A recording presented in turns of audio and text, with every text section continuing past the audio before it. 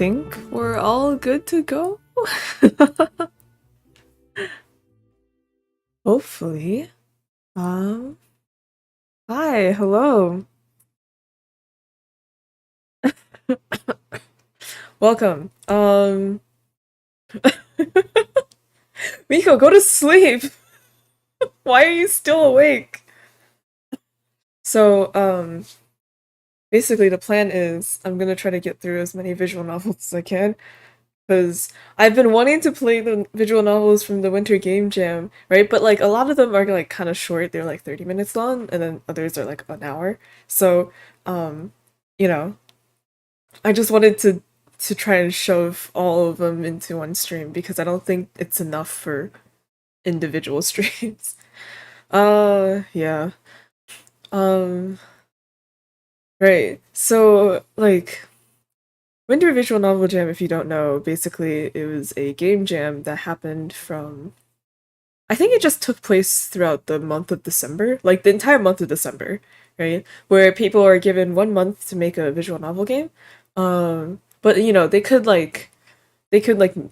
plan ahead and do stuff before the game jam started, right? And some of them like submitted updates to like already existing games and stuff like that. So like the rules were very lax, but like the general gist of it is that you create a game in a month, right?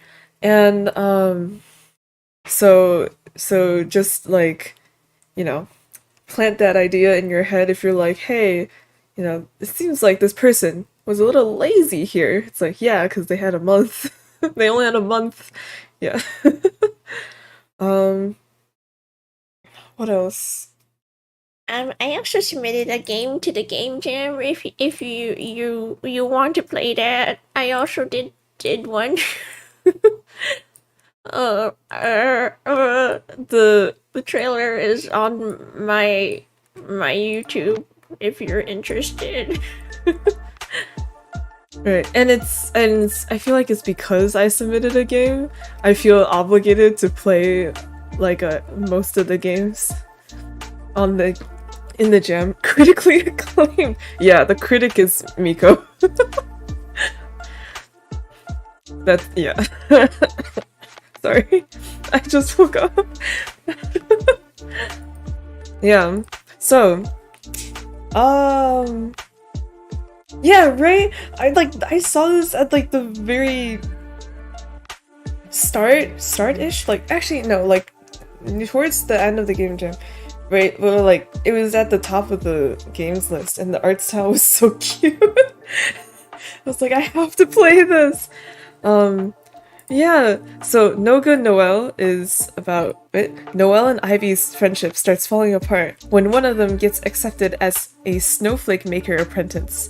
Will you attempt to fix things or move on to something even worse? You're welcome. Yeah. By the way, like, I'm assuming this is Ivy because she is green, but her hairstyle and because of the green, it reminds me, because I've been listening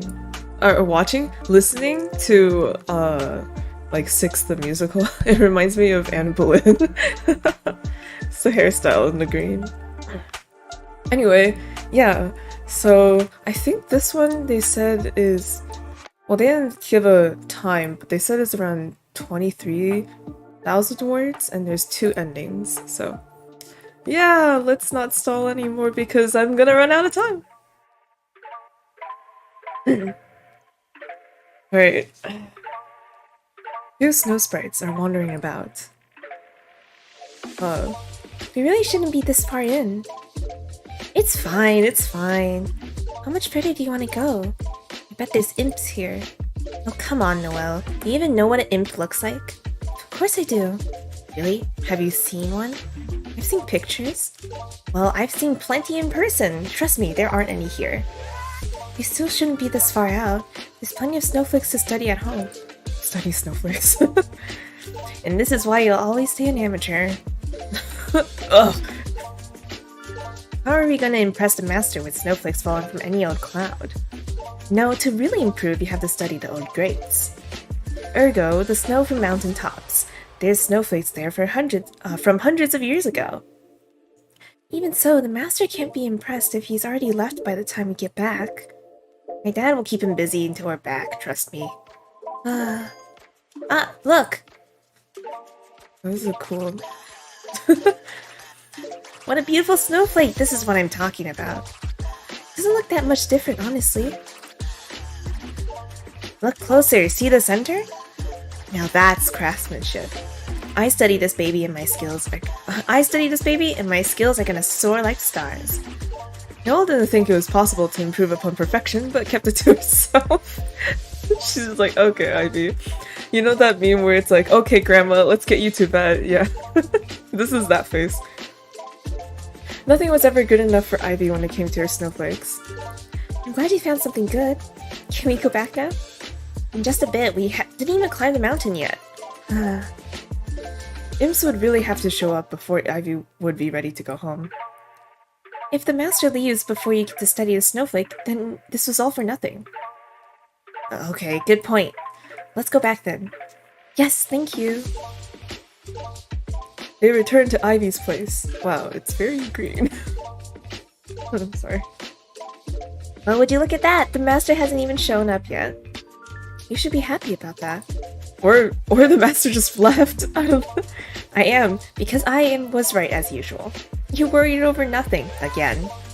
So, how is that snowflake? Let's first try to replicate it. Let's? As in, me too? Yes, you two. You really need to step your game if you want to be accepted as apprentice. I think we both know I have a snowflake's chance in hell. Noelle! What? Don't say that. I want to study together, don't you? Of course, but, you know. Then quit whining. I'll show you my secret techniques today, so do your best. He's not even here to see me. Your best! Ivy. Best! Alright, show me then. They practice until evening. Oh. See? That one's not half bad. Compared to Ivy's creations, Noelle's snowflake looked like a turd. But it was still better than what she had managed to create previously. You could actually tell it was a snowflake at first glance now. Well, your secret technique did the trick, I guess. You're welcome. I really am, thank you. Thankful, I mean. Maybe after a few years I can... Ivy, you have a guest! He's here! Oh crap, I haven't come up with any new designs lately. Don't worry, Ivy, your old ones are good too. Good luck, you can do it. You're coming too! Oh. Ivy's father is chit-chatting with an old friend, a master snowflake maker who has come to see Ivy and Ivy alone. Oh my god, Santa Claus? Yes, sir. She's big now. Can't recognize her almost. Says Master... What? Joe T. Lanen? Huh? Sorry, man, I don't know. I haven't got a clue. With an accent as heavy as he is. Oh, it's Finnish! Oh my god! Do you know what it means? Yo, so this guy is Finnish then? Dang. Or is it just a name? That's her! How about some coffee? Do you want milk in yours? Milk is for pussies. Why do you laugh? Pussycat loves drinking milk. Oh, I thought... Never mind. Ivy's father disappears into the kitchen, chuckling. Master... I'm just gonna shorten it to J, sorry. Master J turns to Ivy and Noelle. Why do you want to be my apprentices? Noelle's surprised to hear him use the plural, but doesn't want to assume anything. His accent really was quite thick. Too bad I can't replicate it. Well, what can I say? I think I have a lot to offer. Yes, your mother was very good at magic too. I have big expectations. If not, I wouldn't have come. What about you? Me? Yes. Oh, I just want to study with Ivy! Probably wasn't a good answer, but Noelle couldn't think of anything else. Luckily for her, Ivy's father comes back with the coffee.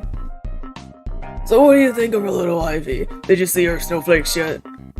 No need to say them here. I will look at them at the globe tomorrow. Ivy's eyes lit up. She's always wanted to see her snowflakes on the big snow globe. You could truly appreciate their beauty and details inside it. Not to mention, this gave her an extra time to perfect the new design in her head. Tomorrow at midday exactly. Do you understand? Midday, gotcha. I'm looking forward to it. You come too. Sure, I want to see Ivy's snowflakes on the globe too. And yours. We'll see about that, I guess. Shh. What? I made a wrong sound. Ch. Sounds like you need milk in your coffee. Huh? Haha, cause she pussy. What? I get it now. Bro. That was several layers of joke I did not see coming. I'm gonna go home now. Oh, sorry. Ivy walks Noelle halfway home. Seriously though, show your snowflakes, pussy. Meow meow. Meow meow. I'm okay. I don't have any illusions about my skills. You're not even gonna try? How often do you think you get to fucking. How often do you think you get to show your snowflakes to a master? He's here for you, Ivy. He invited you too, and you'll be there.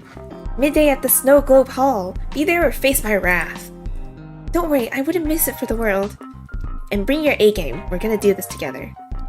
I'll try, but that's all I needed to hear. Good night, or should I say Meow meow. Snow your snowflakes. It just reminds me that I had a typo in the Dolce game at the very start where I'm supposed to say snowshoe hair. I wrote showshoe hair, and like, bro, this is like literally like the first fucking line of the game, and I did not notice it until Miko played it on stream. How?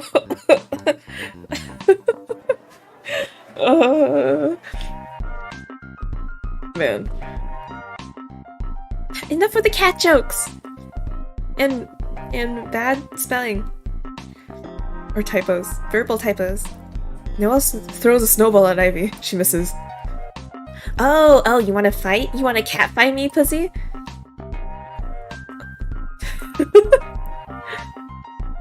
Scaredy Cat runs home before Ivy can prepare her massive oversized snowball to break Noelle's neck with. Okay, good night! Good job going to sleep at a semi-reasonable time. I mean, well, it was better than yesterday. For me. That's right, run away before the imps come and eat you. Oh, okay. I saw this and I was like, hey, yo, what happened? What happened to Noelle? She looks really different somehow. Oh, wait, no, it's her mom. I was like, whoa, something's off. Oh, no, it's mom. Okay. Oh, welcome home, darling. Molly is attempting to feed Noelle's 5 younger siblings. Okay, cool, we're in the same boat. She had only ever wanted 3 children, but ended up pregnant again. And to top it all off, she got triplets the last time. Oh my god. Mom's tired as shit. I hope you ate at Ivy's. We have nothing left but scraps. Yeah, I'm good. Don't worry about it. So I asked the restaurant if they need someone to deliver ads for them again. Mom, that pays pennies. Pennies that we need, sweetheart. If you could just hand them... What? If you could just hand them to people on your way to whenever. Sounds like you already have them. It's only 80 or so flyers. No, none of that. Noelle, you are an adult, so start acting like it. You can't expect to keep living here for free while I'm killing myself to keep a roof over our heads and... Yes, you're right. I'm sorry. I'll do it, of course. Thank you, darling. I really appreciate it. Mom. Noelle tells everyone goodnight and retreats to the shared bedroom. So is Noelle like... Wait. Where's the... history? There's no history! Yo. I gotta check. Is Noelle the older sibling? Yeah, Noelle's the oldest. Got it. Okay. The next day, she leaves the house nice and early in order to hand out the restaurant flyers. But despite her best efforts, she can't get rid of them all before midday. I promised Ivy I'd be there with her. She just dunked these flyers into the trash where they belong. It's not like it's not like the restaurant owners will know. Everyone has been throwing these out anyway. Or more like, I have my own promises to keep. Mom is the one who promised these ads delivered. What the hell is her problem anyway? I'm only living with her because she's the one asking me to. Why do you have so many kids if you can't afford... No, of course I can't just dunk them. The kids nor the flies. Just dunk the kids in the trash. Instead, she takes them with her to the snow globe hall. Take the flyer, fold it, cut it into a snowflake, put it on the snow globe. The hallowed halls of snow globe. What? The hallowed halls of snow globe echo as she advertises away. Tastiest stew in town. She offers a flyer to a random passerby who avoids her like the plague. Nothing like a hot meal to fix that attitude, sir. Sadly, there aren't many people here. Try some today. It's really tasty. Shut up! Oh, good day, Master Yo. Oh, it's a Y sound. Yoltai. Lai. Let me find. I'm sure I can find like a pronunciation. Yes, the J makes a Y sound, see? You stupid bitch. I spelled it wrong. Yoti. Oh, Yoti Leinen? Okay, thank you. Yoti Leinen?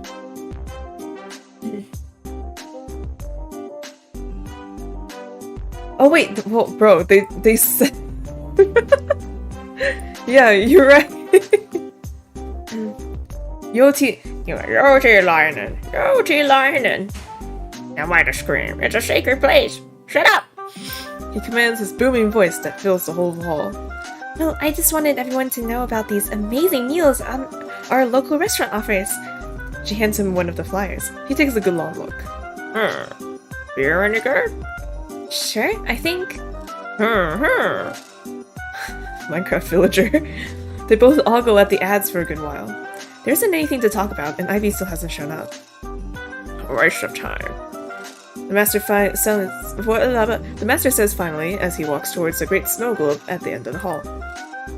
The magical barrier surrounding the globe becomes undone as he approaches. Gonna make snowflakes. Huh? Me? Why do you always ask? Yes, if I talk to you, I mean you. Make snowflakes now. They're really not that good. I will see. Already embarrassed, Noelle steps up to the globe. This is her first time standing this close to it. To think her god-awful snowflakes would be reflected for the whole wall to see in all their slopiness. Well? Okay. She tries to recall the secret techniques Ivy shared with her yesterday, and then she does her best to conjure up the very finest snowflake she can. Thank goodness there are barely any people in the hall after all, because that snowflake looks like, well... His face. It's shit. I know, I'm sorry! You don't practice. There's no denying that. She practiced when she was with Ivy, but alone? Hardly ever. You give ads. It's a waste of time. Why not practice? I have to make ends meet.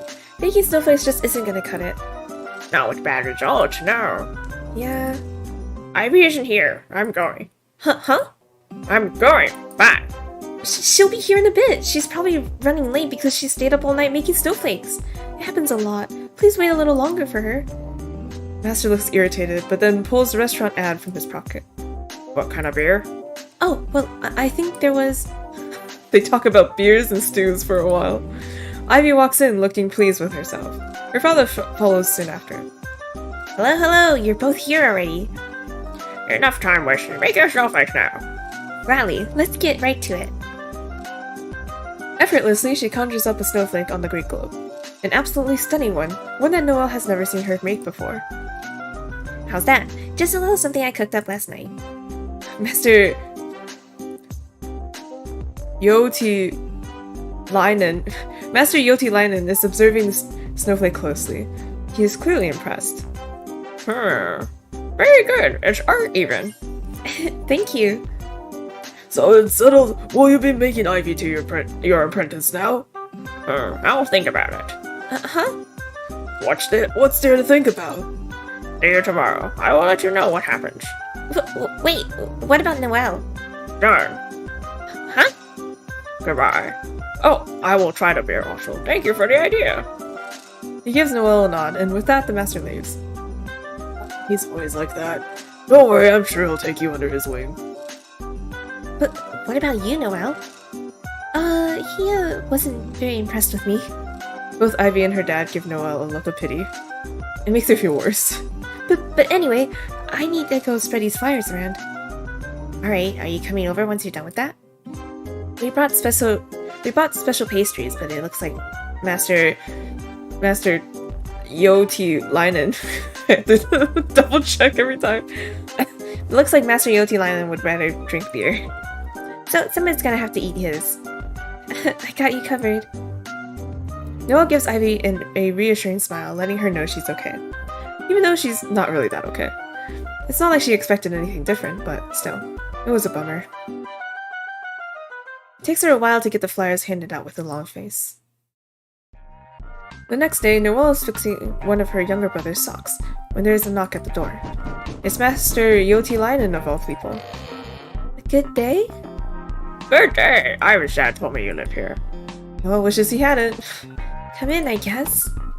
There isn't much she can offer the old man, but she heats him some water. The pipes creak and howl ominously as she fills his pot. It's been like this for a while. They definitely have to get someone to take a look soon. Here you go. Sorry it's not coffee.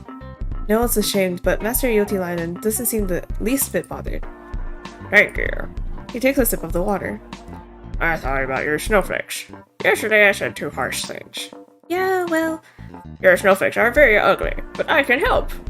Huh? Do you want to be apprenticed? Noelle almost chokes on her water. Did she hear that right? Her, an apprentice? Then her and Ivy could keep making snowflakes together like they've always talked about. But wait, there was an issue with that too. I'd love to, really. I'm so honored. But I can't leave my mother here alone. Not to mention, she can't afford to move elsewhere. why do you think you must leave? I came over here. Set up workshop and everything. All ready for apprentice. Hope and excitement creeps into Noelle's heart. Is this really happening? Master Yoti Linen looks around the house. Your houses suck.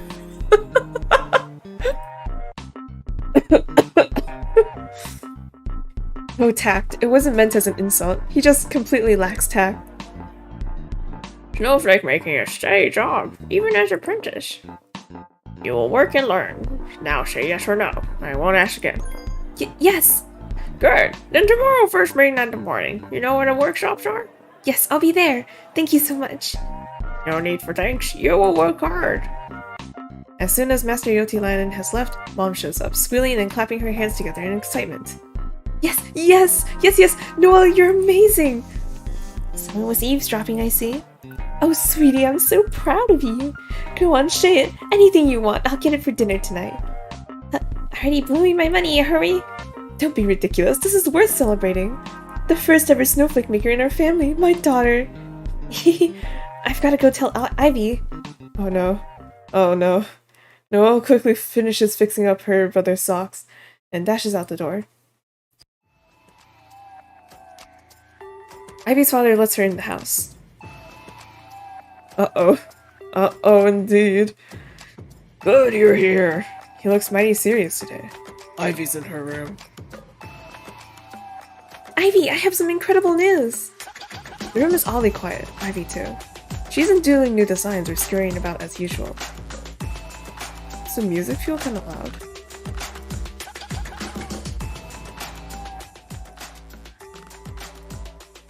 What's up? Her voice is joyless. Noelle's mood drops like a boulder off a cliff. Is everything okay? I don't know. What's wrong? That stupid old coot rejected me. Can you believe it? Right then and there, Noelle's world stopped for a brief moment. I don't understand. Me neither. What's wrong with that master? I'm beyond qualified to be an apprentice. Oh, Ivy, I don't know what to say. Maybe that new design was too wild, but I thought he liked it. Screw this. Ivy throws a bunch of her sketches into the trash. Don't! They're good! Clearly not. The corner of Ivy's eyes glimmer as she starts ripping through her sketchbooks. All Noelle can do to stop Ivy is to hug her, which she does. Ivy shakes but won't cry. She has been humiliated enough. Crying would mean defeat. A few moments pass. What news did you have? What? You said you had some good news?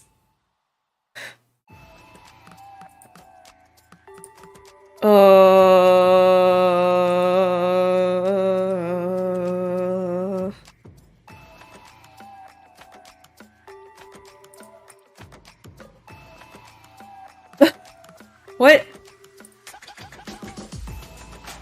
Free will is an illusion. This definitely wasn't the time to tell Ivy anything. Who knows how she'd react? It's not important right now. What will you do? Honestly, I have no idea. At least we'll have more time to just hang out now, huh? Right? Yeah, sure. Though Noelle knew she had no time. For now, though, she stays with Ivy to listen to her rant on and on about Master Yoti Linen. Right. When she's about to leave, Ivy's father stops her. Say, did Yoti Linen come see you? No? Why? Oh, well, he might come soon. I gave him your address. Okay. I'll keep an eye out. Ivy's father looks uncomfortable. He then lowers his voice so that only Noelle can hear. Hey, if he does show up, don't open that door, okay? Why not? I've been thinking about it and he probably wants to make you his apprentice. It seems his style. Would that be bad? Well, no, but you know how hard Ivy is taking all this. And you don't even want to become a snowflake maker without her, right? This wasn't entirely false, but it wasn't true either. I guess so. I knew I could count on you to be a good friend. Take care, it's about to get dark out there. The lie sure piles up fast. When she returns home, her mom has roasted a whole chicken, and the potatoes even have butter on them. Everyone is happy and proud of Noelle, and her younger siblings all get their stomachs full for once. Just seeing everyone in such high spirits makes Noelle forget her worries for a bit. Yes, she's doing the right thing by becoming an apprentice, she tells herself. Ivy could always find something else to do with herself. Noelle has to look out for her own for once. Even though Ivy's family has been so supportive and kind to her. Suddenly she feels guilty again, but shoves a piece of chicken in her mouth to forget all about it. It tasted bitter. It's a brand new day! Noelle has arrived to Master Yoti Linen's workshop, first thing in the morning as promised. Tomorrow. What? What? No, I meant morning. You don't say that, huh? Good morning. See those clouds on the floor? On the floor sat some flat clouds. I thought it was fat clouds. Yeah, right. It's so cute. The art is so cute. Like good art on a game is like clickbait.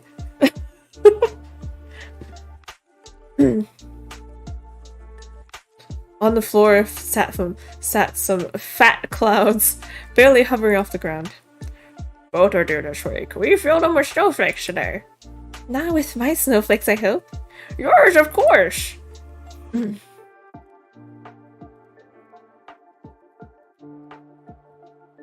Oh, I see.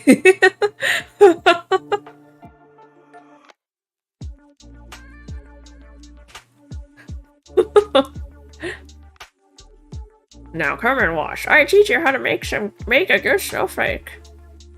Yoti Linen gestures Noelle towards a humongous snowflake. It almost looks like a small tree. Mass production. See the branches? From the edges of the snowflakes start growing more snowflakes as Yoti Linen conjures them up. They drift gently downwards and land on top of a cloud, where they disappear into. The cloud gets a little fluffier. Simple process. The snowflake design is simple also. I have made both very simple for you. Because you're simple also, eh? His joke is nudging Noelle's shoulder. Ha, we'll see if you made it simple enough. Now see here, like so. Master shows Noelle how exactly he conjures up the snowflakes. It's the exact opposite way Ivy always taught her. She couldn't have taught me wrong on purpose, could she? But she soon shakes the thought away. No, she wanted us both to become apprentices. Why would she sabotage that? Do you understand? Noelle tries, and after some figuring out, gets a few snowflakes for me on the branches. What do you know? It really is simple. Good. Now get all the branches to produce produce. Produce? Produce produce? I don't know. Was that wrong to say? No. Once you know this one with your eyes shut, comes the next one. Now my voice is dying.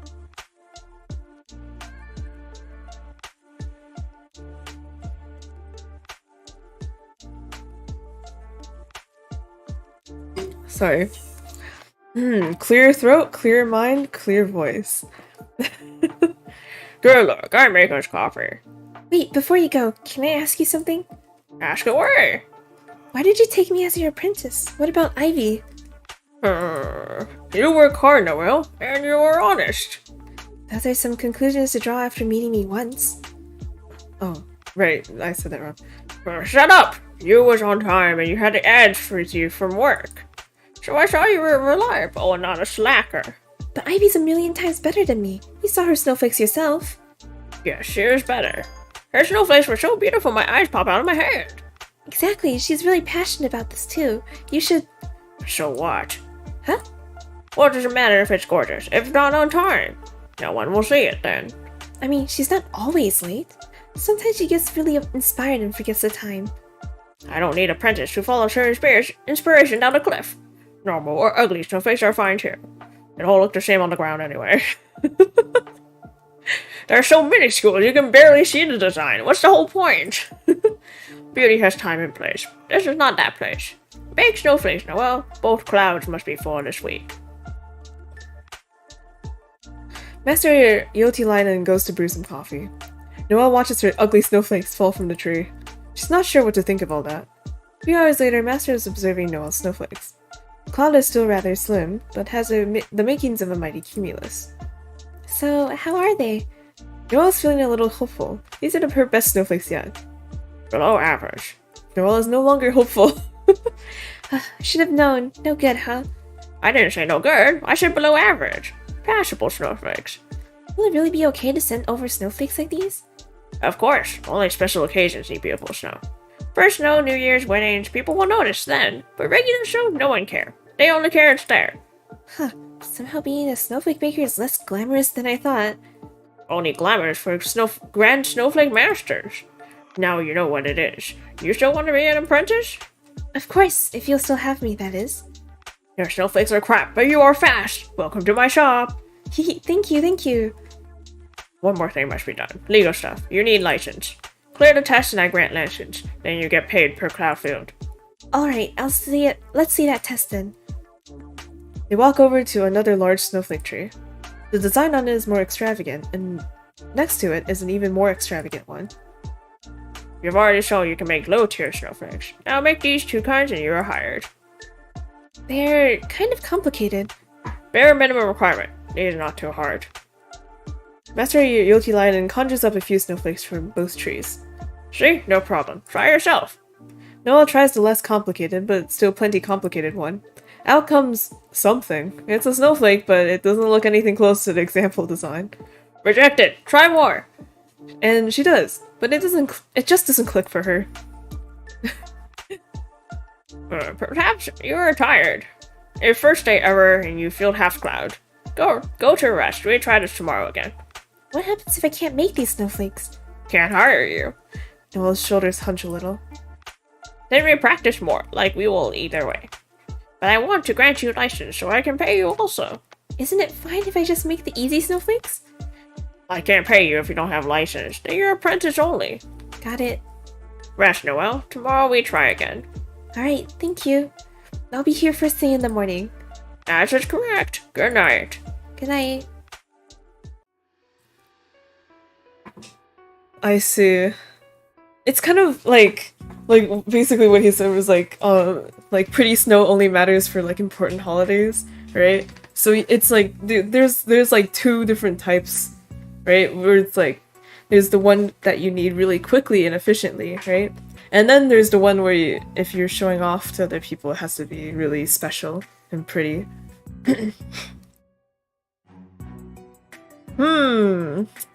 I feel like that could be a metaphor for something. This isn't gonna work. Noelle already knows it. Those two snowflake designs are too complicated for her. She'd need to practice who knows how long to get them right. But the problem is, she can't afford to do that. The only reason she could accept this apprenticeship was due to the promise of getting paid for her work. Is it back to delivering ads and scraping by for me? I knew this was too good to be true. Well, at least I won't have to keep lying to Ivy. Come to think of it, I promised to hang out with her more. Guess I'll go see her. Ivy's father opens the door, but unlike usual, he doesn't invite her in. Good evening. What brings you here? Oh, I was hoping to see Ivy. Is she home? Ivy doesn't want to see you. I'll let her know you dropped by, though. Have a good night. Oh. Closes the door. Huh? She knocks on the door again, but no one answers. What's going on? Oh no, did Ivy figure it out? Noelle doesn't give up that easily, though. She walks around the building to Ivy's window and climbs up via a fence. She's done this plenty of times. Whenever Ivy and her wanted a secret sleepover, she'd come in like this. Once up, she knocks on the window. Ivy opens the curtains, looking pissed. What do you want? To know why your dad sent me away. What's going on? Ivy opens the window begrudgingly. So I heard about what you've been up to behind my back. Oh, that's no good. Haha. Ha ha ha. It was real funny watching me cry yesterday, huh? No, it's not like that. I just didn't think it was a good time to tell you. When was it gonna be a good time then? I don't know. When is it a good time to tell someone you decided to turn your back on them? I didn't though? Hey, let's do this together. Oops, just kidding. Fuck you. When were you gonna tell me? I don't know. So never? You were just gonna string me along pretending we were going to study together? Is that it? No. This is exactly why. Huh? Something bloody amazing happened to me. A once in a lifetime opportunity. But I can't even tell you because I'm scared of your reaction. Or maybe you should be. Maybe it's an indicator that what you're doing is wrong. Or maybe it's an indicator you get mad the second things don't go your way. Oh, really?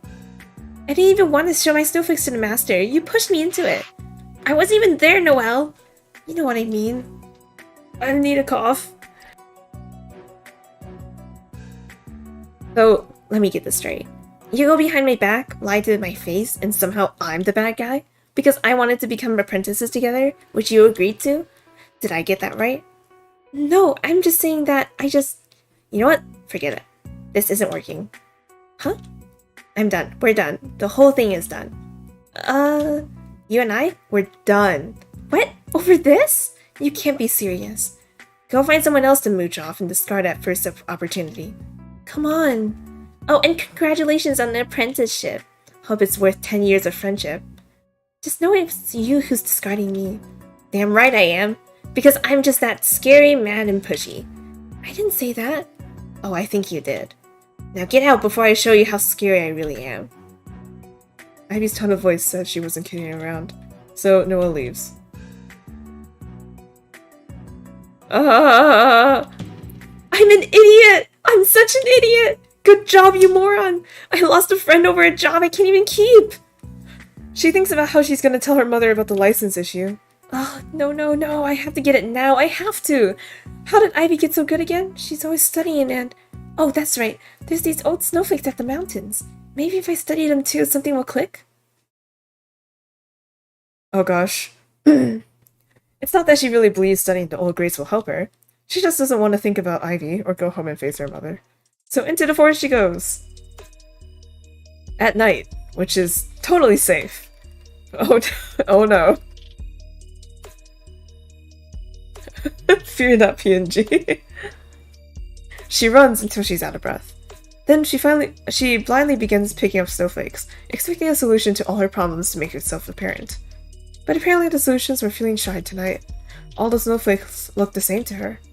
She wasn't able to tell which ones were made by the old greats, which yesterday. Okay.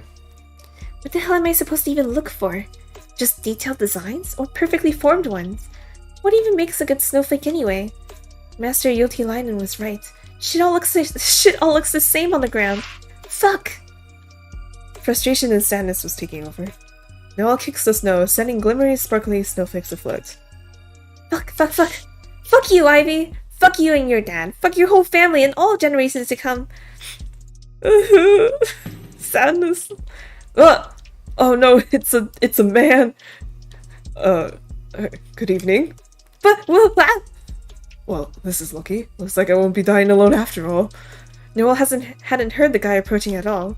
But then again, she wasn't exactly paying attention. Pardon? Since we're both lost, now we can freeze to death together. Oh, I'm not lost. And as a snow sprite, she wouldn't freeze anyway. You're not? Wonderful. Then where's the village? You go north from... I'm terrible at directions. Can you walk me there? My voice is dying too. Sorry, I need to find myself some good snowflakes. Like this? The man conjures up a snowflake. The design is quite intricate. So this man must also be a snowflake maker. And a good one too, figures Noelle. Something like that? It's all yours. Can you take me to the village now? I suppose. Follow me. They start walking. Noelle is observing the snowflake. It doesn't reveal its secrets to her either. I'm Yule. Yule? Sorry. I'm Yule. Do you have a name? What a dumb question. Of course she does. Noelle. Not that I'm not glad to have run into you, but what do you need the snowflakes at this hour? Isn't it dangerous to be here by yourself? I'm studying. But it's not really working out anyway. Really? You seem pretty dedicated. She really isn't. You know, I've studied snowflakes myself. Yeah, I can tell. Are you a master? No, I'm a Oh, finally, we're here! You're a grandmaster. He rushes into the village, or inside the village. Noelle quickly follows. At last, we're safe! Million thanks, Noelle.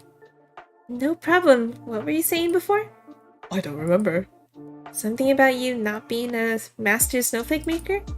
Oh, right, no, I'm a grandmaster. Anyway, how can I repay you? Well, if you have any tips on making snowflakes, that'd be great. Yule thinks about it for a bit. So I take it you're having trouble? I can't get my license. The snowflakes for it are too hard. The man looks down at her, and also... The man looks down on her, and also down on her, literally, failing to hold back a smirk. Yeah, I suck. What about it?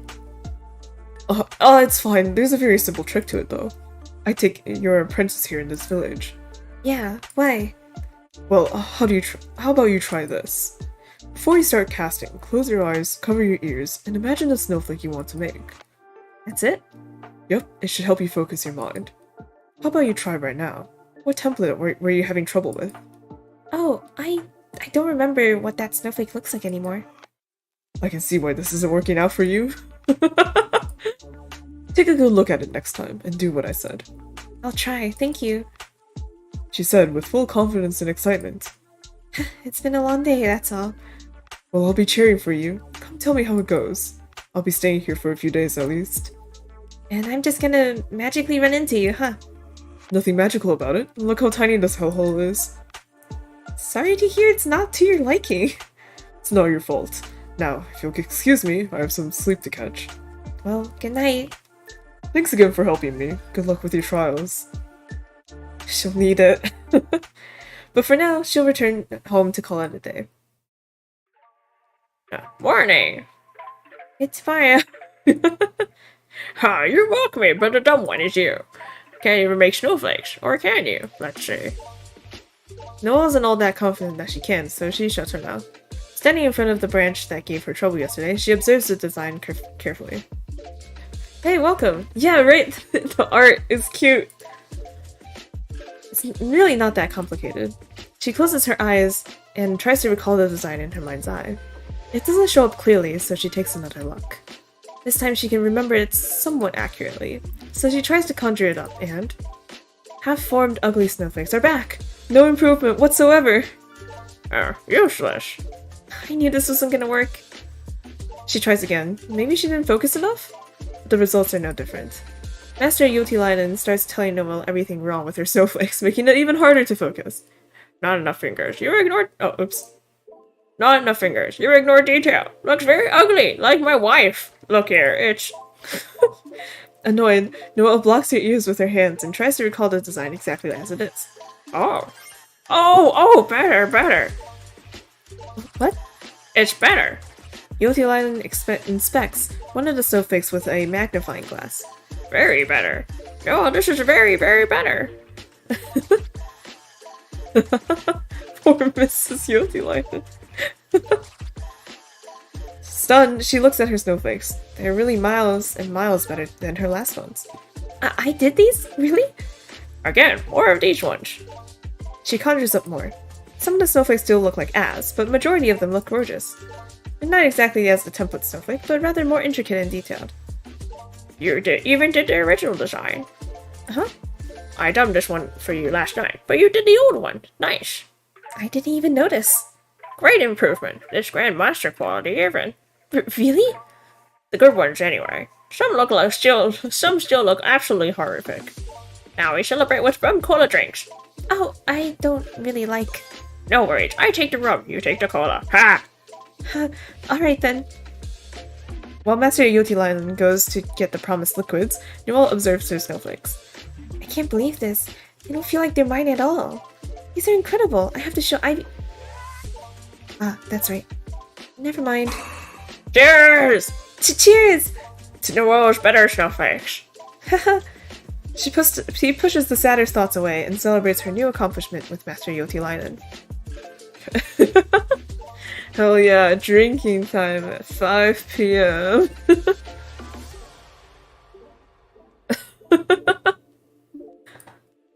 Right. Just as before, she memorizes the new snowflake design and starts conjuring. Only this time, there isn't any sight of her new skills present. All the snowflakes look amateurish at best. Huh. Did I give you rum after all? Why so bad again? Let me try again.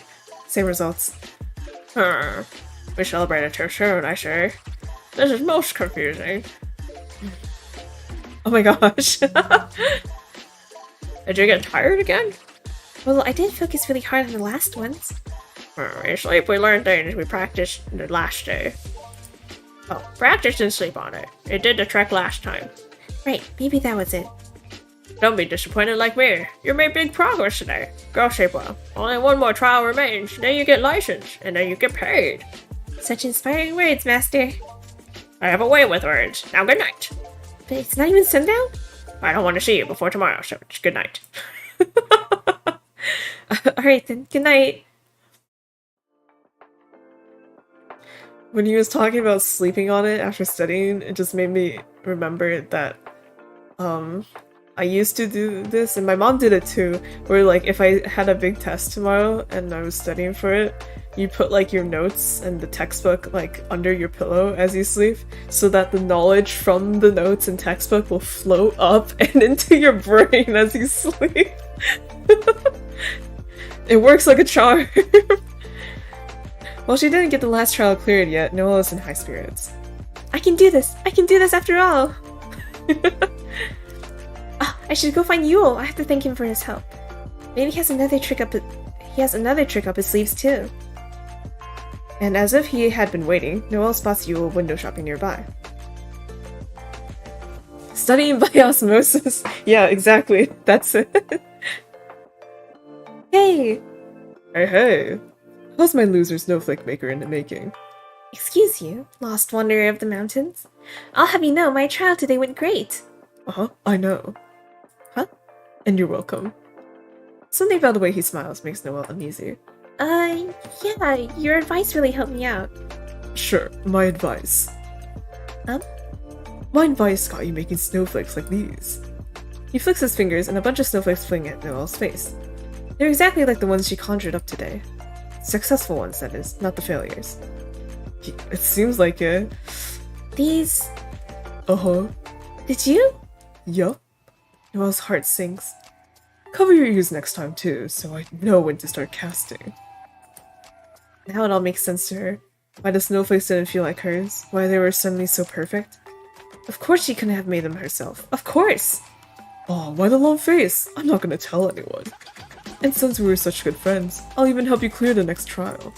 Oh my god, you'll know! You'll... You asshole! Then you get your little license, isn't that right? Why would you do this for me? I'm just that nice. You do me a favor, I do you a favor. This is a lot bigger than me, helping you find your way to town. Oh, yeah. Having led me here is actually a lot more important than you think. And casting low-level snowflakes cost me absolutely nothing. Yeah, he just doesn't know, like, how the hell. Is that word again, casting. Sounded weird. Aggressive, even. Maybe it was because Yule wasn't from here, but everyone else, including Master Yoltilainen, used conjure.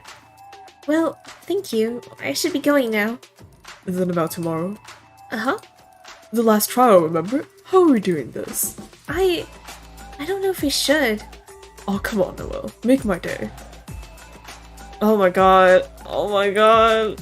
Oh my god. Oh my god. Wait, that's load. Oh my god. Snowflake. Hell yeah, cheating.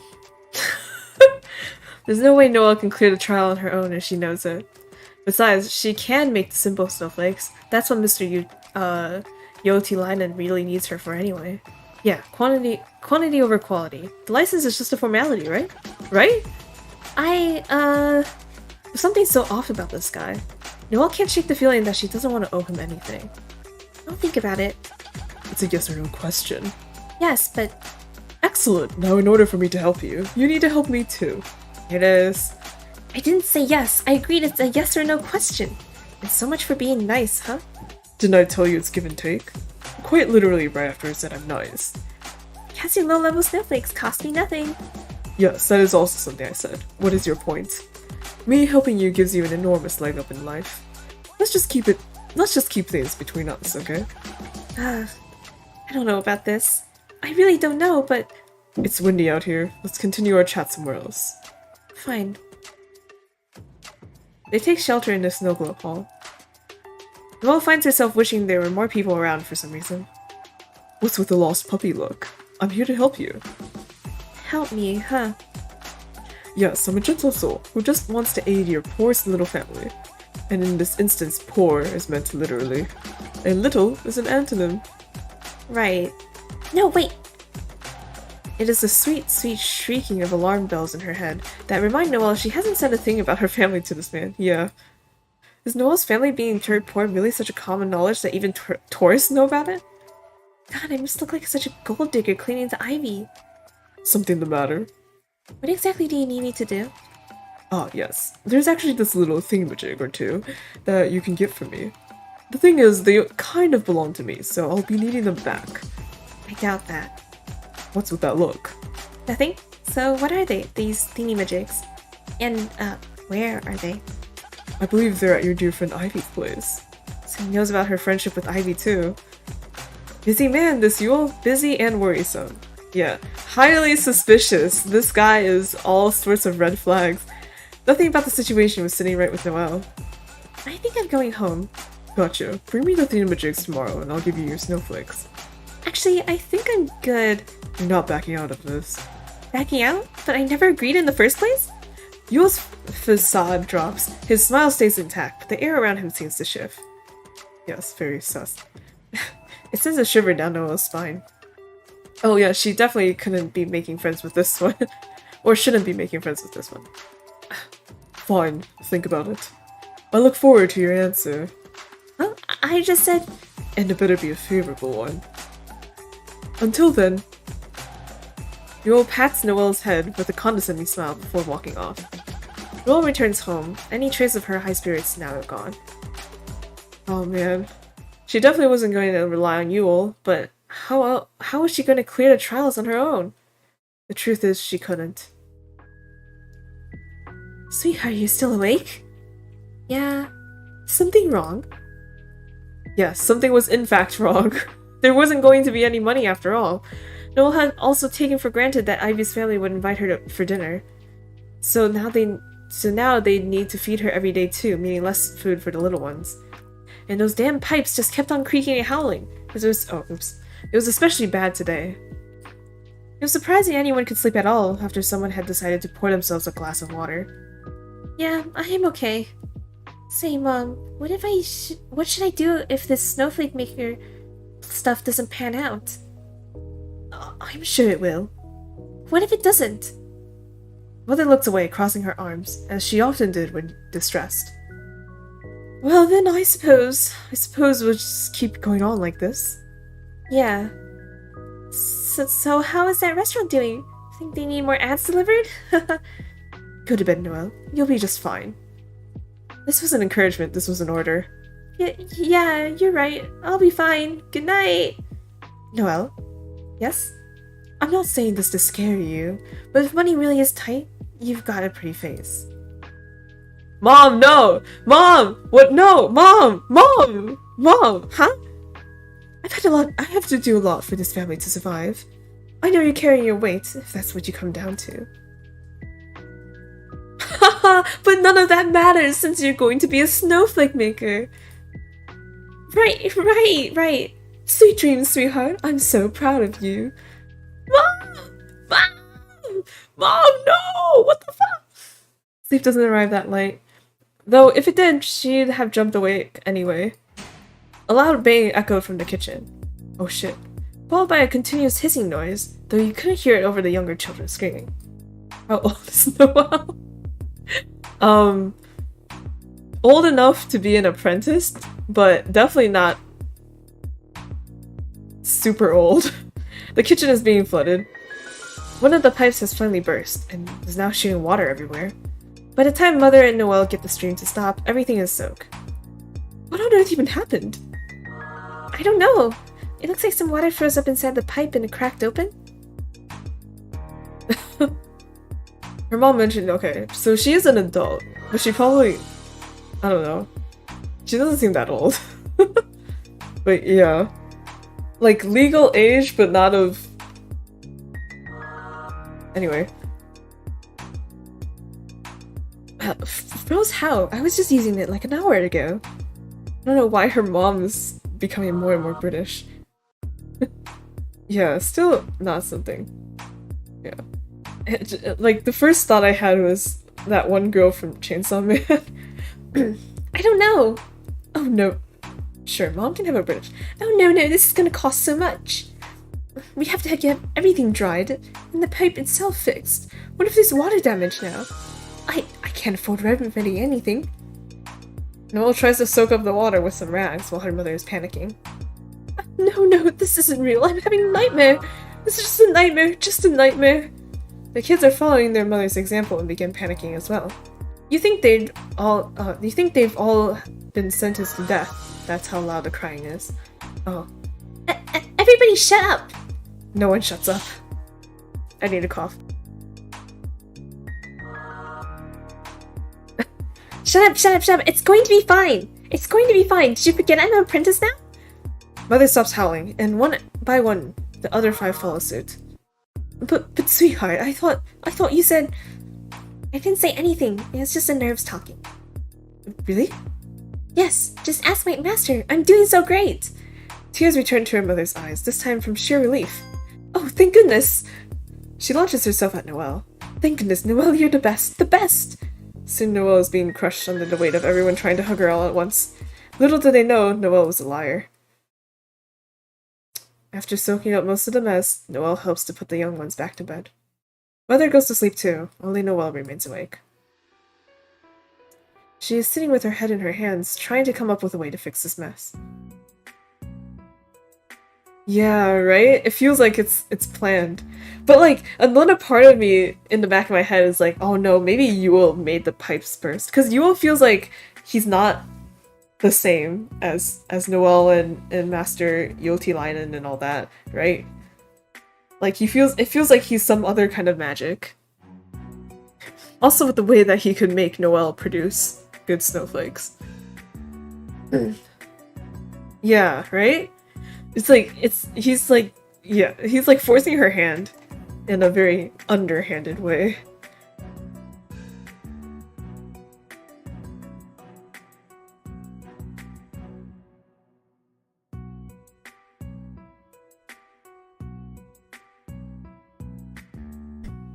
Water. Okay.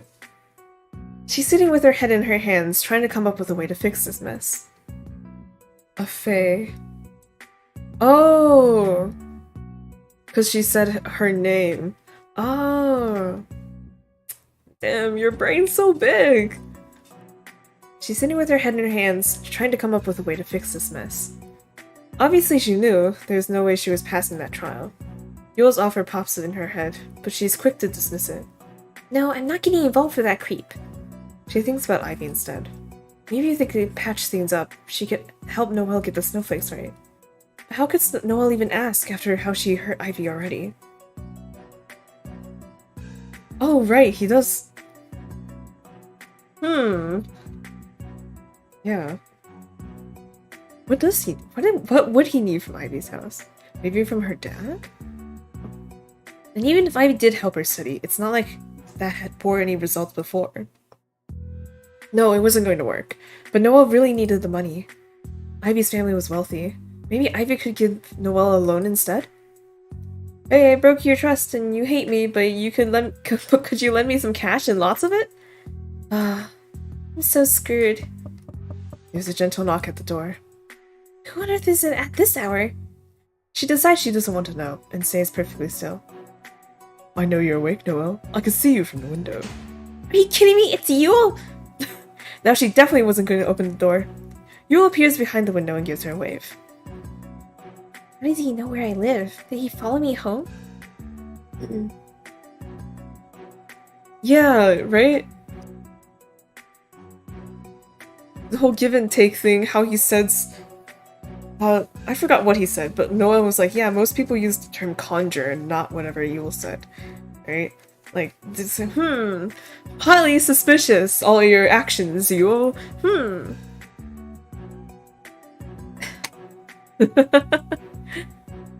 How does he know where I live? Did he follow me home? No, this just gets worse and worse. Can I come in or what? Oh, and that new wet rat look suits you real well. What do you want? For you to open the door.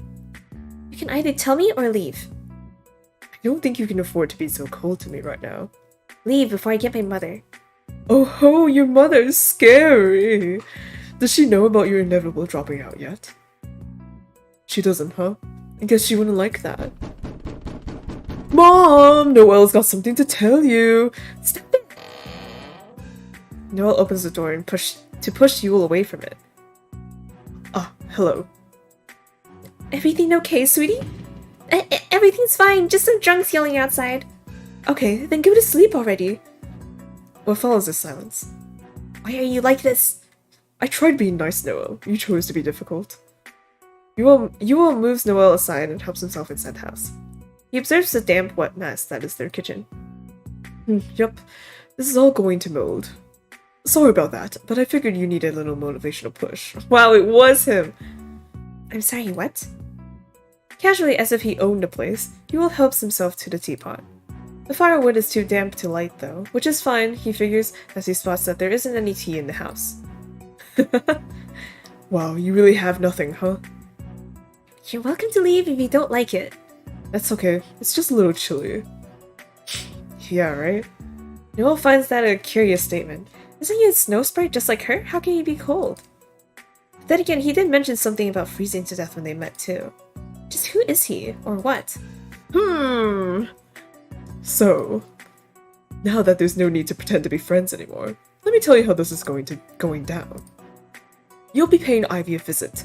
Slip the thingamajigs in your pocket and bring it to me. You want me to steal from my friend? Or former friend, more accurately, though Noelle wasn't quite ready to accept that. Technically, they're mine, but yes, essentially. Oh, don't be sad. They'll live without them. Even if I wanted to, which I don't, I can't go get them. Ivy and I aren't exactly speaking right now. I'm sure you can find your way around that.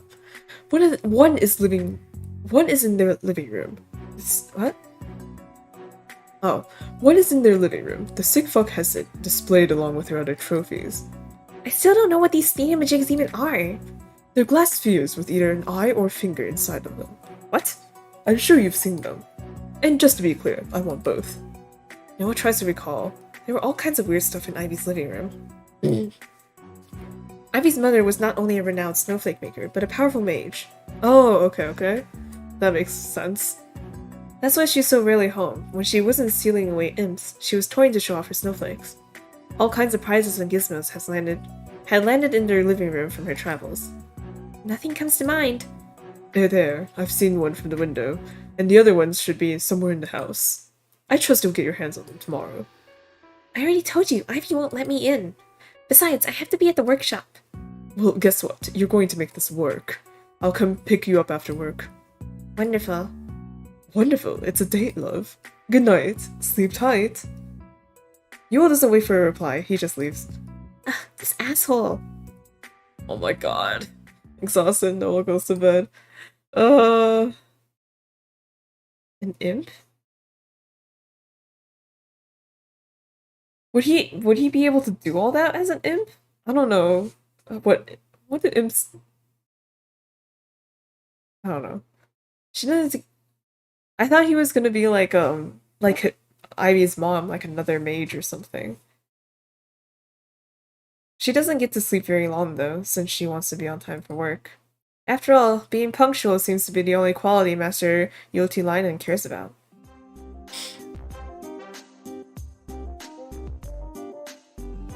Oh, true. Morning, you look awful. Thank you. Here now, catch yourself. Are you sick? Don't come in sick. I don't want the disease. No, I'm just tired. If so, get the snowflakes. Final trial starts. Actually, since I didn't get much sleep, I don't think I learned these snowflakes yet. I think I'll just practice the easy ones today. That is fine, but I can't pay you yet, even if you feel the clouds. About that, I'm not so sure I get it. Get what? Money? Yes, you don't. You're overseeing my snowflakes, so you know they're of passable quality. The only thing missing is the official license, so why can't I get paid? No license, no pay. But you'll be paying me for the same exact thing once I do have the license? Yes. Can't you make an exception for me? Until I do get it. No special conditions. Gets confusing and illegal and annoying. Ugh. You'll get your license soon. Hold on only a little more. It's just that there was this little catastrophe at home. Crying won't help you. Life is hard, Noelle. You need grit. With grit, you can get through even gray stones. Grit or not, Noelle makes low-level snowflakes all day long. For free. Unfortunately, as promised, Yule is waiting for her out after she clocks out. Oh, look at your eyes light up at the sight of me. Let's get this over with. I've devised us a simple little plan to get around Ivy's defenses. Even you should be able to do it. Man. Alright, hit me. Did I really? Yule raises his hand, hopeful. As in clue me in on the plan, god damn you. Oh well, maybe next time, huh? Let's go to your place. You're going to need some pen and paper. Mother is home herding the kids. Oh, who is this? Well... A fellow apprentice. I hope you don't mind us doing some studying. You sure your lies fast? Because we're doing it anyway. No, not at all. Feel free to use the kitchen. Yeah, seriously. She vanishes somewhere, but the amount of noise in the house doesn't lessen at all. The kids are playing and squealing about something or another. It's all clearly irritating Yule, and that makes Noelle happy. So, what's the plan? You're writing Ivy a heartfelt, groveling apology letter. She's not gonna read it. Noelle sits down to write it anyway. Nothing comes to mind, at least anything that she hasn't already said. Described as being a wild computer versus series, and in some cultures they're considered same beings, more serious before that. Oh, could be. The only thing I don't remember imps being like particularly strong with magic, but I could be wrong. I'm not a big like mythological creature buff, but he fits like the description, yeah, because he's an asshole. Nothing comes to mind, at least anything she hasn't already said. I feel like I'm just picking another fight at this point. Dear Ivy, I've reflected upon our last conversation and want to apologize. Noelle rolls her eyes. I don't, though. I still stand by what I said. Write it. Too controlled to be. Oh, yeah, true, yeah. I don't know. Maybe he could just be a jerk. Like, in the end, he isn't any creature or anything, he's just a jerk. Begrudgingly, she does as she told. I understand how selfish I was and how thoughtless. She's selfish and thoughtless too. Well, I'm doing this all for my family. Well, no one cares, just write it.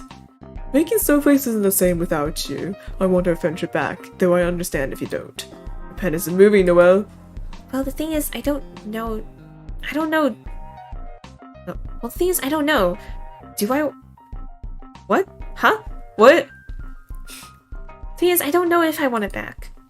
Or I mean, I do, but not if it means kowtowing to her completely batshit standards. Like, if she had a miscarriage, she expects me to get an abortion. If it's babies you want, I'll fill it.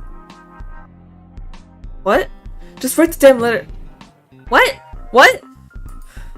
Write the letter, Noelle. But it's not what I want to say. Do you honestly think this has anything to do with that? All I need is you inside that house. You're going to write whatever it takes to achieve that. Screw your friendship. Oh, right. Now write.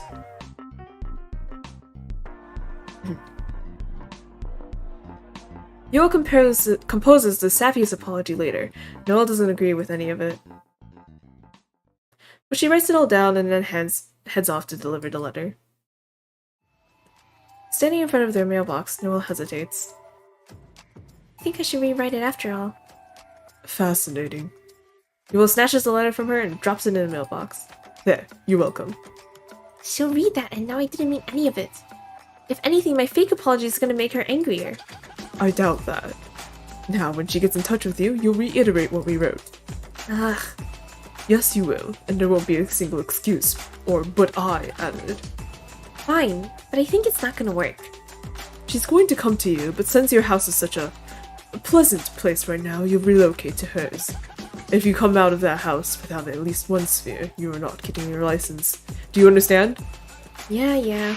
I said, do you understand? Yes! Great. Now go be a good girl at home and wait. Maybe cut some onions to get the tears rolling. Like I can afford any onions right now. And you seem so confident this is gonna work. Am I supposed to believe a teenage girl's mind is somehow more complicated than this? She's 20. Whatever. Go home before I drag you there by the hair. I liked you better when you were pretending to be nice. Aw, poor Noelle. Why don't you go home for now? You must be tired.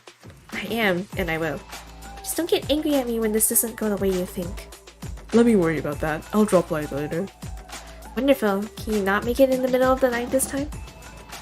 Noelle doesn't seem to deem Noelle worthy responding to, nor worth saying goodbye to for that matter. He just walks away without sparing Noelle as much as a glance. What's with the attitude? Aren't I doing you a favor right now? Though her own attitude wasn't any better. She goes home thinking of all the things she wrote to Ivy. Yeah, exactly. That would be nice. Man. It's just not right. Why do I always have to be the one to apologize anyway? Later that evening, there's a loud knocking at the door. Please don't be Yule. Noelle opens the door, already done with his crap, but the one standing outside is Ivy. She's holding Noelle's letter in her hands, in a state Noelle has never seen before. I got your letter. Oh crap. Noelle! She leaps into Noelle's arms. Oh crap, it actually worked! It's not that she isn't happy to see Ivy. She's just upset that Yule was right. And she's upset that she'd have no excuse to carry on with his plan. Oh, to not carry on with his plan, right? Yeah. I didn't think you'd ever get it, you blockhead. I'm so glad you finally came around. Ivy looks at the mess that is their kitchen. Hold up. What happened here? Noelle pauses. She can already see how this is gonna look. Ivy's gonna think Noelle is begging her forgiveness simply because she just needs money. Noelle figures it doesn't matter if she changes the story, but she already established herself as a cheating scumbag who omits information when it suits her. Might as well keep going. This relationship was on its way out anyway. It's been like this for a while, yep. Like a week or so. Oh crap, I had no idea. You should have told me. I could have at least come help clean a bit. Yeah, sorry. But you know, this is exactly why I need to...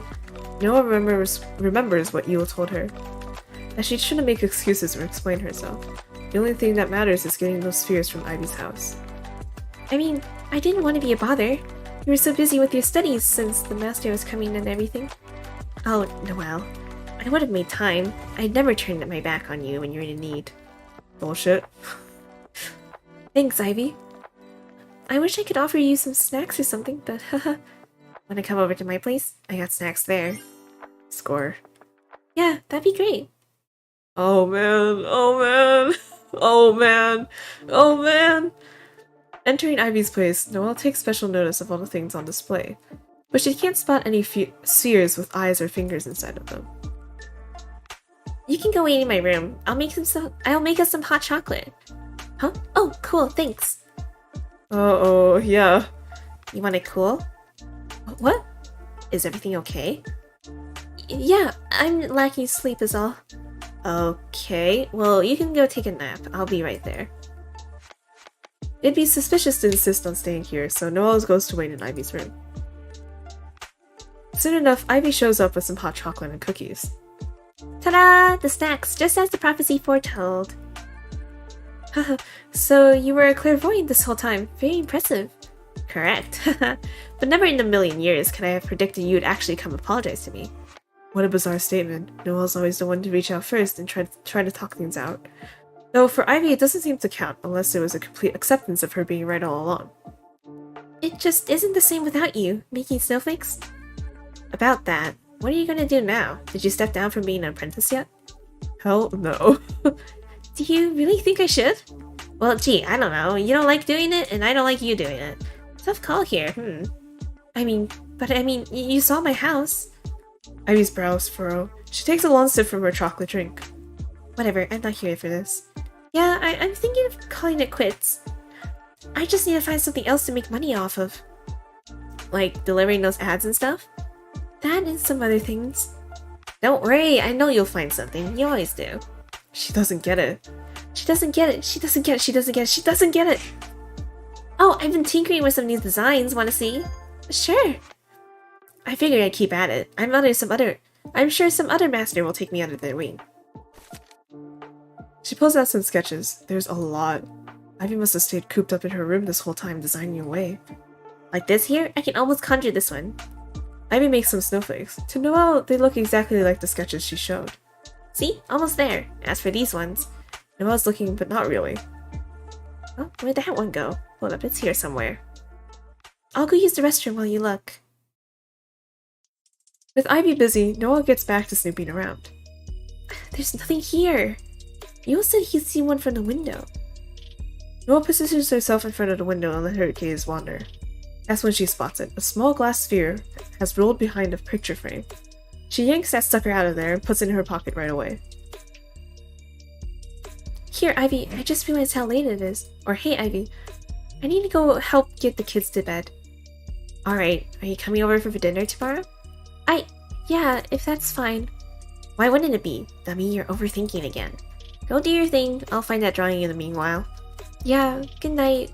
Good night. Oh, and Noelle? Yes? I'm glad we got to patch things up. She beams a smile at Noelle. Noelle wants to die. Me too. Bye. I'm the worst. I'm the worst. I'm the worst. I'm the worst. I'm the worst.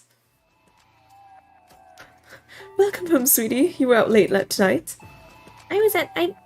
Why is he here? Yule waves at Noelle while sipping hot water. Did you have some study to complete together? I can't believe you forgot. What would Master think of that? I didn't forget. In fact, I was looking for you. At Ivy's?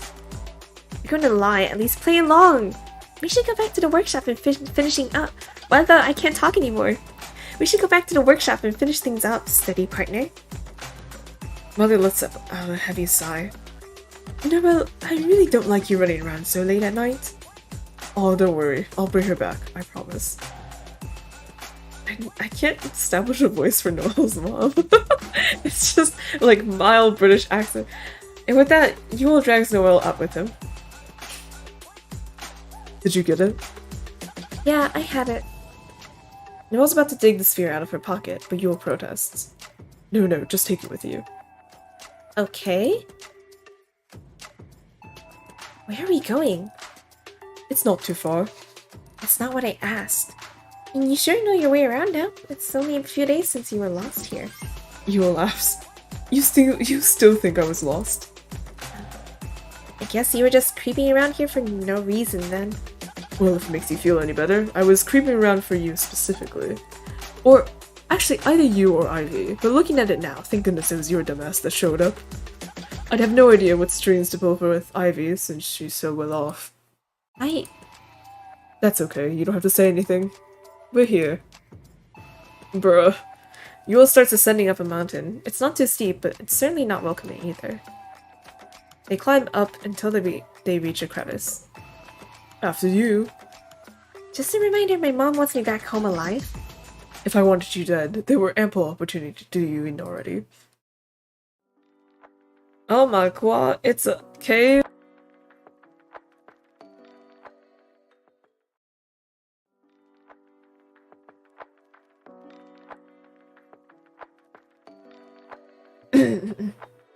The crevice opens up into a surprisingly large cave.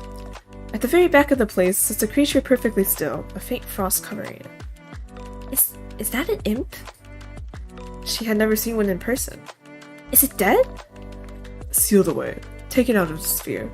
Oh, so his friend's an imp.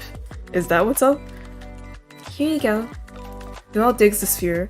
Oh wait, take out the sphere, he asked her. Sorry.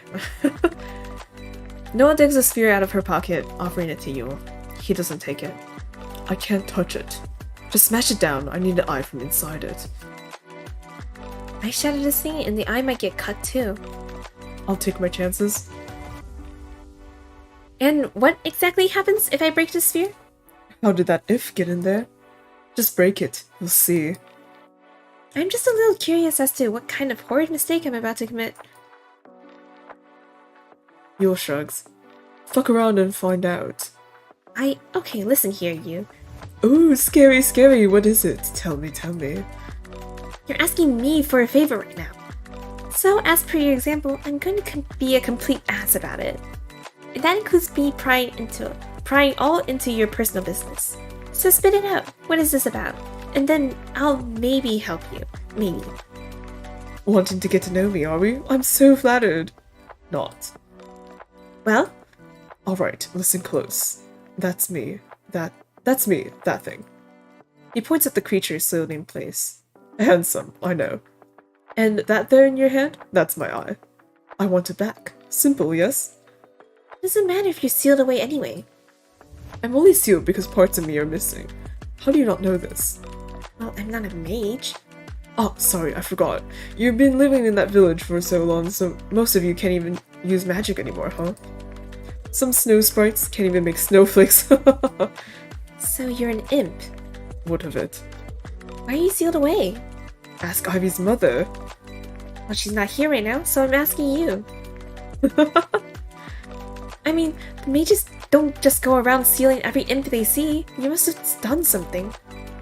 Not really. I ate some brat. Why? What do you think? I was hungry. Could have eaten literally anything else.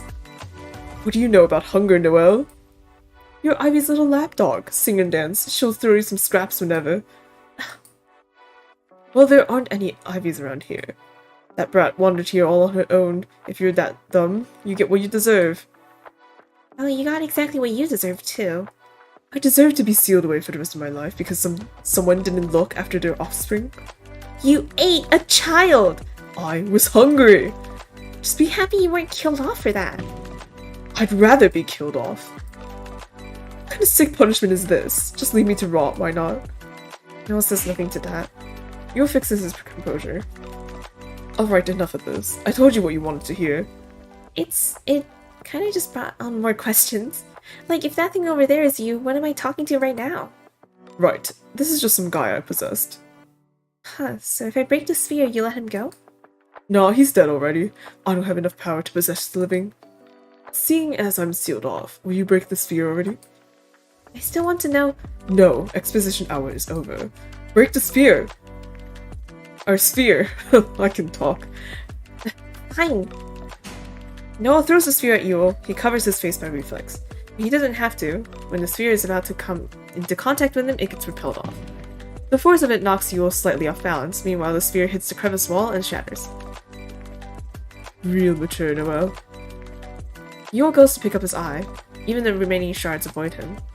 Then he walks up to his real body and unceremoniously sticks the eye back into its frozen socket. Nothing happens after that. Did it, not work? No, it's working. I can tell my magic is being freed. Might be able to possess a living snow sprite now. What a face! I'm just kidding. I'm fine with this one. Great. But I'm still missing a finger. I'm pretty sure it's somewhere at Ivy's place too. Unless her bitch of a mother handed it off to someone else or something. Okay, well, you're welcome. What about my snowflake maker license? Indeed. I knew it. Oh, come on, I'm kidding again. Lighten up. Of course I'll help you, of course. Will you? Honestly? Yep, I told you. I'm nice. Let's get you back home, shall we? Noelle knows there's nothing Yule can say or do that will make her trust him. He was either going to help her or he wasn't. All she could do was wait and see. Lead the way. Don't like you walking behind me. Especially after your little jokes. Well, I can't find the damn place on my own, so you're going to have to start liking it. What do you mean? We just came from there. How are you lost already? I'm not. Your village is a mirage to anyone who isn't a snow sprite. How else do you think you guys have been living there so cozily all this time? Honestly, Noelle had no idea of any of this. She was starting to think scraping by, delivering ads and washing shoes was actually a pretty comfortable life, and she was eager to get back to it. Now, if only she could get that license. I know it's not any of my business, but what are you going to do now? Help my best friend Noelle out, of course. I mean, about your missing finger. I'm sure my darling Noelle will feel grateful to me after getting her license and help me out again. Yeah, right. We'll see about that. It seems like a bad idea to free you. I have to think about all the children you'd eat. It's not like there aren't any extras, at your house in particular. Noelle gives him a death glare. Oh, come on. Do you honestly think I'll be sticking around so that Ivy Mother can steal me away again? Screw that. I'm out of here the second I'm free. Oh. Yeah, don't worry. I'll go eat someone else's kids. Well, that's good, I guess. This guy. Are you going to miss me? I'm so exhausted. Or I'm exhausted. They make it back to the village without an argument. I'm going to try the last trial tomorrow. Sounds good to me. You'll make the snowflakes when I cover my ears again, right? Boring. How about you give a little twirl and go, "Wee snowflakes" instead? How about no? It's decided then. What? No, I'm not doing that. We'll see. Good night. Yule, that's idiotic. I'm not doing it. Yule doesn't care. He disappears off to somewhere. Probably to peek through Ivy's window, looking for the sphere with his finger in it. I hate you. Oh my god, this is such a mess. Running on fumes from the lack of sleep, Noelle makes it to the workshop on time. Master UT Lydon is already there, as expected. Coffee? Yes, please. Will you do the trial today? I'll try. Good, we'll get right to it. Magical girl transformation. Noelle goes over to the tree and covers her ears, signaling to Yule that she likes some snowflakes now. Not a single snowflake appears, but Noelle was already expecting that. What's the matter? Go on. Oh. Noelle spins around her heel. Yay, snowflakes! Oh god. Then nothing happens. I knew it! I knew he wasn't going to deliver, I knew it! That's when the snowflakes start forming. Noelle is quick to pretend she is the one conjuring them. There you go! Very good. Very, very good. Now, just for sure, make all the snowflakes. Start from the low ones. Okay. Did Yule hear that? Or at least figure out what I'm doing? She positions herself in front of the first tree, glancing at the windows. I can't see him. Well, whatever. These are the snowflakes I can make on my own. So she makes some. Master looks down on his nose at them. Terrible disappointment. What? I thought they were going to be better, since you got the other two done so well. It's still passable, right? Yeah, still passable. Next one. They go to the next tree. Noelle blocks her ears. You look dumb. It helps me focus. Snowflakes appear. But snowflakes are good. Next. Noelle blocks her ears again, but the snowflakes don't appear this time. Are you kidding me? He wants me to do it again? What's wrong? Final one! You already did them once. Relax. Yeah. She starts spinning again. Wee, snowflakes! I love snowflakes! Oh god, this sucks! And then there was snowflakes. Shut up! Why are you doing that? I'm just terribly excited to make snowflakes for a living. Yep. Make them silently. Yes, of course. So, is it done now? The trial? Master Yoti Lion glares at Noelle. No? He takes a good long look at the snowflakes Noelle just pretended to make. And he gives her a huge smile. Done! You clear everything! Yes! The fact that she cheated didn't dampen her excitement at all. Because this isn't about her skills, it's only about getting paid. My mom's gonna be so happy! I'll go write the license right now. We can put you to work today. Yes! Woo! Yay! Master pulls open some drawers and finds some fancy paper to go with his fancy golden ink. The certificate has been pre-written, all he needs to do is sign it now. But because he is a stick in the mud, he starts double-checking what has been written. Noelle jitters about. Come on, hurry up! Why does this take so long? Come on! There's a knock at the door. Go away. Exactly, thank you. Sorry, it's pretty important though. Master Yoti Lion puts the papers down. No, just sign the damn thing, you old fool! What happened? Ivy's father. Oh shit, he might have realized that the sphere was missing? Shit. Sorry, Noelle, can you give us a minute? Of course, let me just get my license real quick. This looks serious. It is. That thing I was telling you about the other day, it's gone missing. Find it then? I've been looking, it's nowhere in the house. And you said it seems you sensed an imp around, so I'm thinking... Shut your muscle, you scared Noelle. Whatever, she can handle it. No, she's a pussy. We're all talking, you're home. Noelle, you can go home too. You're home. But what about... There, this is more important now. Where was it last? On the shelf, like I showed you. Don't know why you put it on display at all. So stupid. I'm just proud of my wife! Oh man. Ivy's father and Master Yoti Lion... fuck. I said it again. Master Yoti Lion leave. Are you kidding me? Oh, you were so close. Too bad, I fulfilled my end of the bargain though. He'll just sign it later. I don't think they noticed the sphere missing so fast. This really isn't any of my business anymore. I'm thinking of possessing your mother, killing your siblings, and eating them for breakfast. Wow. Quite the appetite you've got. They're snow sprites, they'll keep. But then again, if you could give me the last sphere, I could just leave. You have such incredible powers of persuasion. Master Jojo. But the J makes a Y sound, so it'd be yo-yo. Oh, but you know I mean it. I gave you your snowflakes and everything. We've come this far. Let's see this through to the end, okay? Why would I? Because of what I'm going to do to you if you don't. Helping unseal this thing wasn't Noelle's best idea, but she already knew that. So all she needs to do now is finish what she started. Then you will piss off somewhere to be someone else's problem, and sorry. And Noelle can get back to her new life as a snowflake maker. What's one more imp in the wildness to her? What do you have in mind?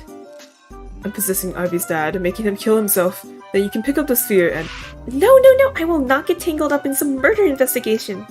Besides, Master Yoti Lion is there. Who knows, he might blast you to smithereens before you can do anything.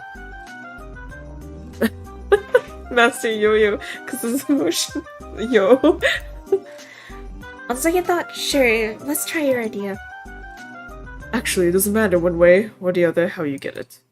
Just go get it. How it screws your life up is your problem. Noelle gives Noelle a shove towards the doors. Hey! Chop chop, time's a-wasting. They're bound to at least discuss the other sphere. Keep your eyes and ears peeled. Fine. Noelle leaves to go hang out with Ivy. An icy wind pushes her from behind, almost sending her flying face first into the pavement. Oops, I only meant to give you a little boost. Well, don't! Oh my god. Noelle arrives at Ivy's place. Master Yotilainen and Ivy's father aren't there. You're early today. Yeah, since I didn't have any gigs today. Say, it's unusual that your dad isn't home. Where is he? He and that dumbass master just went off somewhere. Crap, I missed them then. But I found that drawing I couldn't find yesterday. Nice. Think he'll come back soon? Who cares? Come take a look. Here. Ivy shows her design sketch, and then conjures up a snowflake just like it. I think this is my best one yet. What do you think? Absolutely nothing. Wow, yeah, that's amazing. How did you even come up with that? Ivy starts explaining her process in detail, while Noelle peeks out the window. Of course, not a sight of Yotilainen or Ivy's father to be found. You seem kind of fidgety today. What's up? Just wondering if they're coming back anytime soon? Dad and Yotilainen? Yeah. Something seems to click for Ivy. She gives Noelle a knowing smile. Ah, you're nervous about quitting. Huh? Since my dad and Yotilainen were here without you, I'm guessing you were a no-show today. Were they mad? Oh, they were so mad. You're gonna get it. Haha. Yikes. They'll be back soon, I'm sure. Don't worry. I'll back you up when you turn him down. Oh, no you don't. It's your decision whether you're an apprentice or not. Don't let him talk you out of it. No, it's your decision apparently. You will not screw this up for me, I swear to God. Thanks, Ivy. I really want to tell him myself, though. I was kind of hoping he was here, actually, so I can tell him now. Wait, that doesn't add up. I'd have shown up to work to quit. Since I showed up late today, he had already left somewhere, so I figured I'd come looking for him here. Ivy didn't think anything was off until Noelle started piling on all that useless information. Okay. Can I get some water? Sure, just water? Yeah, water is fine. Ivy goes to get it. Noelle follows her out of the room. Looking around, everything looks the same as always. The only difference is that something is sitting on the couch? Ayo. Something is sitting on the couch wrapped inside the cloth. It looks forgotten, so Noelle takes a peek. Jackpot. Inside is a sphere with a ghoulish finger inside. Into her pocket it goes! Here you go. Whoa, what? Ivy spots the now empty fabric on the couch. Oh shoot, Dad forgot this. She takes the fabric, only to notice it's strangely light. Wait, where's the... What?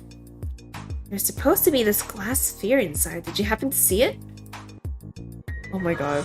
Once upon a time, not so long ago, Noelle felt bad about lying to Ivy, but at this point, it has become second nature. Then I guess your dad didn't forget it after all. Oh, yeah, I guess so. Oh my god. Crisis averted. Quick, change the subject! Oh, what's the sphere for anyway? It's part of a spell that keeps some imps sealed off. We used to have 2 actually, but the other went missing. That sounds pretty bad. It's okay, my mom's not here right now, but Yotilainen said he'd take care of it. They'll unseal the imp and then kill it. Kinda wonder why they don't just kill them in the first place. I don't know, murder is bad? There's this naive hope that they'll repent. There's this naive hope that they'll repent. If they do, the seal comes undone. Which happens never, I bet. I don't know much of it, honestly. I'm guessing they need the sphere to unseal Yule, since they plan to take it with. I didn't notice that they left it behind any minute now. If they're going to be back soon, I should leave. Oh, there it is. Pussy Noelle runs away. Sandy, just quit and get it over with. He won't mind. It's just an apprenticeship. It's not like you're turning down being his bride or something. But he seems busy now with that imp stuff. I'll just tell him tomorrow by myself. Fine, let's go hang out somewhere else instead. Oh. The snow globe hall is peaceful as always. Look, they switched snowflakes. They have? Can't tell the difference at all. They're not half bad. Who made them? Let's see. Oh. When Ivy is reading the credits plate, Noelle spots Yule. He beckons her to come closer. Not right now. Can't he see I'm with Ivy? Yes, he can, but he doesn't care. Huh, never heard of the snowflake maker before, have you? No, never. But fancy running into you here. Hi. Oh, who's this? A friend. Mind if I bother Noelle for a bit? I mind. Who are you? Oh, do you know this guy? He's a fellow student. I see. I bet you're here to pester Noelle about the apprenticeship. Well, don't bother. Her mind's made up. What an attitude to take with someone you've just met. We're busy. Come on, Noelle. Let's get out of here.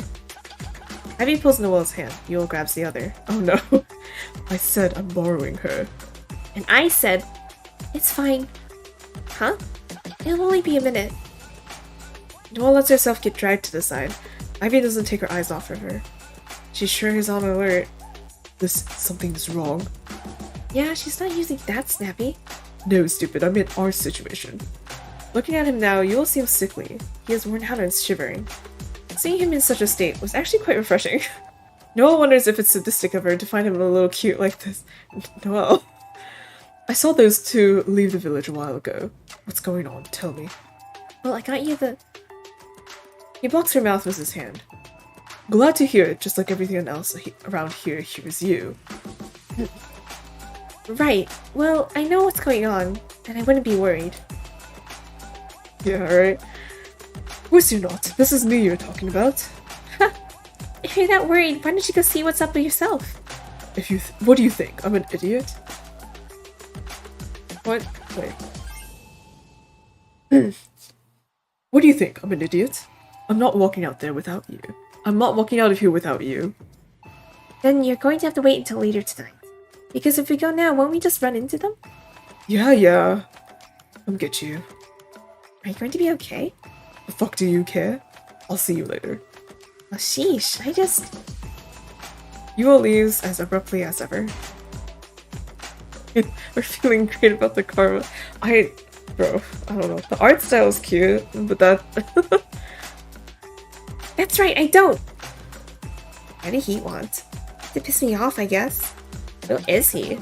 I don't really know, actually. Or, I mean, he's my fellow apprentice, so we just met recently. Well, I don't like him. Same. He gives me a bad vibe. You get used to it. What was that about seeing him later? I'm handing over some stuff, since I won't be needing them anymore. Like what?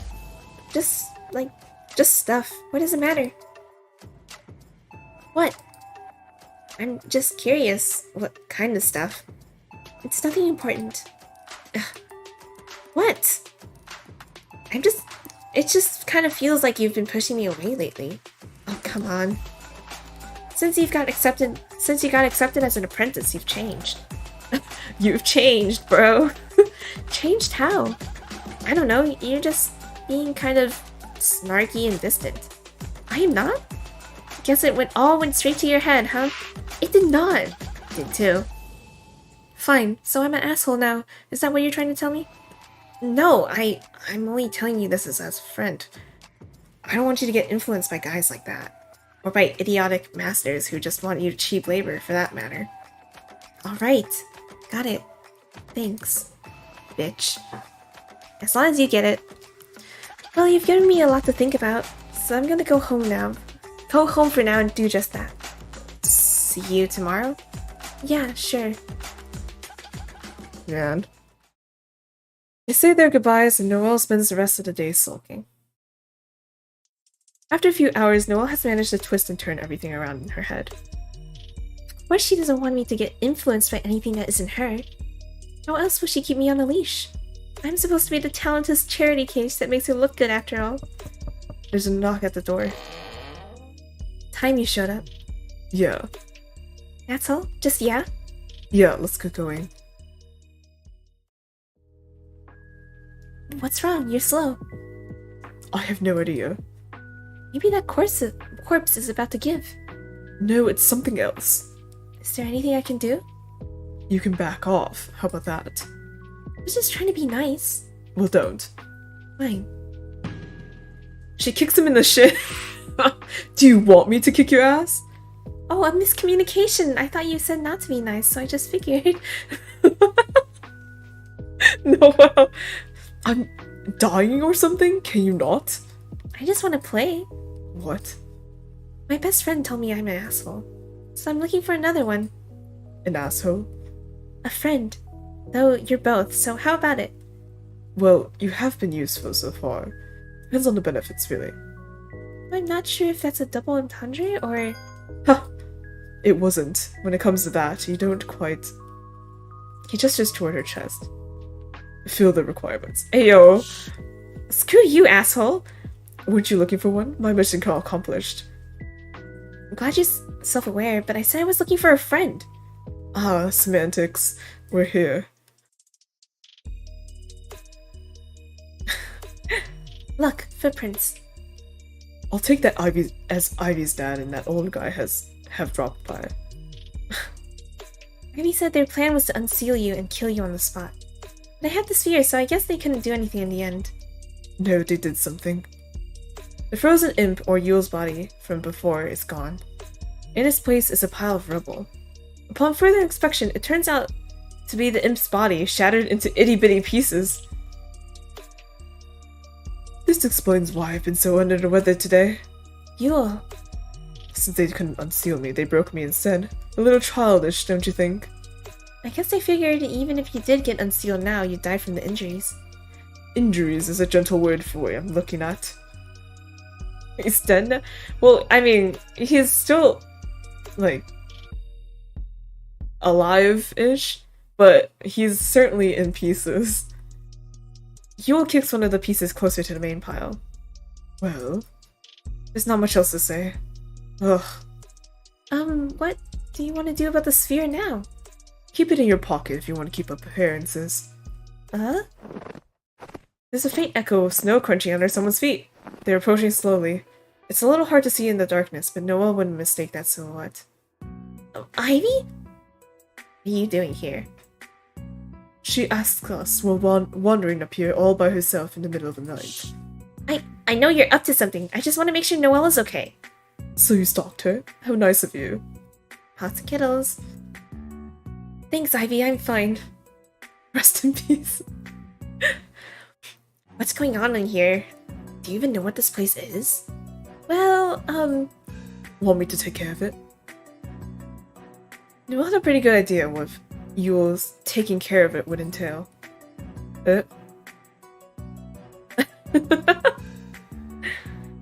And though she accepts her and Ivy's relationship has come to an end, she doesn't want to harm her. No, harming her would definitely harm her own chances of living peacefully. Well, Ivy, it's a good thing you walked in now. Any later, you would have gotten an eyeful. What do you mean? What does it look like? I came here to screw my boyfriend.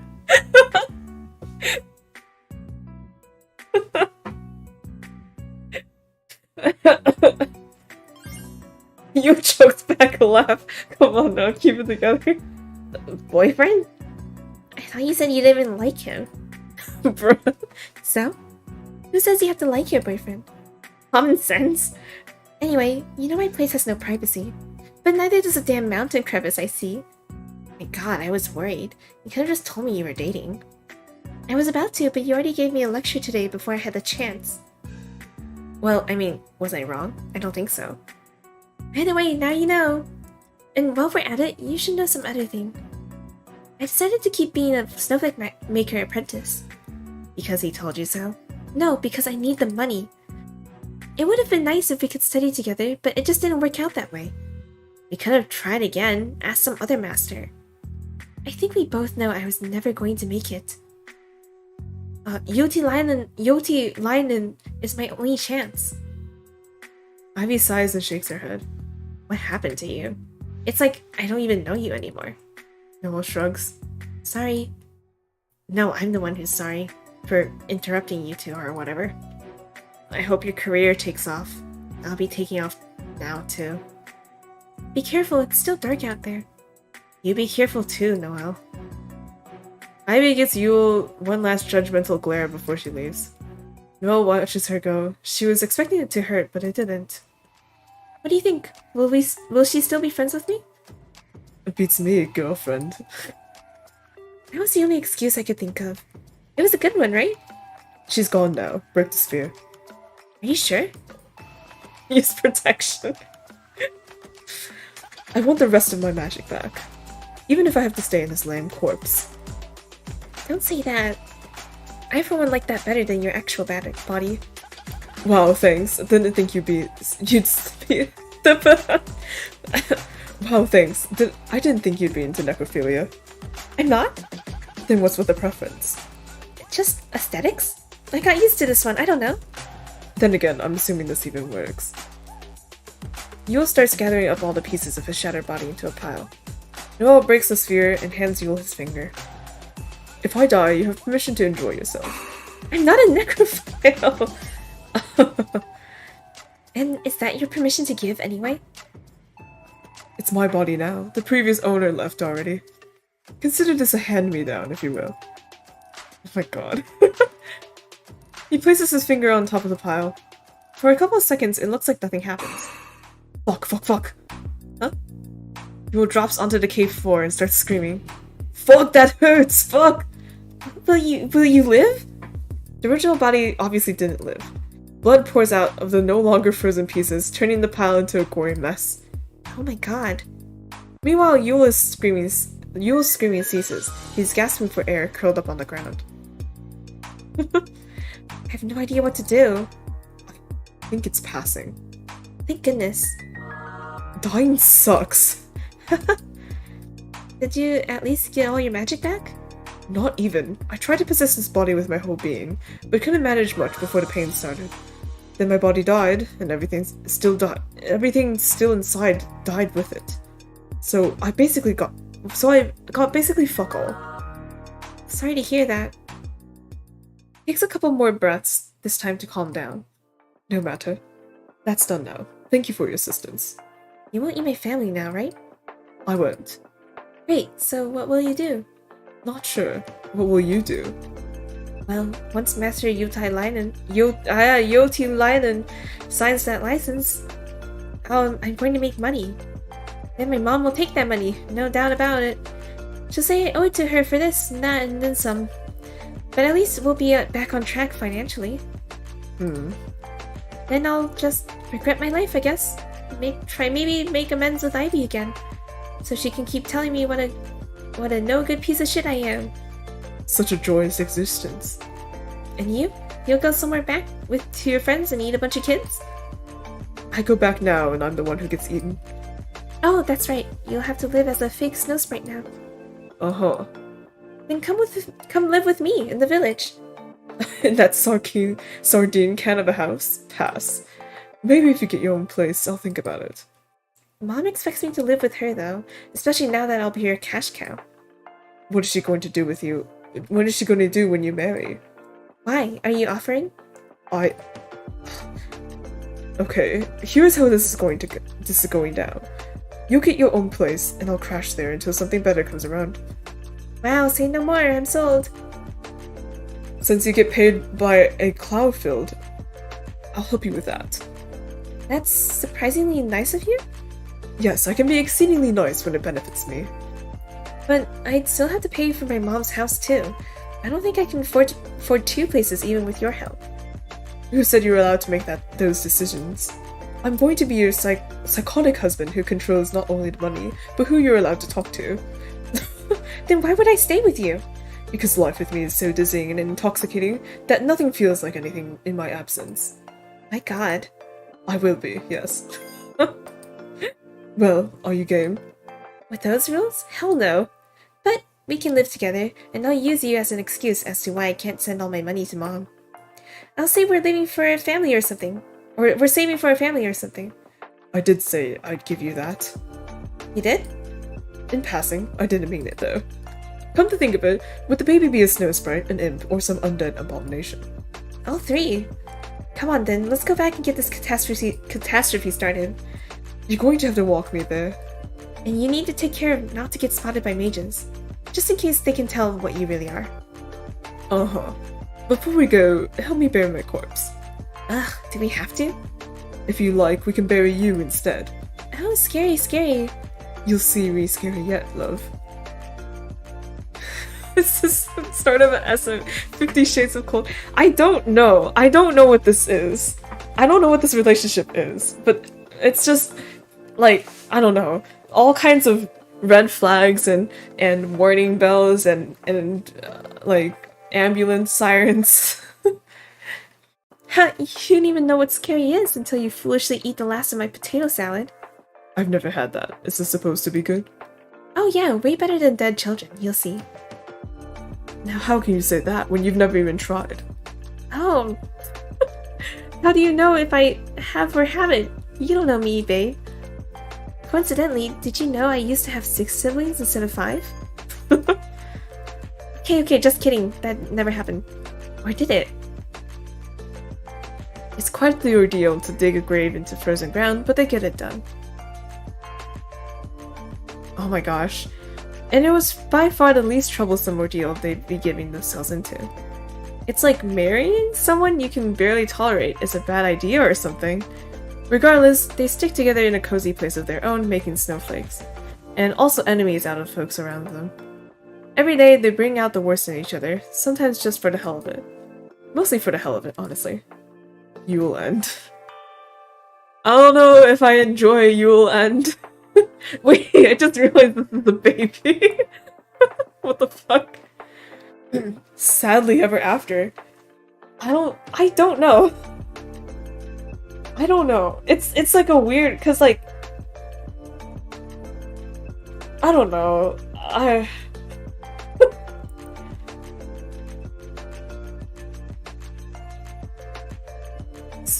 Wow, yep.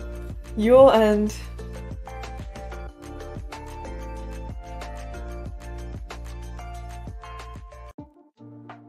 I'm like gathering thoughts because I'm confused. Alright, let's go back and choose the right option this time. Or really the option I wanted to choose, but I did the one I didn't want to choose first.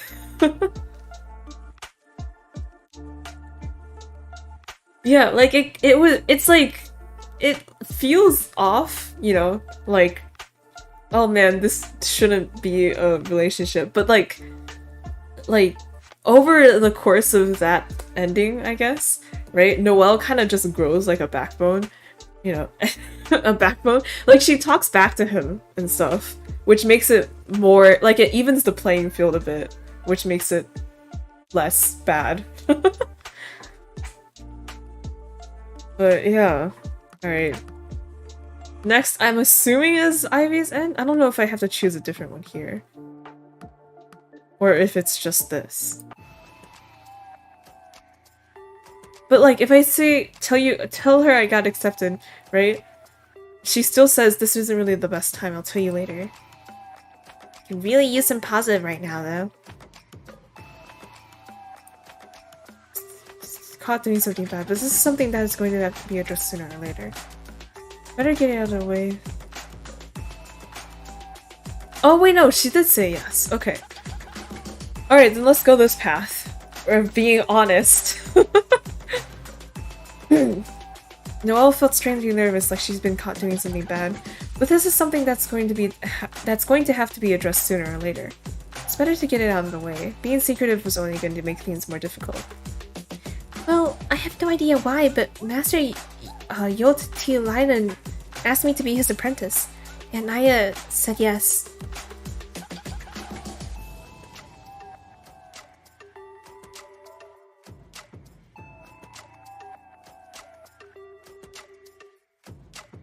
Sorry, I had to drink water.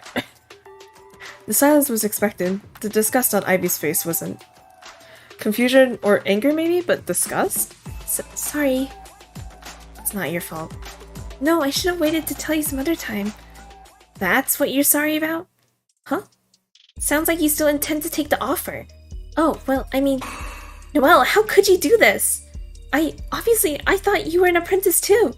I thought it was both of us, like we were hoping for. How the fuck did you get accepted and I didn't? Did you offer him something, huh? A little favor, maybe? Why is everyone implying things? What? Why is this a trend? That's not it at all. Do you really think I would ever? Screw you, Noelle. Get out. Why are you angry at me? It's not my fault you flunked, is it? Get out! Ivy holds up a sketchbook, threatening to throw it at Noelle, so she leaves. Not before running into Ivy's father. What's with the yelling? Is everything okay? Ivy slams her door shut, locking herself in her room. Oh man, dude, I don't want to think about that either. Noelle ex-master Georgia. Or Yo-Yo. Probably not. Don't pick it personally. You know how much that apprenticeship meant to her. Yeah. I thought she'd feel better with you here, since you both got rejected. I wasn't rejected.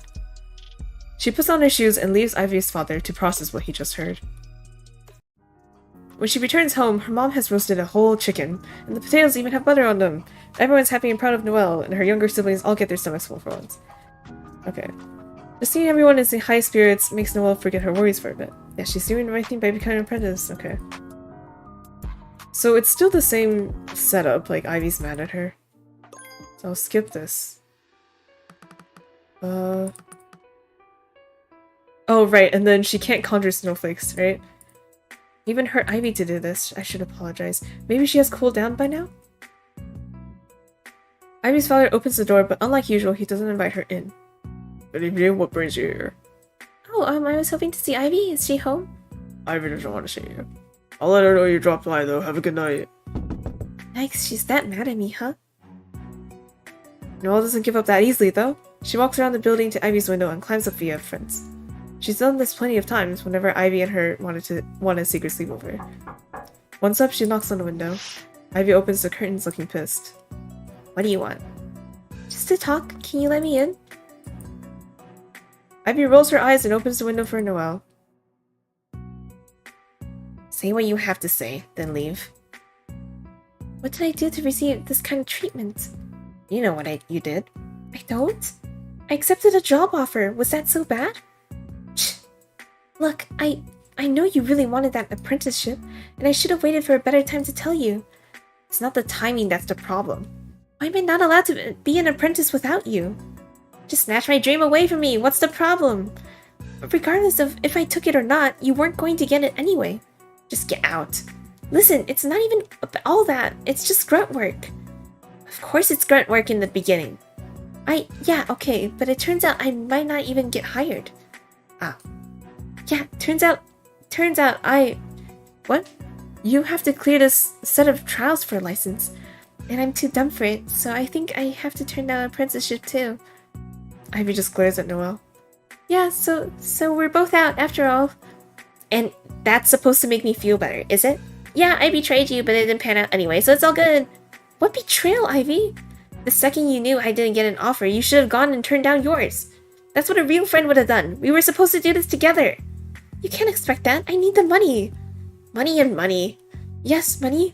Do you know what it's like to not have any? We're not all born with silver spoons up our asses like you. That's it. I'm done with this conversation. Get out. I just want you to see this from my point of view. And insulting me is the best way to achieve that, definitely. Yeah, okay, I shouldn't have said that. Even though it's true. Get out! What does it take to put this past us? I'm sorry, okay? Sure doesn't sound like it. You couldn't even respect the fact that I didn't want to see you today. Get the fuck out. Fine. Noelle walks to the door, but then turns to look at Ivy again. Are we still friends? There's no response. Perhaps Ivy wasn't sure of herself, or perhaps she thought the answer was self-explanatory. Once Noelle accepts that Ivy wasn't going to speak, she leaves. Was it over? Noelle can't say. I think for now I should leave her be until she wants to talk. She'll want to talk eventually, right? I'm an idiot! I'm such an idiot! Good job, moron! I lost a friend over a job I can't even keep. This seems like it's the same. Oh, no, I have to get it now. I have to. How did Ivy get so good again? She was always studying, and oh my god, it's this guy. Oh my god, it makes snowflakes! Okay, oh come on, Noelle, make my day. Yeah, no. No, thank you. Really? You're not going to pass without me. I'm okay with that. If I'm not qualified, then I shouldn't pass. And here I got the idea this meant a lot to you. What with you searching snowflakes in the middle of the night and all? I appreciate the sentiment, Mule. Really, thank you for trying to help. If looks could kill. So yeah. So thank you, goodbye! Noelle dashes home. Never had she felt such a chill before. No, never had she ever felt such a chill before. The bad feeling persisted for the rest of the day. The bad feeling persist. Sweetheart, are you still awake? Yeah. Something wrong? Yes, something was in fact wrong. There wasn't going to be any money after all. Noelle taken for granted that I was... Okay. Oh. Open up. Get lost! Let's not make a ruckus. Isn't your family asleep? What do you want? For you to open the door. You can either tell me or leave. I don't think you can afford to be so cold to me right now. Leave before I get my mother. Oh, your mother is scary! Oh my god, have you seen this part? I have something you're going to do for me. And since I really prefer to you using a carrot over a stick, I'll give you that license once you're done. At this point, Noelle really felt like she couldn't refuse. They needed the money more than Noelle needed her morals. And she was sure Yule was going to make himself a problem no matter what. How about it? Are you game, or do you need to ask your mom for permission? What do you need me for? Okay, there's this little thingamajig that you can get for me. This isn't too bad, I guess. I was expecting something worse. There's still the issue of how do I get in the house, but I'll worry about that tomorrow. Sasa Noelle goes to bed.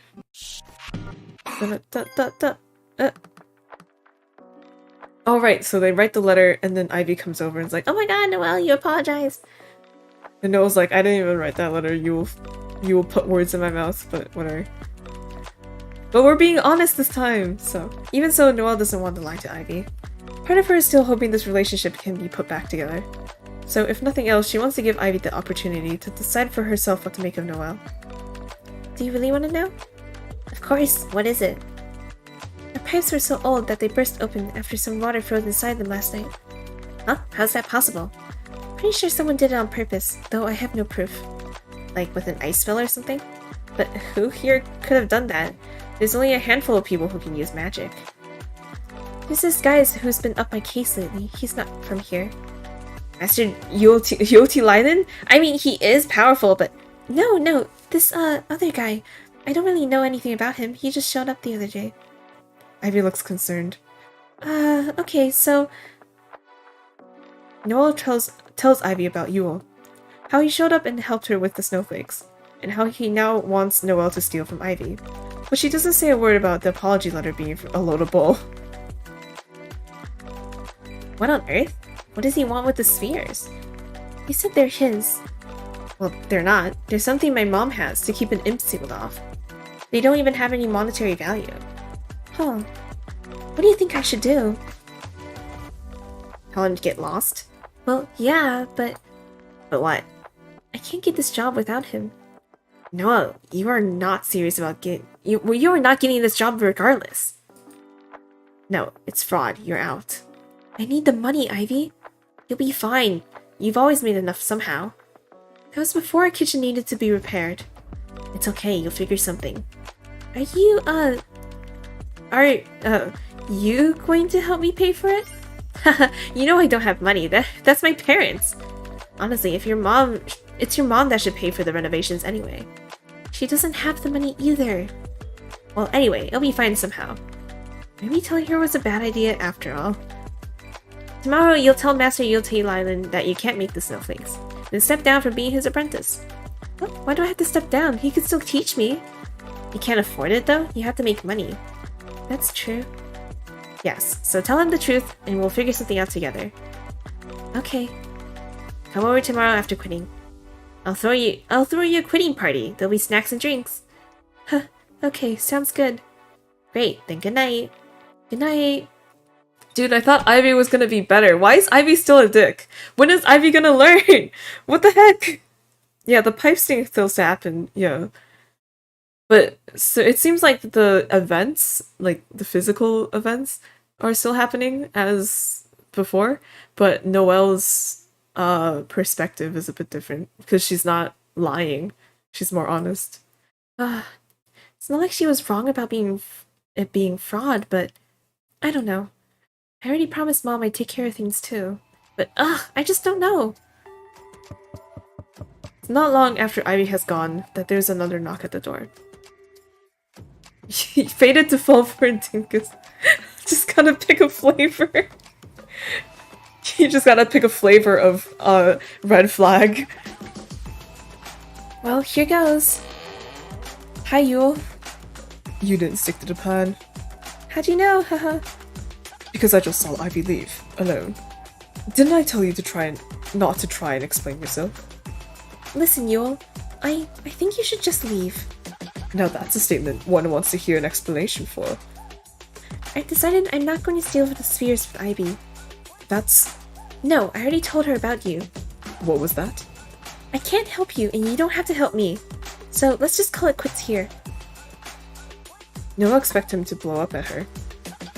Hello!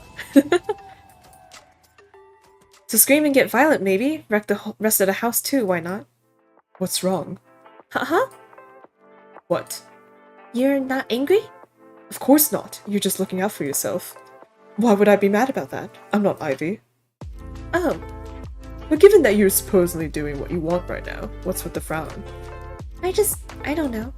I just wanted to stay honest with her. Like, maybe that was going to help something, but she just completely refuses to see how screwed I am. I can't just pull money out of my pockets. Mm-hmm. So, what did Ivy say after you told her the letter was written by me? Oh, I see. That's some mighty selective honesty there. She wouldn't talk to me otherwise, and I do want to be friends still. Ah, yes. Friendship and honesty. Two completely unrelated concepts. Don't give me grief about this. I suck, I know. Noelle! I'm the worst friend ever!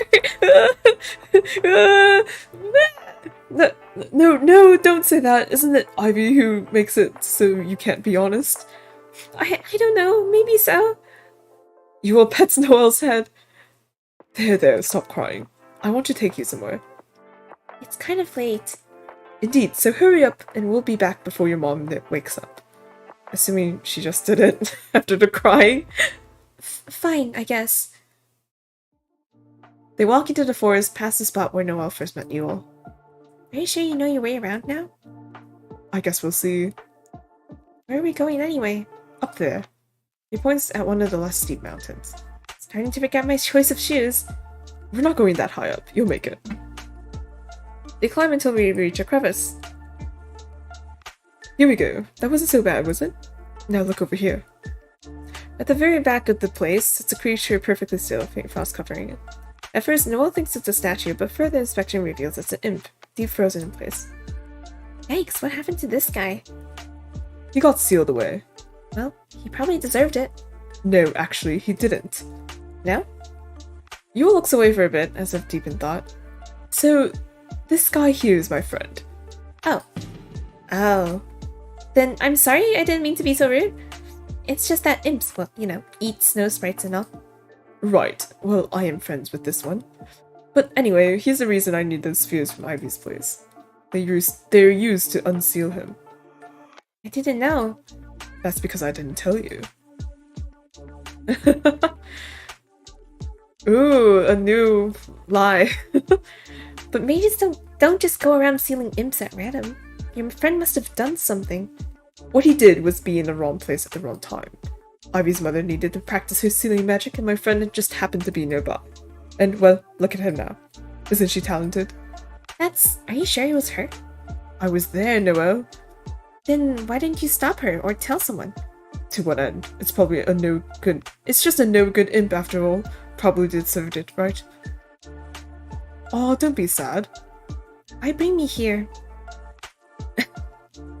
With the wrong level of hunger and children present. Yeah, exactly. Just to make me feel bad? To persuade you to see our little exchange through to the end. Isn't that obvious? But like I said, I already told Ivy about you. Just her, no one else. just her.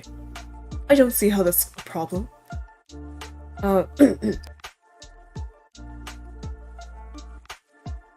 Especially now that you've come clean and all, you can just blame me and get off scot-free. Bring me the spheres, I'll give you the snowflakes. Me and my friend get out of here, and you make money. Everybody wins. Why does it feel like something's still off here? Ivy doesn't want me to stay as an apprentice. If you get your license, are you really an apprentice anymore? She'll still be mad. Then help me just because. No. So you do want me to clear the trial for you? I just don't know if this is such a good idea. Is that why you're talking to me now? You brought me here. You didn't have to come. You want me to turn your head.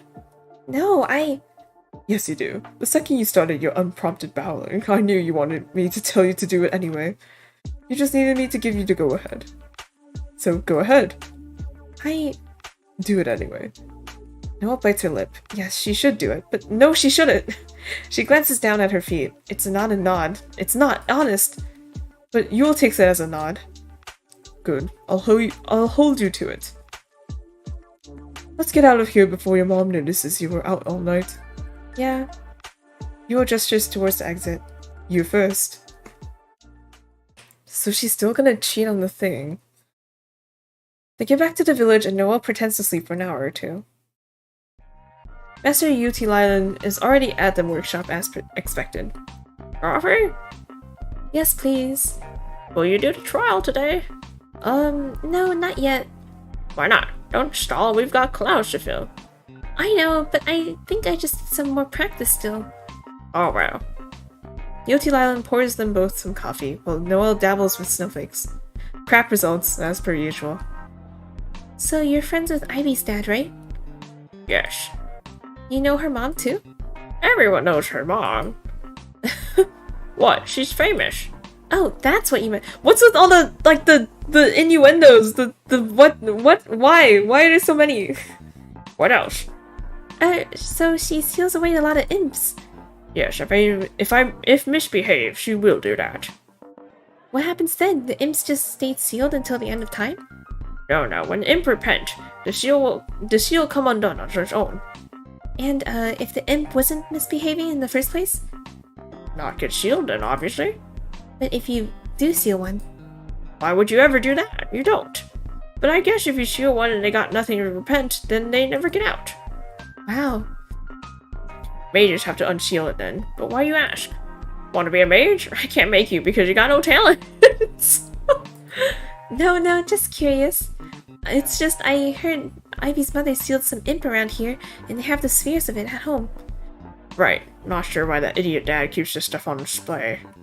I tell him they get stolen one day. It'd be trouble for it then. Do you think she'd ever seal someone just for the hell of it? Not one chance. She's a serious person. Yeah. What's the matter today? Huh? You ask nonsense. You don't try a trial? Something on your mind? Speak. Oh, the more I think about that sob story Yule fed me, the less it makes sense. First he said those spheres belonged to him. Now they're needed to unseal his friend? I don't know what he's up to, but Master UWU seems convinced Ivy's mother wouldn't seal anyone away for no reason. So whatever Yule wants with that imp, I don't want to know. Hello? Noelle? Anybody home? Oh, yes. There's actually something I should tell you. Tell me, Dad. About the snowflakes the other day, I wasn't the one who made them. Yeah, it was this guy who I just met. He said he'd help me cheat so I could get a license. But I can't do it after all. Cheating. That explains it. I was confused why the quality changed very drastically. Who was it? He's very good. Someone called Yule. He said he's a grandmaster. Don't know any grandmaster by that name. But those snowflakes are master level easily. Why such a scumbag then? Makes no sense. Yeah. He said he'd help me if I get him those spheres from Ivy's house. What the? Why he want them? He wants to unseal this imp sitting on one of the mountains nearby. What? In the crevices on the smaller mountain? Yeah. Why he want to do that? That thing eats children. So much for being innocent, huh? This Yule is bad news. Where is he? He'll probably visit tonight. That seems to be in his style. Then I should also visit. Also, your progress in the trial is now 0. Yeah, I figured. Start over. Be glad I didn't offend you. I don't abandon you. I am. Though I might have to drop out anyway due to money issues. Well, show spot is open later. Thank you. Aw. They finish drinking coffee and Noelle quits being an apprentice, at least for now. Oh, wait. Dang. She goes straight to Ivy's place to tell her all about it. Cheers! They raise hot chocolate toast. To my incredible failure as a snowflake master, or snowflake maker, to better opportunities. Honestly, that was definitely the best opportunity that was ever going to come my way, but yeah, now I just need to figure out how to get Yule off my back. Yule? The guy I told you about. Master Yoti Lylan seemed a little worried too. Right? Hot chocolate sounds really good right now. He said he'd drop by tonight, just in case Yule shows up. Wanna come too? Ah, fine. Huh? I know he's powerful, but I think Yoti Lylan is just an idiot. As promised that evening, Master Yoti Lylan shows up. Ivy rolls her eyes for no apparent reason. Thanks for coming. I brought a special coffee. Brew it for us. Don't tell her what to do. You're not her master anymore. Thank you. Wow, this is some fancy coffee. I want to try some right now. Soon there is coffee in a tense atmosphere. Party at Noelle's house. Yeah. Oh, what do you think of this coffee? What flavor?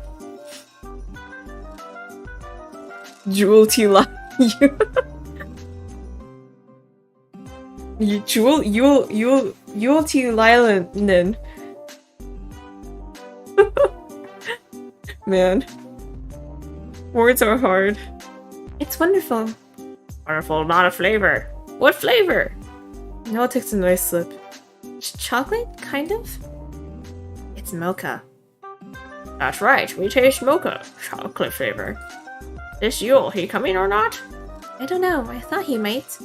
What are you gonna do if he does? I don't know, I will see. Great plan.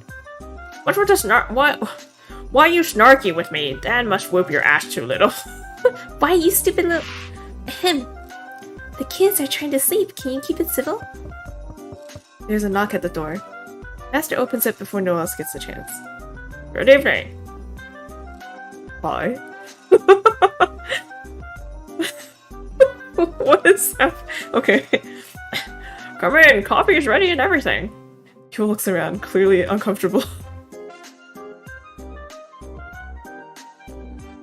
Sound like a word, but it means Jew action. What? Dang. Noelle quitting her... what? I wasn't expecting the baby crowd. What's the occasion? Noelle cutting her apprenticeship. Interesting. I hadn't heard anything about that.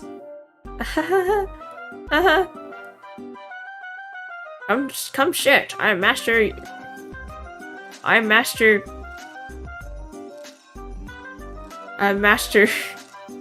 Yoti Lylan.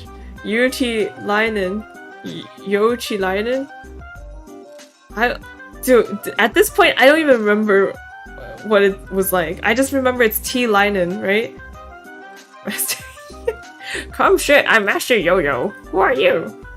I'm someone who needs to borrow Noelle for a teensy tiny moment. So if you'll excuse us. Don't be a stranger, you can talk here and drink coffee. Yo T. Linen? Yo T. Linen? It's kind of a private issue. No offense to anyone here. I take offense if you don't drink my coffee. Drink now! There you can go. It's a bit late to be Drink now! Excellent quality from my hometown, you will like. Fine, hand it over then. I mean, thank you kindly.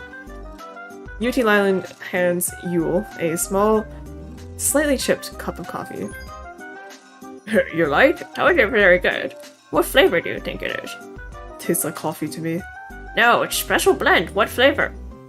I don't know. Vanilla? Anti-imp coffee. Oh wait, maybe he can know from the, like, I don't know, how they taste it? Right? Because he said vanilla. Yoti Lylan smirks. Well, so it be sometimes. Yes, very delicious. So, Noelle? Yule gestures her towards himself, then opens the door. Last thing Noelle wants to do is follow. If you have something to say to her, you can say it here. Do you not know what private means? Sorry, I'm busy tonight. Can it wait? Oh, I'm sorry, I didn't mean to intrude. I'll find you tomorrow. Yule gives them all a pleasant smile, then leaves. Once his footsteps had faded, Ivy is first to speak. What's his problem? He said vanilla. I know your secret now. Crab taste? I told you, this special coffee. It has both chocolate and vanilla, but so much chocolate you only taste chocolate, right? So what? It's my mix, has magic. Enough about your coffee, that guy was- An imp! What? Imp can't touch Snowsprite magic. It get repelled off. I covered chocolate powder in magic, so you only taste vanilla. Yule is imp. Ah, ha ha ha ha! He looks mighty proud as he declares that, and not the least bit worried. I guess that would explain why he has an imp friend. But he doesn't look anything like an imp. Must be an illusion, probably. Imp's very good in magic, got many tricks. I had been sensing an imp around for days now. Now I know why. I couldn't sense anything, though something did seem off about him. If he's an imp, then go seal him away already. Why? You're not doing anything. He's harassing Noelle, and more than that, he's trying to unseal some other imp. If my mother was here, she'd have dealt with him on the spot. Your mother's much smarter than that. Shut up. This is why you can't be an apprentice, nor a mage. You're impulsive and big emotions. But what's that supposed to mean? I'm an artist! Don't need a no artist, need a worker. What should I do then? Tell him to tell his friend to repent, then make him leave. Imp can't enter Snowsprite Village alone, so if you don't lead him back, he won't be back. Very easy. Easy to say, at least. He's not going to listen to me. I've already told him to leave so many times, he just doesn't. Trick him then? How? He wants to unseal a friend? Say you help, but when outside, you run back home. And then just never ever leave the village again? You're not so important, he waits for you outside always. Random nobody is what you are. How dare you! No, I understand what he means. Honestly, if that's true, I'm relieved. Well then. Master Yutilalan gulps down the rest of his coffee and gets up. Good night. You're just gonna leave? Nothing is solved yet. Shut up, you give me a headache. Noelle, come see me in the workshop whenever. I'll teach you to make snowflakes. You don't want to study under you. All you do is mass-produce garbage. That's right, I do. Mass-produce money. That's why I didn't accept you. Why are you so mad? I did you a favor. Some favor. Big favor. Don't waste talents just because your dad knows me. More fitting masters for you is for you out there somewhere. No skill issues, just find them. Well, good. That's what I thought. Okay, all good? Yes? Good. I go now. Good night then. Good night. Master gives Noelle a big smile, then he leaves. Sips. Coffee. Sips mocha coffee. Yeah, right? I'm glad he's more present here. He was, I was expecting him to be around more, but I did Yule's route first, so he wasn't around much. Is everything alright? Not sure what to make of what he said. I mean, I know I'm too good for him, but isn't he still being a jerk about it? Yes, magic mocha vanilla coffee. I think that's just how he talks. Hacklet's old coot. Huh. Well, anyway, once that imp comes to bother you again, you know what to do. Not really? Stop worrying, it doesn't sound too hard. We just have to get him outside and leave him there. Right. They call it a night. All the coffee and worry render Noelle unable to sleep. For better or worse, this allows her to hear a persistent light tapping on her window. Irregular but persistent. An overgrown branch hitting the glass maybe. She tries to ignore it. In vain. Finally she gets up and intending to snap that damn branch off, but finds it's not a branch at all. It's Yule throwing tiny pebbles up at her window. Noelle opens it. Huh, made you look. Yule, it's almost morning. What do you want?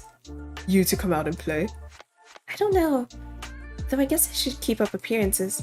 Fine, I can't sleep anyway. They walk around a little.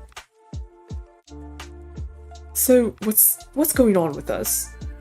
What do you mean? I was under the impression that I was to help you get that license. Yet Ivy said something vastly different. Oh, that, Noelle racks her brain for an excuse. It doesn't go unnoticed by you. A change of heart, I take it. No, we're still on, honest. I mean, you already know Ivy thinks I quit. Your master didn't object to what she said. Ivy says stuff like that all the time. Maybe he thought it was a joke? I don't know. Why were they there anyway? Well, why not? Believe it or not, I do have a social life. Yule looks at Noelle. His expression doesn't betray any of his thoughts. He wouldn't harm me, would he? Not while he needs me to get those spheres. You're on edge. I'm tired. Thanks to someone, I've been sleeping like crap lately. I'll be out of your hair soon. There's nothing stopping you from entering Ivy's house anymore. Honestly, I was kind of hoping you'd gotten her yesterday, but oh well. Tomorrow, or today, I mean, after I wake up. Don't you mean after work? It's a day off. Ah. Did he buy it? I can't tell. Then I should let you go back to sleep. Meet you at the mountain? Huh. No? No, I'll meet you here, stupid. Sweet dreams. Good night. She makes it only a couple steps away before. You've been good to me, Noelle. Not really? Thank you? It hasn't been that long, but we're friends now, aren't we? Yeah, of course. That's all. Sleep tight. He didn't mean that. Don't mess with me. Don't. God, don't. What? Why? Huh? I'm confused. It's like, okay, alright. Don't trust him, Noelle. He's so suspicious. Man, come on, Noelle. The sun is just climbing above the horizon when both Noelle and her mother arrive at the front of their door. Goodness, what are you doing outside at this hour? Wait, did you leave the kids at home by themselves? I only stepped away for a bit. They're all asleep anyway. Noelle, what if they woke up? They're not infants. They'll live. Yeah. I guess it's the same in both cases. Ivy was still around in Yule's road too. You don't understand, they'll be scared if they find themselves all alone. They're not alone, there's 5 of them. I'm too tired for this. Oh, working nights just kill me. When did you say you'll be getting paid again? Oh. It's been a while now, I'm getting a little worried. Haha. It's working out, don't worry. Good, I can't wait. Well, I'm going to head to bed. Since you're up, can you fix the kids some breakfast? Sure thing, sweet dreams. Why didn't I just tell her it didn't work out? I'm digging myself into a hole here. I have to figure something out, I have to. First, I need to get this Yule stuff sorted out. I don't know what the mom seems to just take any job that works. Last time she had like this restaurant flyer, or like she was tasked to hand out flyers for this restaurant, right? I don't know. But she has done other stuff in the past. Well, I mean, you know. He was acting kind of off. That can't be good. Yeah, random temp stuff. After scavenging together enough food for the kids, Noelle leaves to visit Ivy. Oh, I know that look. What's eating at you? It's just the money, or lack thereof. The same old, same old. Listen, it'll be fine. Also, I think Yule knows something is up. How so? I don't know, just a feeling I got. You already met with him? Yes? Noelle, don't do that without me! That guy's an imp! What if he ate you up? Well, he didn't, so... Anyway, we're going to unseal his friend today, or so I told him. So let me show him the spheres. So he'll trust me.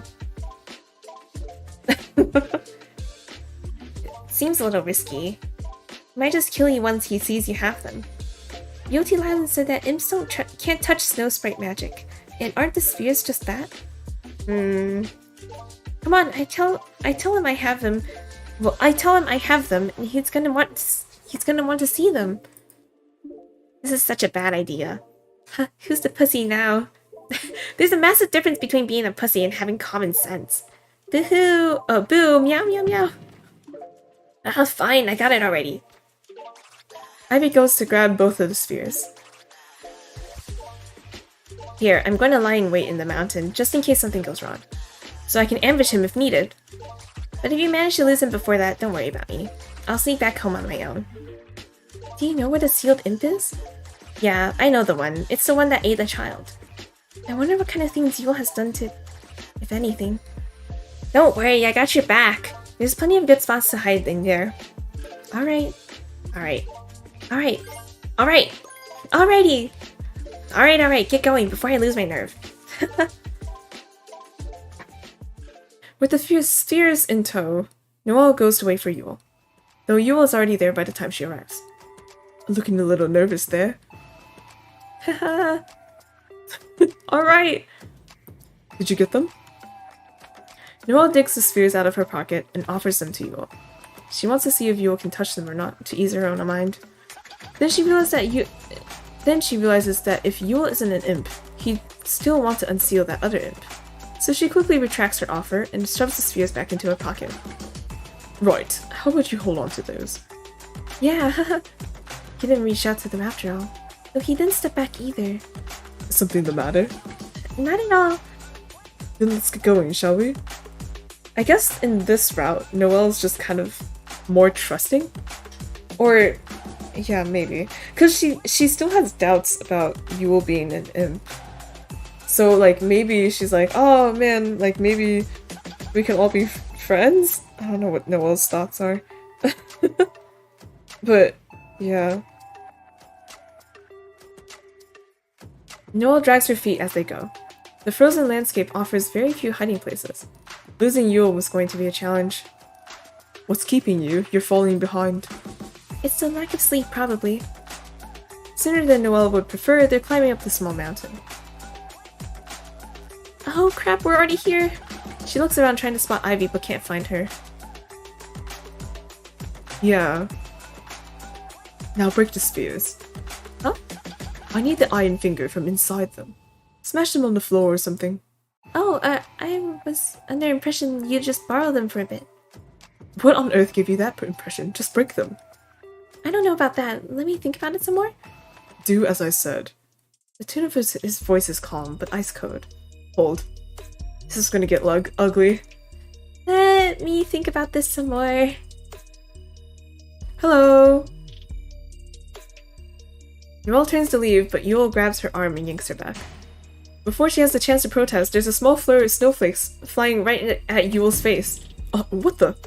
The surprise made him let go, and Noelle dashes away. You want to play it that way?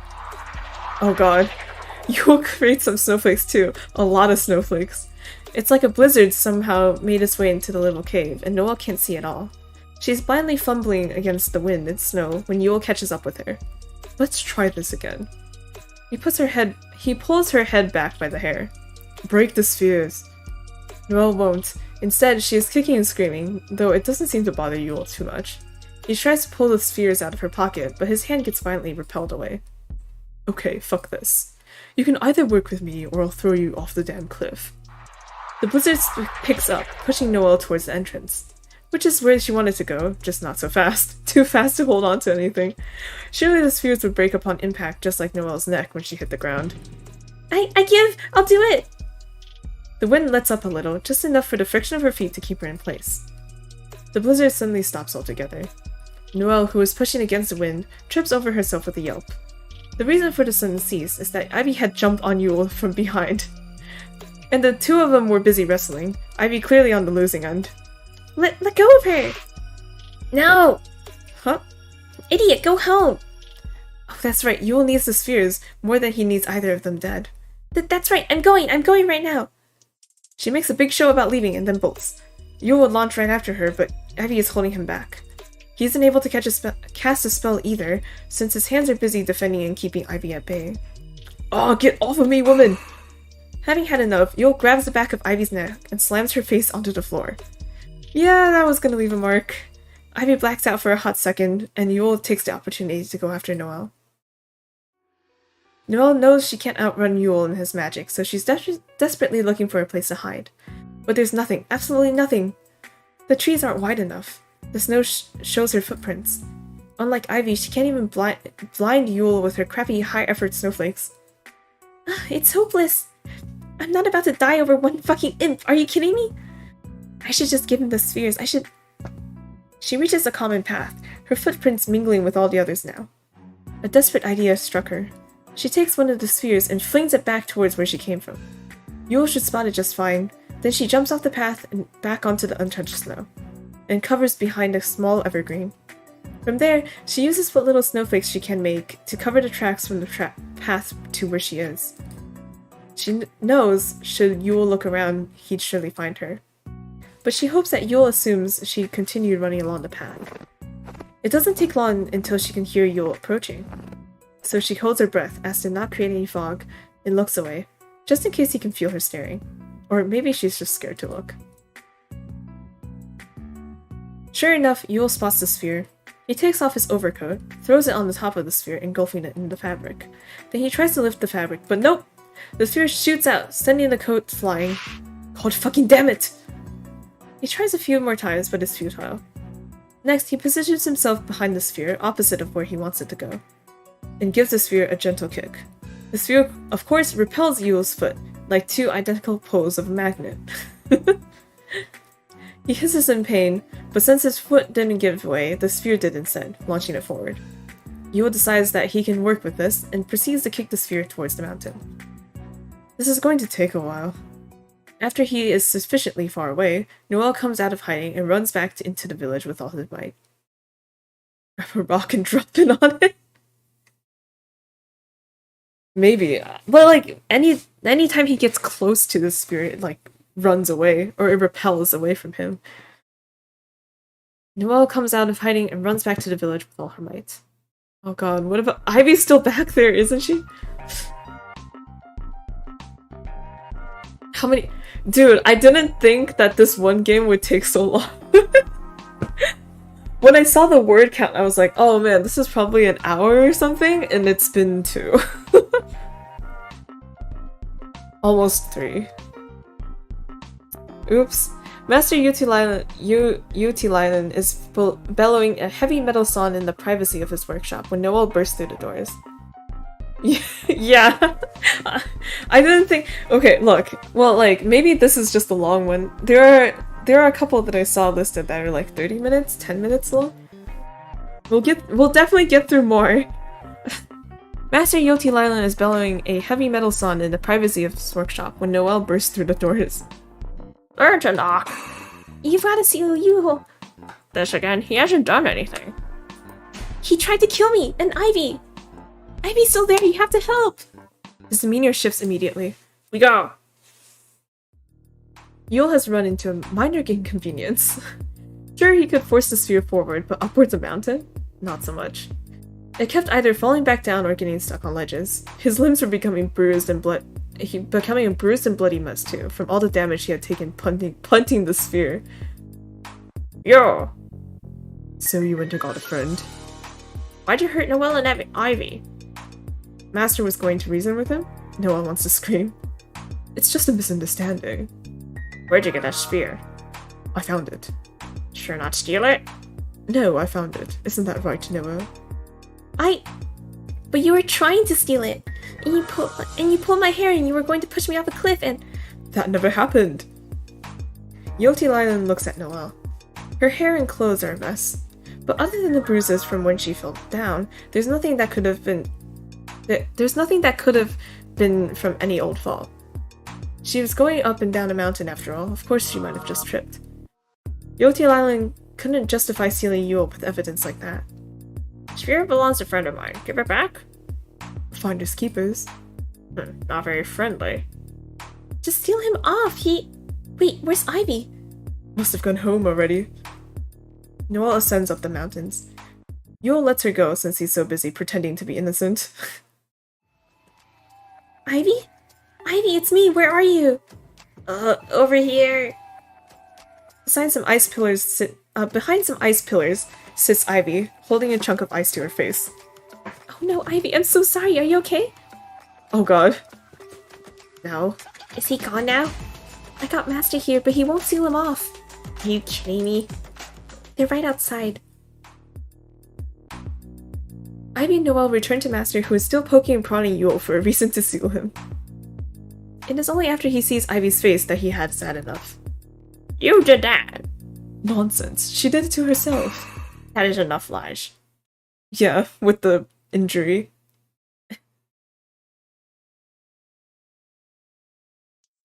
That is enough lies.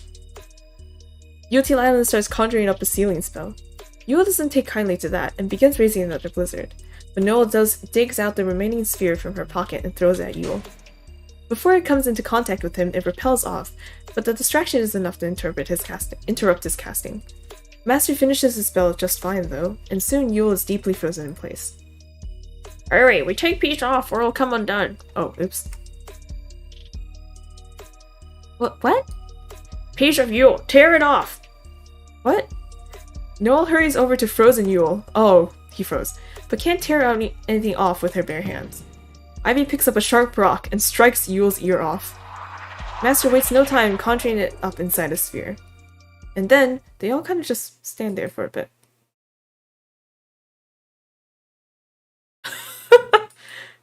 Ivy's the first to speak. I told you should have just sealed him yesterday. Never seal innocent. He wasn't.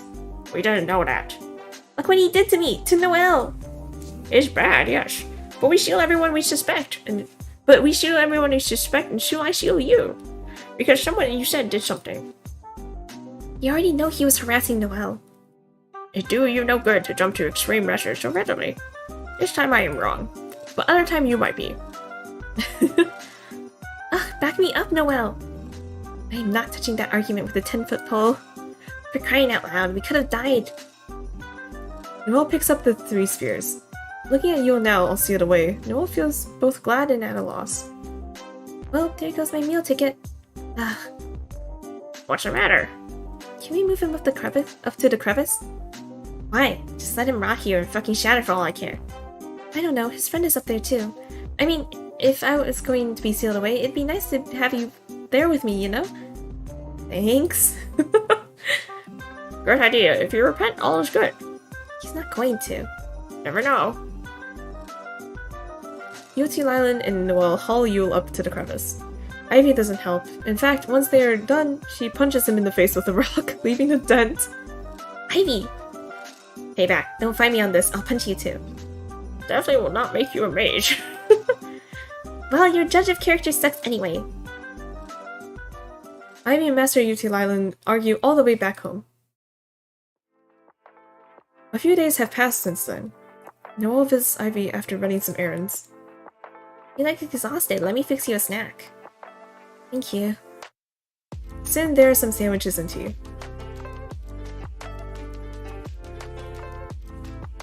Is he just missing?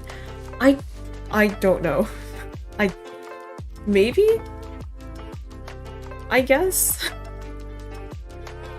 Rough day again? A little. Though it's less about being rough and more about the minuscule pay. I spend so much time just looking for someone who needs something. All in all, a grand waste of time for a couple of coins. I'm sorry to hear that. Did you tell your mother yet?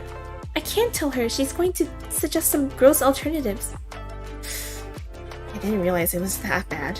But, you know, I've been thinking about getting a snowflake maker license myself. That's nice. I'm sure you'll get it no problem.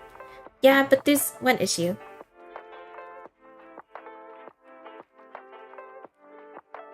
Possessing a dead party part of the process. No, like, the way they said it is like, basically, once the imp repents, like, he doesn't need, like, he can do it and unseal himself. Like, that's how it sounds like. But he probably won't have whatever body part they shook off. I don't know.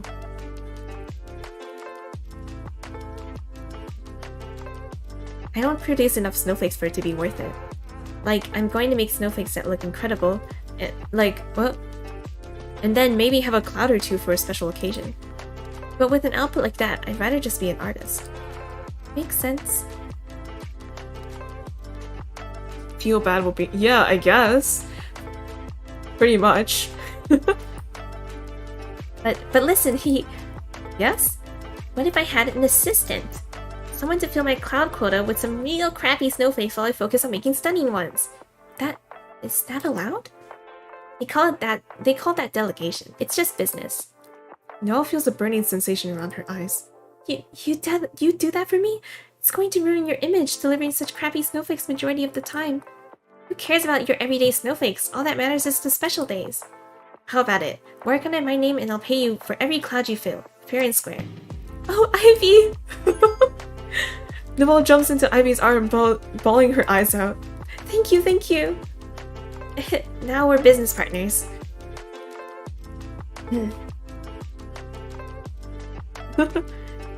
It seems like Ivy's whole thing is like a bit, yeah. Honesty. Yes. Let's go talk to Master Yoti Leinen right now. I hope he'll let you take the trial even if you're not his apprentice. The old bastard owes us that much.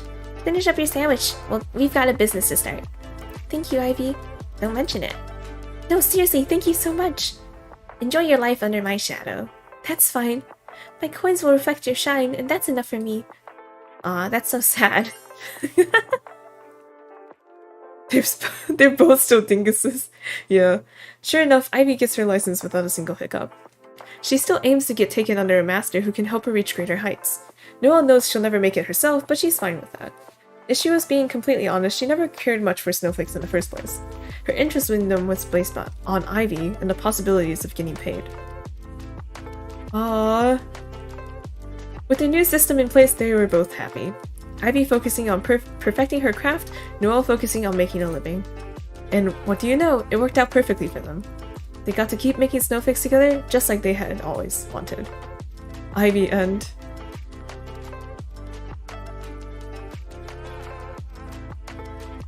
Yeah. Okay, I kind of see how the two, like the differences between the endings really just kind of reflects Noelle's perspective. Because like in this ending, the thing is like she's still kind of under Ivy, you know? That's like how she started out and she didn't really change, right? Like, cause in the end with Yule, right? She's kind of like, well, she's painting Ivy in a worse picture than Ivy actually is, right? But she's also becoming more assertive and being like, yeah, I'm not just gonna, you know, follow Ivy around and do whatever Ivy wants or something like, yeah, right? No, because you know, still like Ivy being mad at Noelle for accepting the apprenticeship, you know, and Noelle and Ivy also not understanding that Noelle needs money, right? It's like, it's still kind of like Ivy, well, Ivy's definitely in the wrong for that, but I don't know, like it feels like she could have learned some more lessons. But I think she kind of gets it after Master Yo-Yo tells her that, you know, she's good at snowflake making, you know, she's just not good at mass producing them. Yeah. Yeah. But this one I still like more than the Yule end. Mainly because Noelle doesn't have to lie all that much. Yeah. Like the Yule end is kind of like Noelle becoming like gaslight gatekeep girl boss sort of moment. And then Noelle with Ivy is just like patching a friendship and, you know, going on with how they planned for things to go. Right? And it's not like Noelle isn't happy. Like, she's just here for money anyway. She just needs some money. Winter wrap-up. Oh, yeah! Yeah, I don't remember exactly, but yeah, I know, I understand the feeling you're thinking of. Yeah. Hey! We did it! We did both of it! I wonder if this is his eye. The sphere. In which case, where the hell is the finger?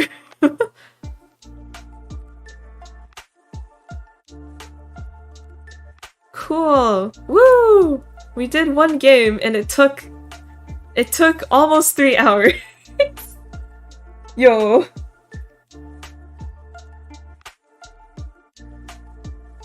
Okay. Actually, does it say how long it's been? Let me check. Yeah, it's been almost 3 hours. Cool. Okay, cool. Let's move on. We gotta go. Okay. Actually, hold on. I'm gonna go grab a snack because I haven't eaten. Wait, but I'll pull the next game off. I plan on going until like my usual stream ending time, which is late. Oh shit, I should write this down. No! Wait, it disappeared! Time Dust Games! Hold on. It's probably written on the thing.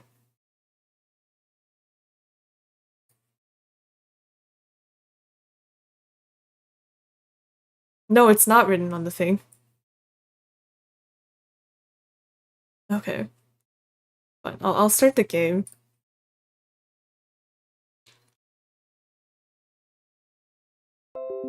Okay. Screenshot the content warning. Time Dust!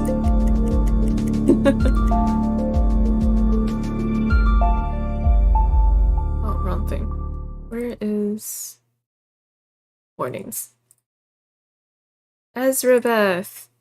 Whoa! Bro, what? This whole intro is so cinematic. Whoa! So it's, mentions, interpretations of death, dissociation, and mental illness. Also harsh language and light horror. Okay. Just writing down content warning. Okay, and I'm gonna go get a snack.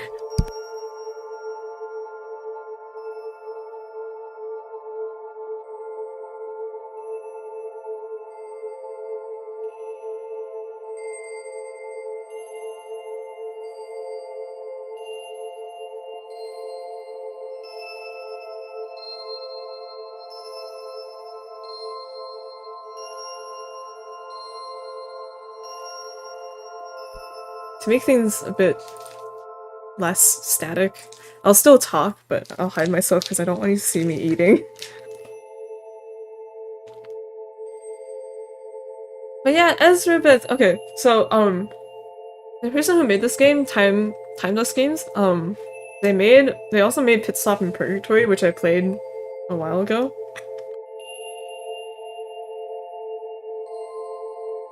But I don't remember the specifics.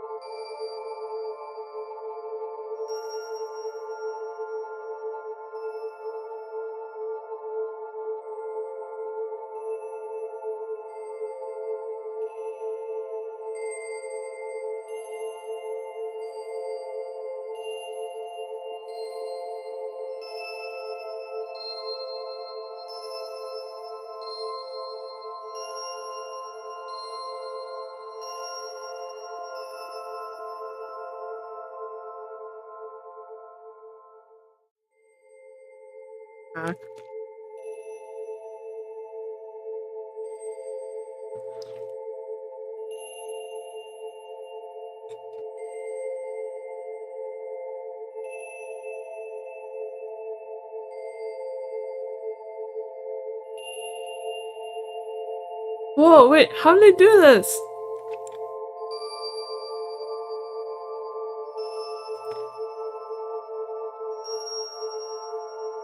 How's it? What? How did they do that?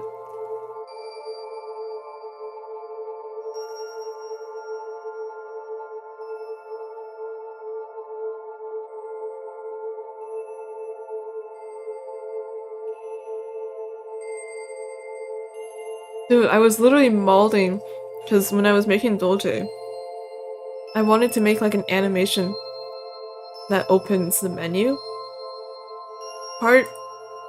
But I couldn't get it to work, so I ended up only having a simple transition, which is the notebook sliding in, right?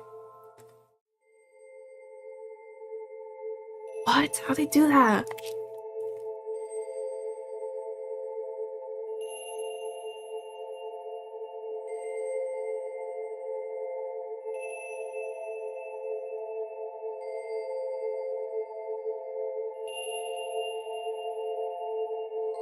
The menu itself is a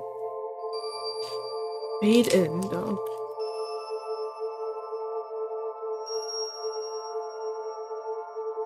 So the menu transition, it feels like it's just a fade.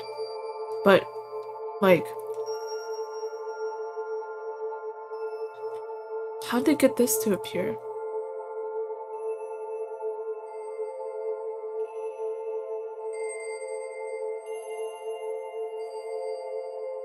I don't know, man.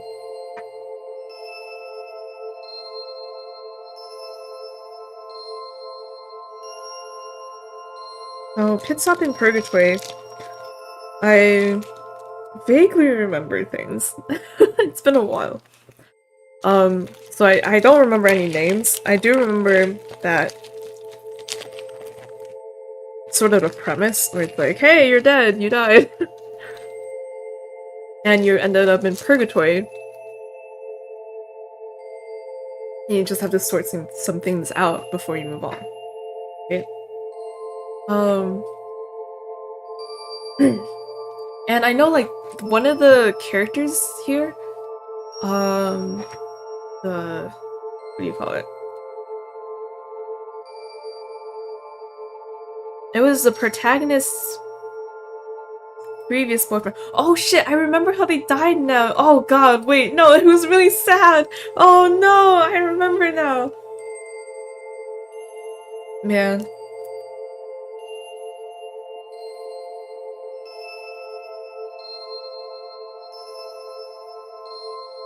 Cover your ears if you don't want spoilers, but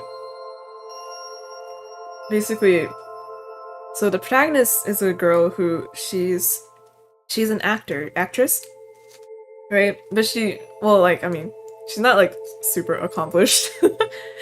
The best, I think, like she was saying, like the best movie show appearance. I'll let you know. Or I mean, yeah. Best show appearance she did was like some goth girls thing, right? And then her boyfriend was a doctor. Her boyfriend, who's the same guy who's in this story, a younger version. And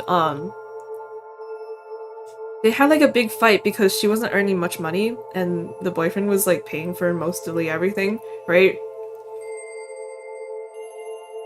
Right? And so it felt just kind of like off balance, the relationship. They didn't quite make up. No, they kind of made up, I think.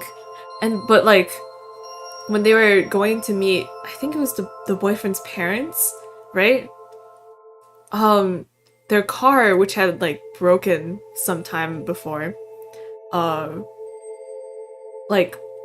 which the main character, the girl friend, forgot to go fix. Like their brakes broke and they crashed, and that's how they died together. And yo, it's some sad shit. Okay.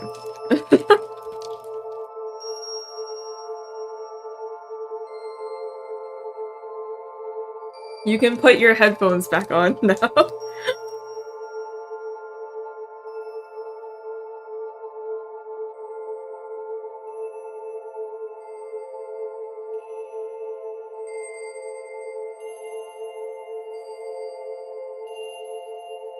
Man. I remember not really liking the protagonist of Pit Stop in Purgatory. Cause like, I don't know, it was just kind of her attitude that I wasn't a big fan of. But like, the game itself was like made really well. And, I liked the setup and everything. It's a good game. I'm pretty sure they said that Ezrebeth can be played, like, separate from Sub in Purgatory. There's just, like, some Easter eggs. With one of the characters being, like, a younger version of, another character in the other game.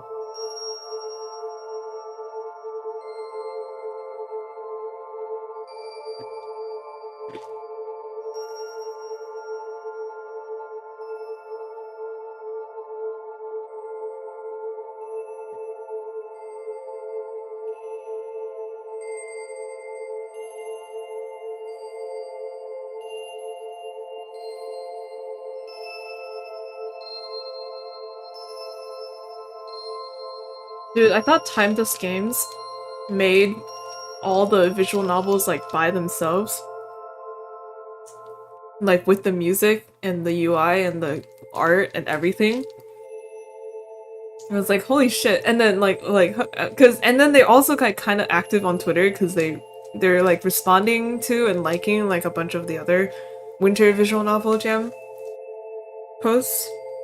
I'm like, what the fuck? How did they have so much time? And is that why their name is Time Dust? But no, they have other team members. I was like, okay, that makes more sense, dude. I was about to freak out. It's like, what kind of parallel time universe are you living in?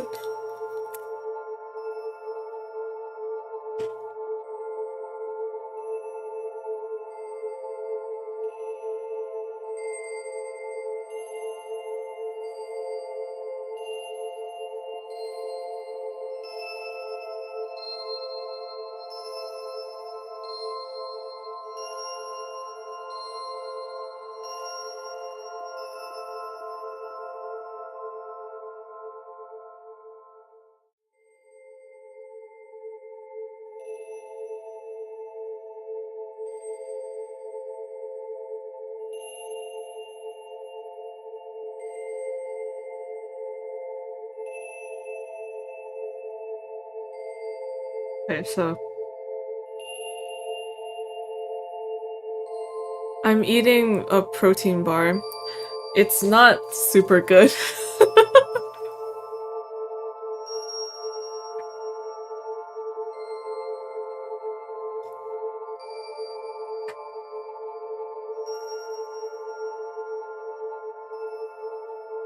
You gotta do what you gotta do.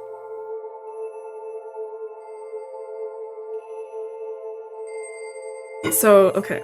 So, Ezrebeth is 18k words, so it should be shorter. Shorter than Noga Noelle. But it's also a mystery. They're saying that, oh, there's 4 different characters to interview and or interrogate as you uncover the truth behind the time loop. Oh right, yeah, this is also a time loop game. Bro, like, because Dolce is a time loop game, right? And then when I was on Twitter, like, browsing, like, the visual novel jam stuff, it was like, oh, hey, you know, I was like, yo, like, time this games. I remember playing Pit Stop in Purgatory, and then I was like, hey, this is a time loop game, and I'm like, oh shit, we doubled up. But yeah, it's a time loop game.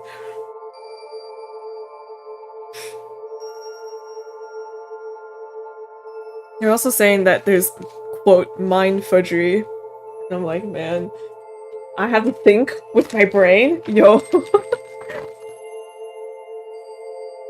Okay. I'm gonna eat another. And then we'll start. This is my dinner. It's a weird day, but that's what you get for not going to sleep at a responsible time.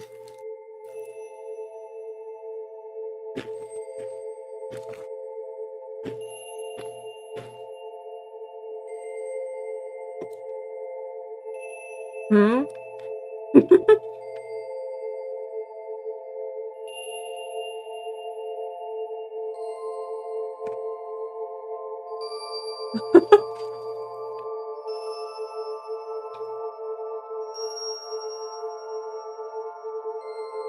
Sometimes things just be like that. It happened like that.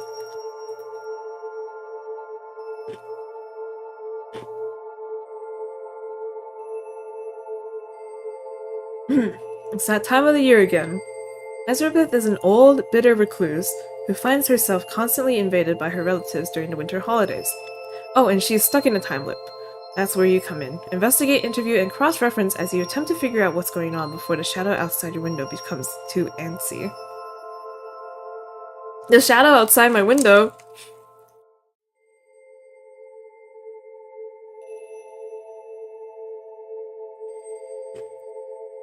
But I have a screenshot of it. Oh, I see the shadow. Ah.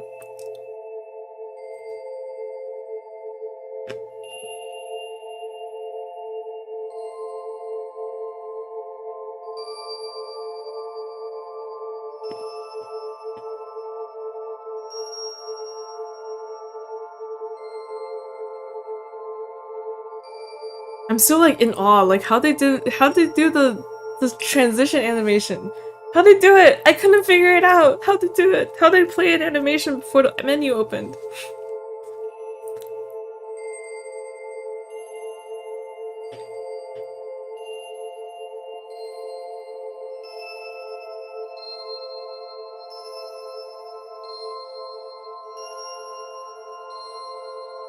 Oh, I just realized that the start is here.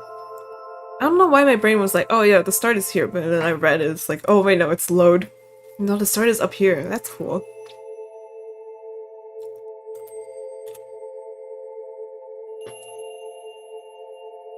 Sorry, eating takes a while, but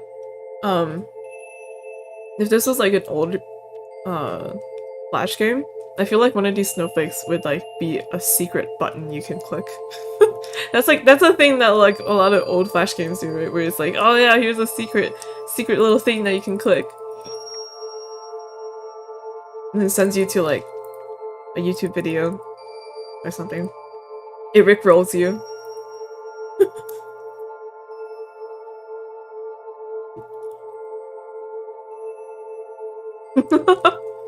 Right?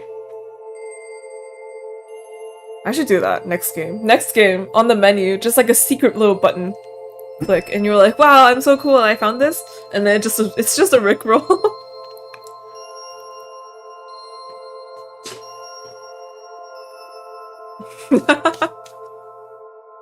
Too late, I read your mind. Oh wait, let me fill water. Let me get some more water while I'm out at it.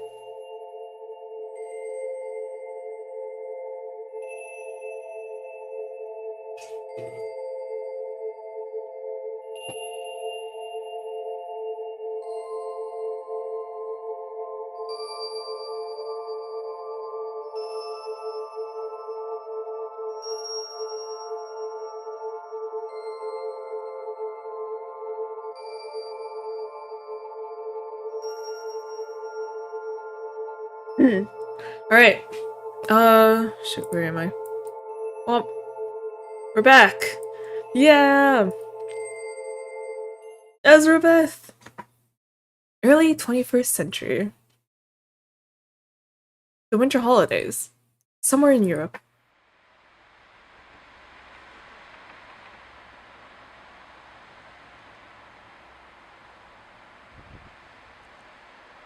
House. The residents of Ezrebeth Yeah. Bro, first name and I'm already stumped. Reese? Oh, it's a food. Hold on, how do you pronounce this? Or pronunciation. It's Italian. We are looking at of Italian pasta. How do you say it in Italian? It is said as casarecce. Oh, casarecce. Casarecce. Okay, cool. Thank you, YouTube video with a guy with a really deep voice. Residents of Ezrebeth, casarecce. Heiress to a vast fortune, sister, wife, mother, grandmother, and recluse by choice.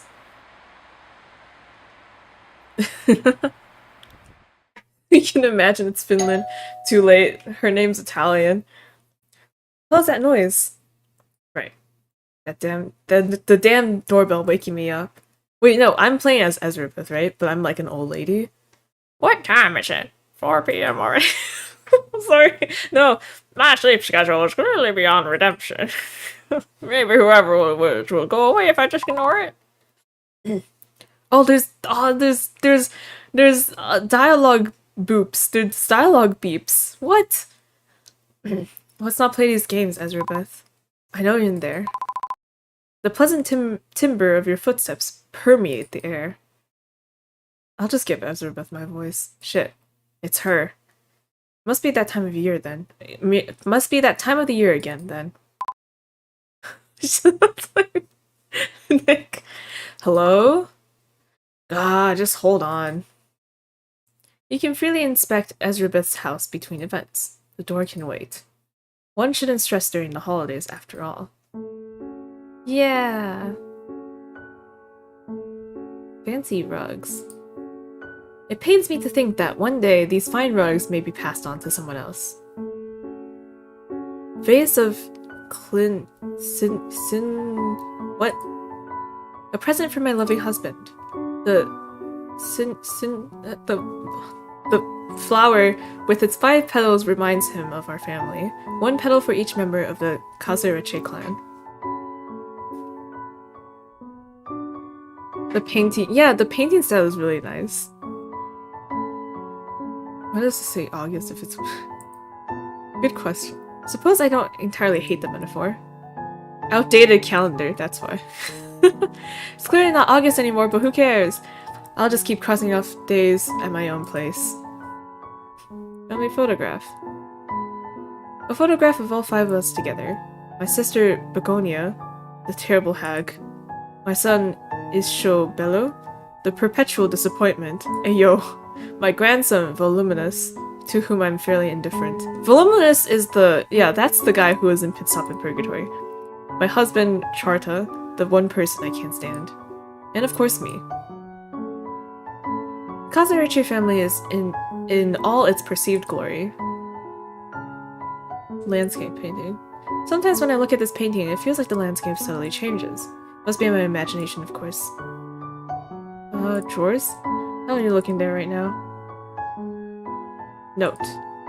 It's my shopping list. Right now, it only says alcohol. I have my priorities. Vase of Larkspur. The Larkspur, alluring, deceptive, and poisonous. Admirable qualities all around. Stylish fan, for those insufferably hot days of summer. Or for throwing it at unwanted guests. Clothes? Growing up, my sister would always complain about my taste in clothes, Spartan as it is. It's for that reason, for that very reason, these rags will always have a special place in my heart. No chandelier? Keeps the light on. Can't complain about utilities properly fulfilling their intended purpose. Winter Wonderland. Cold and depressing, much like life itself. Cold, dark, and depressing, just like me. Oh, festive wreath. A piece of glorified grass. It's rubbish, really. Oh my gosh. Well, someone's not in the holiday spirit. The door. Well then, open the door. I suppose there's nowhere to run. Might as well let her in. Hi. Begonia. Sister dearest. Begonia. Took you long enough to open that I don't know about this. Whatever. Took you long enough to open that creaky door. It's hardly in a hurry. Oh? One would almost be inclined to believe that you don't want any company. You know I don't. I brought you some plums. Can't recall asking for gifts. It's the holidays, sister. Gifts are a part of the... Her voice keeps changing. It's fine. Gifts are a part of the eloquent package of festivities which this time of the year entails. Being left alone would be an even better gift. Thanks for the... However, I don't have anything to give back. So, how about getting the hell out? Sheesh. Straight to the point, aren't we? Suppose I have but myself to blame for expecting anything else. Yes. Right. Can't I, what? Can I stay for a drink? One does not feel inclined to waste any of one's fine liquor on you. Humph. That's right. Oh wait, do they? Oh shit, they do! Yo. Well, I could set up for coffee. Fine. I'll pour you an espresso. Does Ezrebeth blink? Stare. Stare. Stare. It doesn't seem like Ezrebeth blinks. But Begonia blinks. Smallest possible drink. So that you'll be rid of me faster, I assume? Yes. Take it or leave it. I shall take it then.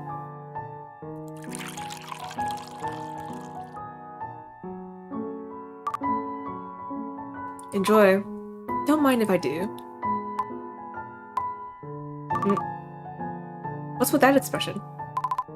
I'm worried about you. You have me, a husband, a son, a grandson, and yet you choose to isolate yourself out here doing God knows what all day. I just don't understand. The fact that you don't understand isn't my problem. I just want to be alone. Yes, I know. Don't interrupt me. You don't get to come out here acting all innocent after everything you've done. Drinking my damn coffee like you're entitled to it. It's an otherworldly bitch, she doesn't need to blink. I know there's nothing I can say or do that will make things right between us, but I love you. And you were always better than me. I guess I was just jealous all the time, you know? Jealous of your abilities, your individuality, your loving family. You're blessed with so much. And I have absolutely nothing. As it should be? Hey, yo. Now leave. Fine. Happy holidays, sister dearest. Bye, Begonia. Clever. Damn her. Seeing her broken like this, admitting my superiority, it's almost too good to be true. I guess there's some justice to be found in this useless life after all. It's strange. Before today, I can't really remember her ever being nice to me. What's she playing at? Clearly this must be yet another of her 6 schemes. I mean, there's... Someone else is here? Or actually, judging from the voices outside, 2 of them. Will this tiresome business ever end? Checking these don't do any different, right? Okay, it's all the same, right? Wait, what's this? Characters. Return. Clues. Return! Menu! Oh, it just... What? How'd they do this? Dude, I'm gonna cry. I'm gonna cry over not understanding how it works. How'd they get the transition to work, though? They had to have built a new menu or something. I'm gonna... Oh my god. Anyway. If I click load, it'll like pop up, right? What? Okay. Anyway, sorry. Going out, Mrs. Okay, open door. Great, my incompetent offspring is here. Isabella. Salutations, Mama. Say hello to grandmother, Voluminous. Hello. Speak up, young man. Sorry. Hello, grandmother. My son, Isabella. Rich and successful, but as awkward and charmless as they come. And my grandson, Voluminous. A spoiled brat through and through. Not to mention the moronic name they decided to give him. Ugh.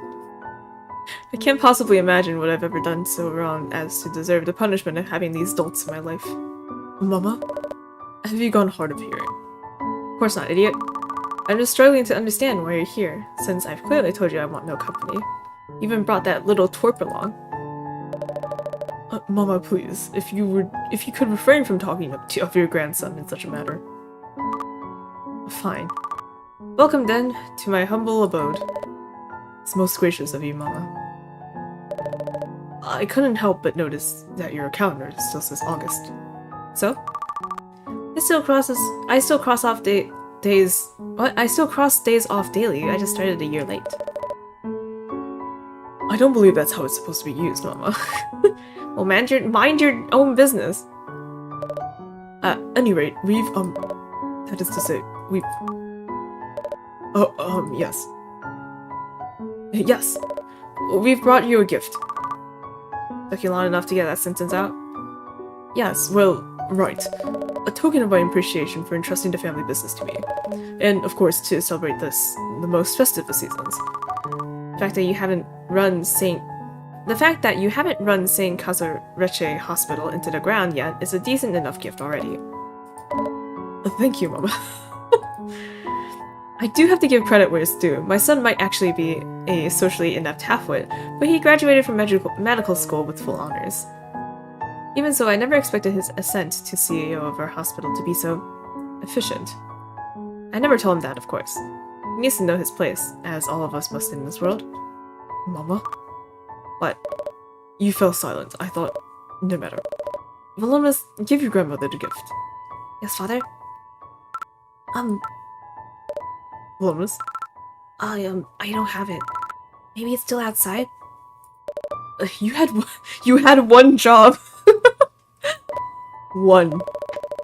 How do you expect to be a hero when you grow up if you can't even shoulder the responsibility of bringing a gift in from the car? I'm sorry. A hero? Yes, forgive me, Mama.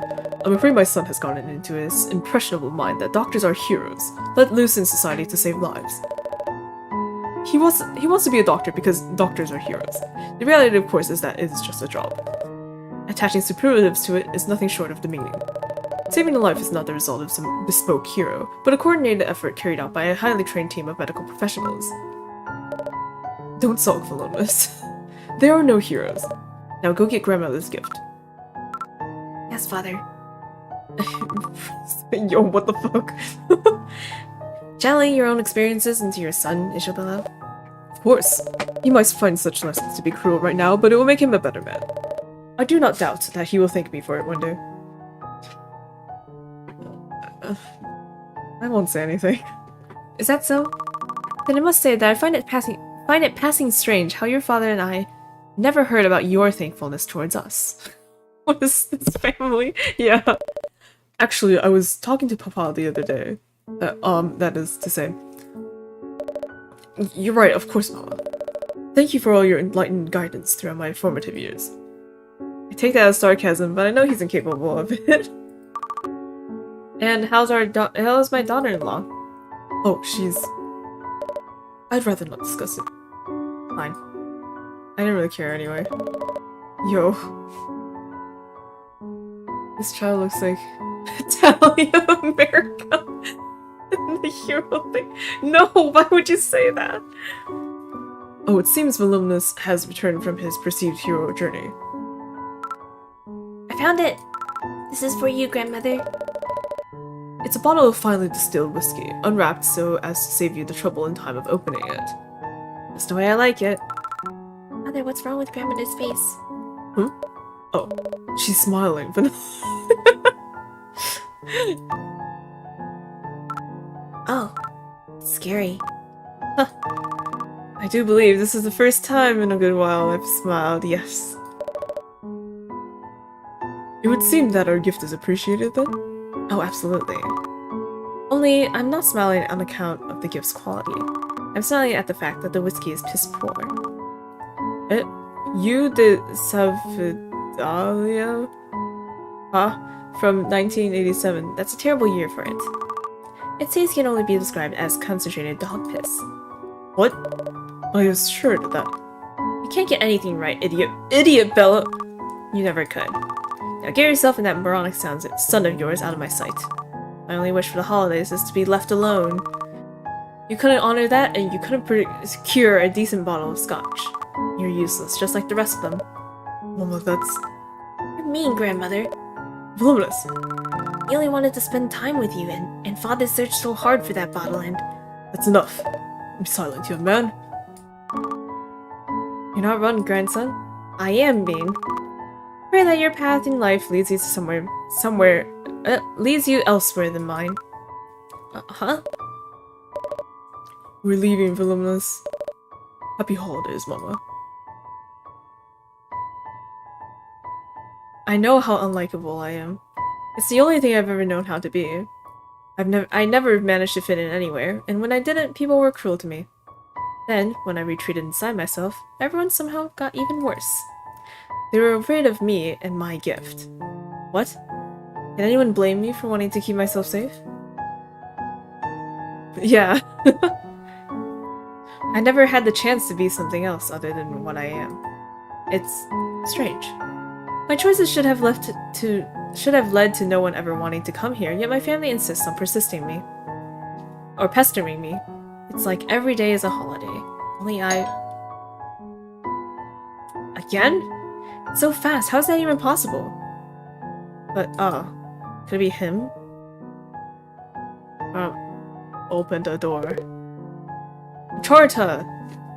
Good day, my love. Charta. I met Issue outside. He didn't seem all that happy about seeing his mother. Well... I know that you think of him as a disappointment, Ezra. Nonetheless, he is still our son. The only son we'll ever have. I'm trying my best. You may not believe it, but it's true. At least I want to believe it is. I don't doubt it. Things are just a bit shit. Shit, crap, and everything else. Your vocabulary, my dear. What about it? Since you retreated out here, I feel you're losing your eloquent tongue. So? I have a feeling I'll lose even more of it as time goes by. Besides, my outside voice never really matched my inside voice anyway. Ugh. Now don't get me wrong, Ezra. Even if all you ever uttered were litanies of curses, I would still adore you more than anyone else on this earthly plane of existence. Please don't talk to me like that. You know I can't handle it. You just need more practice, my love. I don't know why his voice is just me being constipated. It's too late for that. All I ever heard growing up was bad things. Your loving words won't ever be able to negate that entirely. Although, I do appreciate it. I don't know how you put up with me. After being in love with my sister for so long, why would you ever... Bring that up again, Marie. What me and your sister shared was a long time ago. I only wish I realized sooner that you were the Casareche sister I was meant to be with. You need to stop dwelling on it. I know. I'm sorry. It's just tough seeing her. She made my childhood so hard, and now she keeps throwing these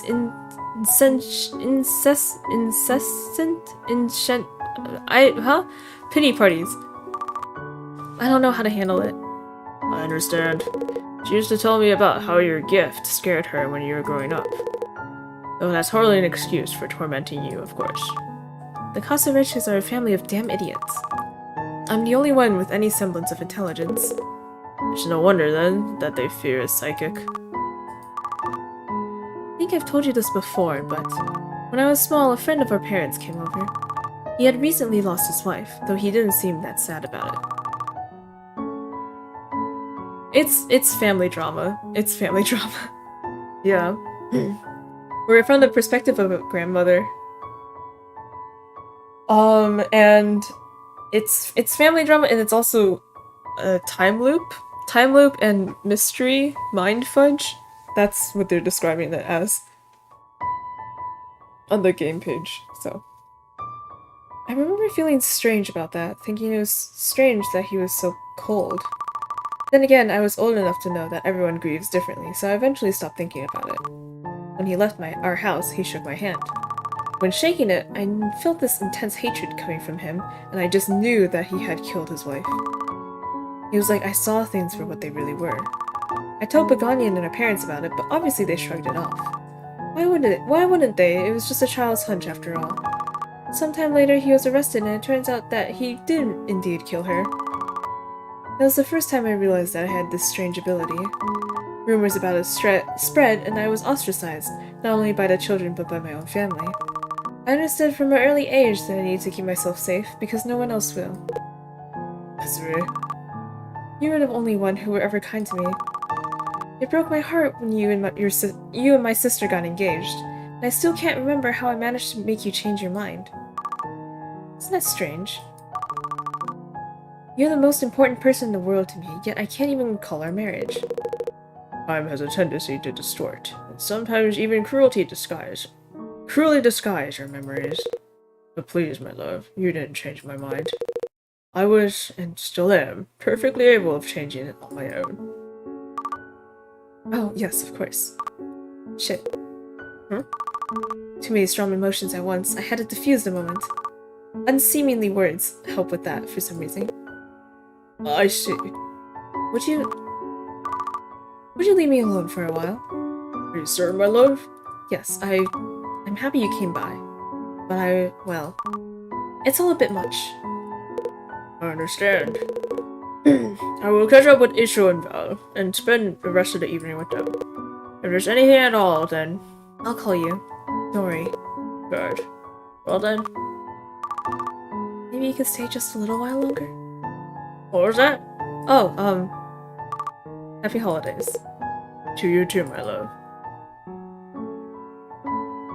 With a mind like mine, it's safe to say that no other enemies are needed. Crap. I guess I should go get some rest. Today has been socially exhausting beyond belief. I'll be glad to cross this terrible ordeal off the calendar. Grandma? Grandma, please. Grandma?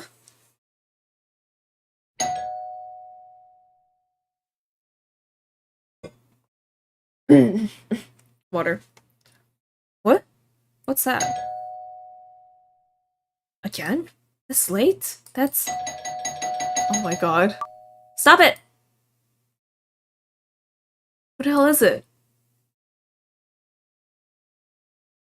Oh, right, I gotta go check the door. Leave the door alone. Oh, I can't check anything else. I have to check the door. Okay. Open the door.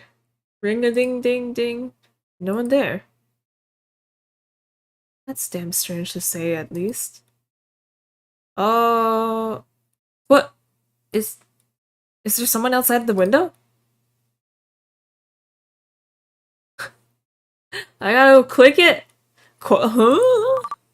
Who's out there? What the hell are you? Some kind of stalker?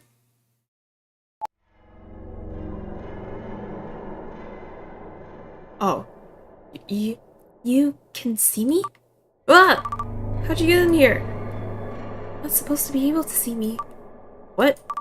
You rung my doorbell. I'm sorry. Oh, well, the text glitches too. What? That's so cool. What the fuck? Time those. This might hurt a bit. Hurt? Oh. What is this place? And where did the thing go? This has to.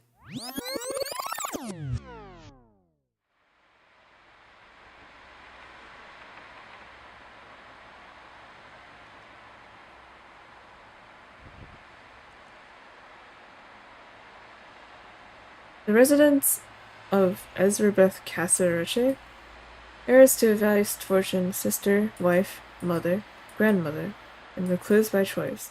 Oh, is this it? Time loop? It? Starting... beginning? What? What was that noise? Right. That damn doorbell waking me up. What time is it? 4 PM already. Sleep schedule is clearly beyond redemption. Yo, same. Maybe whoever it is will go away if I just ignore it. Let's not play these games, Ezrebeth. I know you in there. The pleasant timbre of your footsteps permeate the air. Shit, it's her. Must be that time of year again, then. Hello? God, just hold on. I suppose there's nowhere to run. Might as well let her in. Bye. Oh, okay. We're just back. Okay. Sister dearest! Konya. Took you long enough to open that creaky door. Hardly enough. Wait. Didn't you come here yesterday? Oh, no? We haven't seen each other in forever. I've been worried about you and... This isn't funny. Get the hell out of my house. Sister, I don't understand. I just wanted there to be peace between us. Can't I come in for a drink? I brought some... plums. How could you possibly have known that? Oh, right. What do you mean, oh, right? Oh, right, Ezrebeth is a freak who knows things others don't. I wasn't gonna say that. I don't know what you're playing at, but you're not gonna mess with my damn mind. Not this time. Not like you always did when we were growing up. I'll tell you one last time. Get the hell out of my house! Very well. May the coming year treat you well, sister dearest. Piss off. I can't believe that she stooped that low. Or wait, actually I can. That other bitch. Is there nothing she wouldn't do to hurt me? I really should... What? Them too? Are they all in on it? Do they hate me that much? Salutations, Mama. Say hello to Grandmother Voluminous. Hello. Speak up, young man. Sorry. Hello, grandmother. I remember. Those are the exact same words they said yesterday. This is... Mama? No, I have not gone hard of hearing, you imbecile. But I did not say... I don't know what's going on or how Begonia managed to involve you, but I won't forget this. I always knew you were a disappointment. Take that shrimp with you and get the hell out. Not a shrimp.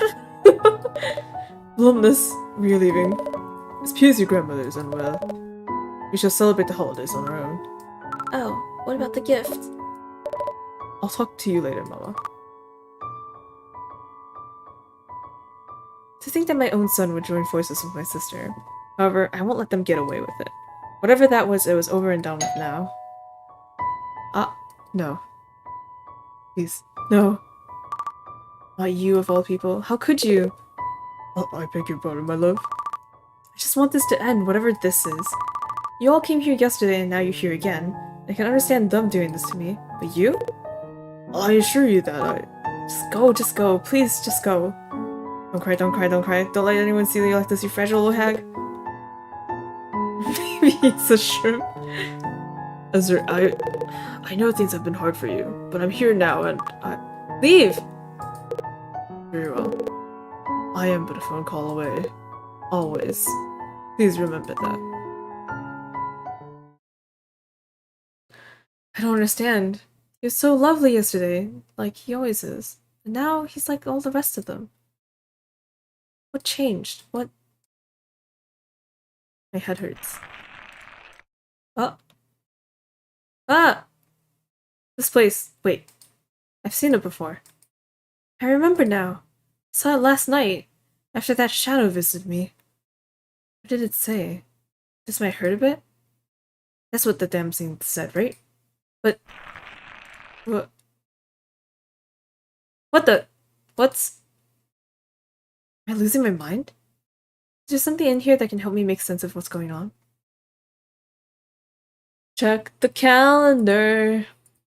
The date! It's still the same as yesterday? But I'm absolutely certain that I crossed off the day. Then am I reliving yesterday? Like some trashy movie? But it's impossible, isn't it? Oh, new clue added to codex. What? Wild. Note? My shopping list. Wait, no, this isn't that at all. There's something written on here. Don't trust the lady in white. That's strange. It's in my handwriting, but I can't remember actually writing this. What lady in white? Lady in white. The date not having changed, the note written by me, warning myself not to trust the lady in white. I definitely could attribute these things to Begonia as well. After all, I wouldn't put it past her to go the extra mile if it meant making me miserable. But no. It's too elaborate. Even working together, they couldn't possibly have pulled all this off. There's something seriously wrong going on here. Alright, Ezrebeth, you bitter old cow. It seems you're stuck in a time loop. I can't believe I unironically had that thought just now. If I'm correct, then all I have to do is go to sleep and tomorrow should be the same again. I'll make sure to cross off the day in the calendar before turning in. I don't know. I doubt I'll be able to get much sleep though.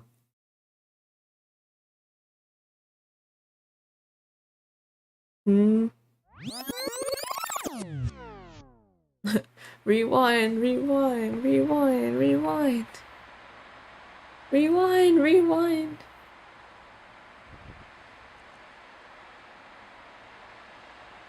The residents of Ezrebeth Castle, heiress to a vast fortune, sister, wife, mother, grandmother, and recluse by choice.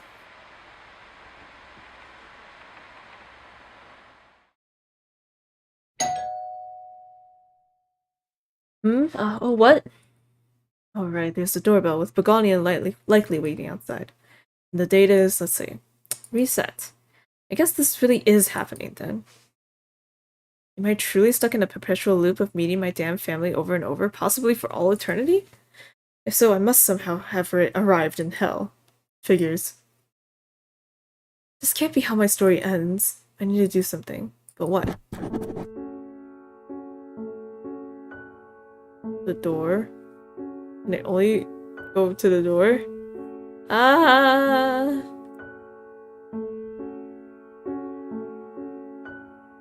Oh, here. Codex is down here. It's when? Ezrebeth. Me, such as I am, a product of my environment. I've lived long enough to grow old, which some people find inevitable. Enviable. I can't possibly see why. I used to be beautiful and troubled, but now I'm just troubled. Troubled by my family of incessant idiots who don't understand me and who refuse to leave me alone. Troubled by old wrongs never righted. And in more recent memory, troubled by being stuck in what appears to be a time loop. I guess you could say that I have a lot of crap on my plate. Begonia, my sister, lifelong tormentor of yours truly. The way she carries herself always fools them. She seems so inviting, so gentle, so warm. But no, underneath that exterior lies the truth that she's jealous, hateful, and calculating. Her being so kind to me in this late stage of life when I need it the least annoys me to no end. Almost as much as the fact that no one else seems to understand what a bitch she truly is. Isabello, my son, a perpetual disappointment. They say that the day you become a parent completely changes your world for the better, but another instance of everyone else being wrong. I've never felt so close. What's this voice I'm reading in? Whatever. I've never felt so close to him, and as a result, we've never formed a real bond between mother and son. He's always seemed more drawn to Begonia than me. Honestly, he might as well have been hers. At least he's been performing well in his new position as CEO of the family business. I suppose even dim lights shine brightly occasionally. In medical school, my son met and hastily married a fellow student who was, and is, clearly a gold digger of gargantuan proportions. That encounter eventually led to the birth of this idealistic little brat, Ball, as he's somewhat affectionately known, is annoying to no end and possesses all of the worst carcerated qualities. I can't say I'm feeling optimistic about what lies in store for him. Many times in life, people have accused me of being unable to love others, and that I'm just bitter and hateful for the sake of it. It's a damn lie. However, the truth is that very few people deserve to be loved, and I won't feel ashamed for recognizing that fact. Charter is a handsome, pure, intelligent, the perfect man. He's one in a billion, and though I can't really understand how or why, he's also mine. Here's the thing, because Charter was saying this, and they both recognize it as a fact, right? Charter used to date Begonia. I don't know. I don't know. I feel like if the person who's interested in me was previously interested in my sister, that sets off some warning bells in my head. Maybe it's fine, but I don't know, man. Then again, we don't know everything yet, but the calendar seems to reset itself, lending credence to the fact that time is repeating. Yet another shitty situation in the life of Ezrebeth Castle. And don't trust the lady in white. Anyway, the door. As much as it pains me to consider, talking to my dear sister might actually be useful in this particular predicament. Sister dearest! Begonia. Wait, I should try being nice to her? They were just engaged. Oh. Oh, wait, they were engaged. Yeah. He and her sister were engaged, yeah. And then he ended up marrying her instead. So I don't know. I don't know what's supposed to mind fudge me, but that's my biggest mind fudge right now. Maybe she knows something. Damn, this is going to hurt. Welcome, little sister. Please leave the cold outside behind. Leave the cold outside behind and bask in the warmth of my humble abode. Oh, this is... I mean, wow. Apologies for my being flustered. I wasn't expecting such a lovely embrace. On account of everything I've done to cause you harm through the years, I mean.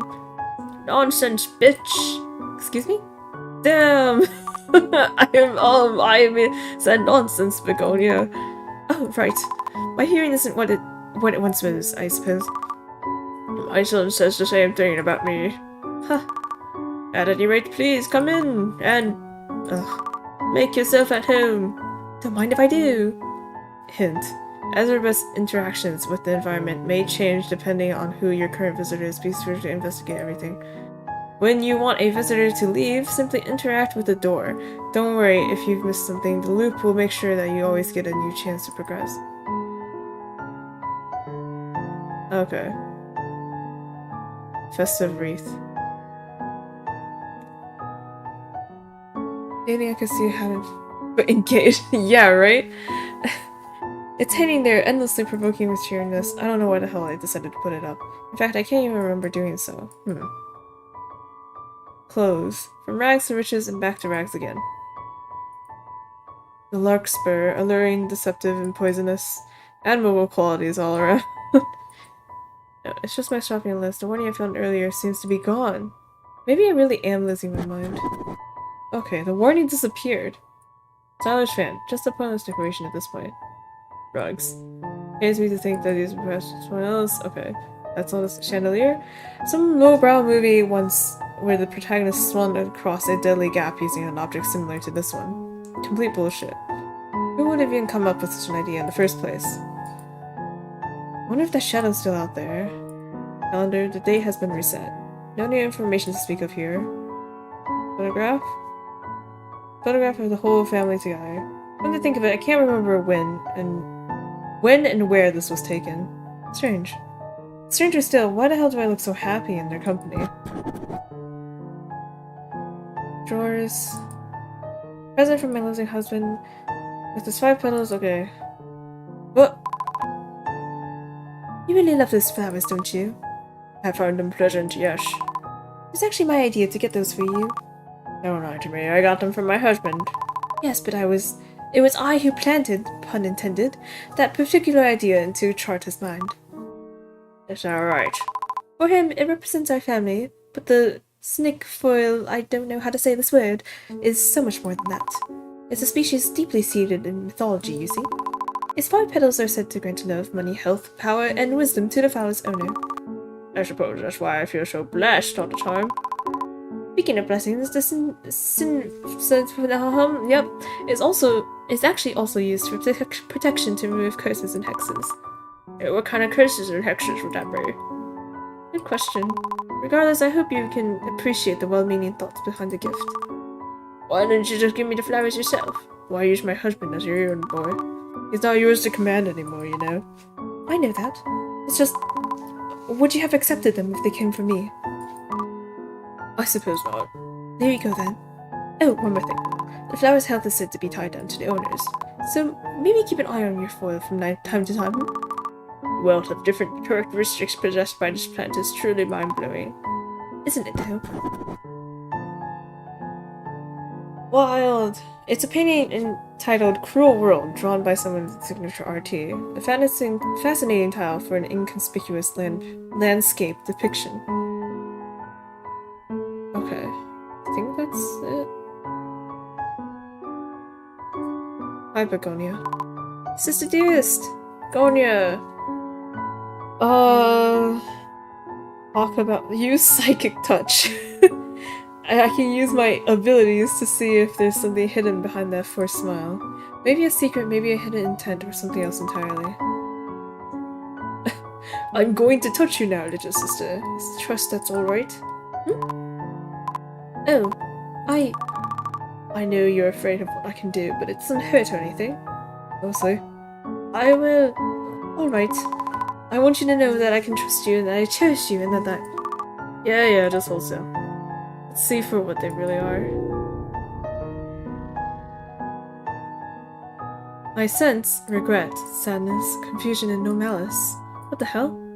Does this mean that she's being sincere, that she really cares for me now? No. Must be something else at play. I know that emotions can change, but the things she did, what she was capable of, that part of the person can't simply disappear. It'll be emotional damage. Can it? Did I do well? You... Yes. It's over now. Thank you. Did I just thank her? In many ways, that's actually even weirder than everything else that's presently going on. Shit.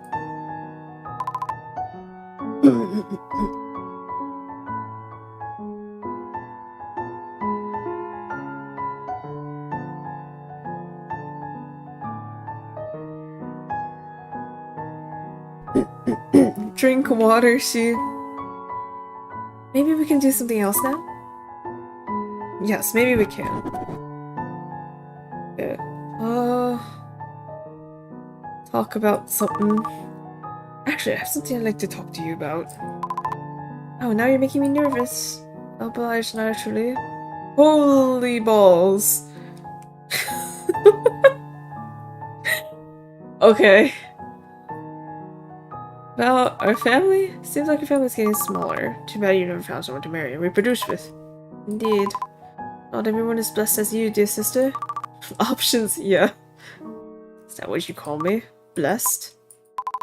Charter deserved better than me. He was right to leave me for you, but I never blamed him for it. That's just pathetic. I suppose it is. But it might be for the best. The Casa Riches are a shit family. My son and his wife are both terrible, and don't get me started on that grandson of mine. Just looking at him makes me groan. You'd be saying so, sister, but I find Voluminous to be quite the little charmer. Is that so? You intend to take him away as retribution for Charter leaving you? I never. Please, the mere thought. The mere thought of what? Hurting me? That suddenly repulses you despite your many years of prior experiences in doing so? Sorry. That's all I can say. We talk about something else. Fine. The way she acts all innocent makes my blood boil, but I'll try keeping it in check for now. About our childhood. Hey, remember when you started spreading more rumors about me when we were children, making my life a living hell from that point on? I do. I was afraid and acted irrationally. I was a child. Sorry. All these years and you never said you were sorry for anything until today. What took you so long? Was it your fear? I was right here. Still afraid to tell you the truth, but I should have been there for you instead of abandoning you. Yeah. She really has hate on her grand. Isn't he like 5? Right? I don't know. She doesn't like her family, so because her grandson's part of her family, she just doesn't like her grandson as a result of that. But I should have been there for you instead of abandoning you. I should have been your sister, not your enemy. Well, obviously. But you can't blame everything on you being a child. We weren't a child in high school, after all. Technically, that was different. I didn't know what would happen. I couldn't have known that you'd fall down in. Enough of your shit excuses, Begonia. I still can't walk without feeling pain. Yeah. Want to know what that was like, being young in my so-called prime of life, unable to even leave my damn room? I was confined to that horrible place, like the creepy witch you all kept saying I was. Just sitting there, alone and abandoned. After all that, you think it's strange that I don't want to meet anyone, that I don't want to meet you. I've lived my whole life like this all thanks to you. I don't know how to do things any other way. All because you were afraid. It hurts to hear your words, but I deserve them. I've done inexcusable things which I'll never be able to atone for. But I'll gladly listen to you and help out in any way I can with anything. I love... Don't say it. Just shut up. Let's talk about something else. About line of succession? Must have hurt when our parents decided to name me sole heir of the family business. It was only right. You're the older sister. I bet you were counting on them legitimizing me after you spread those horrible rumors. That was never my intent. Yes, I suppose I was hoping to be involved with the hospital in a small way at least. My life is so empty. No family, no job, no friends. Am I actually getting goosebumps of happiness from hearing her say this? Am I really that petty? Well, what do you know? I must be. Hello? Oh, I'm just enjoying the moment. Please go on. Please keep talking about your miserable life. I don't think you want to listen to that. Au contraire. Well, I also have no money. I've actually spent the last of it on a gift for you. The plums? You can keep those. They taste like crap. How did you... Alright. There might be a time where I'd feel sorry for her, but that ship has long since sailed. I will not be ashamed for finding joy in her hardships. Dang. You know, after everything, I mostly refer to my abilities as a gift. You know why? Please tell me. Because I always had the possibility to use my powers for good. Like I did when I found out that murdering bastard who killed his wife. It's the perception of others that made me feel like an outcast, the abilities themselves.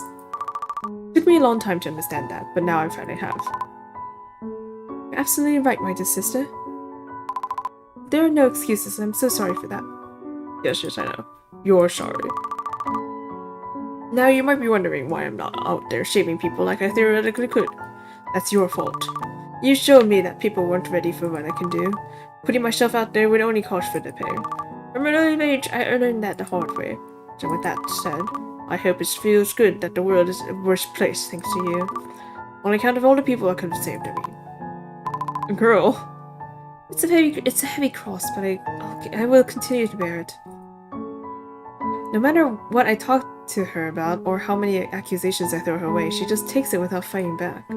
It's not the Begonia I know. She's just so different in every possible way. Well, you're no fun. Sorry. Ugh. Yes. Yeah, seriously. About the future. Keep forgetting that I should try being nice to her. It certainly doesn't come naturally. So, what's next in your life?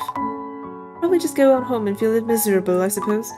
That's dark. That's what I deserve, dear sister. Well, true. At least I tried. About the strange things going on. Begonia, have you ever felt like time repeats itself? Oh yes, definitely. Really? Every day that I have to live with what I've done to you is pure torment. Or what? Every day that I have to live with what I've done to you is pure torment. And it feels like it never ends. So in that way, yes, time does repeat itself constantly. I actually meant in, well, a more literal sense. What do you mean? Never mind. Go back. Did you change your mind? No. Ask about clues. Shush. I have some things I'd like to run by you. Then I shall try to be the best then I shall try my best to be of use to you. Oh my god. Ask about the date. I'm having an issue with time. Do you have any theories as to why my calendar keeps getting reset? Reset? Yes, every morning I cross a new day off, and the following morning it's back to how it was. Always the same date. Strange, right? Very. You need to talk to others more often, dear sister. I worry about your health. Are you implying I'm imagining things? It wouldn't be the first time. Why you? I'm afraid I can't help you like this. But please, go get some rest. So aggravating. Pure torn 16 entrance, single elimination. About a warning? I found a note that warned me about a lady dressed in white. Have you seen someone like that? Where'd you find this note? On the table over there. The note just says that you need to buy alcohol. There's a different note. From the same notepad? Yes. But it's the top page. It changed back, you damn moron. What? I mean, never mind. Just tell me if you find someone dressed in white, alright? Probably before the day ends. I will, dear sister. Family photo? Hey, when was this photo taken? Oh, you don't recall. Isabella did tell me that your memory has been fading back and forth. Never mind what that idiot said, just answer me. We took it last week. That recently? Yes. Look how happy you were too. Maybe spending time with your family isn't so bad after all. Definitely is. I can't remember taking it. Wild. Is Ezrebeth like... Like, cause they're saying she's getting older, right? Is her memory also fading? Like, as a consequence of, quote, the old? Ask about the flowers. You were very thorough earlier, but is there anything more you can tell me about these fascinating plants? No, I believe I covered all of it. Just be sure to keep an eye on the I can't say the flower's name. Health. Right. Hence the mind fudgery. All out of options? So it would seem. I need to do some things, but feel free to stand around. I shall take you up on that offer. After all, I'm just glad to be here. Give me a break. Wild. I think I've looked at everything.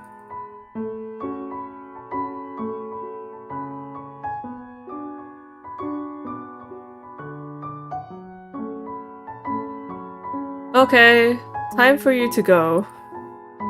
In her head, I would not be a fan. Yeah, I have. Well, I mean, there's that shadow out the window. It has to be some sort of outside force involved. Is it time to tell Begonia to leave? Throw out the trash! It's time for you to leave, Begonia. I don't have any further use for you right now. Oh, I see. That's a strange way of putting it, but I understand.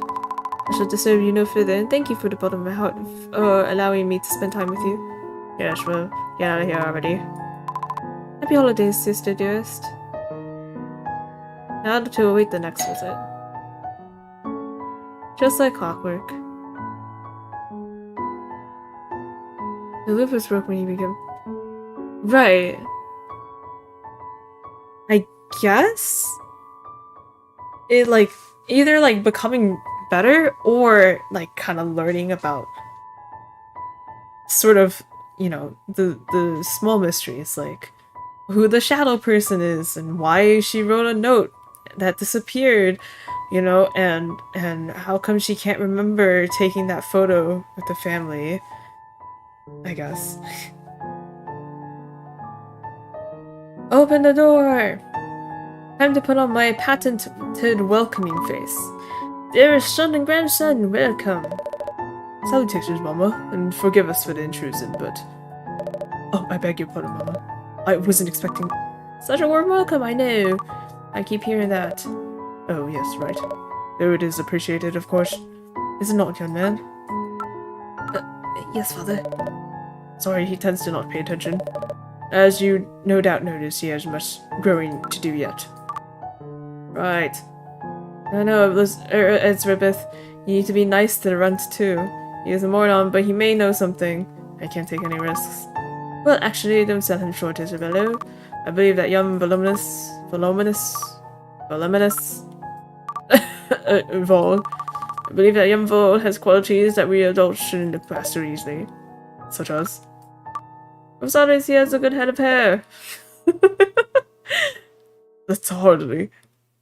Well, I shan't argue with you, Mama. At any rate, may we come in and partake in some holiday cheer? It would be my pleasure. Very good. Young man, what do we say when someone new shows kindness? Oh, thank you for the momentary recompense, most valued associate. No, that's not right. My apologies, Mama. He's been learning new terms, and well, don't worry about it. Please just come. Ball. Right. What the fuck? Okay, Rax switches back to Rax again. Oh wait, not yet. Breath in there. They're saying that when you examine stuff when other people are around, some of the things will change. Just my stopping list. What do you explain? Okay. Larkspur. Stylish fan. Fancy rugs. Say, Mama, I've always found these rugs quite appealing. Who's been giving him money? Who knows? Have you considered where they will go once you'll no longer need them? You mean when I'm dead? Oh, I didn't, but surely that is to say. When I'm dead, I'm dead. And knowing me, I'll probably be happier that way. Mama, do whatever you want with my belongings. I don't care. Very good then. Thank you, Mama. Isabel is just like, oh yeah, rugs, thank God.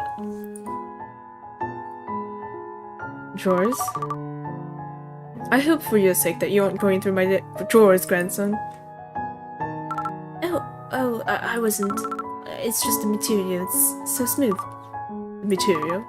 As in regular wood. Yes, it's very pleasant. Alright then. Such a weird child. Family photograph.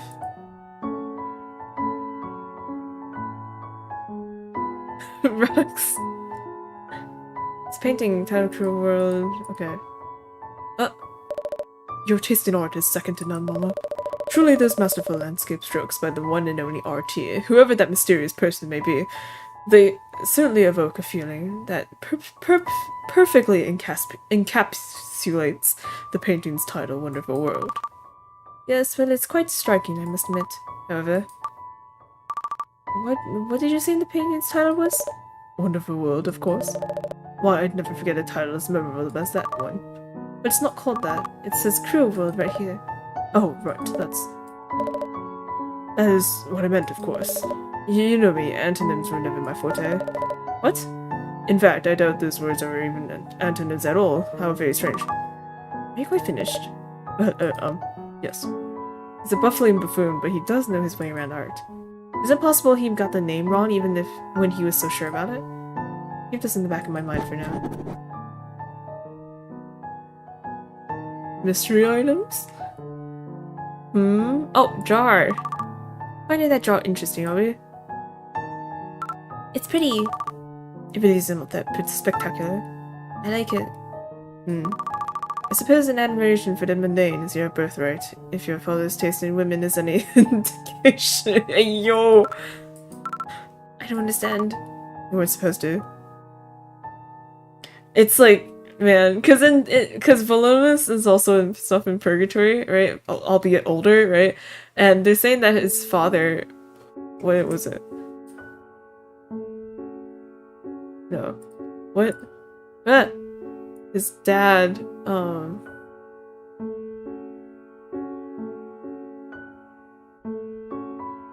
Eh?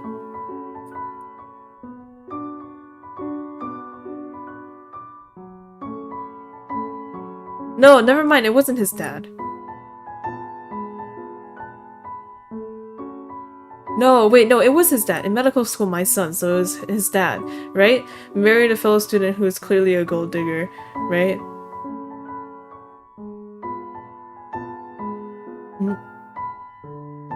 That's when you take it. Oh,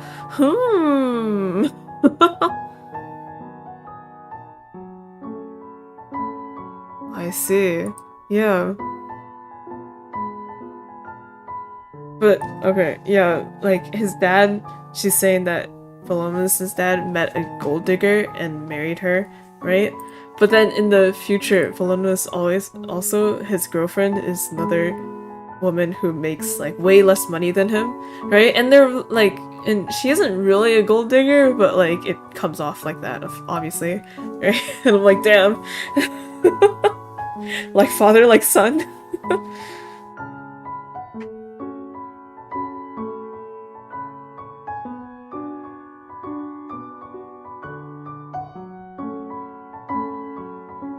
Okay. Isabella, it's time for you to be useful. Oh, yes, that is to say, really. If it pleases you, Mama. Talk about something. Let's talk about things the way we did when you were a child. Literally and matter-of-factly. Precisely. Oh my gosh. About your father! Have you spent much time with Charter lately? Oh yes, well, I suppose that comes down to your definition of much. Let's use the definition more than your mother. Oh. Yes, a fair bit, I'd say. Really now. On account of you wishing for privacy and Papa being, well, how does one say it? And by which I mean kinder, warmer, more pleasant. Valmus really loves his grandfather. Papa was very good with him. In a way that or you. He's a loving man. We can both learn from him, I believe. No offense intended, of course, Mama. Bro. About your work. St. Casareche Hospital is flourishing, I hear. Oh, yes. We have committed staff of medical professionals which respect firm leadership. We have a committed staff, yes. Success was inevitable, really. So family business has reached all new heights under your firm leadership then. Genius as you are. Oh, I didn't mean. You might not be as moronic as I make you out to be, but never forget how much was handed to you. Grandpapa is the best man in the family. Seems like it. Money, opportunity, education. You being a success is not something to be celebrated, it's the bare minimum. In fact, you could have been so much more. Yo, what more could I possibly— Silence. Don't you dare talk back to your mother. I will remove your success just as fast as you gained it. Do you understand? Yes, Mama. Hey, yo. Hey, yo. Do you know that your wife is a gold digger, right? Well, you have been quite vocal about that belief, Mama. Belief, is it? The only thing that's keeping her and that little twerp around is my money. Tell Ramzia that you're broke, and she'll be out of Casa Riche Manor tomorrow. I'm happy to hear you use her name, Mama. However, it may be that I never told you this, but when she and I met, I intentionally hid my economic privileges from her, in order to avoid a gold digger situation as you refer to it. Perhaps I'm not quite as disappointed as you. You absolute moron. Do you really believe you had fooled? The Casarichi family is famous. She obviously found out somehow, and if she didn't already know when she saw your vacant smile for the first time, there's no other possible reason why someone would want— Why someone would want what, Mama? Let's talk about something else. Bruh! Yo! Mom! Grandma! Does your son hate studying as much as you did? I didn't hate— Oh, come on now. You used to throw those books around you in futile acts of rebellions. Yeah, seriously. Mom! I'd call it cute, were it not for the fact that your petty tantrums often broke family valuables. Granny. What do you want to say, Mama? I don't know. I found myself curious, I suppose. He loves it. It took time for me to learn the value of studying, and the ways in which it can elevate both your mind and social status, or societal status. But for him, however, it is more about fun. Which is why you're trying to keep him in line. You can't have too much fun, I assume? Do you disapprove? I didn't say that. Very good, Mama.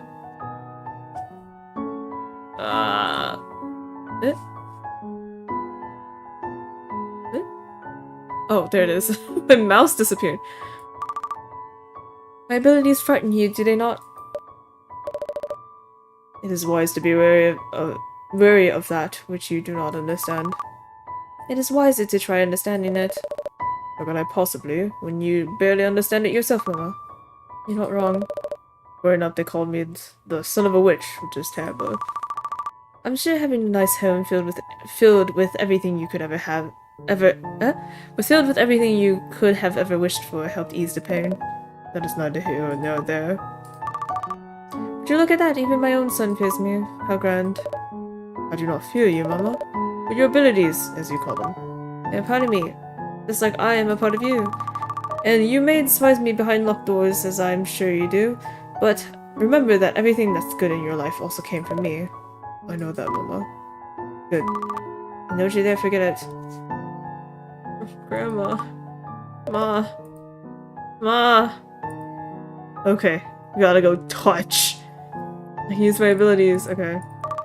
I'm going to touch you now, Ezrebeth. You're going to use that, I take it.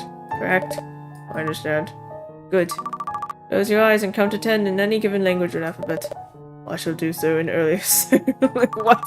You don't have to announce your choice. Now here's to see for things for how they really are.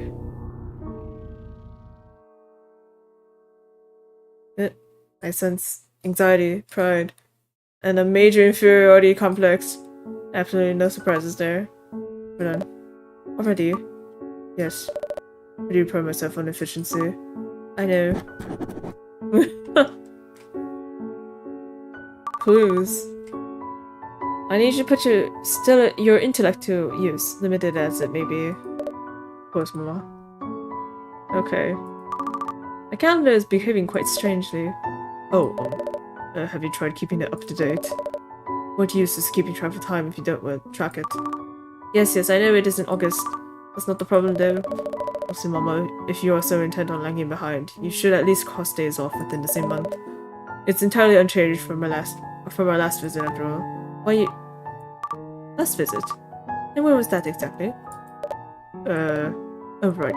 1 year ago, the previous holiday season. We should really visit more often. Maybe should not. But more importantly, I didn't have a calendar last year, so you're not making any sense right now, Isabella. Also, didn't they take a photo last week? Huh? Why that? I'm sure you're mistaken. You always had a calendar, Mama. Losing some memories here and there is nothing to be ashamed of in your old age. This incessant son of mine.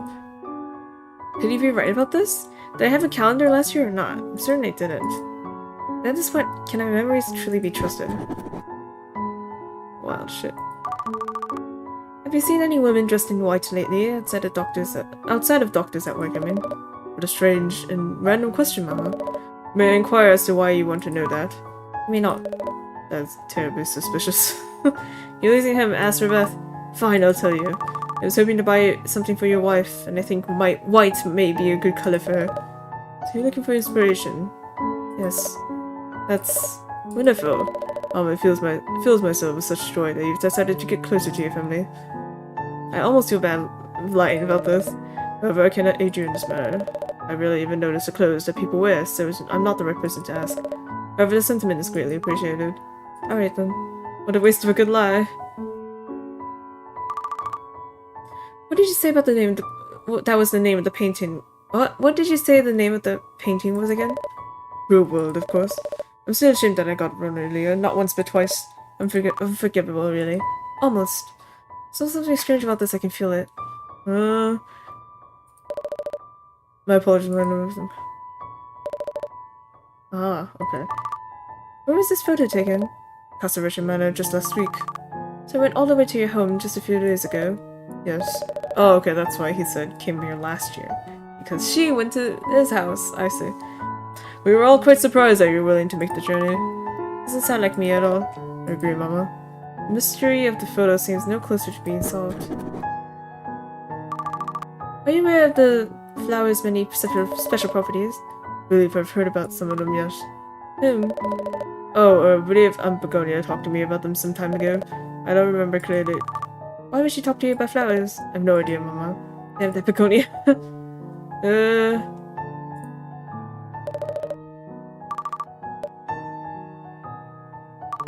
That's enough of that. You may resume doing nothing.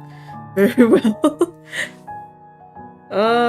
Okay. Alright. Alumnus. Paul, would you like to help your grandmother out with something? Okay.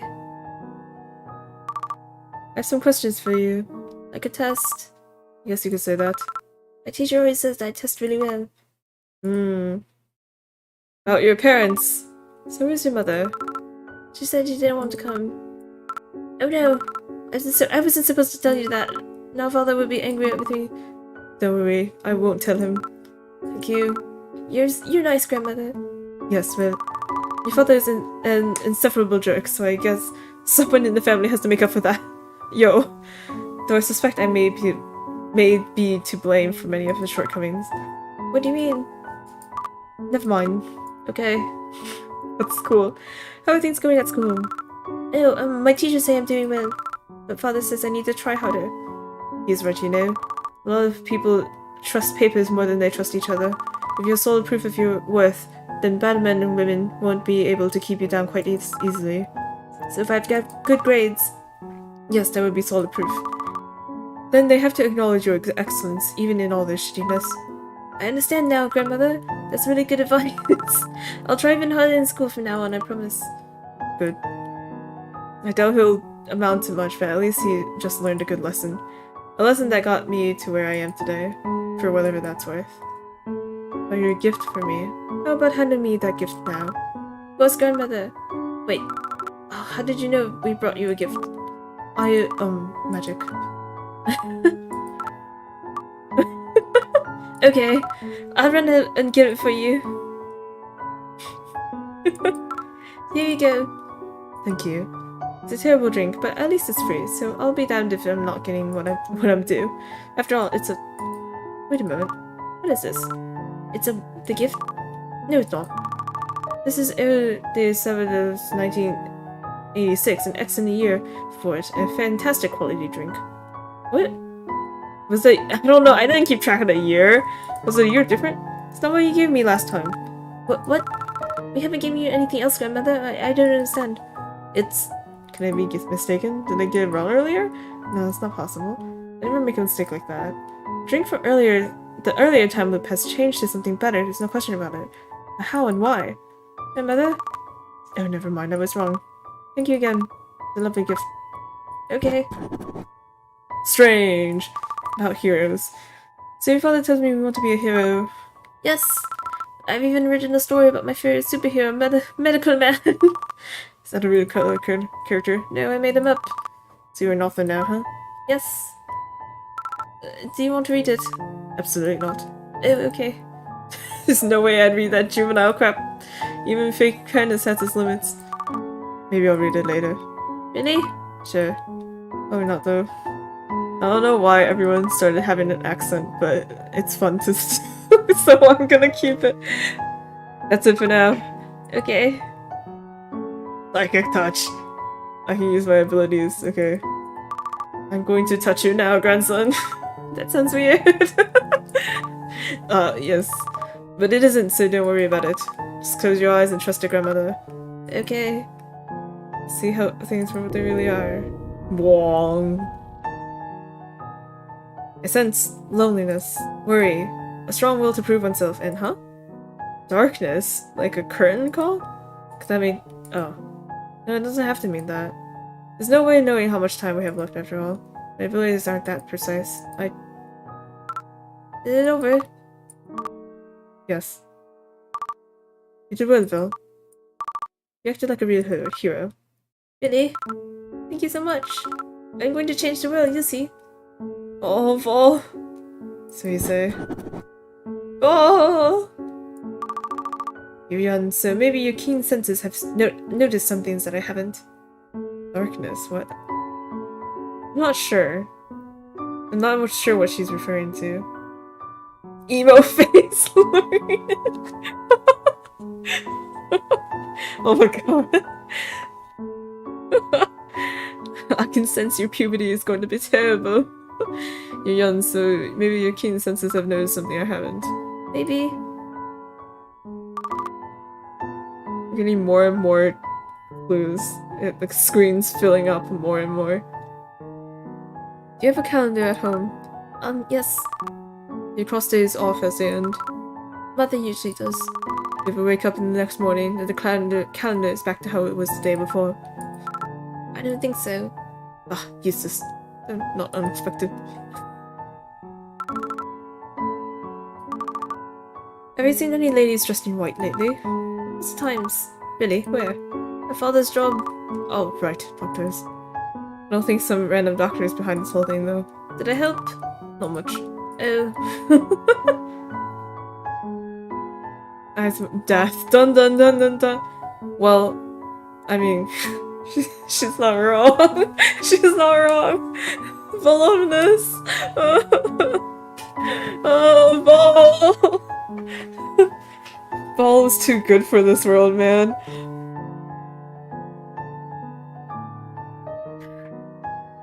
Real world. Do you like my painting? Yes, but it makes me a bit sad. How so? Outdoors is so pretty, but there's no people around to enjoy it. So it's like there's no life in it. It's a profound observation, grandson. Thank you? I don't know what profound means. It means you're using your brain for once. Oh. Yay! Fall! Fall!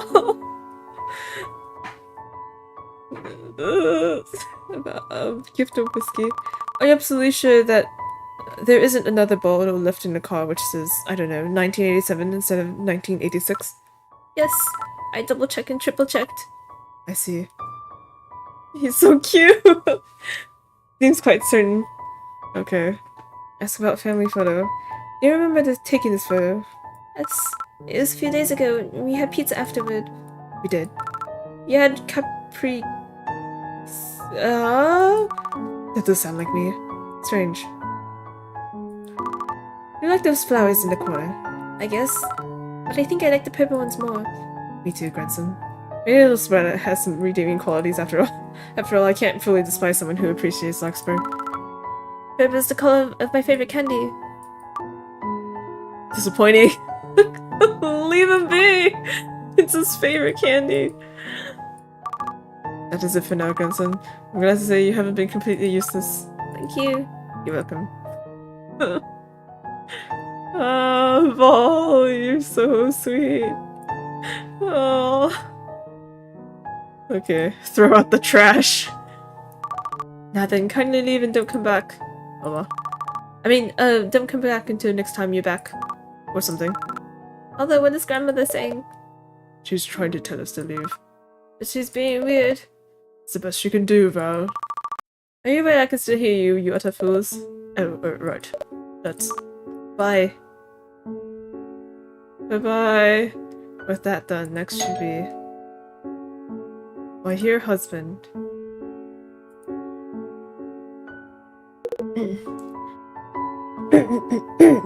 Good day, my love. Charta, you're forgetting how handsome he is. Damn it, I feel like a schoolgirl all again when he looks like me like that. Get your shit together, you old hag. You have a mystery to solve. You don't have time to enjoy things, nor do you deserve to. Ezra, you seem distracted. Oh, it's nothing. I've just missed... You've missed... Yes, missed out. Missed out on buying food. The eggs were on sale and I missed the sale. Damn it! They were $1.19! Wait, that's really cheap. That's what I meant to say, and that's why there's no food here. Ugh. Please, have a seat by the table. I'll pour something to drink.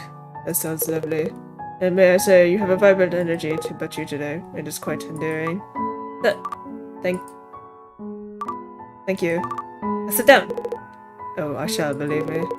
I walked over here so my legs are quite sore. Even hearing about his sore legs is somehow interesting. He really is my weakness. Rejecting! I missed the egg sale! It was like a couple months ago though, but I'm still salty. I need to find out if he knows anything. Oh my god! Hey, Charta! Okay, no. It's my shopping list. When you found okay. That's the same. A fan! These old things still come in handy when the sun arrives. I keep forgetting that I'm supposed to use that. It's mostly just lies around. Quite easy on your eyes. Don't believe you for allowing it to simply spruce up the place. I've never heard you use the word spruce before. Huh. Well, grandson tells me that I sometimes sound like an old tree when I talk. His words, not mine.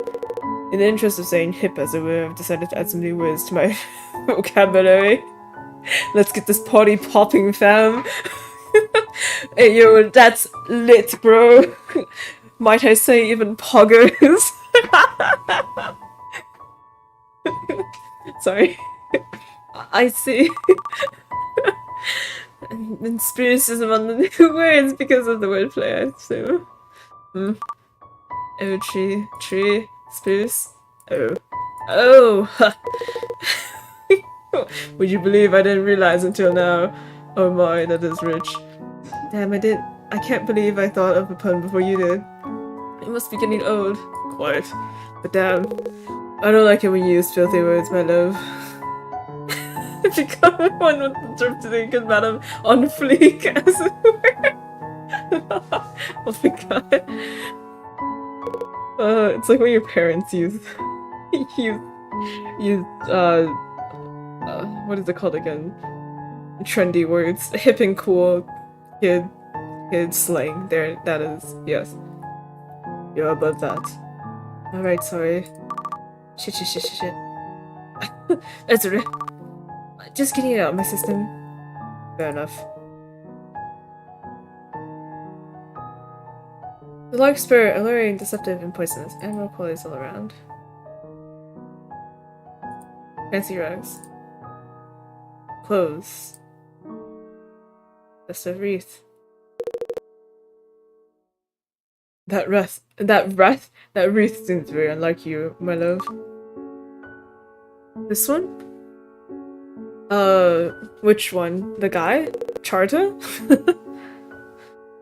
So why don't you take it down then? Well, maybe it's me trying to be festive, fighting my inner demons and all that. Why fight when you can embrace? Are you saying I should be thankful for my issues? I'm saying that maybe not all of your perceived demons are things you need to change. Oh, the game! It's called Ezrebeth. In the description of the video, I should have like a list of all the games that I that I want to play. It might be too much, but who knows.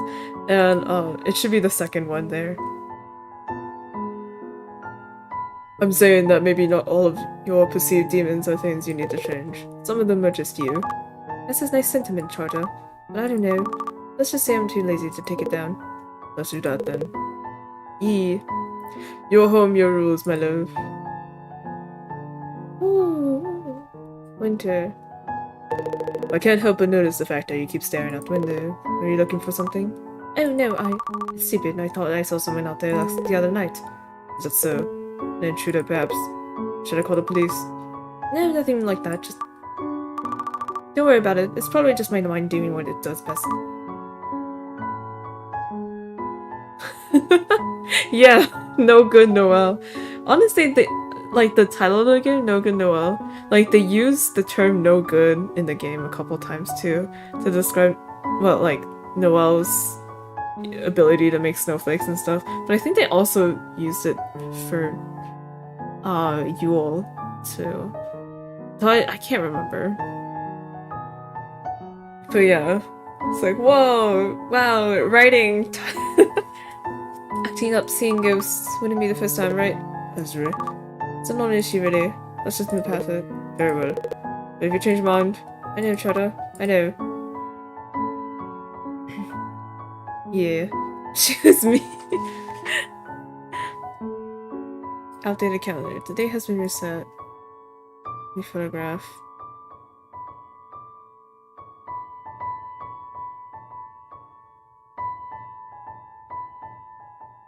Drawers. Painting. Chandelier. Okay. Hi, Charta. Charta, let's talk for a while. Nothing would please me more, my love. Talk about... There's some things I wanted to bring up with you. Oh, pre-prepared topics of discussion. I'm quite enjoying this already. Lots of pre-prepared topics of discussion. Do you ever regret marrying your way into this terrible family? Terrible, hardly. Being a DesireTM has been the highlight of my life. Is that an excuse of a life, then? Ezra, I believe that life, at least to a larger degree, is what you make of it. The things you experienced in your childhood and early adulthood were regrettable, to say the least. But now we're here, the two of us, and we have this strange but loving family surrounding us. You're the perfect man, Charter, but when it comes to this, we will never be able to see eye to eye. You're the most important person in the world to me. However, the rest of them, they can burn for all I care. After all, it is their fault that I can't be around people for a long period of time. Not even you, as sublime as you are to me. The feelings are too strong, and the shaking and the sweating. And the... You needn't explain, my love. Your feelings for your family are understandably complex, and no one, least of all me, would ever dream of holding it against you. But sometimes the only way forward is to let things go.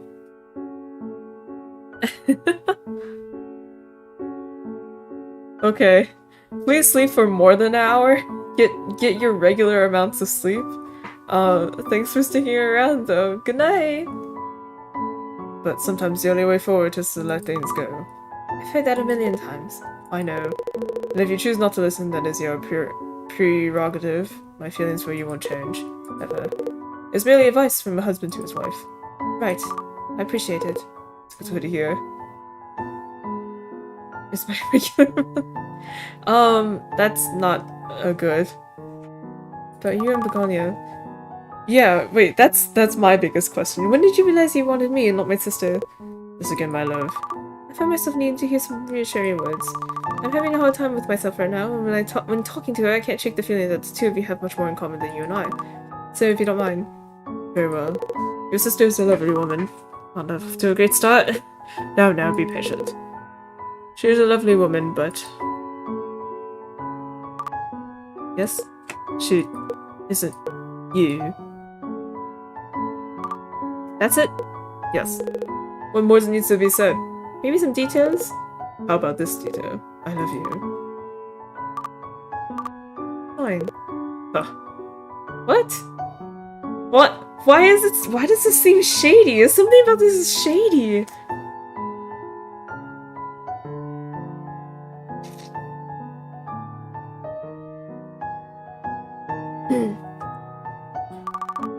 I know the way I treat others is quite... shit.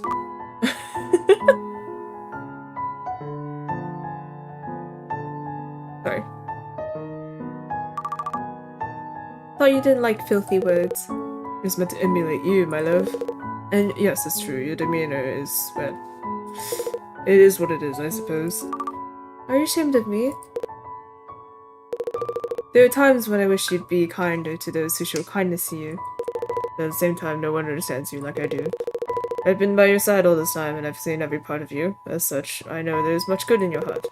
However deep, one must sometimes delve to find it. Right. You're the only person that's easy for me to be nice to. Everyone else just reminds me of things. Bad things. Begonia, I can understand, but this contempt for our son and grandson is a fair bit harder for me to grasp. I don't trust you. Right, isn't it? It's like something's up. It feels weird, right? I don't fully understand it myself, but the way I feel about them is... like there's nothing there. They aren't ours. Mine. I see. I know that's a horrible thing to think or say, but that's how I feel. Perhaps we should steer this dialogue elsewhere. It's probably for the best, yes. Dude, okay, wait. Here's my mind fudge, alright?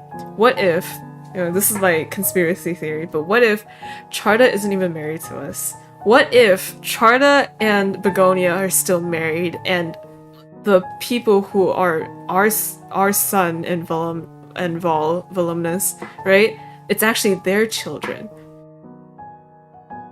In like the tables turn, and you know how Begonia was saying like I don't have anyone, like I don't have a husband or a good job and no money and whatever, right? Like what if it's all flipped around and we're the one, like Ezrebeth is actually the one who's suffering? Like I don't know. That's my conspiracy theory.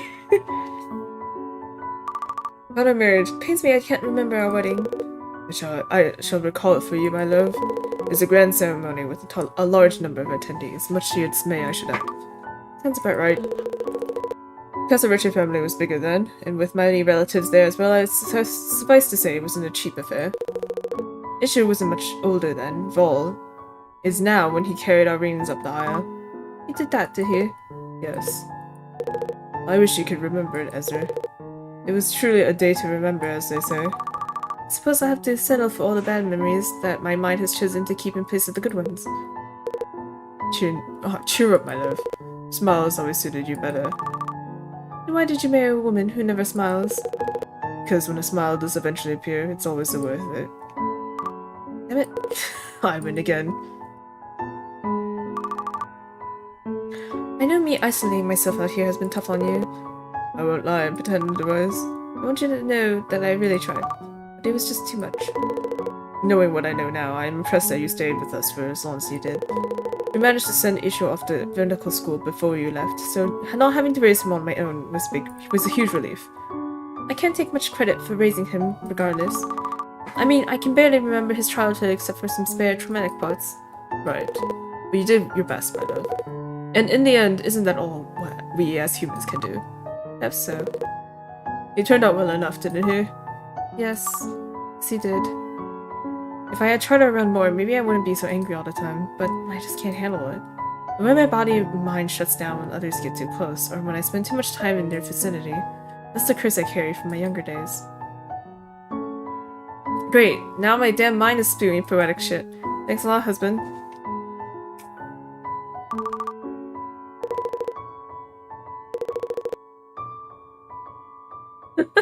If it was important, it'll come back to you eventually. I feel like I'm forgetting something.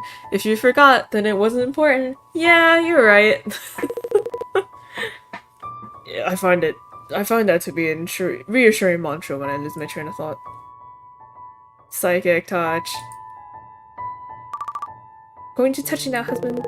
As we are wed, I don't believe an announcement for such a thing is really necessary. Oh, right, but I meant... I know. I'm just lightening the mood a bit. Do what you have to. If you believe it's somehow helpful, I shall oblige. Thank you for understanding. See... Wong. I sense love, empathy, loyalty. What's this? Intense brightness blinding me with pure light. Never seen that before. What can it mean? Can't be anything bad, can it? No, there's simply no way. Did you find what you were looking for? I wasn't searching for anything in particular. You aren't. That's awfully cruel if so, seeing as the experience is hardly pleasant for the recipient. You're right. I'm sorry. No matter, it's over and done with now. Shall we get back to talking? Yes, let's do that. Sorry, Charter, for being such a nuisance. It's about clues. Can you use that beautiful mind of yours to help me make sense of a few things? Thought of a man like that, he won't do anything you ask. Of course, I'm no expression. Oh my god. The date. Charter, would you say that I'm often imagining things? Forgetting things, yes, but imagining them? Occasionally, perhaps. So if I were to tell you that I feel like the day keeps repeating itself, what would you say?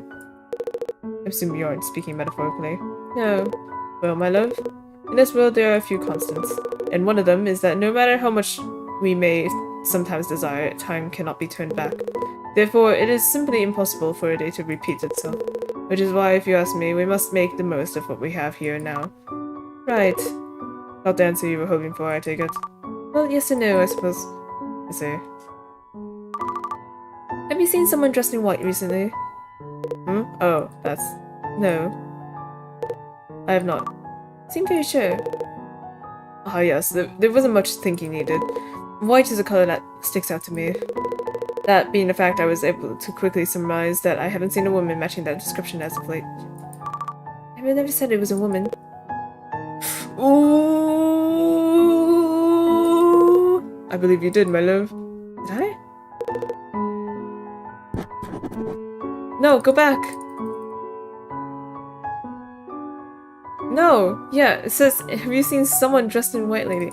Ooh! Charla! Ooh!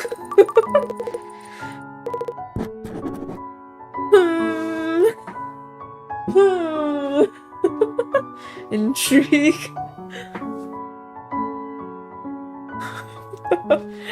Okay. Charta is a time wizard. What are your thoughts on Cruel World, husband? Why, it's a spectacular painting, that's for sure. It's a proper shame that we'll never find out who its mysterious painter truly was. So much potential loss. It's beautiful indeed. I'm glad you agree, my love. Do you enjoy this whiskey, Charta? You don't remember, my love? It's one of my favorites. We used to drink it together all the time when we were younger. Oh, I don't remember sharing it, Charta. I'm sorry. It's not your fault, Ezra. It's for the best anyway. The 1986 vintage was discontinued long ago, and that was by far the most prolific year for it. What? Discontinued? As in impossible to get today. Perhaps not impossible, but definitely improbable. Let's see. Strange. How did they get that whiskey if it's discontinued? Hmm. I look so happy in that family photo. Is that a bad thing? It's an odd thing. Maybe it was a special day. Maybe not special enough for me to remember it. Ah. At least it came out looking quite good, did it not? Sometimes the reason why isn't as important as enjoying the results.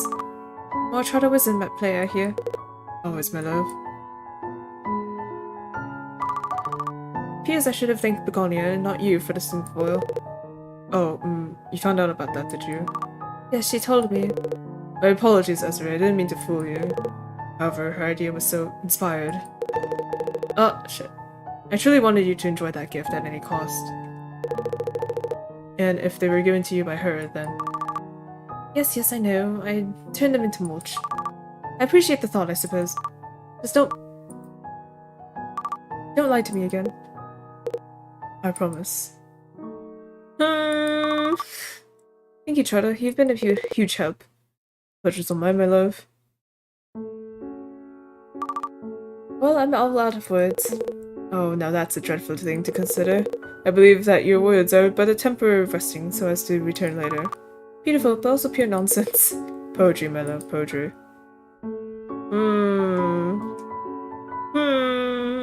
Okay. I looked at everything else. So... restart the time to move on.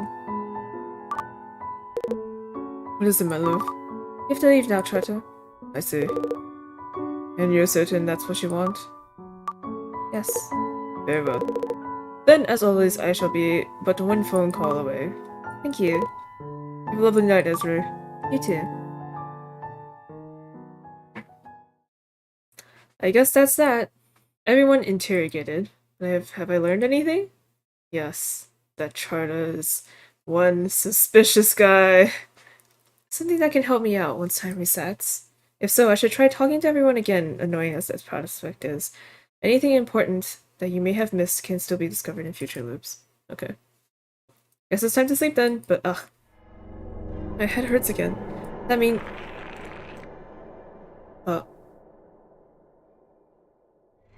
When does she live... Like, it's like... Her husband is someone that she tolerates, but she's also saying that she can't be around him for super long because she just can't be around people for super long. And I'm not sure exactly the reason for why. It might be some psychology things that I don't really understand. But yeah. Like, even if she can tolerate him, she can't be around him or just any person. Figures. This horrible place, why do I keep seeing it? Oh! It's the shadow! Stop what you're doing, Ezrebeth. Yeah, right, it's sad. For your own good. Stop trying to find me. You'll only find misery. Stay right where you are. Stay happy. Happy? You can't seriously believe that. This is the happiest you'll ever be. Stop what you're doing, this is your final worry. You. Wait. Stop trying to find me. You're the lady in white. Hey, bitch. I'm talking to you. You better not ignore...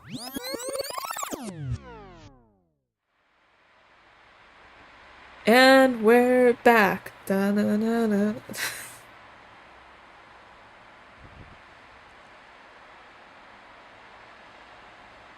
The residents of Ezrebeth Casa Retro. Here's the thing, because they introduce, right? They introduce her every time the loop restarts. Heiress to a vast fortune, sister, wife, mother, grandmother, right? Is this gonna change or something? And recluse by choice? Or is it just like a cool, oh, here we go again, loop restarting thing? Here we go again! Aw shit, here we go again. Okay, so the character's kind of updated a little bit. So I'm gonna check. Begonia. Using my touch on her revealed no malicious intent of any kind. I'm not sure what to do with that information. Okay, Isabella. Using touch on him revealed that he's a neurotic mess. No surprises to speak of, in other words. Okay. using such intense darkness, which I strongly doubt is a good sign for what his future holds. Vol! Vol!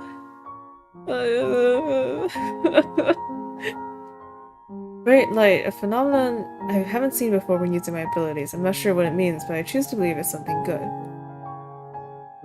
Okay. Lose the date. Calendar's resetting. Isabella claims that my calendar was unchanged from last time, which he says was last year. I'm sure that you have a calendar back then. I found a strange note which I can't remember having written, even though it's definitely my lady in white.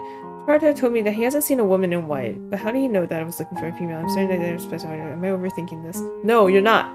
Keep thinking, Ezrebeth. Painting into a cruel world, my son, considered an art nerd, was certain that it was called A Wonderful World, which seems far removed from an actual title. Whiskey. Discontinue, which would be very hard to find, and the date was wrong from the first one. Photograph, it was taken a week ago, but I can't remember. It's taken at Casa Richa Manor, which Isabella's was either with some whatever, but I'll go to order there. Okay. Flowers. My dear sister kindly explained to me the blah, blah, blah. Additionally, the health of the plant is supposed to be tied to the health of the owner. I wonder about this. So if we're dying, this plant gonna die?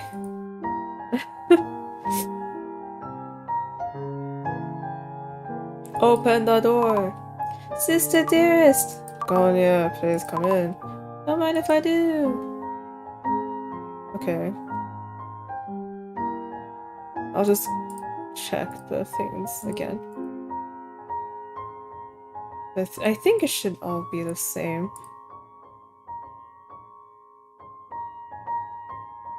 Seem to be in good health. Nothing of note. Family photograph. Okay. Calendar. Window. Chandelier. Painting. Okay. Not the door! Breathe. Okay, yeah. The objects all seem to have the same description. Doors. Okay, Begonia. Sister dearest!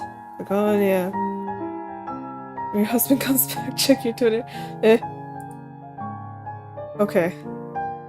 Ask about clues, self-interact. Okay, yes. Oh wait, hold on. Ask about the date. I don't know anything. Okay. Warning. Real world. Do you like this painting, sister? I do. I should burn it then. That seems excessive.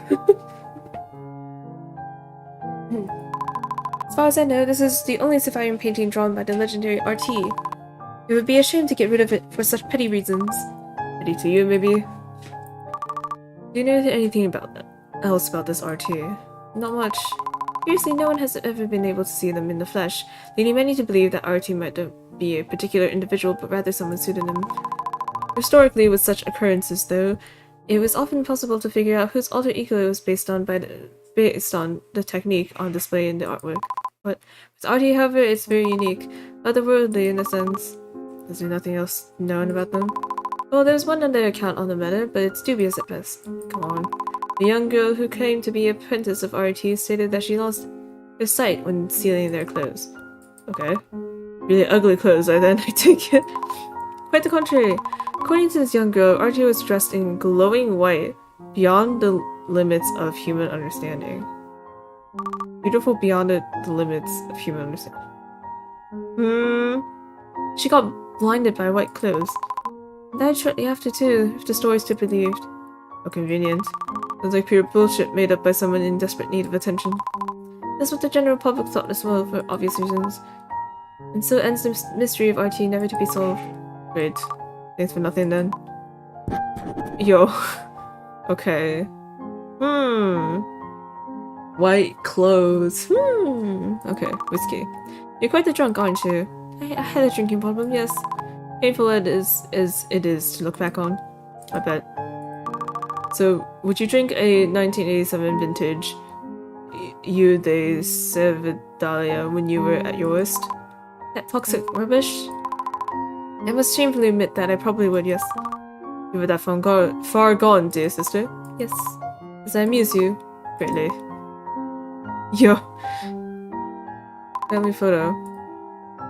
Flowers. Okay. Seems like that's it. There was a new thing about the Cruel World painting. We're going to a story about RT's mystery pendant. An elusive painter was dressed in glowing white. Right.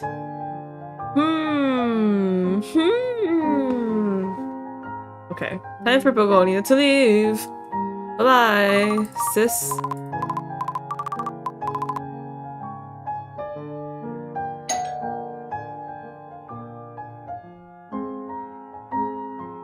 Open the door.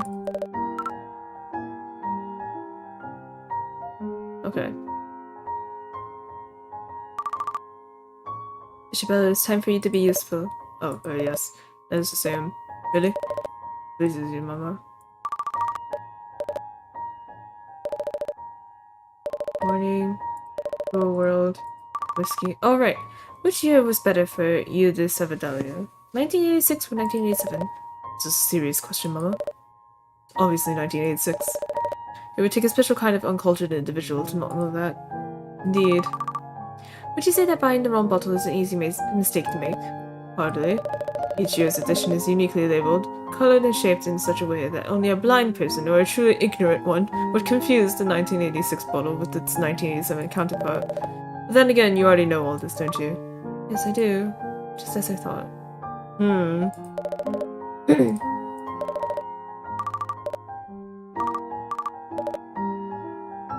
Let me check this stuff again. But it should be all the same. Chandelier. Fan. Flower. Note. The rugs that my son wants. The flowers. The painting. The drawers. The photograph. The jar. My son seems to be taken with this for some reason. The date.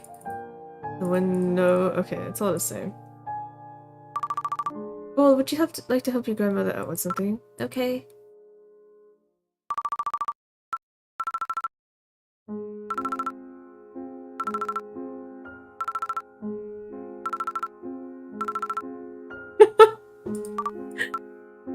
Never mind, son, or small child. You're of no use after all. Aw. Okay. I guess... bye.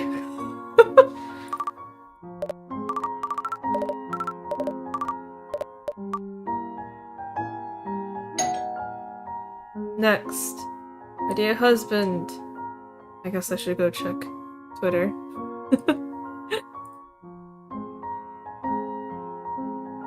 Oh my god. This is great. Right? It was exactly like that. Aw, August. I have to say, your art is very tasty. Your art? Wait, no, your meme. It's very dank.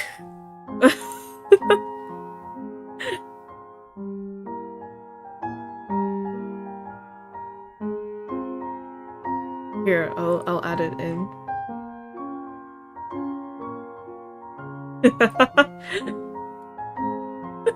It's just gonna stay here on the corner. How do you do, fellow kids? Yes. Okay. Good day, my love. What's it, Grandpa? What's popping, what's popping, babe? Charta, please come in. I do believe I shall. Charta, let's talk for a while. Nothing would please me more, my love. Okay. The date. Morning. Cruel World. Tony told me an amusing story about RT, the painter of Cruel World. That's so. Apparently an apprentice of theirs was blinded when beholding their white dress. Oh yes, I believe I heard the story. Her dress must have been immaculate indeed to cause such a reaction. Her dress? Oh, I must have stumbled on my words. I suppose in my ancient mind, only women can wear something that's referred to as a dress. Not very hip of me, I shamefully admit. I'm sorry, I wasn't as woke as the young kids expected me to be. I will work harder. Thus, I must have subconsciously drawn the conclusion that RT is female. I see. But are you hiding something from me? If so, what could it possibly be? No, he would never, not him. There's no way. Whiskey, family photo. Thank you, Charter, you've been a huge help. But I need to go check something. Okay, Charter refuted RT as female even though their gender is famously unknown.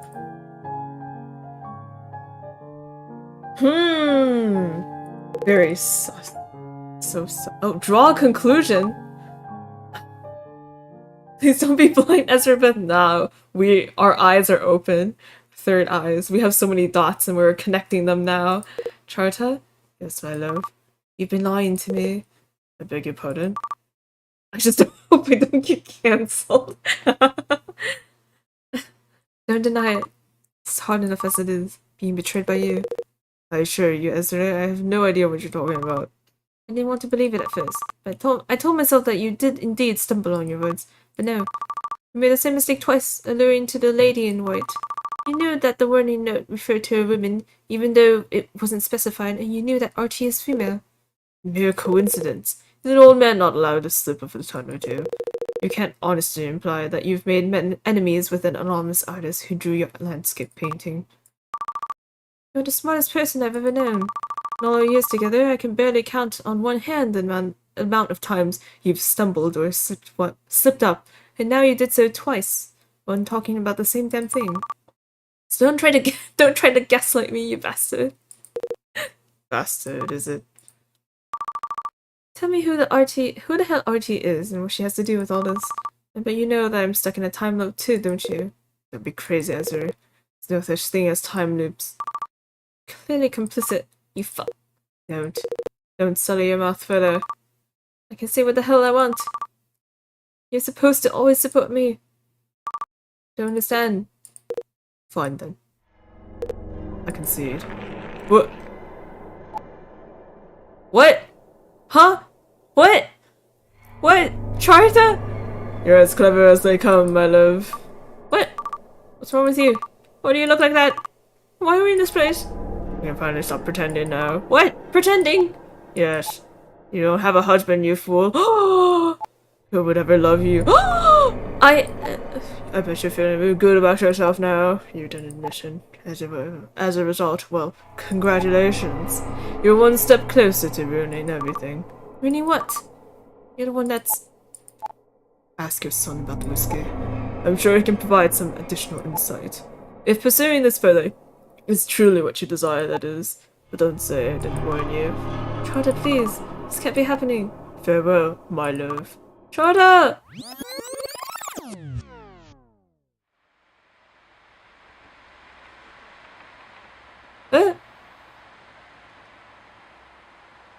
Oh my god! What? Oh wait, no way! Dude, I was just saying this last loop. I was like, what if at the beginning, like, things, like the information about Ezrebeth starts changing, right? As we learn more stuff, right? Heirs to Vastford, sister, wife, mother? Grandmother? Is she a wife though? Oh wait, no. See, wife is all glitchy. Oh, wife is glitchy. Yo. And recluse by choice. Ayo. Yo, the dots. The man was literally too good. Yeah, actually though. Like, he's the only one that, quote, like, supports her, loves her, etc. It's like, I don't know, that stuck out for a sec. That really happened. Charta, how could you? The one person I trusted. Wait, so does Charta, like, not exist? Or is Charta actually her sister's husband? Yeah, too good to be true. Maybe maybe Charta actually exists, but it's actually her sister's husband. Like it was like he never actually left her sister to get with Ezrebeth. Or maybe he just doesn't exist? I don't know. I'm not done yet. The shadow said I should talk to Isabella. Isabella. Whatever I have to do next has to do with him. Gonya. Ah. Character profile. A demon or something that's impersonating Charter. Right? Yeah. That's what I was thinking. Like, it's definitely not the guy himself. Right? But he said that Ezrebeth doesn't have a husband at all. Charter. Or am I marrying?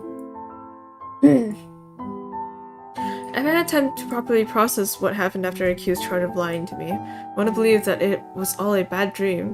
But more often than not in my life, reality tends to become the nightmare. Heartbroken, I'm not surprised, insane as it may sound, Charter was the only good thing in my life and now he's gone. I have nothing of value to lose. Finding this RT who seems to be behind everything is now the only thing that drives me.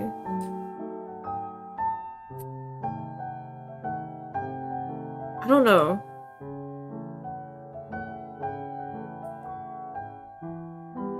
One in a billion, and though I can't really understand how, why, or why he's also mine.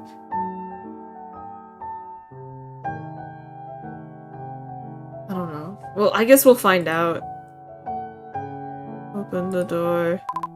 Sister dearest, Begonia, please come in. Don't mind if I do. Sister dearest, Begonia. I have some things I'd like to run by you.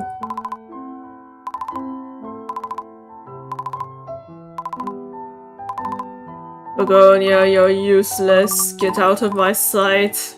Leave! Oh, wrong button. Leave! Believe! Leave!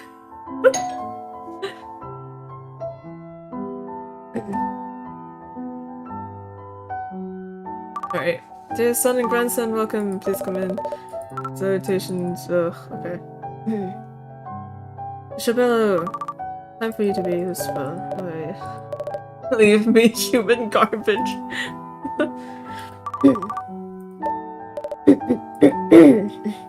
The date. Morning. Oh, world. Okay. Someone told me I should talk to you about the whiskey. Oh, what whiskey would that be, Mama? The one you bought in your car. Right, yes. Our gift. You knew about that, did you? Figures I had a little speech prepared for its reveal and everything. A speech? Yes, about how nothing is good enough for my wonderful mama. If anything comes close to it, it would definitely be the stellar 1987 vintage. I thought she said 1986 was the one that's good. Or am I... a magnificent... Oh, 1987! Yeah, 1987 is the one that's bad. 1986 is the one that's good. Oh, he got it wrong! Alas, that plan is now forfeit. Incidentally, who was the someone who told you to talk with me about it? That cur has a lot to answer for, spoiling a perfectly good surprise like that. It does indeed. That doesn't matter anymore. However, you just made the same mistake again. You confused the years. I'm assuming you weren't planning on serving me the horrible 1987 vintage, but rather its pristine 1986 counterpart. Oh, yes, right. That is to say, by which I mean, of course. Let me guess, you misspoke. Yes. This seems to be today's running theme. What do you think, Mama? Never mind. You already told me what I need to know. I see. Very well then.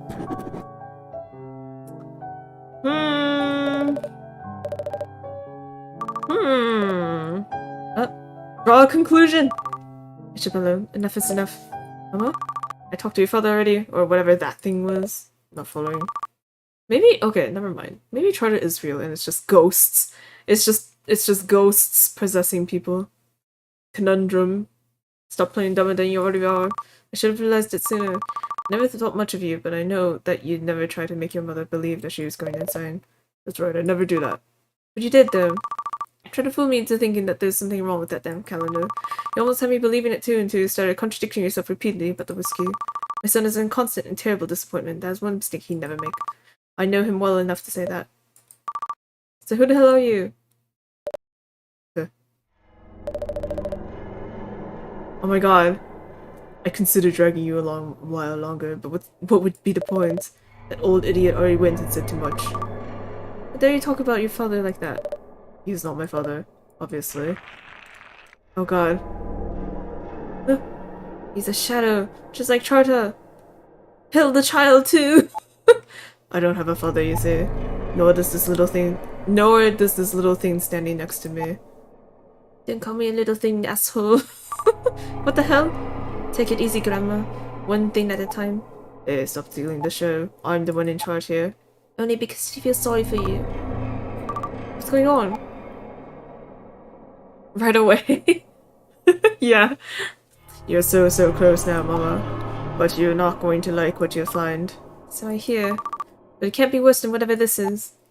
I have to say, she's handling all of these developments really well. It's because of her abilities. What about them? Oops. You shouldn't have said that, moron. She would be angry with you. She would be angry with you now. Are you talking about RT? Obviously. Hey, maybe you should check on your flowers. I bet Auntie has a thing or two to say about them. You're stealing the show, Runt.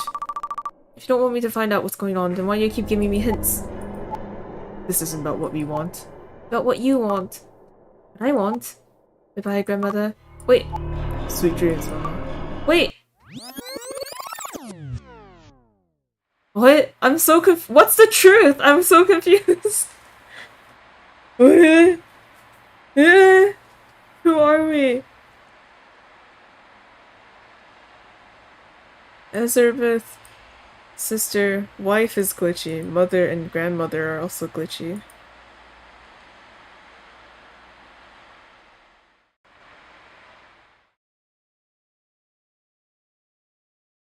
I understand even less now, somehow. What's happening? Bro, I wish I could explain to you. It's like, all our relatives are actually a bunch of shadowy people impersonating them? Is nothing real? Am I even alive? What do those shadows say about my singfoil? All in her head could be manifestation of her powers. Oh, yeah. Actually, when looking at these plants now, they seem tired, as if life is slowly leaving them. Shit, are we dying? What was it Begonia said about the health of the flowers being kind to the owners? I need to push on. The time to do so is now.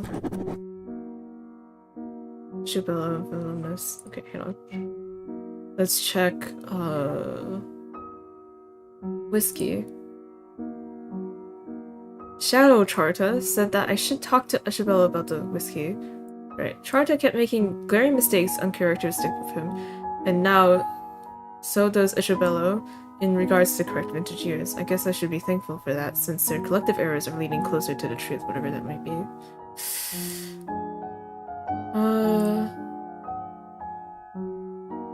Flower. Clearly dying, but what's that have to do with me? We're also dying? The doorbell is still oddly realistic.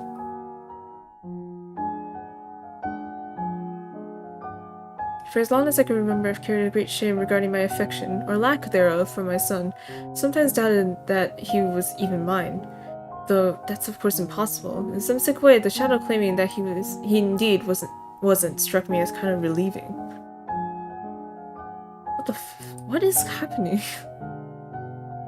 Seeing that apparition take the shape of my grandson was oddly chilling. While I never cared much for him, I at least appreciated his gentle demeanor and that it wasn't terribly offensive. The shadow version did not share that positive trait.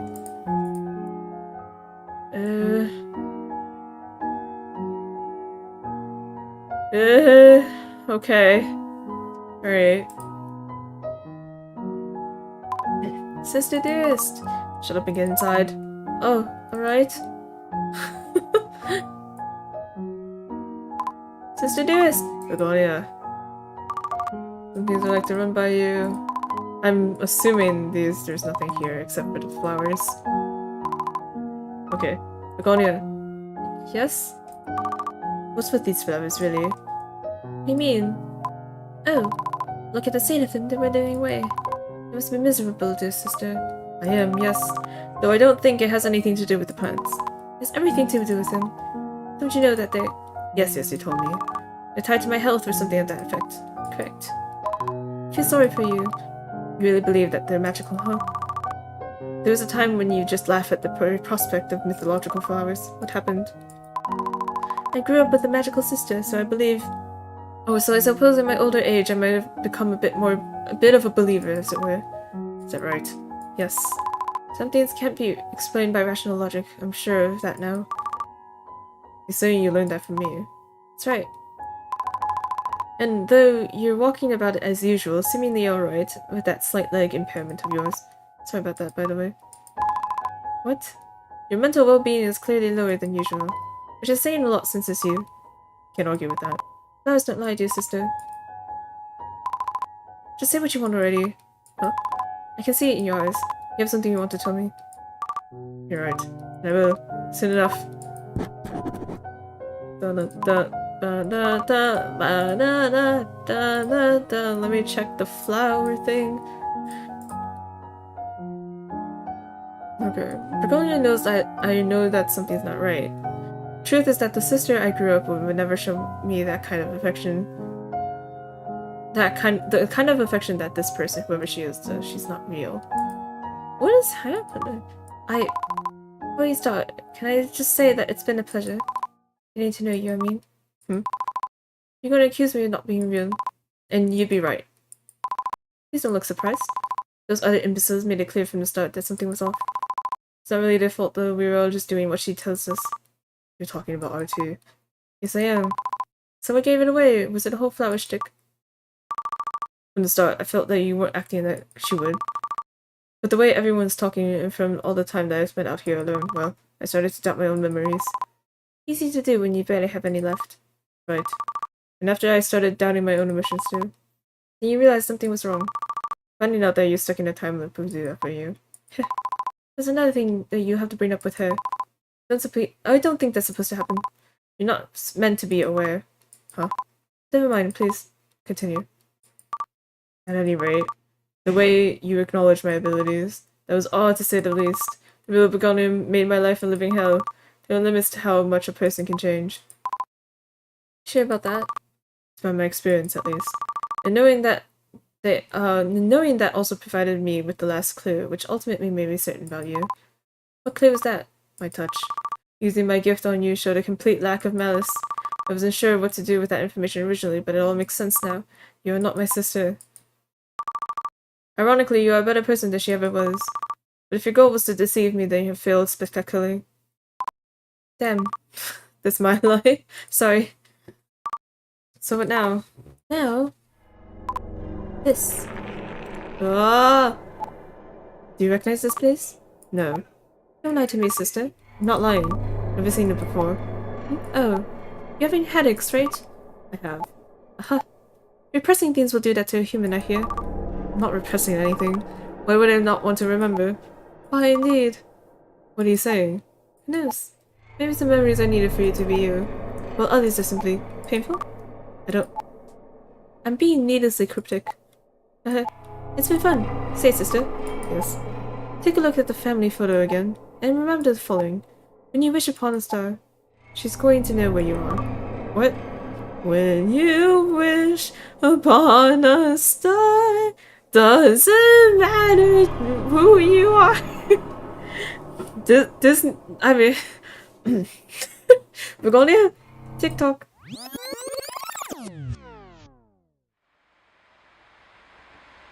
So... yeah, it seems like it's something all in her head. Jiminy Cricket. Just a house, just a house, just a house, just a house, just a house. Just a house RT? Just a house RT, just a house RT, just a house RT. Just... what?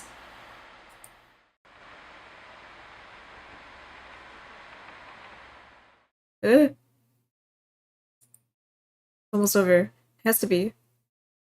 Oh right, the photo. What the hell? I'm not in it. What?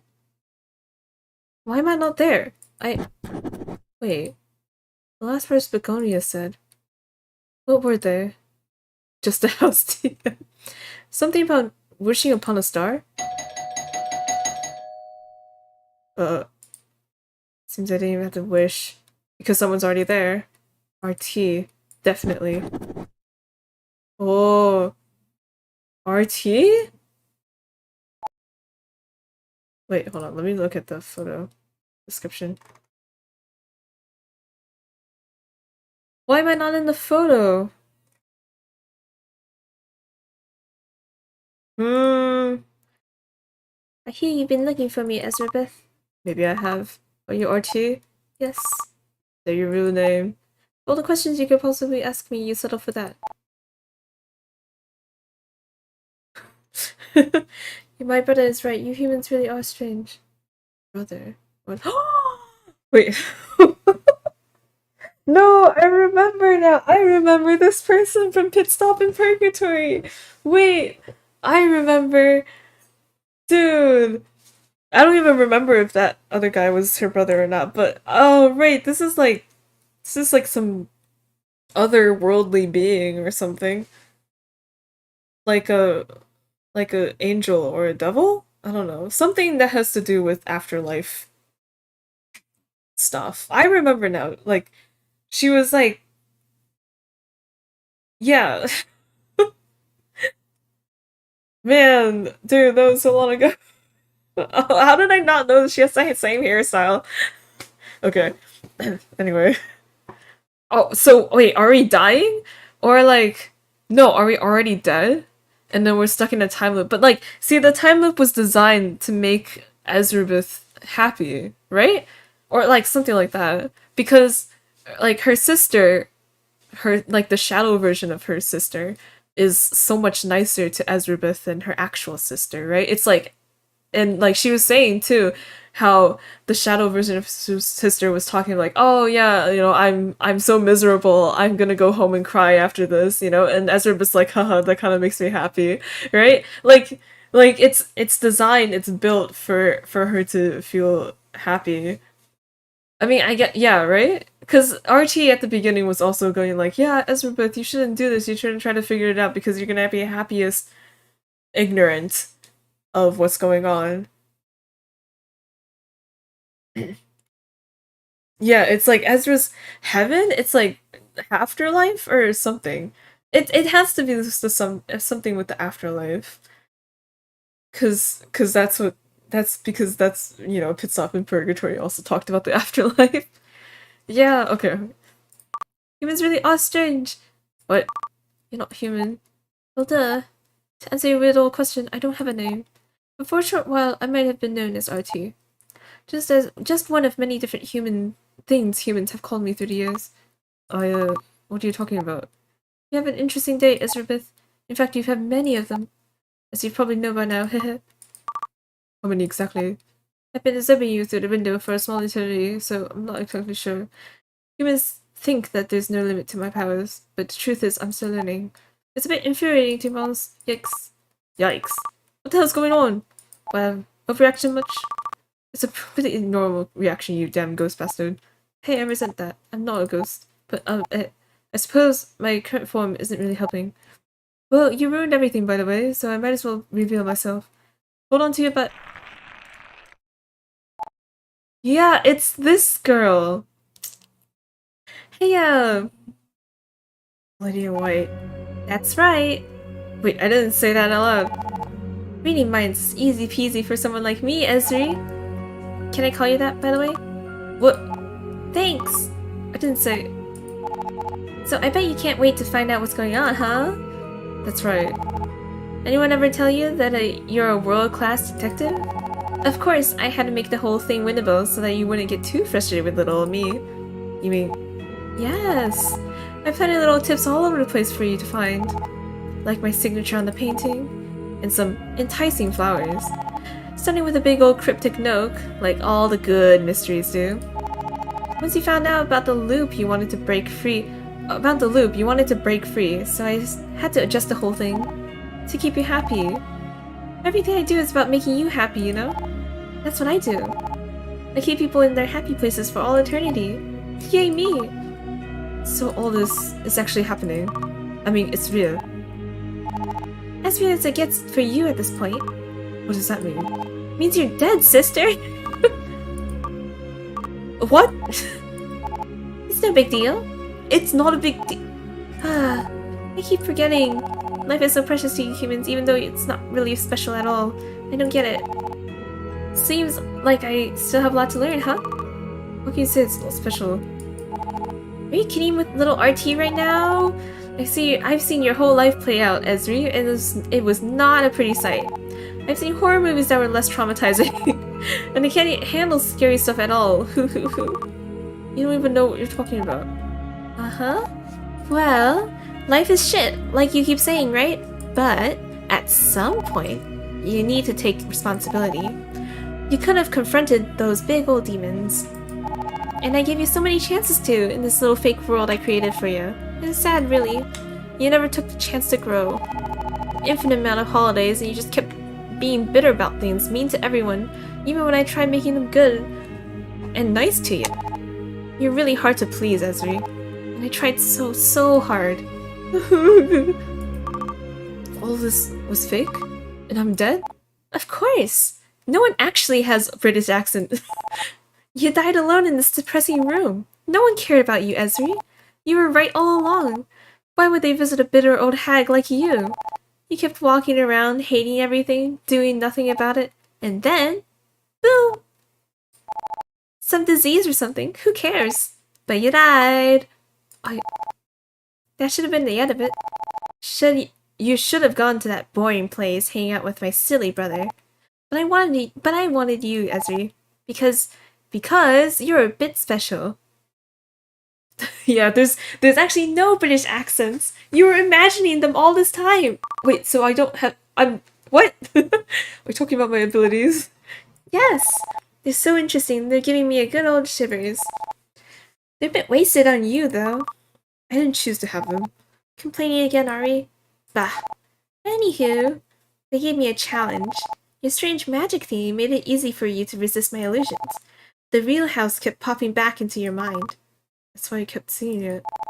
It took a super long time to make you believe that nice house was real. So much work, so many missed episodes of great TV shows. And then, when it finally worked, I had to play around with your mind just a teensy bit. So you'd be you, but with less pesky memories that just ruined things. Such a balancing act. But even then, you kept resisting, eventually breaking out of my little construction. And at that point, I just had to admit defeat and give you some crumbs to lead you here. Don't we all love a good scavenger hunt after all?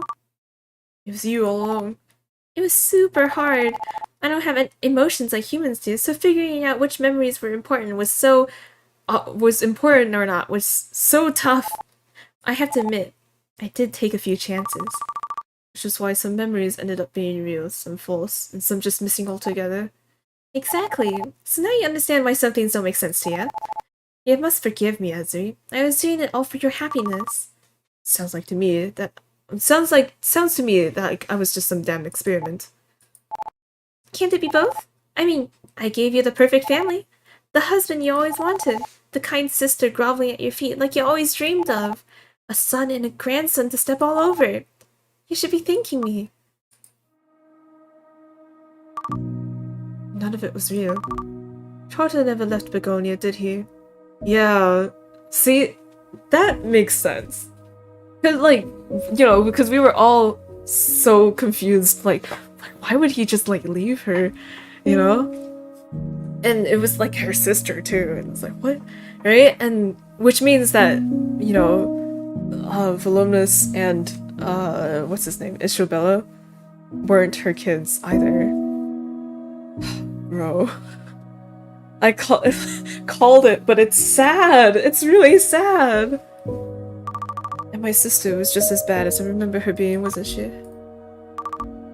So I was never a mother. Isabella was Begonia's son all along. Does that make you sad, Ezri? I thought you didn't want children. I didn't. But you made them real. And even though I never liked them, Why would you do that? You said you wanted to make me happy. Why even put that damn family there to begin with? Spend my whole life hated by them. Why would you make me believe that I wasn't? Why would you give me the power over them for the first time? Why would you... Power. That's what you actually wanted, right? You wanted to be the one to tell them to go to hell. Like they did to you all your life. Revenge. That's the real gift I gave you. Out of the goodness of my big ol' heart. Metaphorically speaking, since I don't actually have one. It wasn't your choice to make. Huh? I don't know what the hell you're supposed to be, but this... Don't try to tell me that you did this for me. No one has ever done anything for me. No one has ever asked what I want.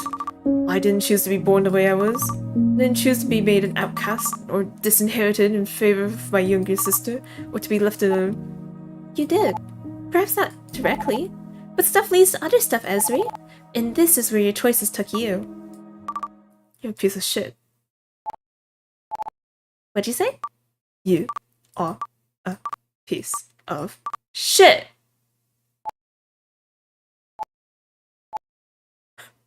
I'm scared. You ungrateful little insignificant ant! After everything I've done for you! You don't know how much work I have to do. How tough it is to be me. The consequences of my act. How much I love you. How hard it is to get rid of humans who find out too much about me. What? Someone who found out too much. You killed your apprentice, didn't you? When she saw your white clothes. She saw you. Wait, what? No, that's not it.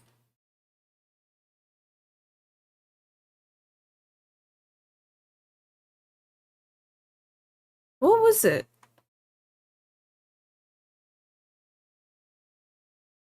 I forgot about the story that regarding the story, RTA's mystery apprentice was dressed in glowing white. Oh, just realized?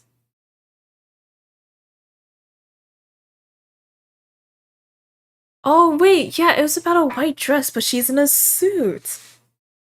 Yeah, wait.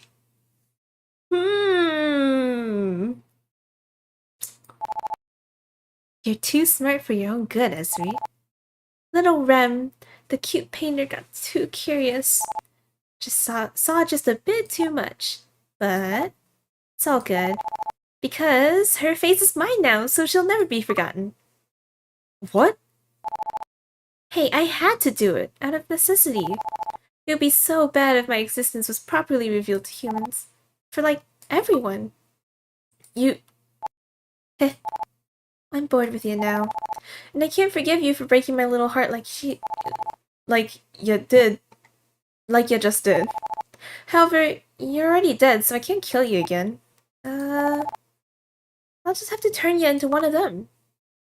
Huh? You'll be a shadow. No one else will be able to see what you look like. And you will only remember the things that I want you to remember. So, not too little, not too much. You'll be a shapeless being living out your days in that other place. It hurts me more than it hurts you, Ezri. Bastard. So this is how it ends. Life full of shit, and now an eternity of even more shit. Yep. But there's a small silver lining for you. Once I start turning you, there'll be a few minutes where you're technically between worlds. It's hard to explain, so bear with me, okay? For just a few minutes, you can see and do whatever you want. Think of it like your last wish. Though you don't deserve it, it's rightfully yours. You mean I can... Oops, you're turning into a shadow already, Ezri. Better make with that little window of time count. What? No. I can't... I don't understand. I don't... No, she wasn't wearing a suit. They did say dress. So, It's weird that it ended up being a suit. I don't know. Maybe they'll explain it? Who knows? Where am I? Did I go back in time? There's something here. Only... Oh! Grandson? Hi. Oh. In the end, it seems like you're not so different from everyone else after all. What? This is your last wish. To meet us all once last time. That is the versions of us that you always wished us to be. This is really what I want. Grandmother, don't you know? What everyone really wants in the end is to be loved for who they are. And for what it's worth, grandmother, I think you're pretty cool. I think you're pretty poggers, grandma. Voluminous. Where'd you learn that word? Charlotte told it to me. Voluminous, no. Bye. Mama, Isabella, please listen to me. I may not have actually been your son, but I like to think that if I were, well, I think you could have taught me about what it's like to go through life being different. You're so swag, grandmama. I just never got to be myself. I was forced to study all day and all night. I hated it so much. What I really wanted was to be a musician, you know? A musician? Amusing thought, I know.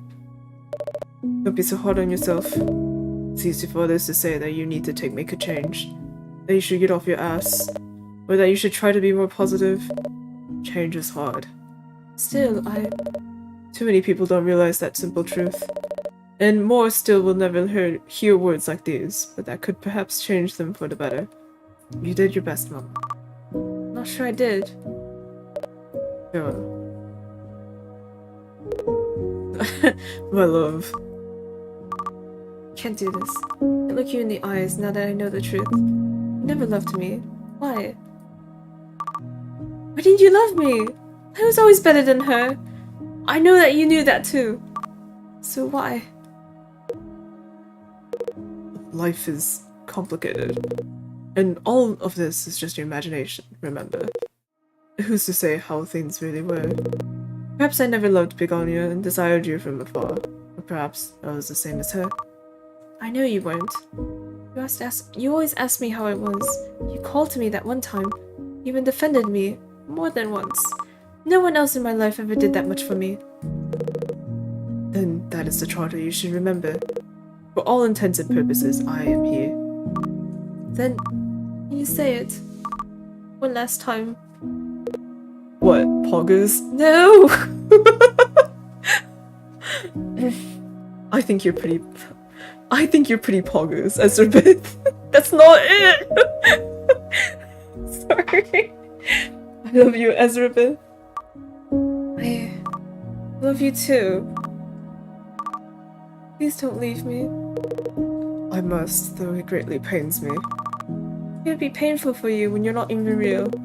It's not entirely true now, is it? Because you're experiencing this right now. Charter wisdom, all the way to the end. That's right. Adieu, my love. Sister dearest! Why'd you do it, Begonia? Why'd you treat me the way you did? I was afraid. Always afraid. But I often regretted things. All the way to the end when I found out that you had died alone and impoverished. And though this is an excuse, all I can say is that I ran into a wall. If I attempted to salvage what had remained of you, us, our relationship, well, it would have costed me too much. Selfish, I know. But this is truth. The rumors surrounding you were too much. And knowing my part in creating them will always be my biggest shame. Is this really what she felt, or are you just making this up to ease the pain? I'm just a mirage, Ezrebeth. But if I can believe it, then maybe you can too? That makes no sense. True. But again, does anything. Good point. Hey. Did you know that some people believe that when we die, we get to live our lives from the beginning again? Over and over until we eventually perfect them. I've never heard of that, no. It's true, though. I'm going to make you a promise, if we get to live our lives again. If I get to see you again, even for just a single day. Then every fiber of my being will be committed to making things right. I'll share your burdens. I'll learn about your gift. I'll take your side against mother and father. I'll be the sister you never had. Begonia. Promise you. Promise. Begonia? Time has come, Ezri. Hope you made your last moments count. Because they're about to be history. Fine. Now, Begonia, be gone. But first, Can't possibly believe that you're good. Whatever being you are, whatever your purpose is. It might not be the right person to ask when it comes down to how one should treat others. But hell, even I know that you are a damn shitty bastard. Keep telling yourself that you're doing this for humans or whatever justification you want to use, but an asshole recognizes other assholes. So trust me when I say that you are one. Shallow human says what? What? Oh my gosh. Ah, much better. A visual improvement if you ask me. Now, let's take you for a test drive. Eh? Oh, what's your name?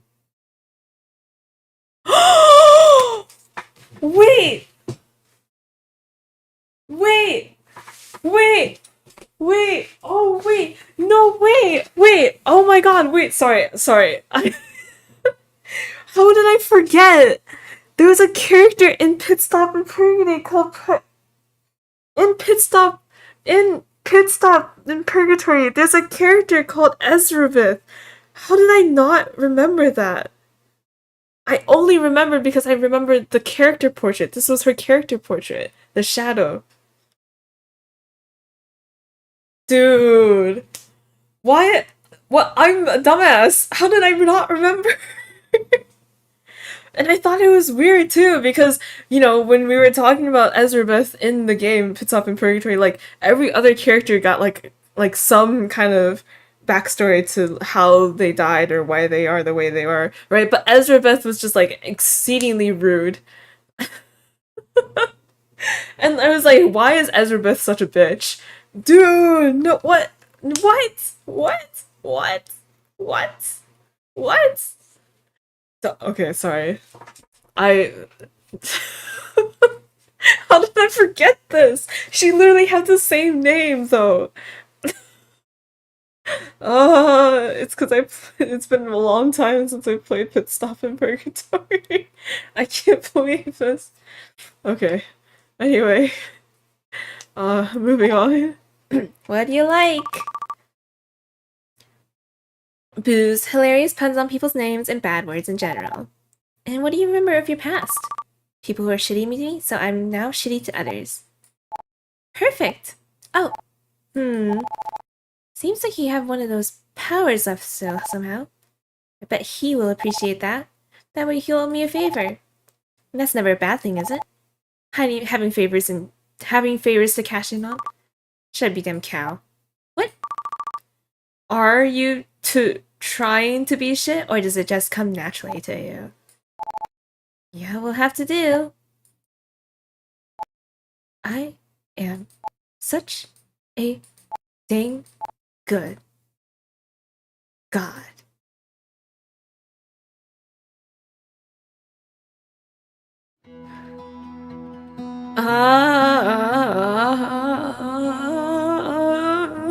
The dots. Sorry. Whoa! I see now. Thank you. I've made excuses Oh shit. in my life, but never before. Have you seemed so serious to show me the door? And don't forget, I know you've always been blinded. With a face like mine, you'll never need reminding. And all I am is locked up in this room. I never get a chance to be with you. And that's symbolic in so many ways.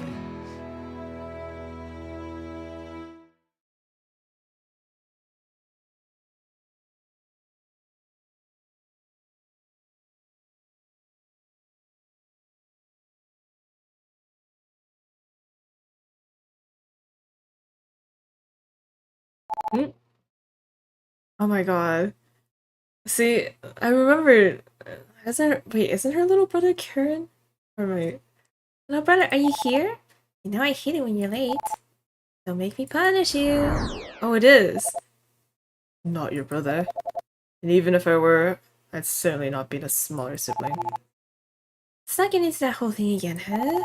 You know I'm so much stronger than you. At any rate, I thoroughly despise this place, so kindly tell me why you brought me here post-haste. Aw, should I take that personally? You may take it any way you like. Is that right? Anywho, I brought you something. I'm sure you'll like it, so you're gonna owe me. It's a shadow with some strange powers. I thought you could have some fun with her over in Purgatory. I see. How awfully considerate to throw me such a generous bone. You do know how easily I get bored. Of course I do. What kind of big sister would I be if I didn't? You aren't. Well then, if that's all. Don't you want to hear about what I've been up to? Can't say I do. You're no fun. Our individual ideas of fun differ quite substantially. We're deities, brother. We're allowed to let loose. Who's gonna stop us? The fact that humans are lesser beings is indisputable, of course. However, that is not what I'm referring to. It's you, constantly crossing lines. Applying your, how should I put it, perceived goodwill. I wasn't aware we had lines to cross. You'll have to teach me more about that someday, Suppose. Incidentally, this shadow is the Casareche woman, yes? That's right. Youngest one passed recently. Given your experience with her, you might be interested in having a look at him as well. The youngest? As in the child? Bad luck. Yeah, well, he's not a child anymore. Let's just say you might find him entertaining. He's right up your alley, as it were. And with that, my debt is paid. Hey, you don't get to decide. And honestly, it's either you or yet. Choose one. What? You should be more consistent in your use of human grammar after all that time spent in their company. Are you trying to get on my nerves? You shouldn't forget who you're talking to, little guide. Trying to get on your nerves. I said it. I'm clearly succeeding. Toodles. Yeah, Vol is dead. Such a rowdy little brother. I think I'm gonna have to have a real talk with him someday. But for now, it's time to welcome young Voluminous to his new and shiny afterlife. Ah! Is that the— yeah, it seems like that's the darkness. Is that Vol was gonna die kinda young, which sucks. Oh shit! No, she's not even there! Oh no! Ezrebeth! Despair. Bro! Man. Dude. This basically answers like a bunch of questions that I had in Pit Stop in Purgatory, but I don't feel happy. It's sad. Ezrebeth. Despair. Despair. Oh. Man. Man. Man. Man. It's a good story though. It's good. Yeah, and like, man. Sucks. Poor Ezrebeth. Man, I just man.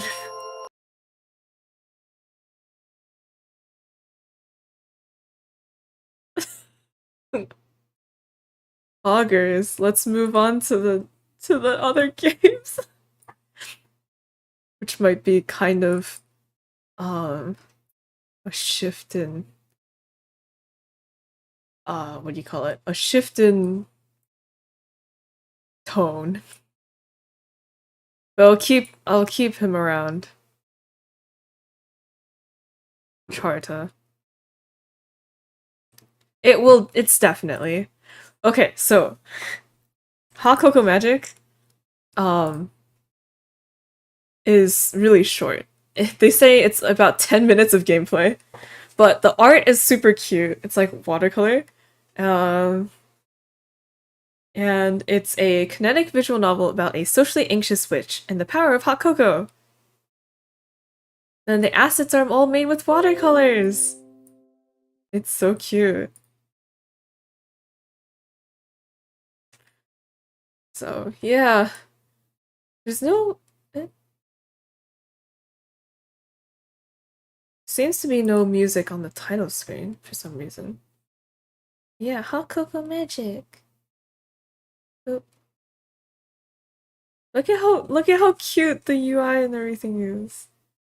Man. Auto skip back. What's H? Help?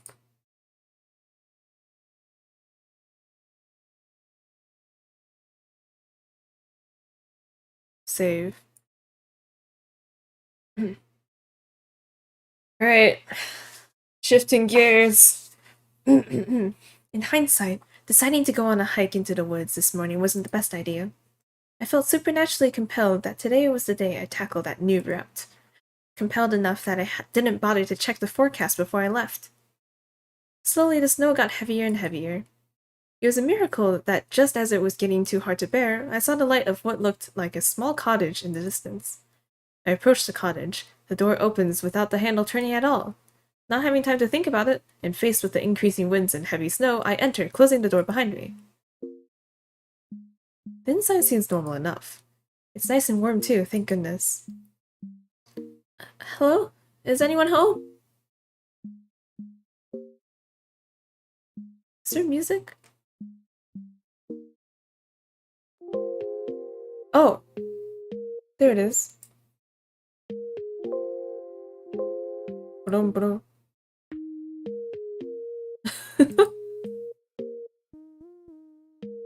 Yeah, it might be. There it is. I'll just turn it higher. Maybe that's too high. Okay. Welcome. Hi, sorry for barging in, but the snowstorm outside is getting really bad. Is it okay if I wait here until it passed? Absolutely. In fact, I have the couch already made up for you. Huh? How'd you know I was... I mean, I always have the couch ready in case of unexpected guests. You know, Because sometimes that might happen. so, please make yourself at home. Thanks, I appreciate it. If you don't mind, what's your name? I'm Maple. Maple, that's a pretty name. Thanks. And, what's yours? Oh, right, my name is Swirly. Shirley, my name's Shirley. Nice to meet you, Shirley. That's a pretty name too. Thank you. This is a really pretty cottage. Do you live here alone? Thank you, and yes, it's just me here. I like the peace and quiet, no one to bother me. Not that you're being a bother. You're a most welcoming guest. You're the first guest I've ever had. Really? How long have you lived out here? A while. While you're here, Maple, I can get you something to eat, and maybe I can brew you a potion? A potion? Yeah, since I'm a witch. Is that okay with you, that I'm a witch? You're not a very scary witch. The witches I've read about in stories are all powerful and eat people. I could be scarier if you'd like me to be. I'm actually very powerful. And if you ever find someone that... No, it's fine, really. If you ever find someone that you don't like, I could. No, it's fine, really. I hope the snowstorm passes soon. Let me start working on dinner.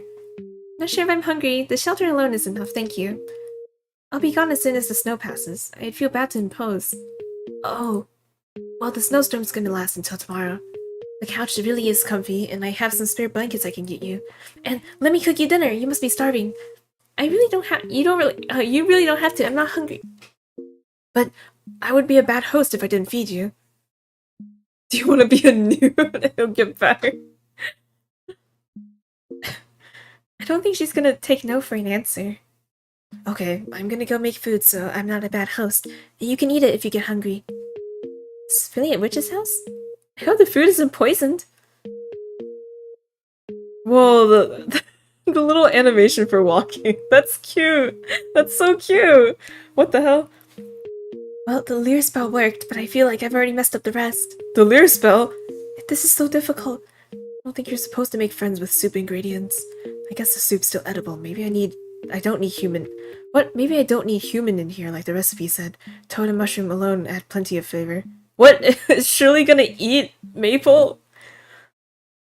Yo. Maybe I could just have a friend instead. Yeah, that'd be nice. A whole new world of possibility. A friend. I'm gonna have a friend. One whole friend. That's so many. Now then, dinner. What should I make for dinner? I probably shouldn't offer her the soup I was considering putting her in. I don't remember what humans eat. Maybe it says something in one of the books I have lying around. Well, the door isn't locked and the window doesn't look too difficult to open. It's still snowing pretty heavily. I guess I'm staying put for the time being. Ah, what's that delicious smell? All finished. I made a fruit pie and cookies, and they're completely safe and good to eat. It all looks and smells really tasty, and I haven't eaten since this morning. If I die, I die. Maple. Papyrus vibes. Actually though, like when it feels like Shirley had like evil intentions and then it's like, yeah, never mind. Humans are nice. So right, it's so cute, the art and the UI. Oh wow, this is really good. Thank you. And now for the potion. Oh, thank you. And now for the potion.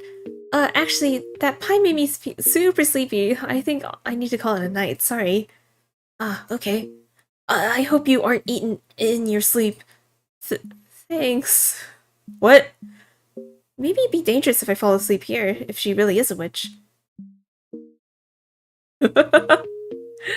If I die, I die. If I become soup, then so be it. Oh shit, the content warning is not applicable. Sorry. Let's get rid of that. Imagine. Well, I woke up. That's a good sign. Got all my organs. I feel pretty good, actually. Shirley's been really nice, hosting out of nowhere like that.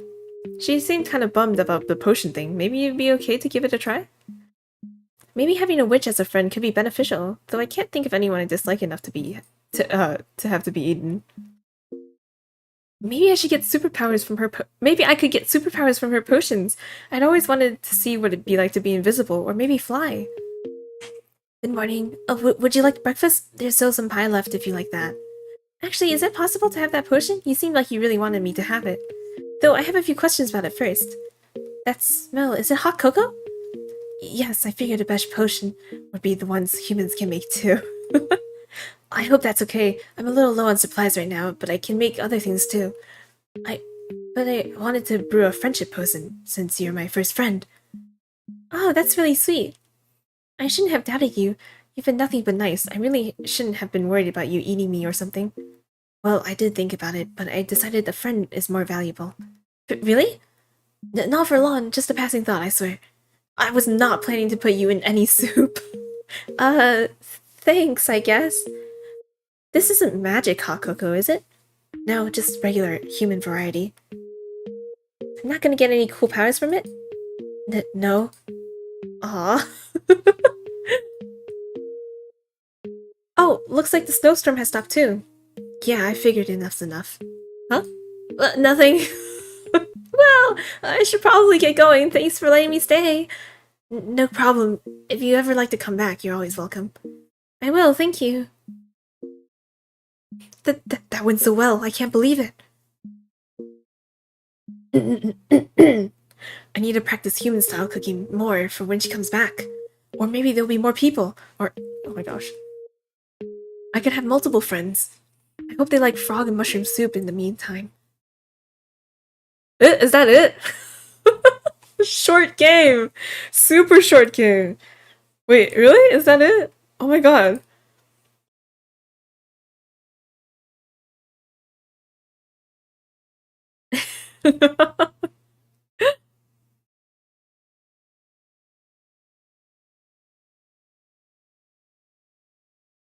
Finally something short!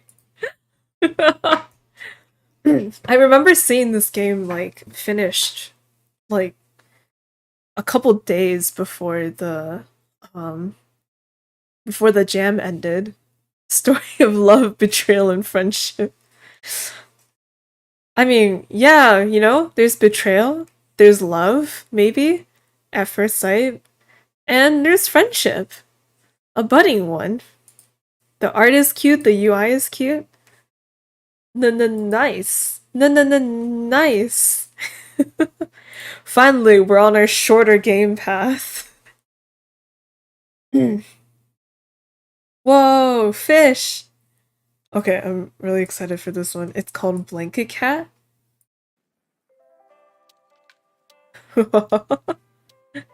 So, Blanket Cat, right?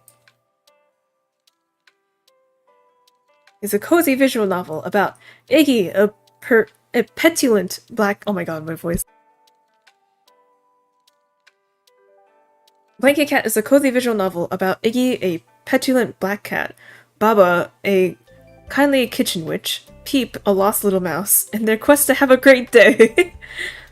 Okay, it's about 9,000 words. So, if they said 15 to 30 minutes. Okay, 2 choices, 4 unique routes, 6 different endings. Okay. Cool.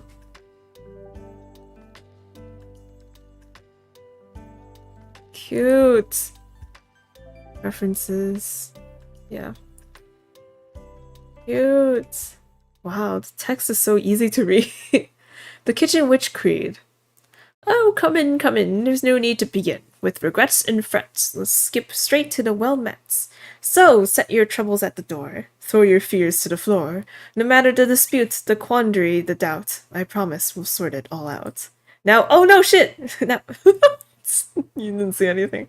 Now come in, come in! Let us begin. There's no need to delay. How are you feeling today?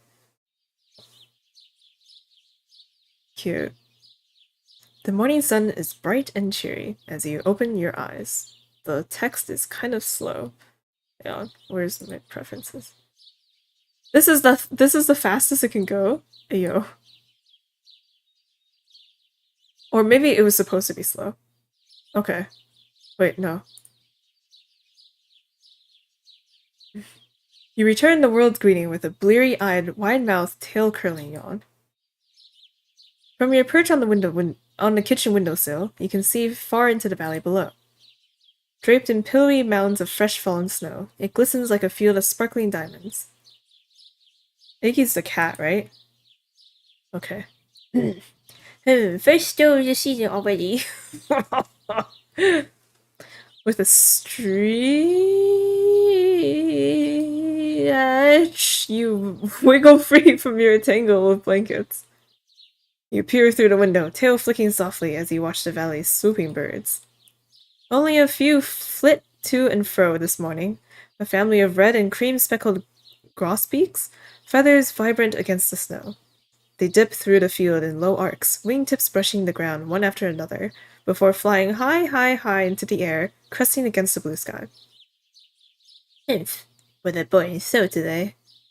Perhaps when you return to the window later, another bird family would have arrived. Then they will have no choice but to wage a territorial battle against one another, vying for what little seeds remain accessible through the snow. Well, a cat can dream, right? You turn away from the window and drop to the counter below with a hearty thump. Your ears flick with annoyance, but as Baba enters the kitchen, your grumpy exterior sheds like loose fur. Warm wool swaddles her from head to toe, and, like every morning, she wears a welcoming smile. Baba, you're so far away. A small pang prods your heart once you notice the worn wicker basket draped over her arm. A clear sign she intends on going shopping today. You won't get to accompany her. Even if it's embarrassing and far beneath you, you let a loud mewling meow, begging for attention, and she is all too quick to oblige. Oh. Well, good morning to you too, Iggy. I was just about to leave for the store. She crosses the kitchen towards you, and then immediately greets you with a soft head pat. Just what you were hoping for! Each time you see her, you find yourself further convinced she is easily the most radiant person in existence, full of lightness, patience, and insurmountable levels of generosity. In thanks, you meow once more, but now it is a gentle meow of satisfaction. I wasn't expecting to see you up so early. I know we both like to sleep in on these colder days. How are you feeling today? Deep in thought, you curl your tail around your cold-nipped toes. Baba has always possessed an uncanny knack for catching you off guard with such deep and profound questions. Reflecting on the state of your emotional being is something you prefer to avoid, but Baba has a way of drawing your true feelings out. You know with certainty there is no wrong answer, but neither is there a correct one. Well, how are you feeling today? Me? Is there a choice for hungry? I'm hungry. I'm achy. I'm old. You're only 7 years old, but already your very bones protest against every movement you make. You tilt your ears back and squint your eyes up at Baba, a warning that if this pain doesn't go away, you might just make it everyone's problem. Achy breaky, yeah. I'm achy. My heart is broken from Ezrebeth. Oh dear, nothing but aches and pains today, You and me both, I'm afraid. Sometimes I feel like each morning brings a new ache with it. Bro, if I had a nickel for every time we played a visual novel today with a grandma feature in it, I'd have 2 nickels, which isn't a lot, but it's weird that it's happened twice. But age comes for us all, one day at a time. It's important we give our bodies a chance to rest and recuperate. When I get back, why don't we curl up on the couch? We can nap, listen to the radio, read a book. We'll have a nice, relaxing day. How does that sound? Baba scurches under your chin, around your ear, and down your back. Your favorite way to be pet.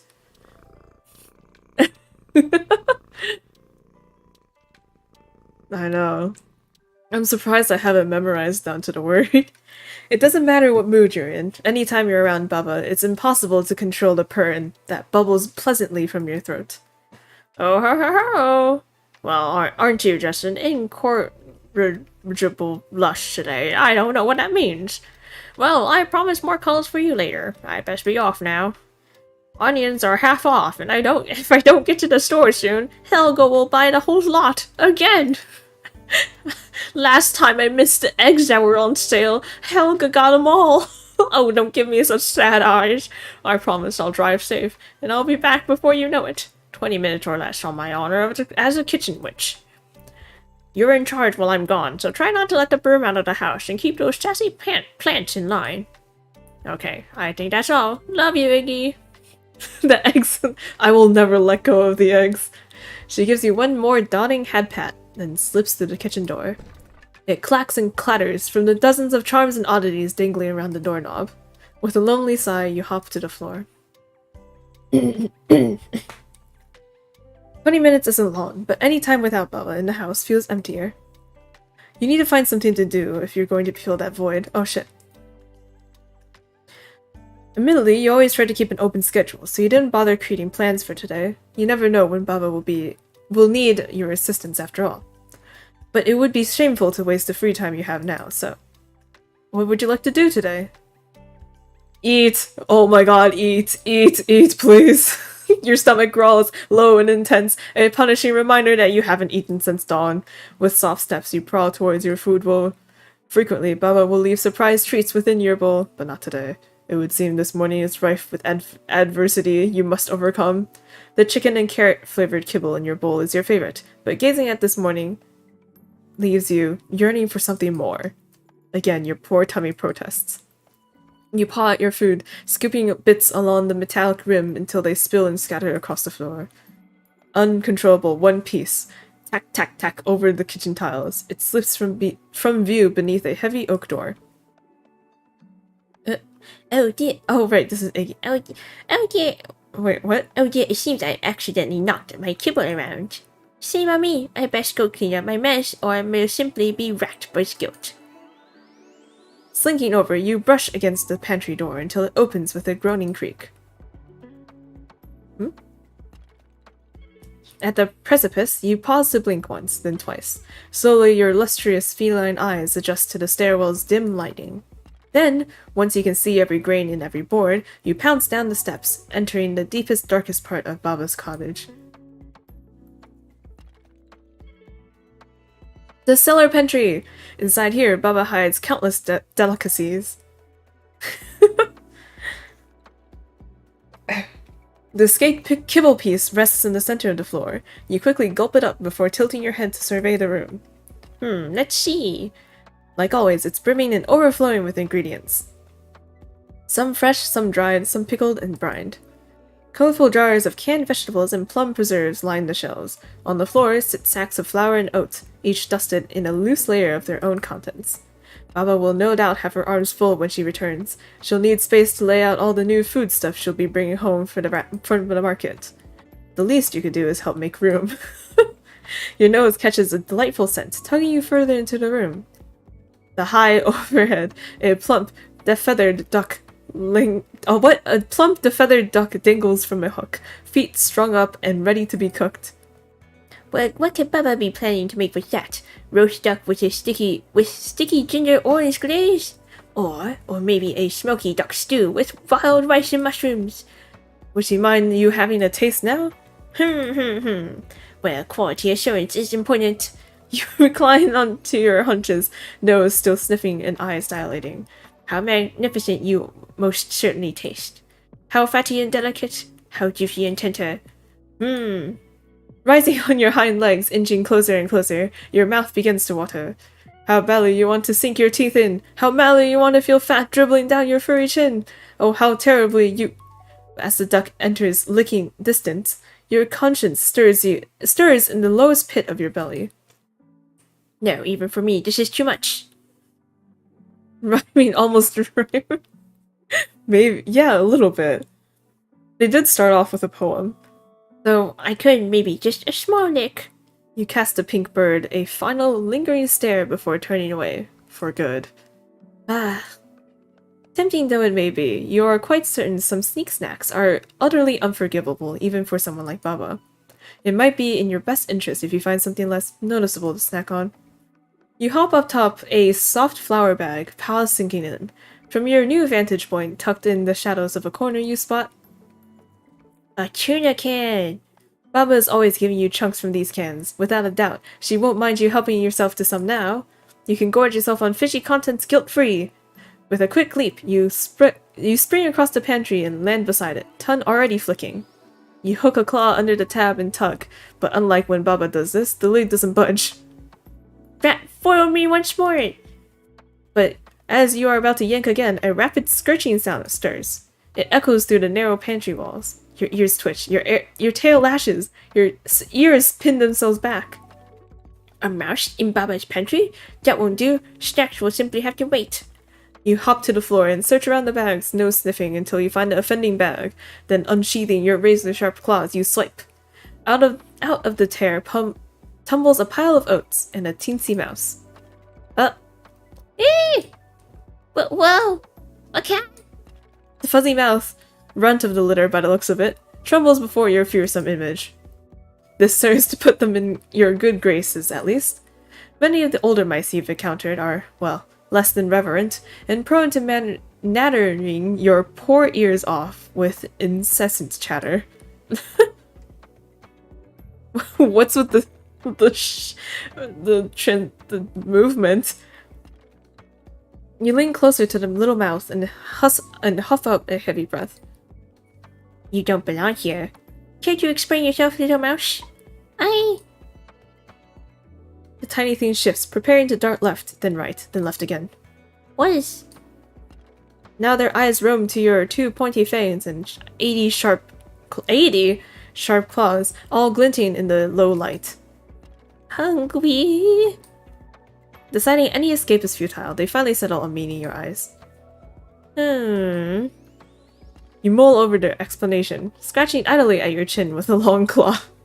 Their plight is understandable, and on this chilly morning, one even you can relate to. But you aren't about to admit that to this meddlesome tuna-time interrupting pitiful creature. You think that entitles you to eat what is not— Oh, you think that entitles you to eat what is not yours? Well, isn't that what you're doing? The nerve that what's Baba's is mine.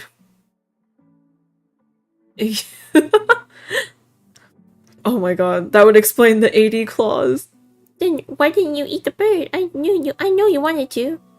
Because I'm saving it for later, of course. Eating it now will only slow me down. And I have a busy day planned. Oh, wow, amazing. I was going to eat this whole bag of oats until nothing but dust remained. Can you teach me, please? Teach you what? I want to learn how to move like a cat, how to step lightly and sleep so soundly, then roam so confidently. I'll be a good student. I'll listen and learn and do anything you say. Nonsense. Why wouldn't you rather learn proper mouse behavior from your parents? Well, I do think that would be ideal, but they're Dead. They shrug as if that suffices for any kind of explanation. well, very well then. Lesson 1. You must always address me as Mr. As Mr. Ignatius, is that clear? The young mouse nods, fur bobbing. Understood, but the sign on your neck says Iggy.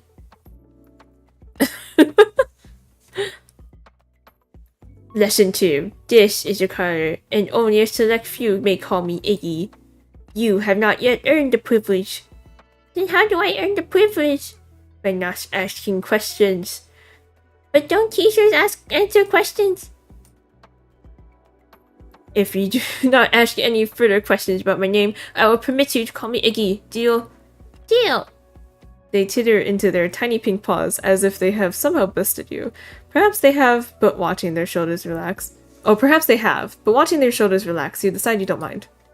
You even allow a faint smile to lift your furry cheeks. Alright, little mouse. Oh, Peep, call me Peep. Well then, little Peep, listen closely to lesson 3. While oats are filling, there is something far, far more flavorful for you to snack on, and it will leave you feeling much more satisfied. Oh, tell me, is it cheese? Better. Sunflower seeds. Seeds are better? How? I don't believe it. Smirking, you lead the tiny mouse to where a lumpy canvas bag rests against the wall. These are hand-grown, seasoned, and roasted by Baba. Each one is timed with a special incantation that will leave you feeling refreshed and prosperous and ready to tackle the day. Go on, considering your troubles, you can have 2. No, 3. Eat well, little mouse. Your chin tilts as the mouse crunches on a seed, savoring every minuscule crumb that tumbles loose. Well, you decide it would be a shame for this little runt to be the only one partaking, especially given the morning you have endured. Dude, I could go for sunflower seeds right now.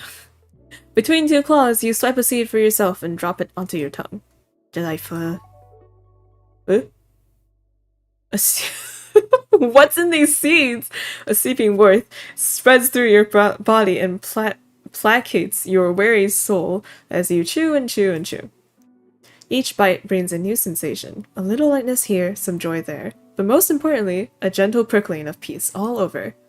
However, all things end. As you swallow, only a subtle buttery flavor clings to your tongue.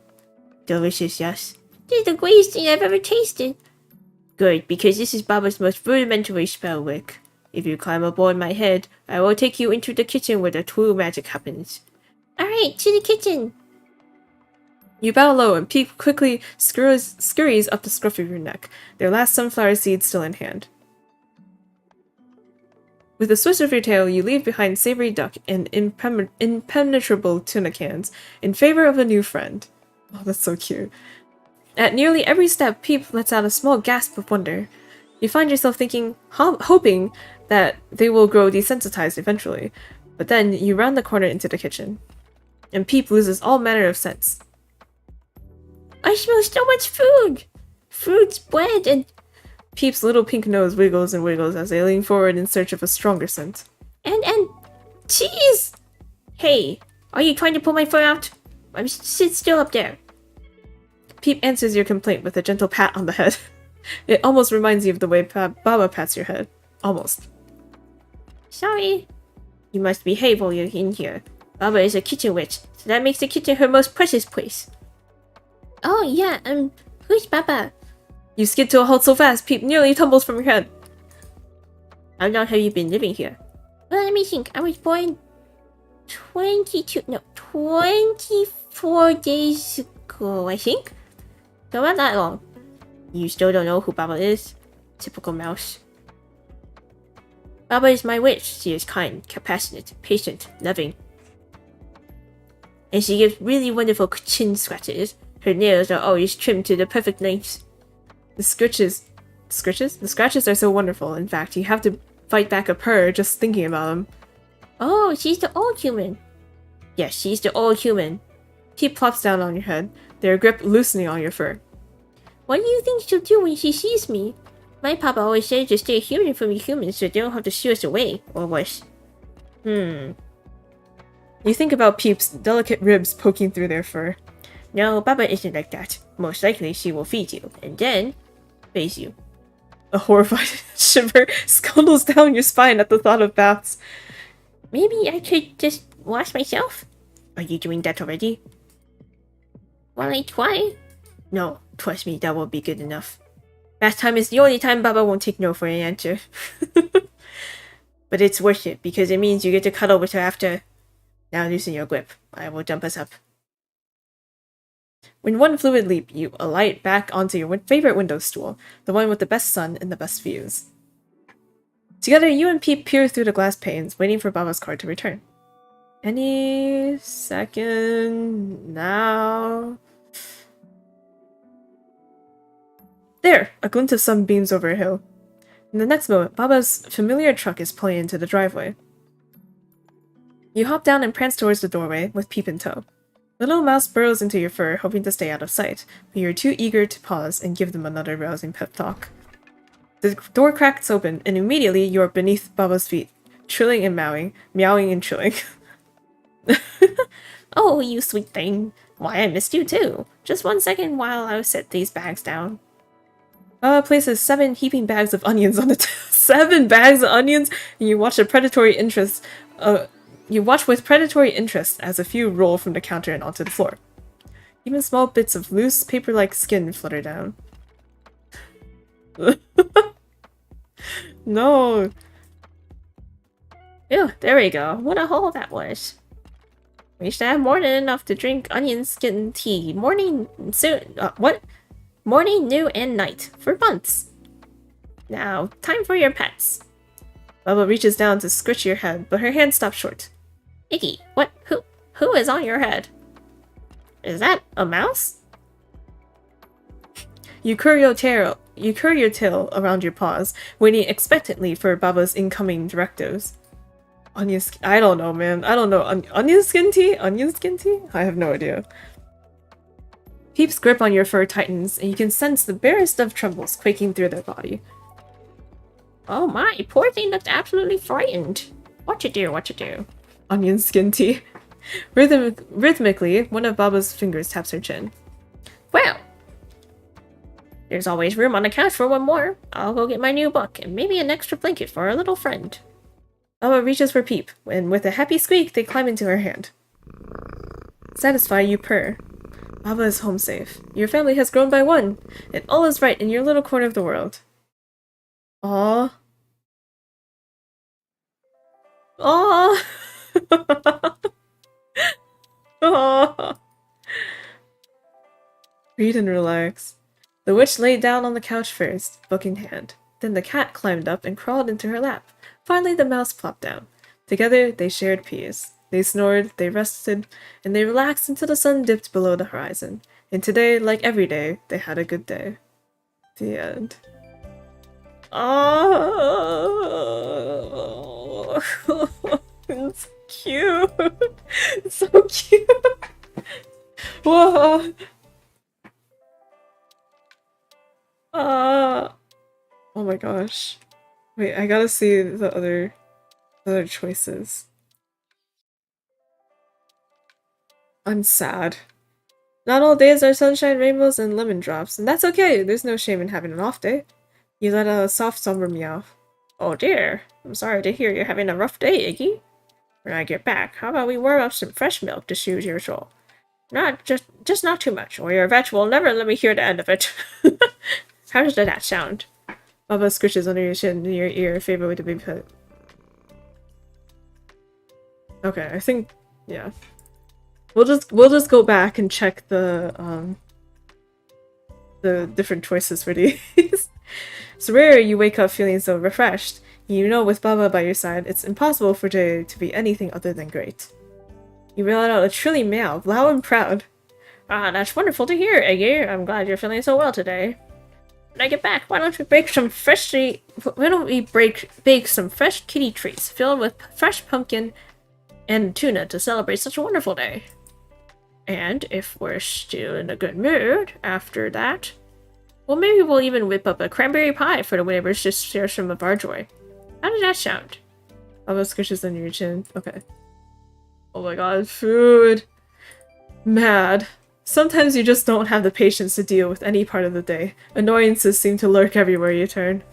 You flick your tail hard against the counter, once, then twice. Whap, whap. Oh, I wonder what's got you so upset today. Maybe when I get back, we can channel our frustrations into cleaning. I know, cleaning is far from fun, but keeping our hands busy can help us process our thoughts. And that old broom is probably ready for a break anyway. How's that sound? Baba! Bored. Today feels the same as yesterday, which feels the same as yesterday's yesterday. Are you stuck in a time loop, Iggy? Perhaps the day has only just begun, but already you can feel restlessness creeping up behind you. You let out a great shuddering, long-winded yawn full of teeth and discontent. Bored, I think I'm beginning to feel the same. Too much routine, not enough novelty. Maybe I'll pick something exciting. I'll pick out some exciting new toys at the store, and we can play together when we get back. Or when I get back. If that's not enough, then we might have to rearrange the entire cottage. How does that sound? Peaceful. You pause before answering, thinking back to how good the morning sun felt radiating against your skin. How blankets of snow stretched endlessly into the distance, creating a calm, pure white abyss. How tree limbs swayed gently, brushing evergreen leaves against the sky. You tilt your nose skyward, squint your eyes, and flex your cheeks into your best soothing Baba smile impression. I know that feeling well. The world is truly tranquil today, isn't it? How lucky of us that we get to experience it. When I get back, why don't we take a little stroll through the forest and get our own bones moving? We can listen to the birds song, feel the fresh air against our skin, bask in the sunshine. How does that sound? That sounds great. We gotta hunt? There's no better gift than a freshly caught meddlesome creature. Perhaps she will even share another one of her smiles with me if I find a match for her. Mice are the true tricksters of the animal kingdom, small and unassuming, but with a dastardly cunning greater than most cats you know. Time to commit violence? Yes, it's time to hunt a mouse. You depart from the kitchen. Oh. Once in the living room, you pause, surveying the darkest shadowy corners, where any nefarious scoundrels might wish Baba harm. But, everything is still. Quiet. Peaceful. The only sign of life is the broom, sweeping furiously at a corner, wiry hairs splayed out and overworked. Good, as it should be. Next, you head up the staircase, pouncing from step to step, imitating the many agile frogs you've seen in the forest ponds. On your 10th hop, you arrive at the door to Baba's room. Gently, you bump it open with your forehead before hopping inside. Truly, Baba's bedroom is worthy of a magazine cover. Not a single leaf or any of the plants have fallen out of place. No dust speckles the corners, and picturesque sunbeams sheen through the windows. And you know for a fact no mouse would dare enter her room, not when it smells so strongly of you. So, you are nothing if not diligent, so you circle around each bedpost, check under every dresser, and circle around every plant's clay pot. You find nothing. Perfect yet again. Satisfied with your findings, or lack thereof, you depart Baba's room. There is only one stop left for your patrol, your least favorite room. The room of unspeakable terrors. The bathroom. The door looms tall and imposing before you. As you approach, your muscles tense like a frightened field mouse beneath a circling hawk. So, we meet again. Memories of the many hours spent in the bathroom when Baba first adopted you tumble through your mind, one after another. Memories of engorged ticks being tugged from your tender skin. Oh, ouch. Memories of fur being shaved free in matted clumps. Memories of warm water and chamomile-scented soap washing away the years of muck you had collected. But despite your yowling and scratching, Baba's hands remained gentle and patient. No, the unbearable memories far outweigh the positive. The bathroom is a horrible place, and you absolutely loathe everything inside it. Loathe. Perhaps I will check inside the bathroom later. Any mouse looking in there today isn't a mouse worth catching. Without a second's delay, you scurry away, not daring to look back at the door. With your hunting rounds complete, you head towards the stairs. You barrel down them 2 at a time. Baba should be returning soon, and you halt mid-step. Body stiffening into a picturesque statue. Your front right paw hovers an inch above the soft rug. You sniff. Sniff! Sniff! You sit back on your haunches, letting your tail lash wildly at your side as a staccato beat pricks your ears. Curious. Patience is a virtue, you remind yourself, as you still your breaths and attune your ears to the direction of the muffled sounds. Thump, thump, thump. Ah, yes, you know that sound. You know that noise too well. Bump, bump, bump, thump, thump, thump. Indeed, that is the familiar sound of a mouse's heart beating furiously, wildly, madly, as they realize you know where they are.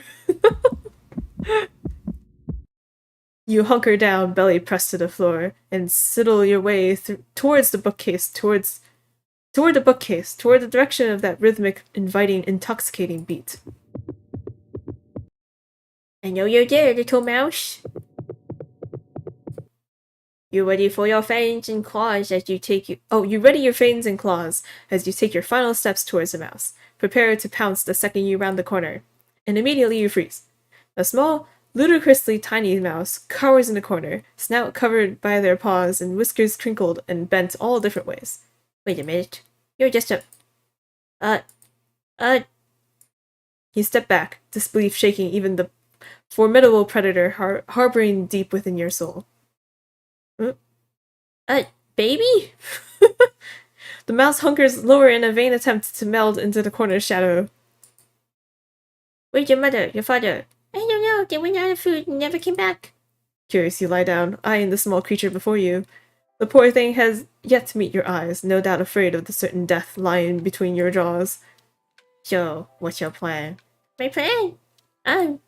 A small beady eye peeks at you from between the mouse's pink paws. Just as quickly, the eye disappears.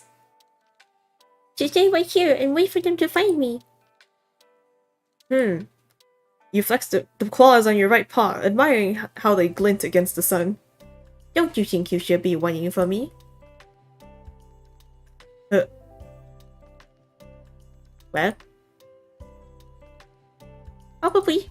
But my legs shake too much when I try to walk. You sigh. How long have you been alone? All night. Miss you, cat, do you? The mouse's voice trails into an incoherent, quivering whisper. Did I? You must speak up in this world if you want to be heard. My parents. You, my parents. Oh. No. Would you like to know a secret about me, little mouse? It may help set your mind at ease. The mouse nods, slow and uncertain. I have never actually managed to successfully hunt something before. Again, you sigh, only this time because you are once more presented with your ultimate embarrassment. No, your ultimate failure as a cat. As much as you wish it wasn't, it is the truth, and not just a ploy to get this little mouse to lower his guard. Though, now that you've had that thought. You squint once more at the feeble fuzzball before you. No, you decide, watching the mouse's posture loosen. Even if you caught this mouse, there would be no victory or celebration. They are far from worthy a catch. What do you think I should do now? My parents have never been gone this long. Little sobs burst from the mouse, sounding more like gurgled hiccups than a heartbroken cry. There's a good chance they were caught in a snowstorm yesterday and they've just been slowed down. You study the small creature before you, shoulders still trembling from his weeping. How is it possible for something so tiny and powerless to exist? They have no claws, no fangs, no hiss. No defenses of any kind. Only soft, fuzzy fur. What are you supposed to do with something so helpless? The very idea is ludicrous, laughable, unbelievable, and every other tangibly relatable synonym, but you have to protect this little thing before you. You lower your head eye level with the mouse, your gold eyes piercing the creature where they stand. What is your name? Peep, what is yours? Ignatius. Oh, then, why does your necklace say Nikki? Necklace? Don't be so gosh. What I wear around my neck is a collar, hand-stitched by Baba herself. It was the first gift she ever bestowed upon me. And because of that, Baba is the only one who may call me Iggy. You will refer to me as Ignatius, is that clear? Yes, yes. On second thought, you may call me Iggy. Okay, Iggy. Now it's in close. Because you are frail and defenseless, as a show of mercy, I will allow you to wait Baba's return with me. This is quite an honor, as Baba always has smiles for me when she returns, and I am willing to share one of those smiles with you. Do you understand? Peep gives an ear-wiggling nod. Good. Baba will return soon, and she will know what to do with you.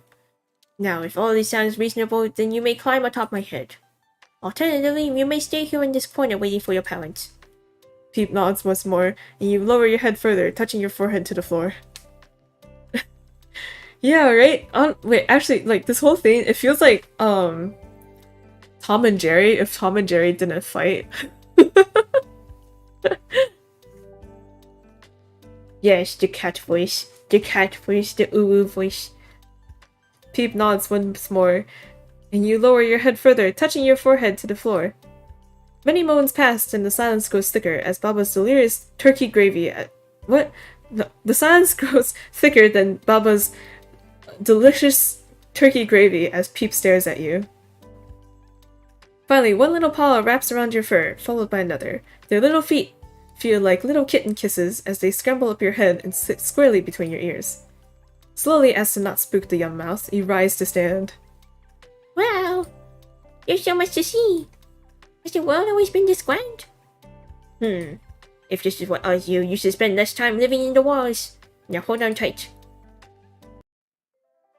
With your newfound friend, you return to the kitchen. At nearly every step, Peep lets out small gasps of wonder. Oh wait, we've seen this. Okay. Okay. Shit, I should save. I'll just get to the end. Walk to bed with more people. Why give me just a moment? I'll need some mittens for a little friend. Baba reaches for Peep, when with a happy squeak, they climb onto her hand. Satisfy, you purr. Baba is home safe. Your family has grown by one. All is right in your little corner of the world. Oh, there's a different ending image for what you choose based on your mood. Oh, no, that's so cute. The cat cleaned his feet, the witch changed into a heavy winter coat, and the mouse slipped on warm new mittens. Finally, they embarked on their walk. They inhaled cold air, they listened to the crunch of snow underfoot, they yelled at birds, and today, like every day, they had a good day. No, so cute! I have to see all the endings! Ah! I'm sad, Bubba. I'm sad. And I need to sleep. A good nap, every cat knows, is the best way to pass the time. With a flickering arch of your tail, you stretch your front paws as far as they'll go. Then, with a satisfying shudder, you stretch your hind legs as well. Your tongue curls as you let out another mighty yawn. Then you circle the kitchen floor. As you survey your surroundings for a suitable spot to rest, you take a moment to sneer at the store-bought cat bed near the living room door. You know Baba meant well when she purchased it. You know she brought it home with love, and that she wanted you to be comfortable. It does not smell right. Even after numerous suspicious sniffs, it does not smell like you. Squinting, you turn back to your previous perch and watch a spiral of dust motes in the sunlight. While the window stool is usually a fine place of leisure. Achoo!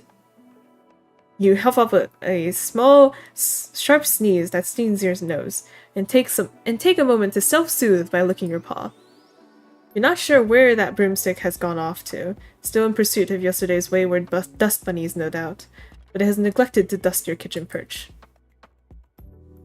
With a disgruntled sigh, you pad into the living room, shooting another wary glare at the store-bought bed. You head for Baba's favorite chair, hopping up in a single bound. Baba's chair is always comfortable. It is her favorite spot to do some knitting, and it's still warm. Though you turn and roll around numerous times, you are unable to get comfortable. The chair normally relaxes you, but now it's making you miss her all the more. Ruefully, you descend from Baba's still warm chair. You place your rump on the carpeted floor, ears twitching as you consider other possible sleeping spots. Perhaps the closet where Baba stores her hats and has been left open once more. You fondly recall curling up on top of her luggage. Occasionally you'll get a real treat, kneading on coats that have slipped off the hanger. Hopefully you venture into the living room and up the stairs. As you summit the top stair, you're pleased to see a watery stream of light spilling from the closet. It washes over the hallway, inviting you inside. Ooh. It appears Baba has reorganized for the changing seasons. You tilt your head, studying the jigsaw of possessions slotted snugly together. You would have no trouble squeezing into a nice dark crevice if you made the effort. No cat is opposed to snug spaces after all. But what if Baba comes home and cannot find you? In a room as dark as this, and with fur as black as yours, she might just mistake you for another shifting shadow. Even if she doesn't tend to worry, you decide not to risk spending less time with her. There's one place you have to try. You push your head through a kitty door as you venture outside, careful not to let it close on your tail.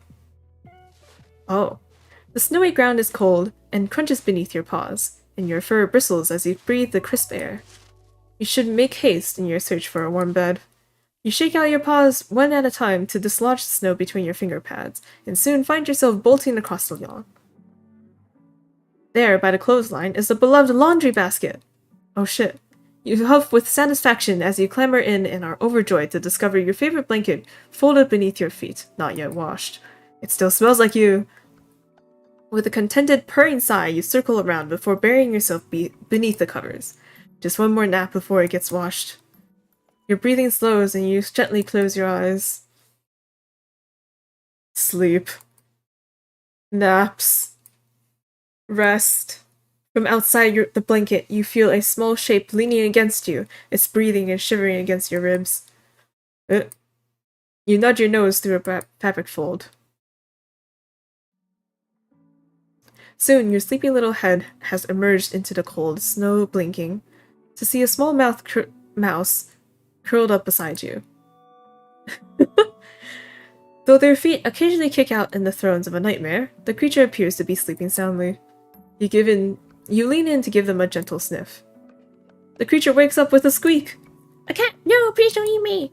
Such panic horror does not surprise you. They are a mouse after all, and a baby at that.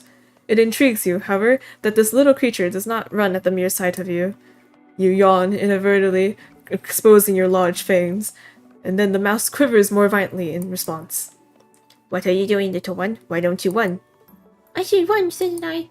But I'm so tired, I haven't eaten in so long. Your tail flicks out from under the blanket. And why have you not eaten?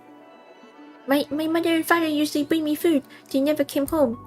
I can't find them. I came outside to look for them and I got tired and this blanket was so warm.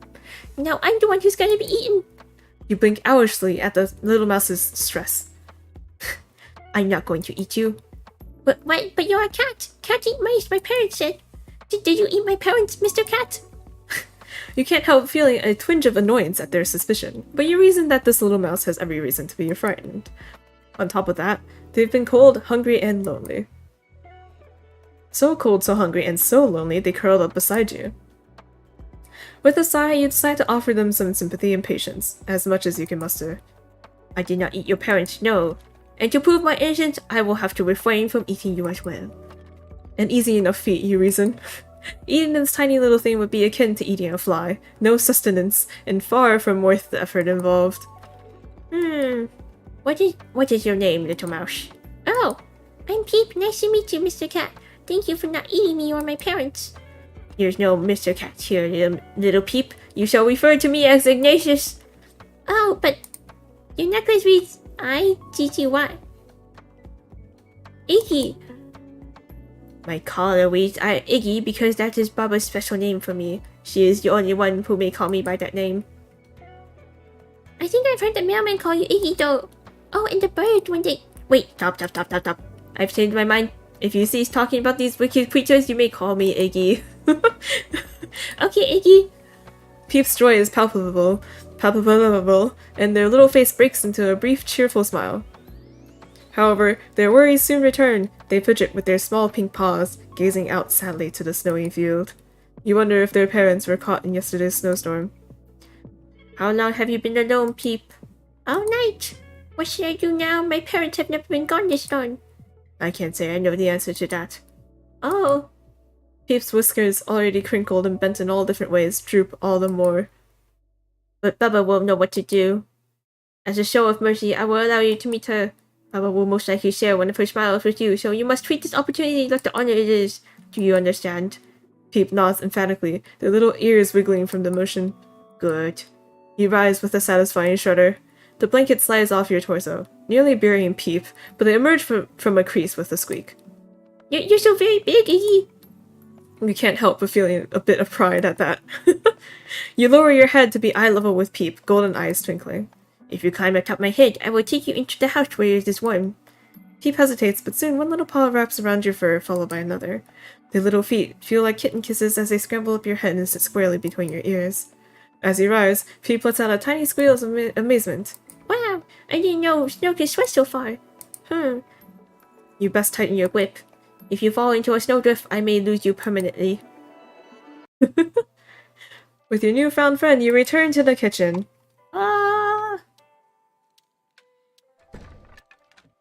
I better heat up some extra milk for your little friend. Oh, and cheese. I'll slide up my best cheese. And bread. Baba reaches for Peep, and with a happy squeak, they climb into her hand. Satisfied, you purr. Baba is home safe, and your family has grown by one. All is right in your little corner of the world. Aww. That's a big chunk of cheese. What the fuck? They rifled through the fridge, the pantry, and the cupboard, searching for only the best, most delicious treats. Finally, they sat down for snack time. Together, they dined on warm milk, fresh cheese, and perfectly brewed onion skin tea. And today, like every day, they had a good day.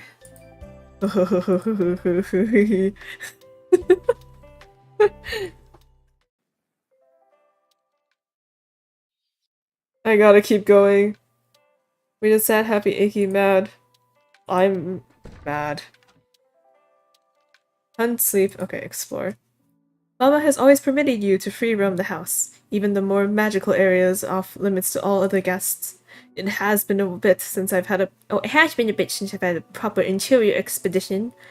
You eye the window over the kitchen sink, crowded with lounging potted plants. Their heavy bulbous heads look like plant-dipped onions.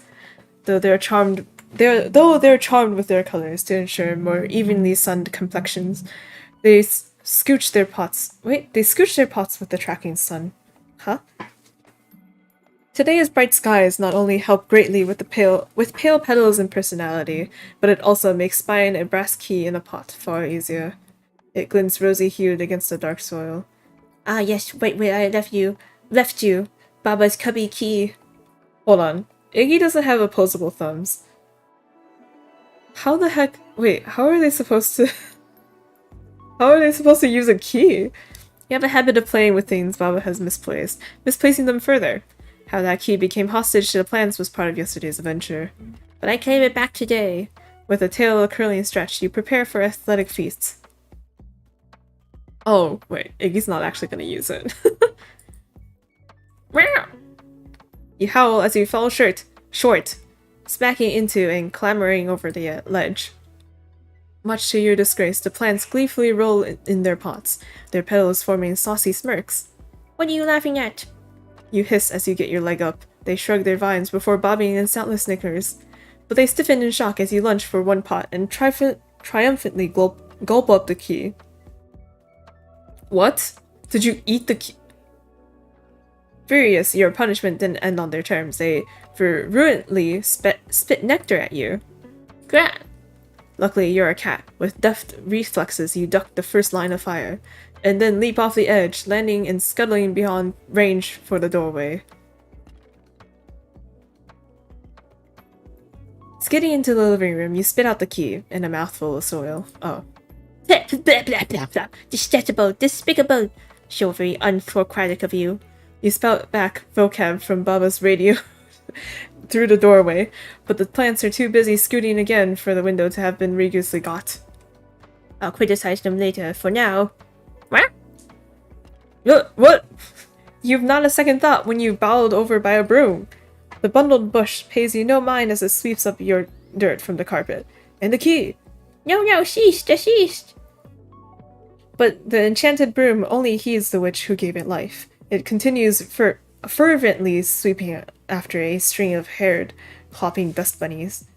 I must get that cubby key. Your sharp eyes fix on the glint in the broom's tumbling dust. You burst forward just as the train of linty lapins scatter under the love seat. As the broom rears back from a slow sweep, you dive before it and bat the key away. Marvelous. Alley-oop. You roll just shy of the devastating floor-cleaning swipe, which sends those hairs headlong. You pick up your prize and venture to the edge of the room. Here.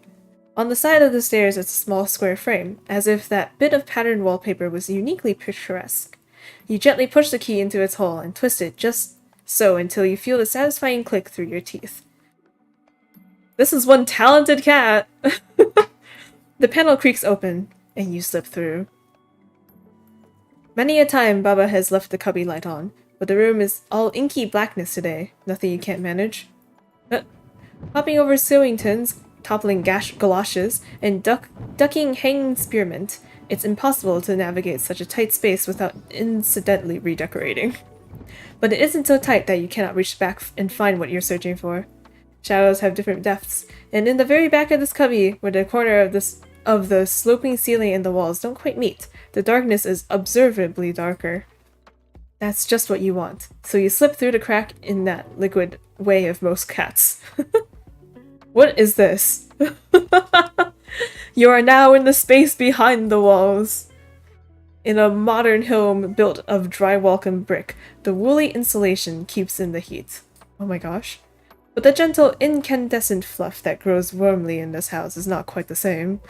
Every step, skip, and slip as you climb makes it tremble like some ticklish soul, and its pulsing inner light shifts in a rhythm like a sensible laugh. Or so it feels. It's just magic stuffing. It's not possibly alive. There it is. Illuminated by the underglow is a U-sized doorway. You leap to land neatly in the center, but before you relive the kitchen error, something warm presses on your belly and glides you on mark. Your landing is perfect. Oh. I absolutely calculated that. Swishing your tail, you saunter onwards, leaving the soft light behind. But a few steps in, a wooden beam clocks your brow. Gah! Curses! Where did that come from? That wasn't here last time. Wait a second. The room is terribly cramped, forcing you to duck into a private session of checkers between the spore sprite and an itty mouse. The phosphorate fungal furniture light allows the two to skip their cheese morsels around the patterned board. Golly! Golly! The mouse exclaims as the sprite does a dastardly move across the board. Provolone pieces are seized by the sprite and victoriously chomped. Not a crumb left for me! What are you little pests doing here? The sprite and the mouse frightfully turn to your furious face looming above. The sprite slams their hands down on the toadstool table, releasing a smoke screen of spores that leave the animal sneezing. When they open their eyes, the sprite has absconded. You scared them away! It was the best 2 out of 3 we were tired. How troublesome, if I cared. A different room should be here. They don't just shift about so quickly. Usually. Well, I wouldn't know much about that. You don't miss the mysterious sadness that wilts their whiskers. I'm very new to exploring. I'm trying to make new friends in new places. Oh, well, leave me out of it. Yeah. You stomp into this narrow space and prowl around. The poor mouse scampers around your paws. I need to exit. The exit through the attic. Oh, if there's the exit you need, I know a much better way. You think you know better than a long-lived and learned cat like me? I'm just offering since you seem pretty lost. Well, naturally, the turns are all backwards. Now get me out. Absolutely, hold on. The little thing rushes over to a forgettable inset stone, and throws all their weight on it. The floor rumbles. It would. Why do they keep, they keep squishing? Inertia flattens you as the whole room propels upward into darkness. But once it slows to a halt, and your bones feel again the proper height, the wall with the secret slate is now replaced with an open view of... The living room? Up to a lower room? Preposterous. That didn't happen last time, but... Oh, I'm Pete, by the way. What's your name? You sweep back Peep with a flick of your tail, but the critter clings on as you leap onto the carpet. I am Ignatius, and you will be wise to remember my name. Oh, but your name is Iggy. You glower back at the dangling mouse child. 1, it's a collar, not a necklace. 2, only Baba calls me Iggy. What? Oh, but Iggy is much cuter name. Well, I admit, you are correct in your assessment. You should refer to me as Ignatius, understood? Of course, anything you say. Iggy. What was that? Nothing. You lower yourself eye level with the young mouse. Tell me, where are your parents? Aren't you a bit too young for independent exploration? I see. They're gone, Eve nods in answer. It's impossible to deny that the very sight of this pitiful being tugs at even the lowest chamber of your heart. You sigh. Very well. Since you assisted me earlier, I suppose I have no choice but to take you under my tail. Go on, climb aboard my head. We will wait in the kitchen. Without question, the young mouse scurries up your back with ease. They situate themselves squarely in between your ears. What are we waiting for? Baba, she will know what to do with you. Now, I suggest you hold on. With your newfound friend, you return to the kitchen. And at nearly every step, Peep lets out a small gasp of wonder. Oh, wait. Okay, we're back here. I suppose we always need more help around the house. Our little friend can help hold the dustpan. Baba reaches for Peep, when with a happy squeak they climb into her hand. Satisfied, you purr. Baba is home safe. Your family has grown by one, and all is right in your little corner of the world.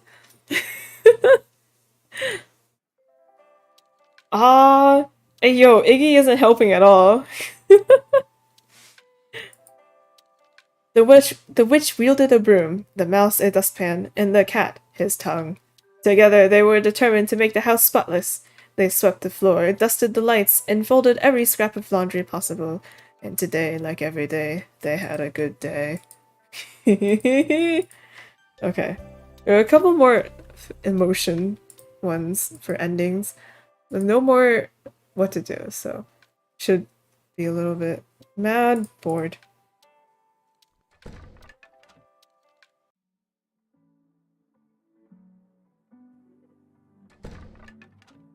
Good thing I brought some extra toys to play with.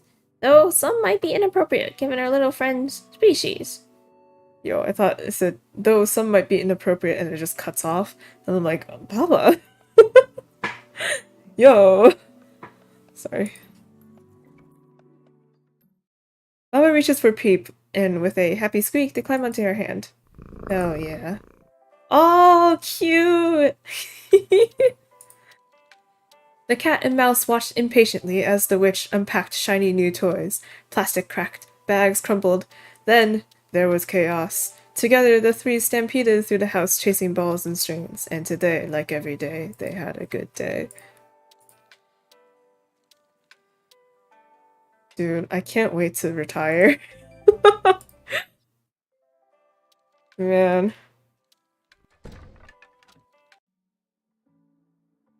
So this one is peaceful? Peaceful.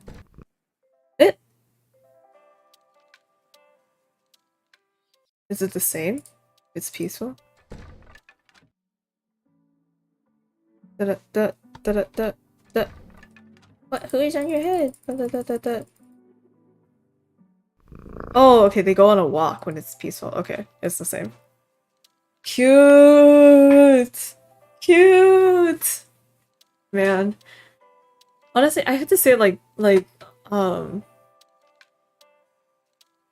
sprites are, like, a bit inconsistent. But it's very, very cute. The story is really cute, and it's like a simple, easy story.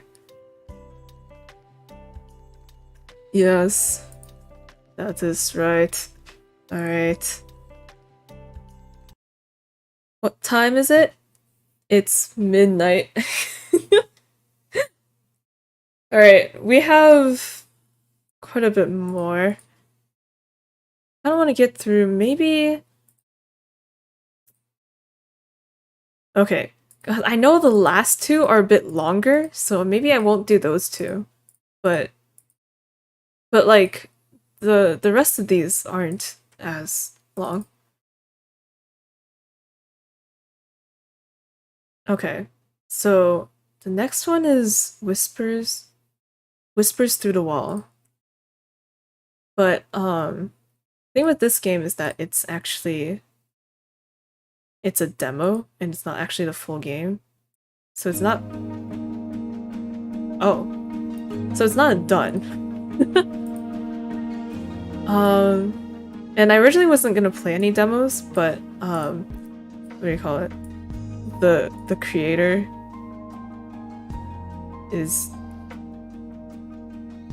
the creator followed me on Twitter, and I was like, okay, sure, let's see. I saw like them talking about it while making it, so yeah, okay. But this is like what do you call it? This is more of a romance-y game, so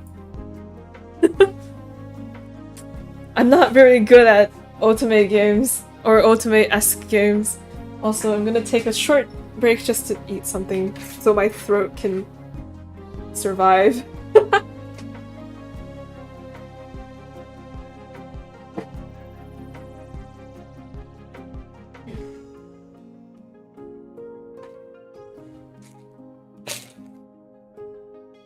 This VOD is gonna be so long.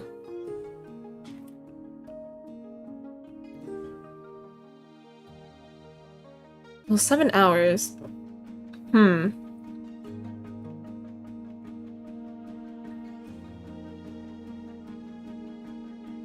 I have the list in the description. I think I want to try to get through all of them, maybe just not the last two. Because I know the last two are kind of longer. Bro, I underestimated the length of some of these. I thought they were all gonna just be like Hot Cocoa Magic, like it's like 10 minutes, 30 minutes long. And I'm like, okay, I can do all of that in a stream. And it's and then like bam, the first two visual novels are kind of long. I'm like, shit. I didn't realize. 12-hour stream.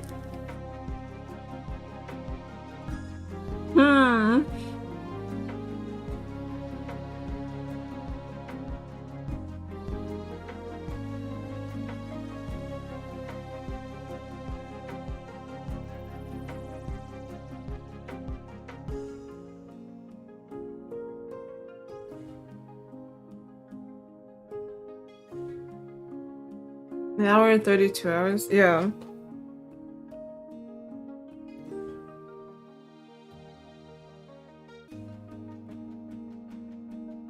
Right? I think I underestimate like my reading speed. I think I feel like I read faster than I actually do.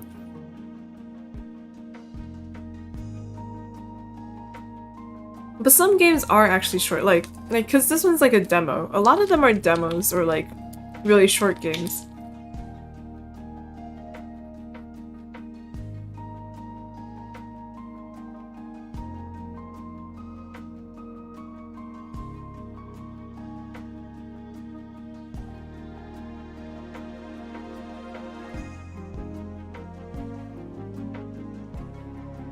How long did Ezrebeth take? Ezrebeth was shorter than No Go Noelle, right? Okay, yeah, No Go Noelle took the longest. Surprisingly enough. Because I don't know. I thought it was gonna be a short game. I didn't read the description clearly. I thought it was gonna be short.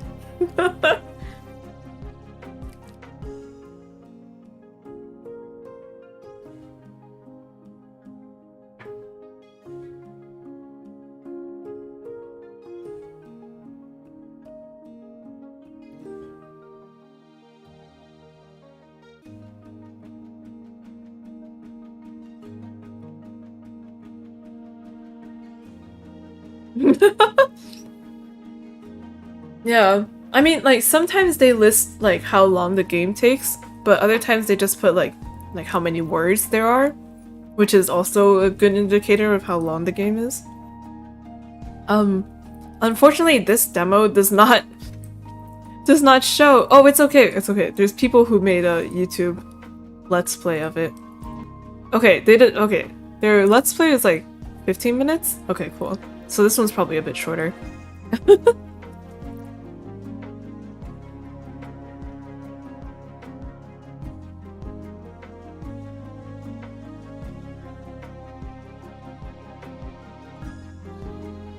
Mm-hmm.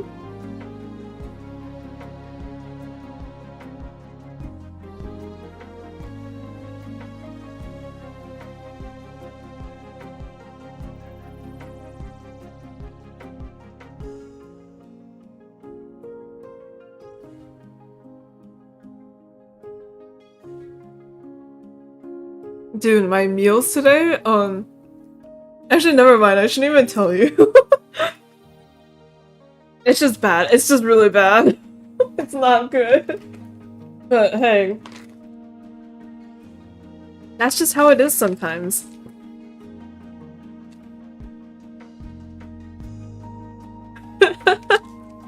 Okay. I tell you, but don't tell anyone else. It's just Pretz and protein bars.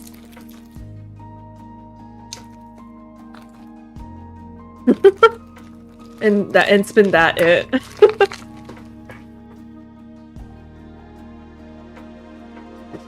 Is it protein bars? Yeah.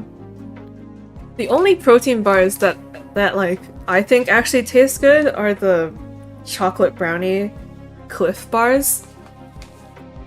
Get something delivered. It's a little late now. And also I don't have pants on, so it's okay. After this I can make something for food, for better food.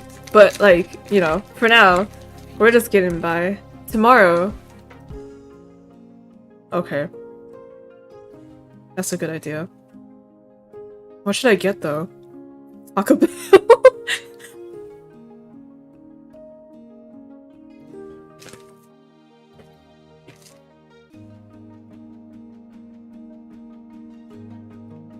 Yes, Taco Bell.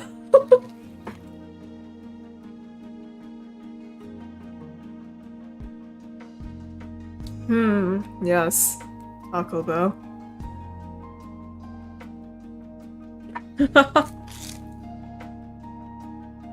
Dude, Taco Bell, like... I don't know if your Taco Bell has this issue, but... like... It's a lie. They're like clickbaiting you. Taco Bell is clickbaiting you. When they show like images of the food, right? Cause I like the Crunchwrap Supreme. And like on the image it's like, wow, so full, so much stuff inside the wrap. And then you get it and it's like a pancake.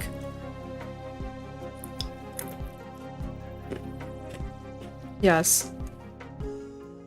I just feel betrayed because I remember this exactly because when I first ordered Taco Bell, right, like first time, pretty much ever, and I got a Crunchwrap. It was like, it was good. It was kind of full, you know? There was a lot of shit in there. And I was like, holy shit, Taco Bell, popping off, right? And then every time I ordered from that day on, right? Every time I ordered, it just got thinner and thinner and thinner. It's like they know what's happening. They know what's up and they're just, yeah. Basically, yeah. Taco Bell is like drugs.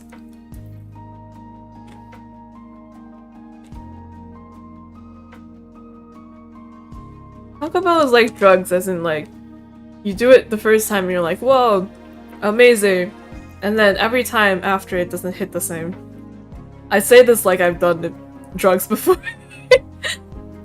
You know what I mean? Like, when you experience something for the first time and then the next time it's just always worse. But this time they're like, but in the case of Taco Bell, they're like specifically making it worse.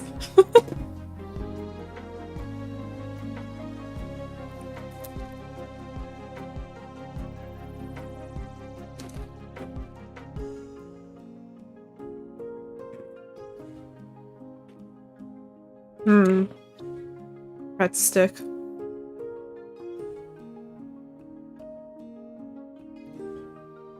Reds.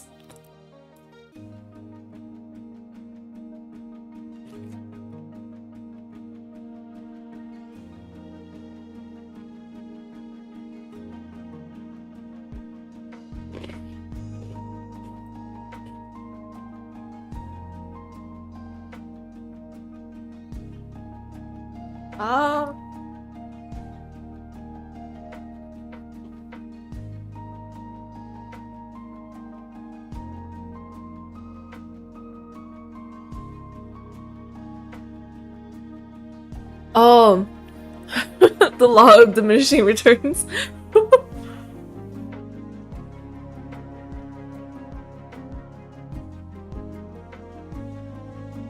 Yeah, exactly.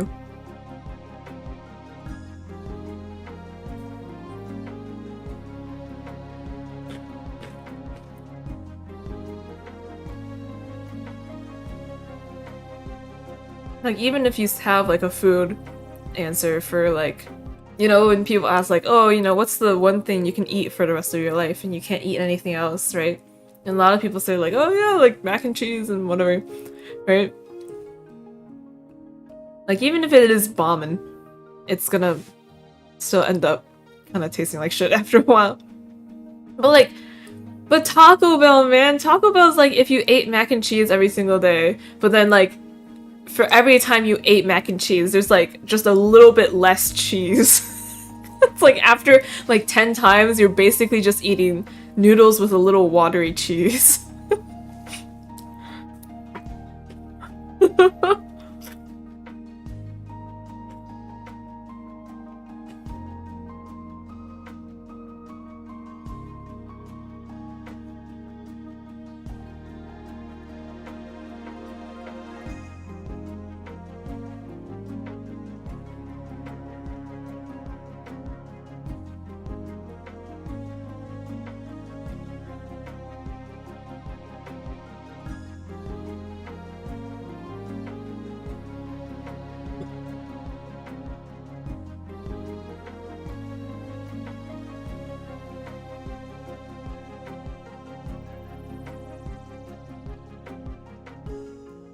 Okay. Alright. Okay, Doka. So, whispers through the wall. It's only a teaser and demo version. But the synopsis is... When Maria meets a stranger on her balcony, her winter holidays grow a little warmer. This project is a short ultimate game featuring themes of loneliness and self-discovery. It has a single love interest named Jamie, a young chef who's between jobs. Okay. Alright.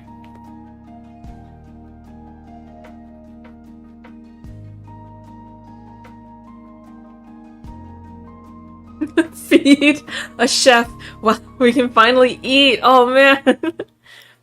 Thank you for downloading Whispers Through the Wall. This game was made during the Winter Visual Novel Game Jam of 2022. Please keep in mind that this is an early teaser, not the final public. Okay. No. Please. Stop. Sorry. I throw my head forward and toss away the heavy bedding. The blanket clings relentlessly to my legs, and I fight to untangle them as I slide off the mattress. Stumbling sideways, I nearly crash onto the floor.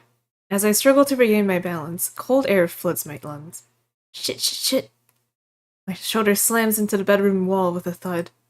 I wince as I steady myself against it. My heart races out of control. It thrums in my neck like the wings of a hummingbird. Right? Isn't this bedroom so cute? The hexagon plants. That's a lot of plants, actually, now that I'm looking at it. And then these, like, Instagram lights. I sigh as I shake my head. My dreamy mind reluctantly adjusts to reality, and I step away from the wall. Again? Maria, pull your shirt down. I reflexively clench my wrists. I mean, my fists. I can read.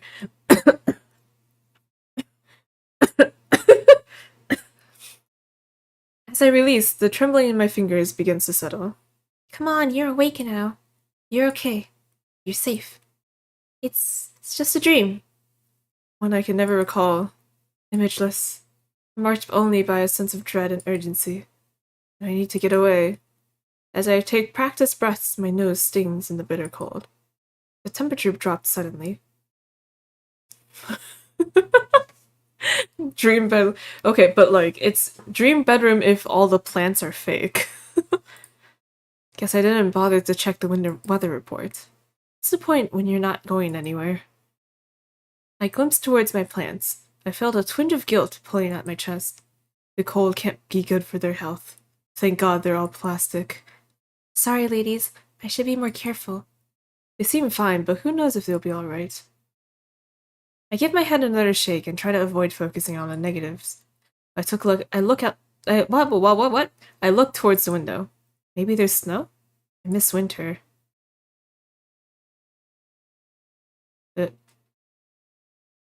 Zoom.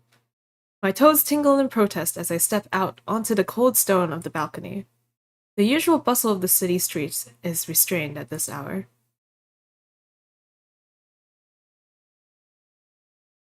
Pretty picture. Streetlights and shop signs cast a dim, golden glow across the sidewalks. The occasional pedestrian crosses the street, all bundled up in heavy coats.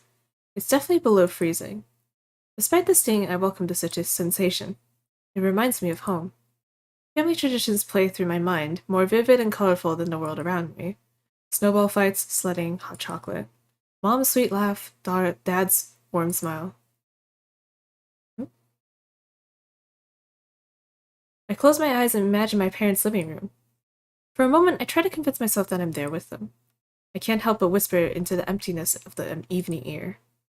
Miss you. I inhale deeply, but a strange smell interrupts my half-hearted visualization. Is that... evening? Oh god, I'm gonna give him such a douche voice. I draw in a sharp breath and feel my shoulders stiffen. The balcony next to mine is occupied.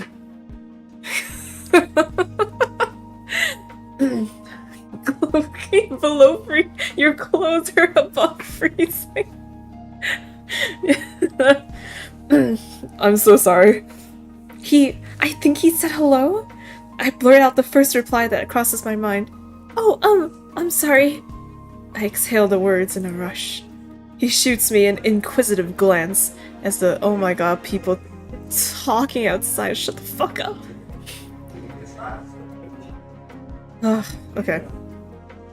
Sorry if you can hear that. He shoots me an inquisitive glance as a grin tugs at his lips. For what? I didn't know you were there. Oh. Up. I didn't know you were there. I wouldn't have been thinking out loud if I knew you were. He shrugs casually. The people outside also said hello. The dude appeared and, like, suddenly everyone was trying to get on his lawn. Wait. No, your milkshake brings all the... Never mind. Well, I did wait. Oh, well, I did wave. You seemed distracted by the city before you closed your eyes. I didn't want to interrupt you taking in the sights. Oh. It seems we're neighbors. I haven't had a chance to meet you in the hall yet. My name's Jamie.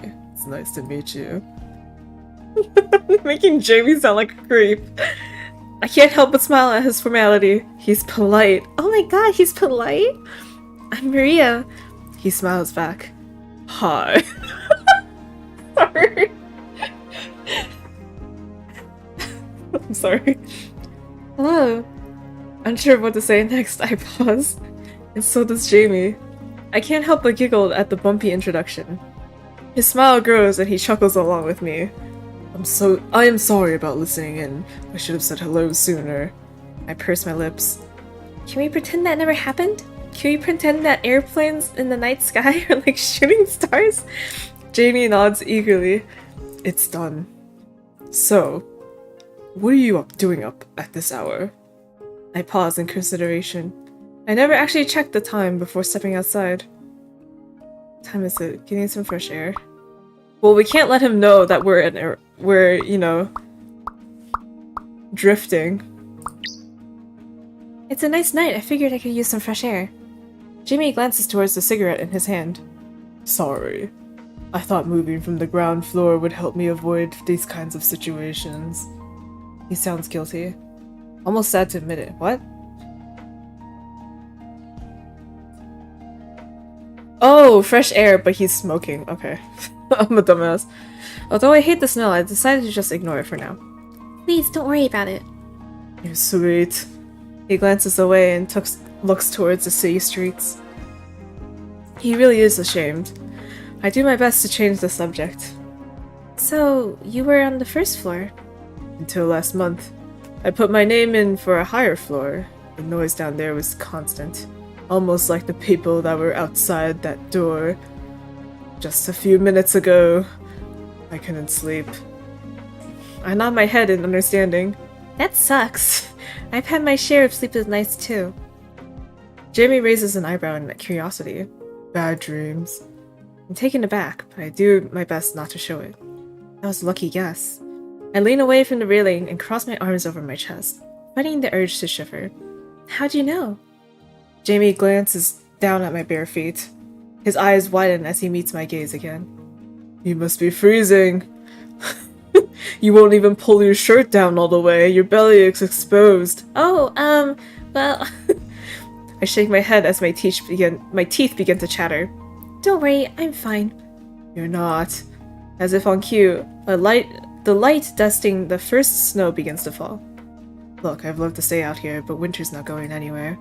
Would you meet up with me tomorrow around noon? I struggle to respond, surprised by his forwardness. I don't have plans. He grins, clearly not feeling the same awkwardness that I'm drowning in. This is going to sound strange, but his tone shifts. Is he nervous? Sit across from the closet in your front hallway. I'll meet you. Huh? What?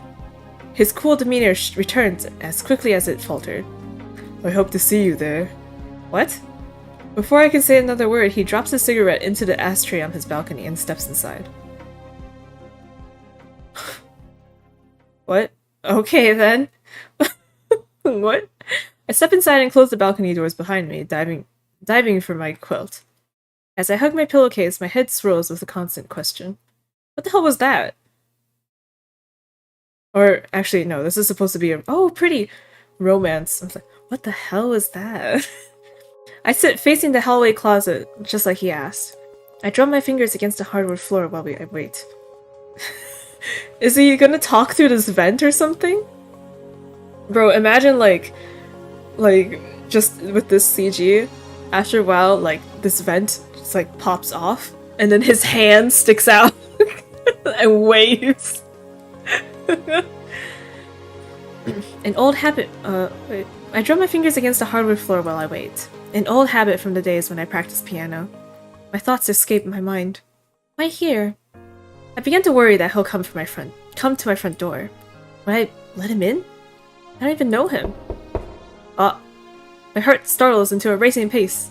That knock. It didn't come from the hallway. Hello. His voice carries freely through my apartment as if he was sitting right next to me. What the? I look towards the door, but there's no shadow cast under the frame. He isn't out there. Where are you? Down here. Vent. I peer to my right and spot a vent in the wall. I lay closer and look to the other side. Oh my god! Wait, it's actually here. Yo, why does the vent look like prison bars? As I glimpse through the bars, I see Jamie looking back at me. Hey, this is pretty igneous? Oh my god. I squint at Jamie, trying to discern his expression. Wait, hold up. Why would the vent... He's in jail. Why would the vent, like, wait, what? Do apartments work like that? Like, does your vent just, like, connect to another room? Like, just this directly? Like a window? Hi there.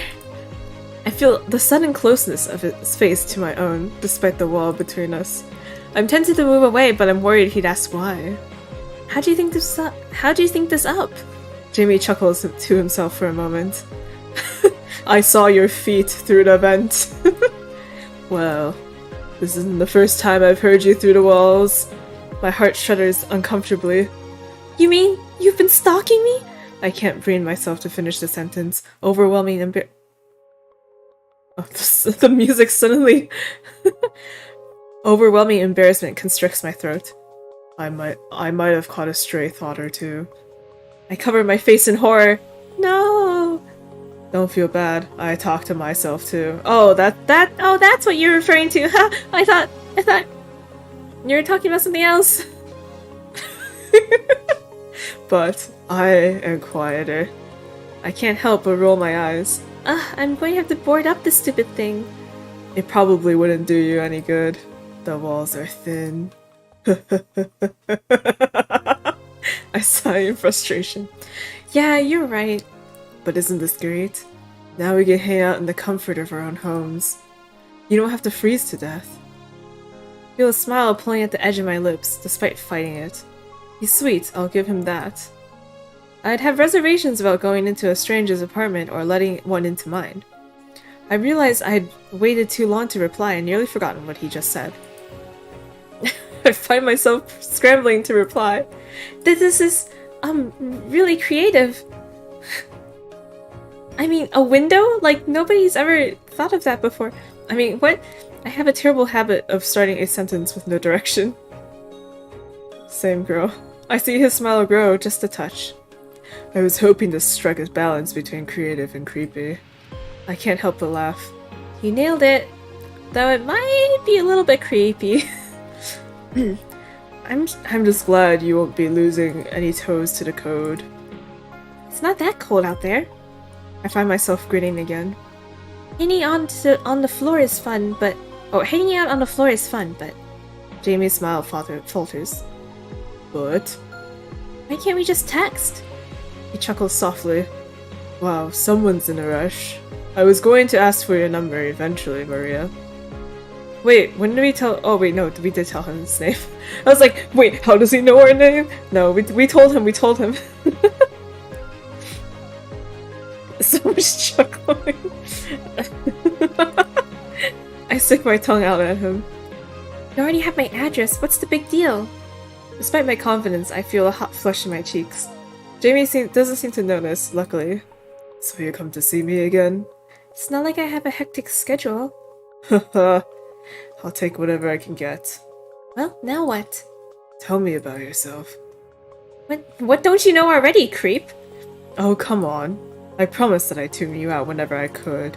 I respect your privacy. Sure. Fine. What do you want to know? Where are you from? Violet Hill. That's far away. I needed a change of pace. And an ocean apart did that? Sort of. I wanted moving away to change me, and I'm not sure that it did. Though I discovered myself that- wait, I thought I'd discovered myself, and it feels like there was nothing to find. I still don't have a new direction. I decided to give him a simple answer. I came here to study and gain some independence. I've never traveled before I moved here. I tried to exhale the heaviness building in my chest. It doesn't help. My parents still don't like that I'm alone out here, and they're upset that I won't be home for the holidays. I wanted to spend my winter break with them, but traveling at this time of year is too expensive. I couldn't justify the cost. I miss them. They didn't want me to move away. Jamie nods subtly. That's normal. No parent wants to be an empty nester. My parents were upset when I moved across the city for work. Still, I feel terrible for putting them through this stress. We've never spent this much time apart. I wanted to find freedom in this city, and I'm starting to realize it wasn't my parents holding me back. Jamie purses his lips. That's tough, but I'm curious. Why'd you pick Mayfall? The history. Everything here feels older. It's strange to see a building and know that 200 years ago someone else could stand there and look up at it too. Oh, I guess I used to that. How long have you been here? My family has always lived here. I studied here, and I work here too. It's home. I guess where? Oh, I guess worked. I left the restaurant last week. I tried my best to mask my astonishment but fall short. Mayfall is one of the most famous culinary destinations in the world. You worked at a restaurant? Mm-hmm. I was a chef too. That's quite impressive. I can see him grinning at me through the grate. Thank you. My stomach growls ferociously as fine dining crosses my mind. Ayo, same. I flinch with embarrassment. He definitely heard that. Are you hungry? Yeah, I skipped lunch. He frowns dramatically. That's not good for you. Shit, Jamie. You don't want to know what I've been eating. You need to plan a proper meal. Sorry, Jamie. What are you gonna make for dinner? The thought of telling Jamie what's in my cupboard sends a rosy warmth to my cheeks. Ayo, Maria, just like me, for real. I'm no chef. Honestly, I'm more of an instant ramen and microwave pizza kind of girl. My cupboards are just filled with protein bars, and that's all I eat, honestly. I don't eat anything else. I just eat protein bars and drink water. I'm gonna need your number today. Why is that? I have a few recipes in mind. Don't worry, they're simple. I probably won't have the ingredients. Jamie grins eagerly. I can lend you whatever you need. Think of my phone as a customer support line. I'll walk you through it. Only if you want, of course. Ayo, I don't know.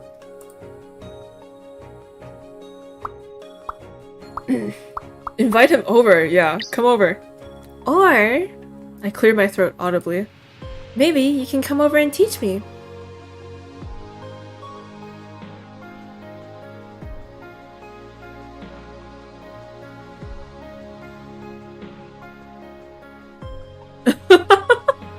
What? We don't get to see him come over? That's what we get for playing a demo.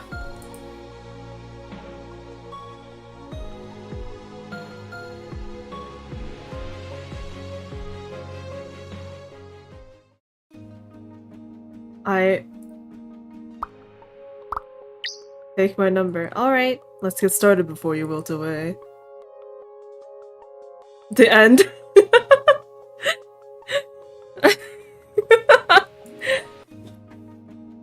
Wow! Cool. Nice! Think obviously, right? It's still in progress, very clearly. Short game. Nice. Nice art, honestly. I like the art a lot.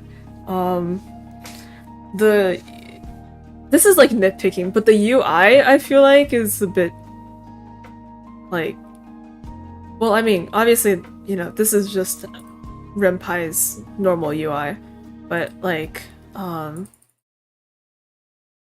this text box to me just feels kind of, what's the word? Simple. Yeah. I mean, that's the only grip. It's that I feel like the text box was like, oh, I guess it's just this galaxy. The snowflake is cool though. And there's a lot of CGs in comparison to work of like tech sprites. The text in the textbook thing. Yeah.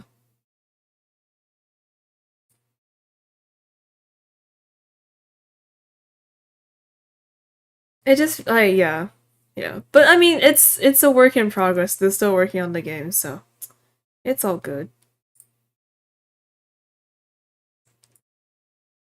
I'm not a big Ultimate game person, so I can't really judge the quality of Jamie's attractiveness, but I'd say if he can cook, he's definitely up there.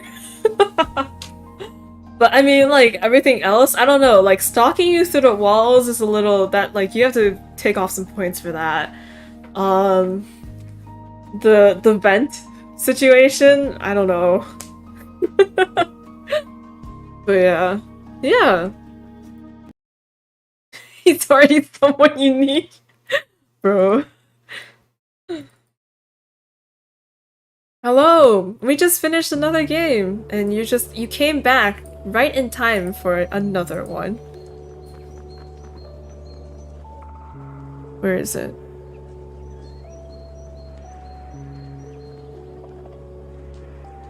Here we go. This is Hibernation Day. How are the Iggy endings? The Iggy endings were very good. They were all very cute. It's the kind of relaxing, peaceful life we all desire. Sims Miko feel like needs to hibernate.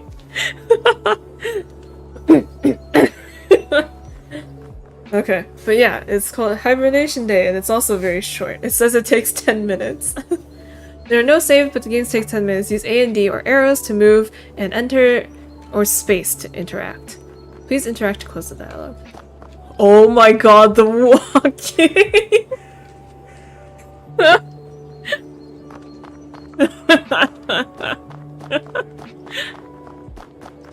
Wait, okay. Hold on, let me look up. Hibernation Day. It's almost the end of Hibernation Day, but the family of possums isn't celebrating. You've got to fix the conflicts and little problems before fireworks start. It's so goofy. Happy Hibernation Day! Hibernation Day is right upon us, huh? The mouth! In school, we learned about this. The time when opossums were only able to live a couple years, and how stabilizers made our lives much longer. Even if you have to sleep for the whole winter. I do feel a bit nervous today, though. Is there a story behind it? No time, gotta save Hibernation Day. Is there a story behind it? You know what's funny? When the first opossum who've taken a stabilizer fell asleep and didn't wake up on the next day, everyone thought he fell into a coma. It's different now. We wait for it and celebrate the hibernation every year. Everyone's happy and there's nothing weird about it. Banner. The banner's talking to me. Do you feel weird about it? No? It's okay if you don't want to tell. Sorry, gotta go. Maybe next time. I'll be there. Okay. Trash. Opossums of old would probably see it and think, dinner's ready. Trash bin. You think you've changed that much? You will be surprised by what you may find. What can you offer? Money. Power. Wow. You are probably older than Grandpa. Excuse me? I don't know how to say it, Trashy, but we don't really use it anymore. Huh? I think we just share things, and everyone gets enough. You should really catch up on this. Arrogant possums like you may think they don't need me, but they always come back. Okay. What's up? Oh, it's her sister. Something happened? Grr. Look at Mom and Dad. They're fighting again. I knew this was gonna happen. I asked if I can spend Hibernation Day with my girlfriend, and you can probably guess how that went. They let you? Sure. I really hope for something different this time. Hi. I know what can distract you from thinking about her. From thinking about holding her hand. Nod. Cuddling with her. Tear. Nod. Proposing to her and spending your days with undying love to each other. What? I can get you a beer. Works. See you later. This beer better be delicious. Rainbow delicious.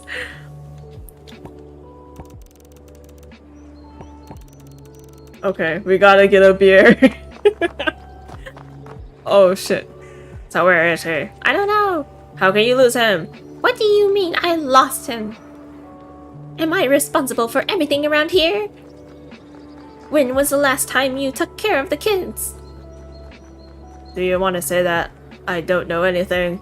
You're the one who saw him last. So where is he? I don't know. How could you lose him? What do you mean? Okay, it just repeats. I'm gonna... Oh my gosh. What? Why is there a dead possum out here? Hey dude, get up. Brother? You know they're looking for you, right? Want to see the fireworks? Oh, I get it. Oh no! He's dead! What am I gonna do without my brother? Ha ha ha ha ha ha! Got you again! Please come home now. Do it yourself, I'm not going anywhere. Tell them tell them I'm dead. I'll tell them you stink. Okay. Okay, let's get a beer before we take care of this lost. So close yet so far. I can't take it while parents are here. Oh.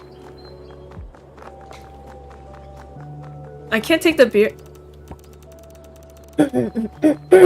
Are we not of age? Okay. Ah! An emergency? Where's the enemy? A very certainly dead little opossum. Can be found. Right there in the bushes. My boy! Oh my god! Holy trash! Dirt, dirt, dirt. Okay, calm down. He's probably just pretending again. We have to pretend to or he won't get up. Oh my god, he's dead for real! I don't even think I seen you breathing. I wasn't. My boy, Don't scare me like that. scream at each other again, and I'll die for real. Bleh. Oh, honey. Well, we are sorry. Come here, you are all cold. And wet. Impressive. Oh, impressive. I don't even see I've seen you breathing. Peak 12 a.m. content. Beer time. Oh no, I'm defenseless. I got you. Yes. This is it. Is this our love song? I mean, it is, but I wouldn't say. Here. See you later. Spare. Okay. Here's your beer, sis. Wow, I believed in you. Kind of. Girl. Ha, I'm kidding. Beer is nice, but what matters more that you wanted to help. Happy Hibernation Day, bro. Happy Hibernation Day. See you later. Sure. This is the best. What is this child that's running around and can they stop? Our mom and dad and bro still. I don't even think I've ever seen you breathing, Dad. Who's this? Hey, shush. It's your grandson. Which one? The one with the scarf. Can you bring the old fool his glasses? He can't tell which one grandchild from another anymore. Unlike me, of course. Sure, Grams. And he'll need them to watch fireworks, too. Fireworks! Anything else? You guys ready for the celebration? Oh yeah, it's a big day. We should be grateful for our long lives. And remember how fleeting and gruesome, full of disease and decay. Uh-huh. The life was before the invention of stabilizers. Haha, yeah, we are doing just fine, sweetie. You, on the other hand, look a bit pale. I know what might just do the trick. Tea with kumquat honey and rosemary. Oh yeah, witchcraft. I am a wise, old, and a marvelous horticulturist. Oh, you've always been into your plants, love. So much so you wouldn't even notice me until I pull. Yuck. Sometimes I think. I remember when you were so beautiful back then, and so fierce while fighting for trash. Sometimes I think maybe you shouldn't have gotten a stabilizer. You're a little too harsh.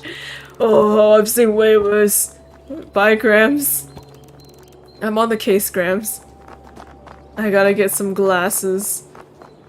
His glasses. I think it's probably in the... Here again. I guess there is no way around it, huh? It was a day just like today. sparkly snow, and beautiful decorations. Our whole family was preparing to hibernate together. Kids were tucked in first. My sister was already snoring. And I pretended to be asleep too. I waited a bit, wanting to scare them. And when I jumped out, but it was too late. Everyone fell asleep, and I was there, wide awake. Oh no no no, I thought. I broke it. And when my family wakes up, I'll be as bold as my grandpa. No way. I grabbed the comfiest blankets and started breathing so deep that I knocked myself out. We woke up together at spring, and I was crying of relief. Also, that might be why I like survival games now, and most importantly now, I want every hibernation day to be perfect. Rainbow text perfect. Have you seen Grandpa's glasses by chance? Yeah, he threw it in a trash. What? You didn't stop him? I thought it's too hilarious. Yeah, checks out. Sure. I don't really feel like digging in, but hey, let's see what these glasses are at. I do not have a habit of returning what I rightfully obtained. Trashy, I really need to return them. Surely you do not have it in you to take it yourself, but I might think of giving it back to you. If you solve my riddle. Ugh, fine. He comes in red and kids wait. Oh wait, Santa! New album from Sneaky Snow. Santa! No, who even is that? Sorry, I don't know where that came from. No second chances this time. He comes in red and kids await. For one who might just seal their fate. But worry not if you are kind. Unseen you will be to his eye. I know the answer for this one. The Capturer. A dark red shadow in the sky. Ghostly bird who tried to haunt a kid's soul, but got trapped in the object kid left behind. Sad story indeed. You can have what you came for. Glasses. Heck yeah. Da da da da ba ba ba ba ba da ba ba ba ba ba ba ba. Are they still? Yeah, they're still. Beware the capturer. Your glasses, Grandpa. Well, I thought you were just a voice in my imagination. Great job, sweetie. I see the chaos of crystalline structures. Like snow? Well said, imaginary grandson. Is it time for the fireworks already? You sure are just in time. Fireworks should launch any minute. Let's go! Yeah, fireworks! Oh my god! Looks like we were a little early. I'm so glad that everyone's here. Where's the little one again? He's gonna be watching fireworks from a better place. You act foolish, no one, young lady. Also, sorry. We should have let you celebrate with your girlfriend. I wasn't happy about it, but you can try and do better next time. Oh, honey. Do you kids know that each color in fireworks is produced by a different element burning? Magnesium burns in silver. Sodium produces yellow. Calcium creates orange. What about red, Grams? Red is from exploding tomatoes. Yes. Whoa! I wish I could be right next to it when it explodes. No, you don't. I wish I could be right next to you, babe. This. Whoa! We really need to do something about how we speak to each other. We really do. It's not only affects yours too. Agreed, but let's talk about it later. Tail to tail. Tail to tail.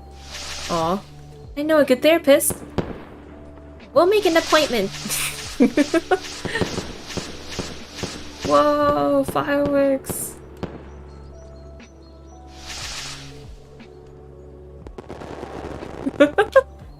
Oh, and the ones that fizzle.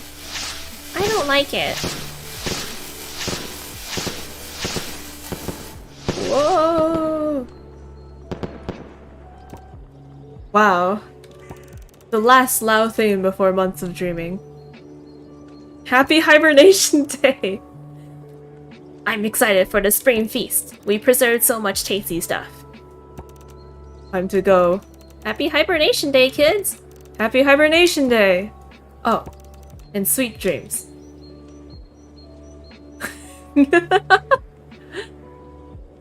Oh, so cute!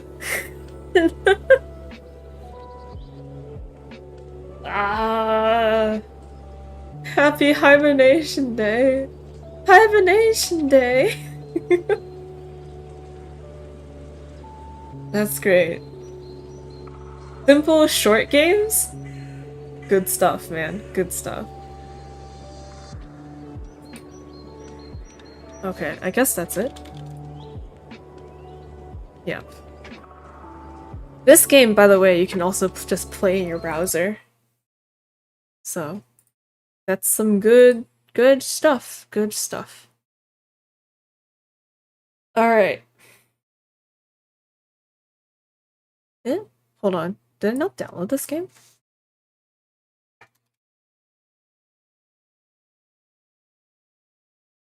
Or did I download it and never extract it? Ayo.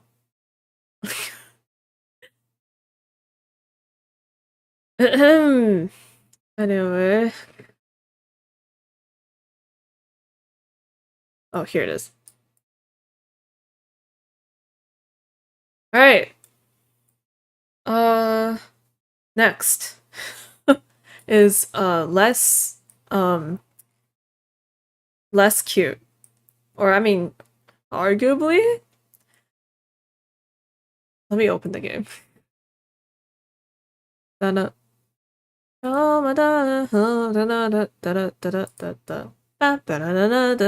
Wait, that's not how the song goes.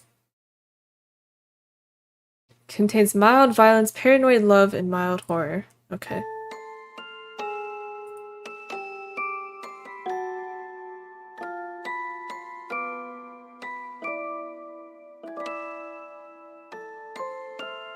Violence. Violence. What was it? Paranoid love? Mild horror.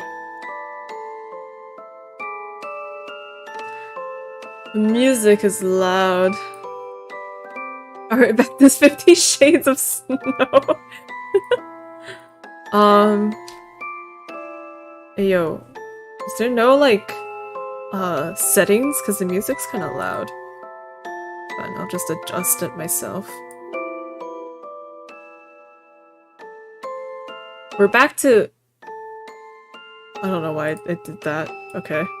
We're back to, it's not 50 Shades of Snow, but... I don't know, it feels like it has like it's dipping its toe into something related. So it's a Yandere x Otome x Christmas x Urban Legend. You haven't celebrated Christmas for years. This year, you decided to return to your hometown, Snowflake Island, with your childhood friend Albert. Albert treats you so well that you choose to stay forever. However, you forget something in the past, and it's still not solved. Albert. Albert. Okay, it's 7.8k words. So, 6... Why does it restart like that? Okay. 7.8k words, 6 CGs, 3 endings, custom name. Okay. Cool.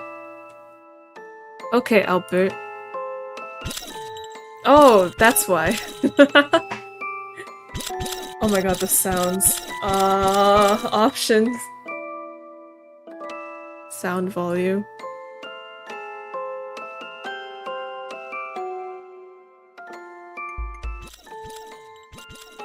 The sound is still really, like, off-putting. Wait, now the music feels kind of low. Okay. Dun, dun, dun, dun. Okay. Vampire? Why does it restart? Okay. Alright. Okay. Alright. Okay. Alright, okay. Oh, this is not a good... What is your name? Molly? Should we just go with Molly? Let's just go with Molly. Because I like to separate myself from the characters. Never mind, it's loud! It's loud! What is this loud? Here. Okay.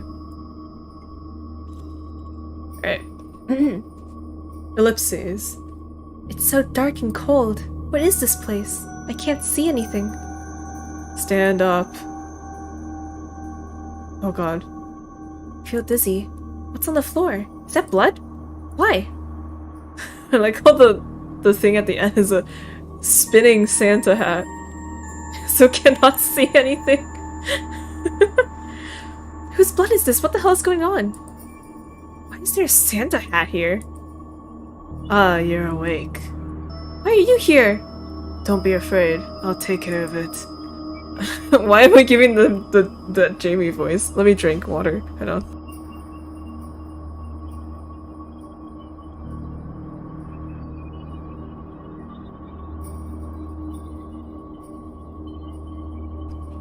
I will protect you, I promise. Go to sleep, my dear. Oh no, my worst nightmare. The office. Office. Molly. I'm really going crazy. I haven't slept. Yo, why so groovy?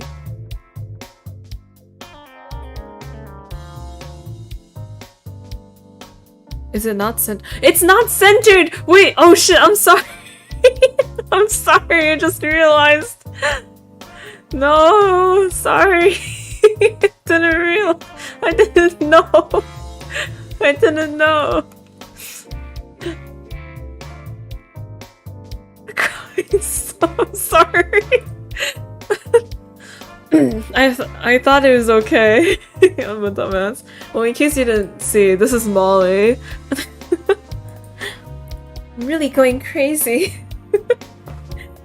I'm really going crazy. I didn't even realize the game wasn't centered. I haven't slept much for several days, and with a pair of big dark circles under my eyes. Oh my god, the music is loud in my ear. Okay. Alright, I haven't slept much for several days, and with a pair of big dark circles under my eyes. I want to go home and take a hot bath and eat what I want to eat and play all the games I can. Girl, same. Wow, did you get a new gel nail? So cute! Oh, it's for the Christmas trip. Are you going to Japan too? Yeah, the boyfriend set it up for me. How nice! Why do they seem to be living in a different world when we're working in the same studio? I would like to take a vacation too. It's true that I have not taken any leave and gone on any trip for a long time. I'm even thinking of just quitting my job. Blink. Ah, it's Albert. Albert Claus. Albert Claus. Albert Claus.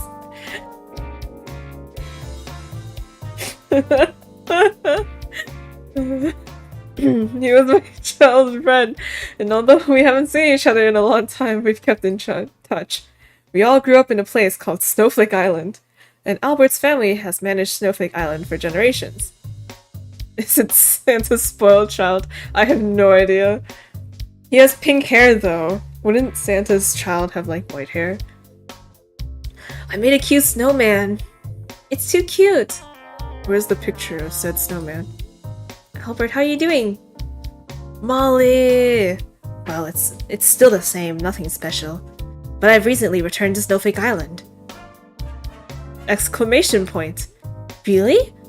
Aren't you always out of town? Huh, I'm a bit bored anyway, so I'm back. And since my second brother is out of the country, I'm managing Snowflake Island for now.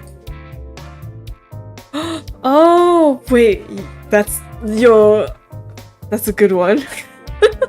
Mrs. Claus is a redhead, so his hair is pink. Oh my god, I haven't been back in a long time either. Why don't I take a break too? I immediately wrapped up the work on my hands and asked my boss for a leave of absence. I haven't had a vacation in 3 years, so I won't be turned down. But... Molly, I know you are really struggling and need a break, but as you know, many of our colleagues have already taken leave, so I hope you, as a producer, can hold on a little longer. I'll make it up to you afterwards, the company really needs you. This unscrupulous boss. How many times has he said that to me? Continue to work. Leave this place.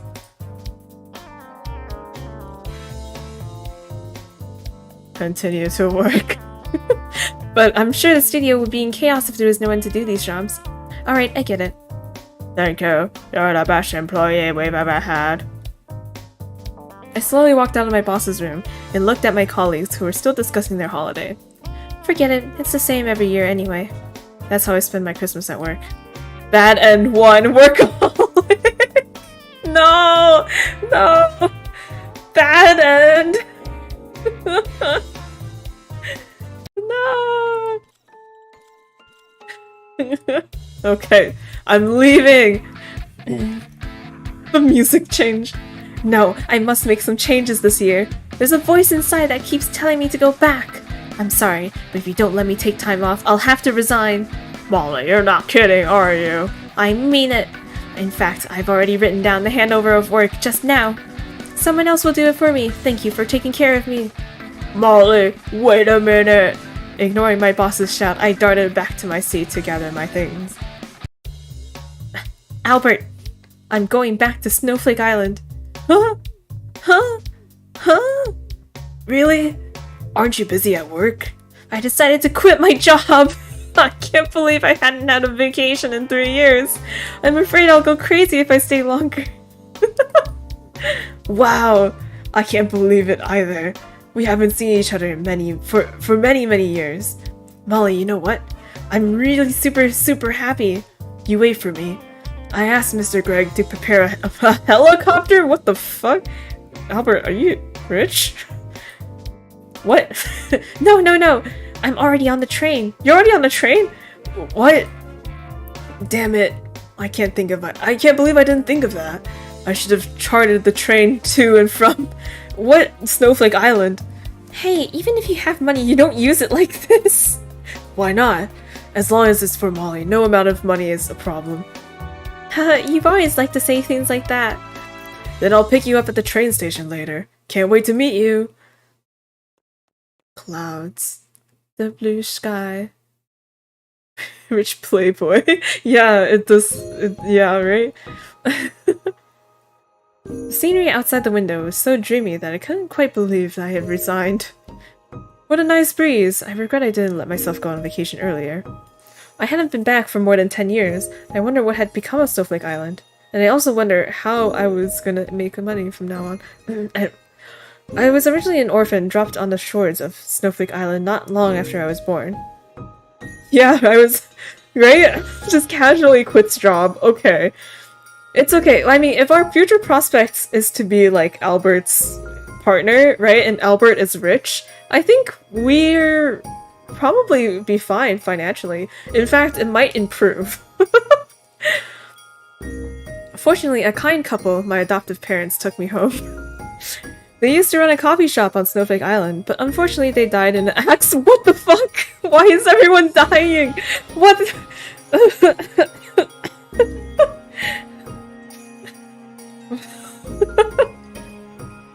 Yes, I've watched Agretzko, yeah. This is something that she would do. It does feel like that. Just resign.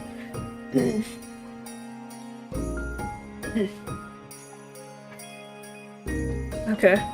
After that, I lived with my adoptive parents' relatives, but they suddenly disappeared when I was in high school. I'm sorry for laughing. What the fuck? After that, I left Snowflake Island. What the hell? The tech tycoon. Yeah, wait, actually. What's his name? Tadano. Did you- wait, fun fact. Did you know that Tadano- wait, what's his name? Tadano? Wait, hold on. His name might not be Tadano.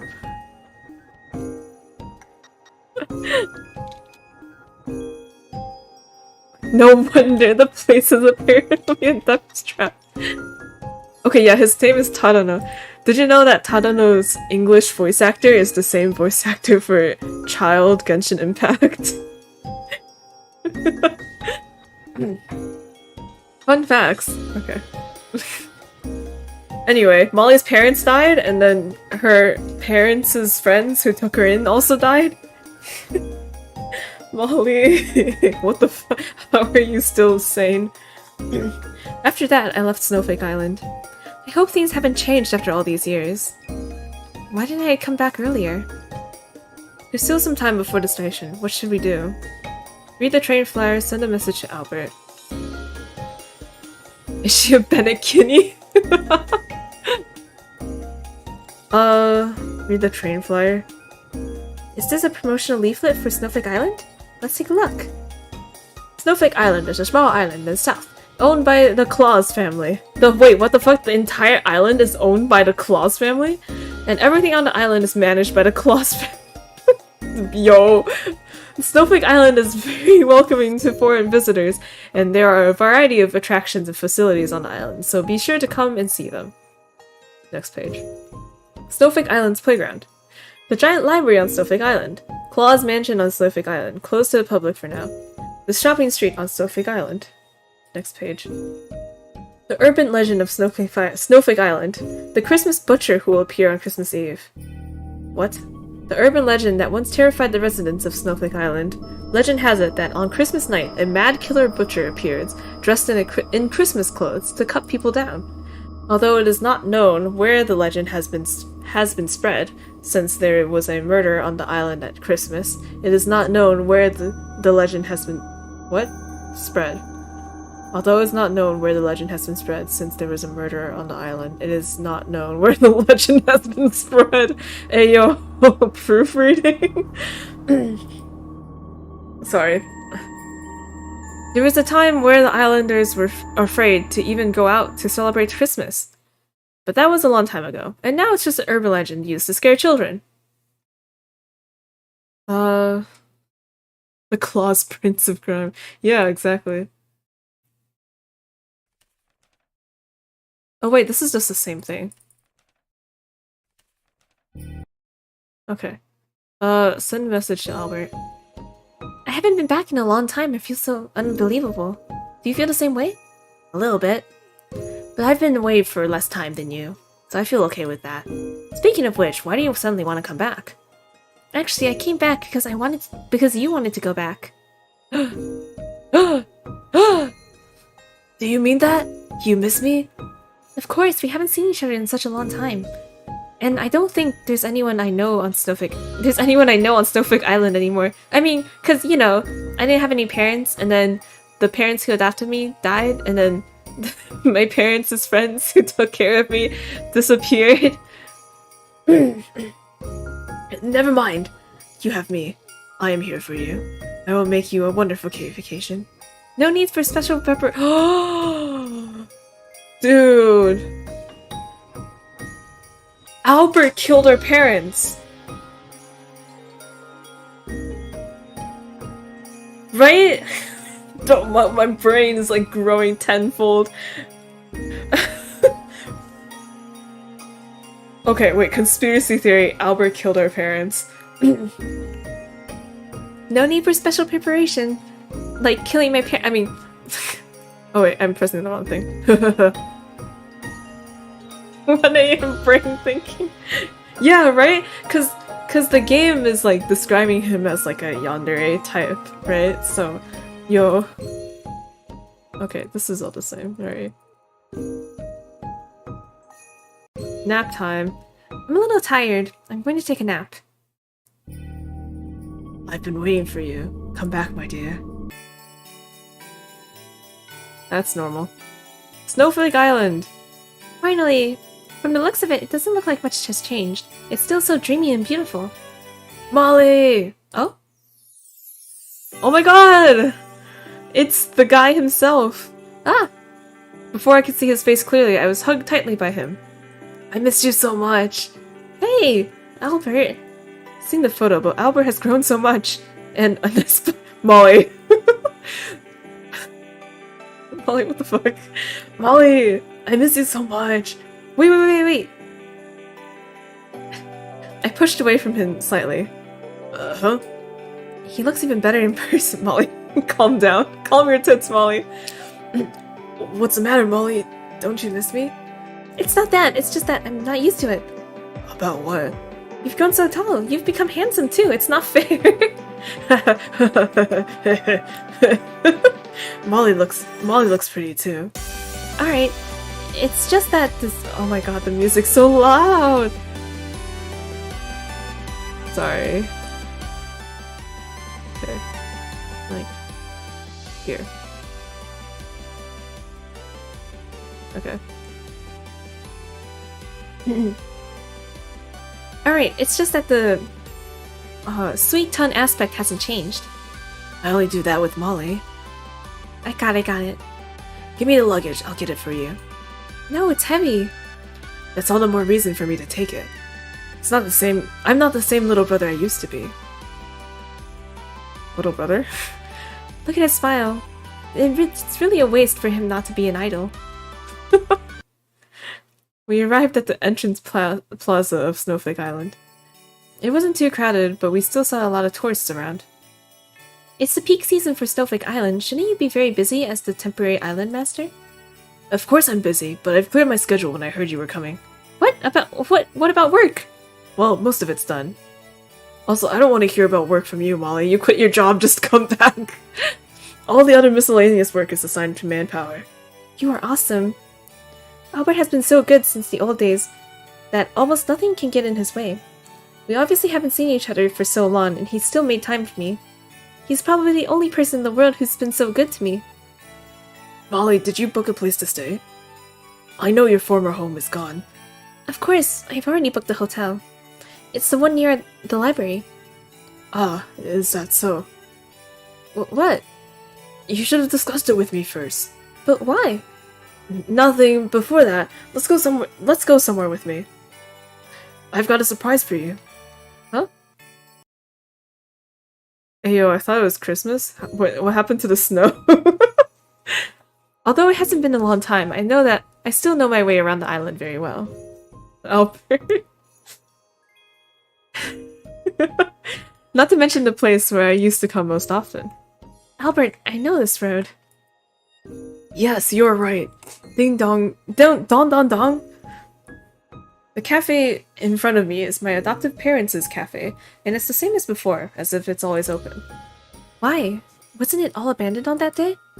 I had it refurbished, but luckily I still have the photos from that time, so I'll try to restore it to the way it was. Oh, the Christmas tree! Yeah. Oh, I missed this. Santa Cafe. Bang! Oh! Small Molly. It melted because Albert's too hot. He's so hot he melted the snow of the entire island. Hey, where are you going? Oh! He's the little son of the Colossus family. Why is he crying? What's wrong with you? Why did you kick my Christmas tree? I hate Christmas. That doesn't mean you can kick someone else's stuff. I'll tell Mom and Dad. Mom? Dad? Bang. Ah! Stop! Bang. I didn't think much of it and just pushed him to the ground. That's enough. Started crying. Sorry, Albert. You're just too funny. Huh? Oh, sorry. Does it hurt? I'm sorry. I was just trying to stop you. Cry very loud. Loud with a B. What should I do? Oh, right. I'll make you some chocolate milk. Chocolate milk? Yes, the only drink I know how to make. It's just chocolate and milk put together. Come on in, give me your hand. But don't tell my mom and dad. The next day. Ding dong. I'm going to open the door. Huh? Why are you here again?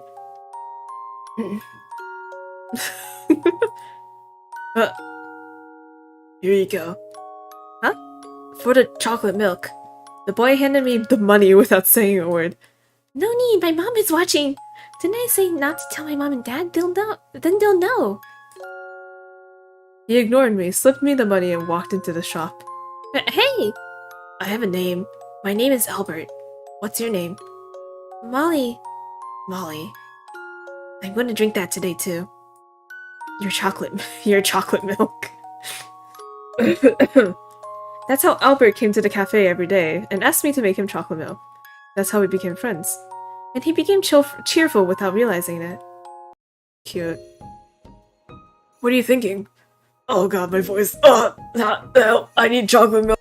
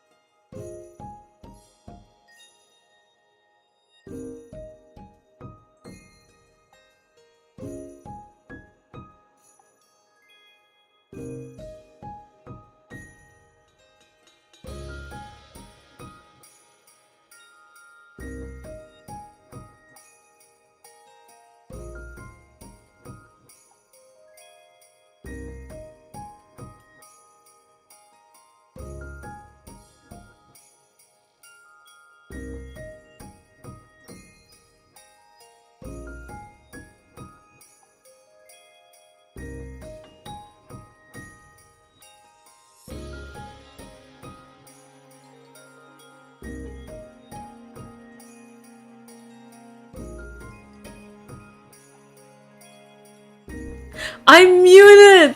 No! I'm sorry.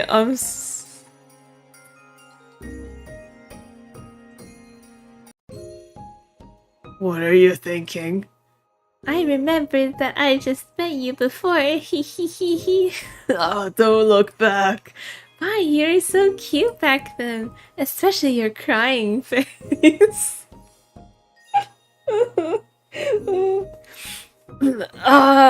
Stop it sucks. So, do you still hate Christmas?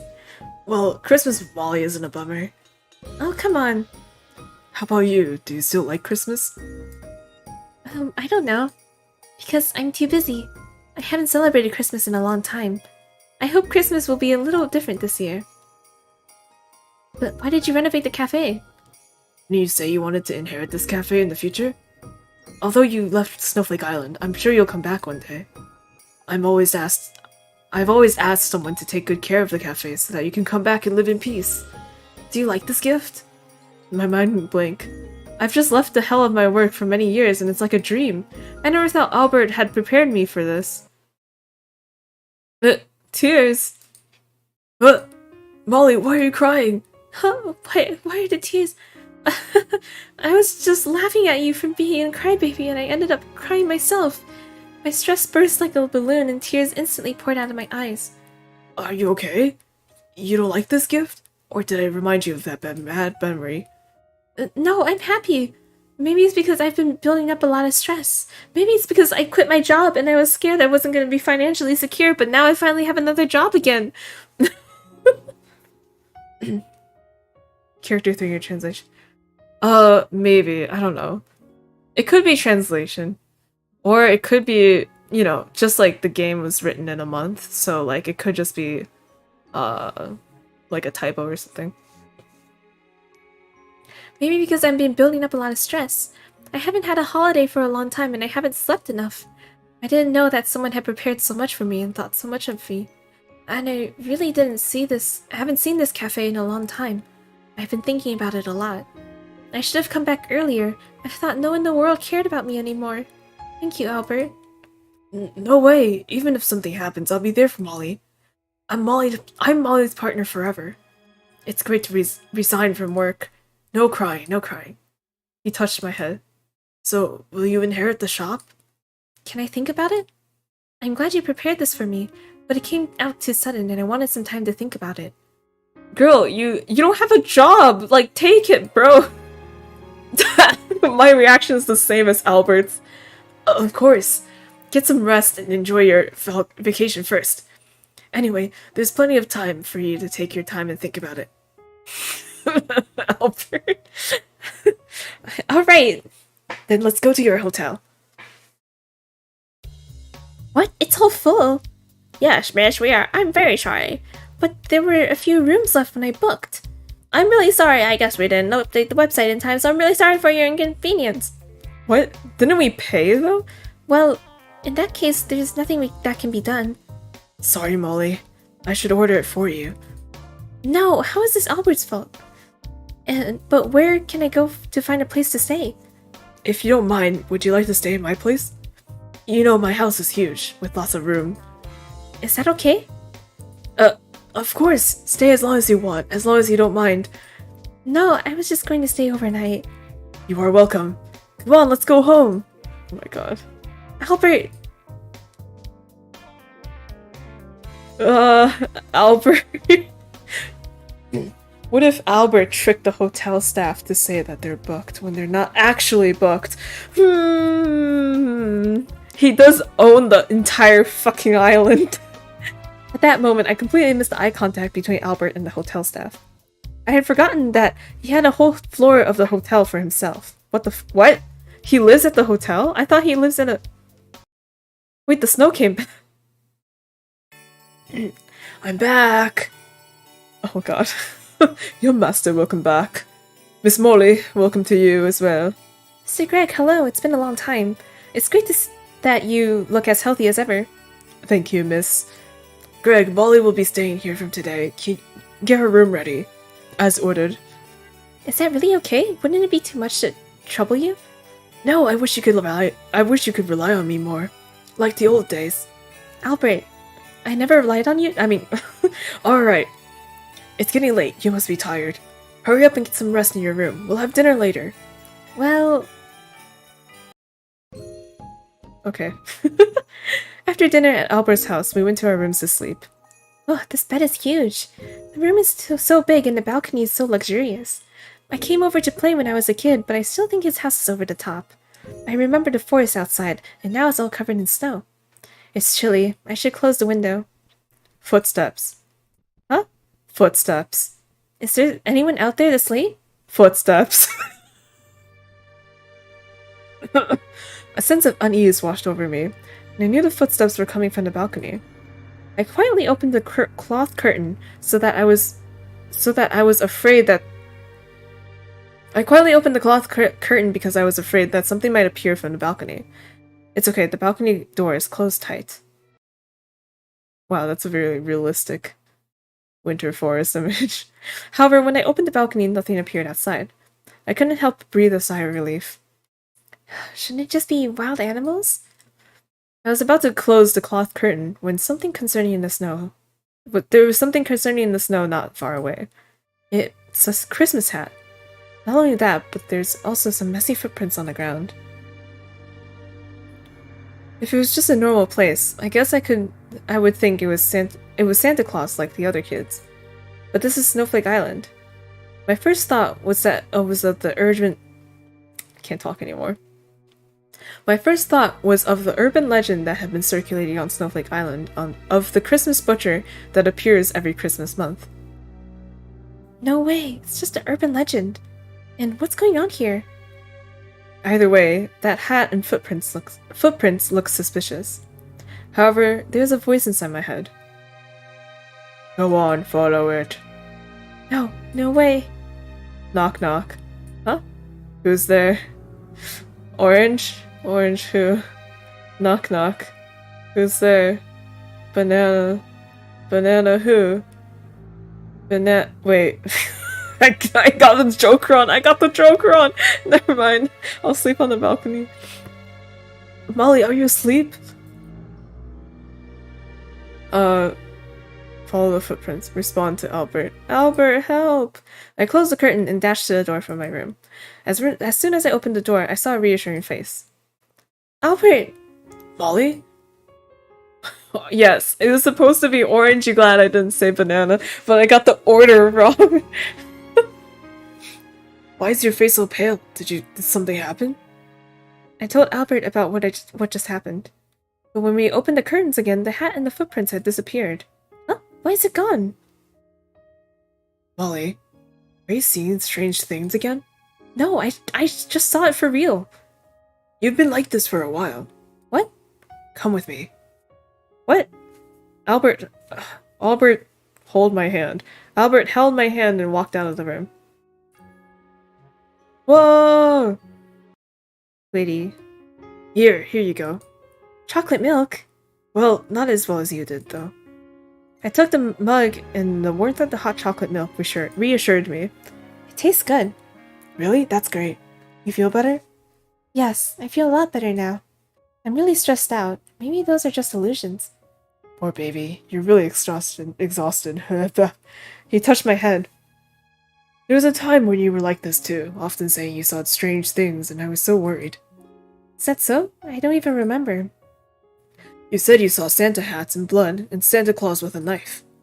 And you always had bad dreams. Oh, now I remember a bit. I have had strange visions from time to time after the accidental death of my adopted parents and the disappearance of the relatives. Poor baby. Don't think too much about it. Don't think too much about it. Just go on. Just go. we're gonna keep going. It's especially bad in Christmas months. But after leaving Snowflake Island and living on a busy life, I seem to have gradually forgotten about it. Actually, I thought you would never come back to Snowflake Island. Because what happened to your adopted parents and relatives hurt you too much. Although, I'm happy to see you. I'm also worried about you. Albert. Even so, I don't want you to hate this place. That's why I'm trying to keep all the good memories and good things you like on Snowflake Island. I'm glad my family owns this island so I can do so much for you. It would be a lie to say that there are no scars at all. I often think about the time even after I left Snowflake Island. I miss them so much. But it's also scary. I only came back with you because you came back, Albert. Because Albert is the only person who cares about me the most besides my adoptive family. I look dumb, right? You always relied on me before, but now I always need your help. Silly girl. Whoa! No. Molly is Molly. In my eyes, you're still the same gentle, kind Molly. I'm hoping you rely on me as much as possible. You're the most important person to me, too. I didn't know what this forehead kiss meant, and I closed my eyes sheepishly. Now you're back, I've got to get this place in order. I'll make sure you can live comfortably without any more annoying and sad things. Hey, that's too much. How can you do that? Of course I can. I'm the owner of this island. At that moment, I noticed that his eyes were a little different than usual. Alright, Molly, you should go to sleep. Well, I'm a bit tired. Do you want me to carry you to bed? No need. Okay. Good night, Molly. Good night, Albert. Door closed. Gotta get busy tomorrow. Molly, did you sleep well yesterday? I slept pretty good after talking to you. Well, why don't we sleep together tonight? I could talk to you every night. What are you talking about? You look so cute when you're blushing. I'm just kidding. Phone ringing. Oops. It looks like I'm leaving. Where are you going? I have some temporary work, but I will be back soon. You can stay on the island for a while or stay here. I'll leave now. See you later. Huh? Goodbye, hug.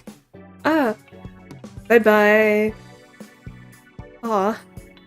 We were childhood friends, but after we came back this time, our distance has become strange. Is it just me, or have I not seen him for too long? If this goes on, I'm afraid I'll have other thoughts about him. No, let's not think too much about it. Let's walk around. Where'd he go? Graveyard. I'm going to go visit my adoptive parents. I brought some hydrangeas that they liked from the nearby florist. Graveyard. Huh?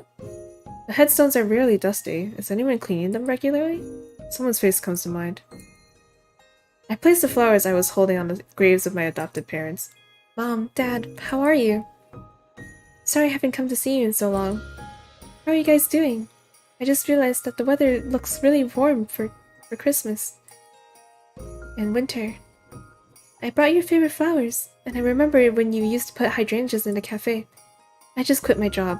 It's really not easy to live in the city. Snowflake Island is more comfortable. It's just, you're all gone. One Christmas. On that day, my adoptive parents and I were on our way to celebrate Christmas. I'm looking forward to it. What will Mommy and Daddy get me for Christmas? Molly foster father. Hey, it's a secret. I want to know. I want to know. Can't you tell me first? No, that's no surprise. By the way, is your little boyfriend coming tonight? Oh, he made a little son from the Claus's family. He's not my boyfriend. Ha ha ha ha ha. I said no. Ah, my doll. Molly? Dad, my doll fell out. Can you stop the car? Alright, you wait for Dad. Molly, don't walk out on your own.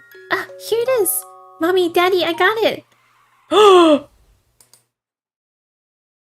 As I turned my head with the doll, an out-of-control car behind me suddenly crashed into our car. Daddy? Mommy? What the fuck? I approached the car, and the two who had been calling my name a second before didn't move anymore. Until the ambulance came, I tried to wake them up, but they never responded to me again. That's how I watched my adoptive parents die in front of me.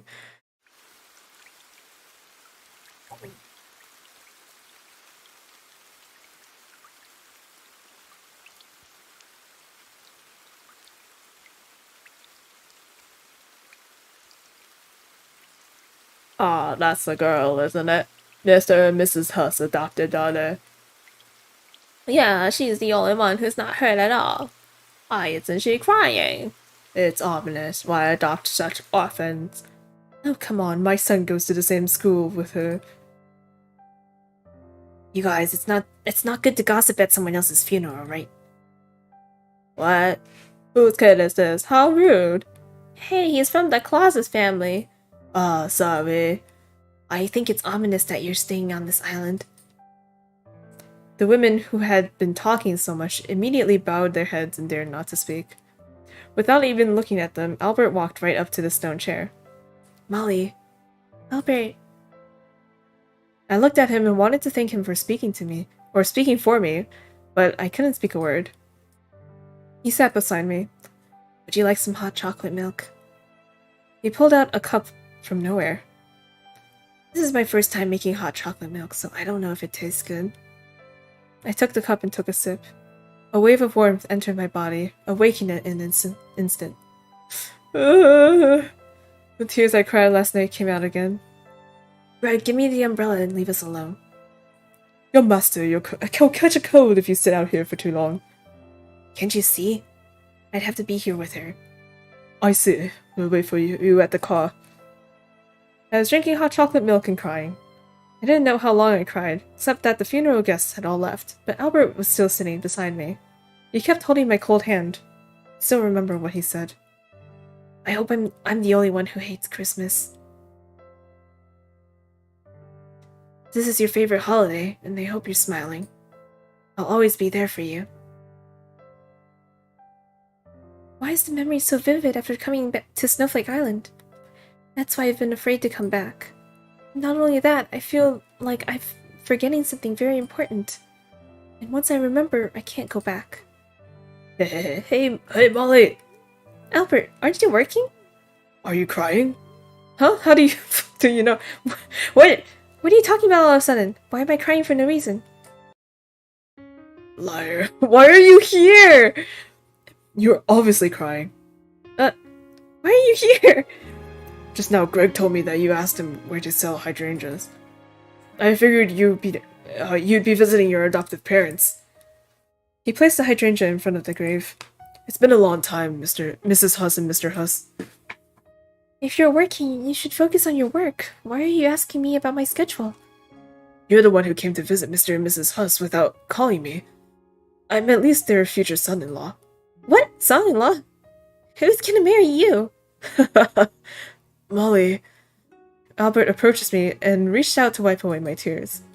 Now that you're back, don't cry alone. I'll keep you company. We'll face what you don't want to face together. Take your time. My heart beating uncontrollably. Why is he always so gentle with me? Like you were with me on the day of the funeral? Yeah. You remember? Of course, the hot chocolate milk you made that day was so bad it's hard to forget. It hurts. The cup you made last night was a little bit of an improvement. How could you fuck up that bad? It's just chocolate and milk. Well, you have to inherit the cafe soon, or else I won't be able to drink hot chocolate milk. Or you can carry me and flush me with... And what?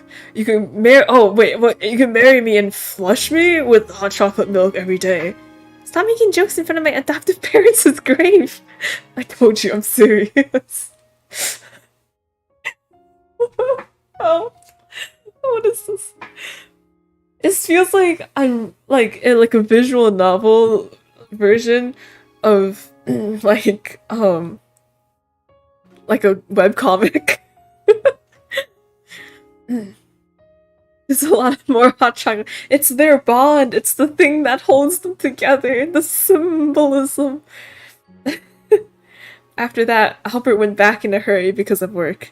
He don't really need to come. Although I'm a little happy. Thanks to him, I'm not drowning in sad memories. There's still time. Where should I go? Shopping Street. It's been a while since I've been back. I wonder what the shopping street has become. Suddenly there's snow again. Looking at the shops alone, most of them are still intact except for the newly registered shops. Where someone dies of hot chocolate. Too much hot chocolate.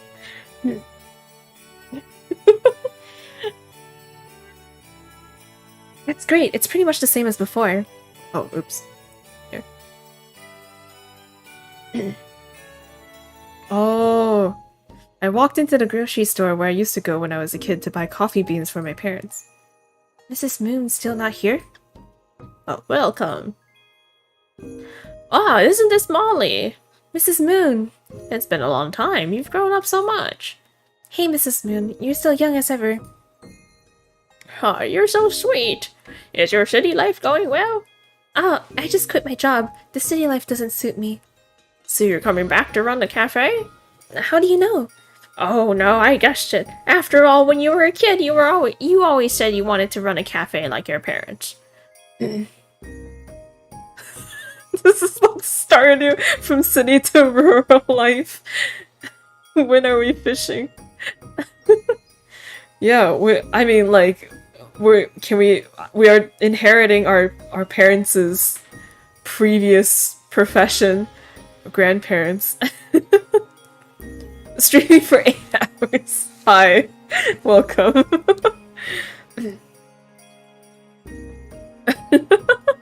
Okay. Good night. Sleep well.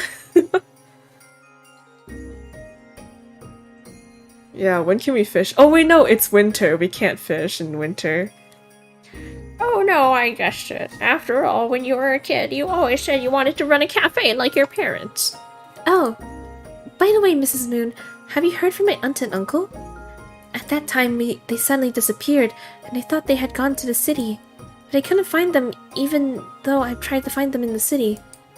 Well, why don't you have to call them? Why do you have to call them now? Haven't they abandoned you? You can fish during winter. That's true, but they're my adoptive parents' relatives. My only relative of sorts. Mrs. Moon, do you know anything about it? No, I don't know anything about it. Why is she acting a little weird? She got that twinkle in her eye. Molly, don't hang on to the bad ones. Just forget about them, okay? Even if you say so. Okay, I'm almost ready to go pick up my son. Can we talk later? If you decide to inherit the cafe, I'll definitely come every day. Well, goodbye, Mrs. Moon.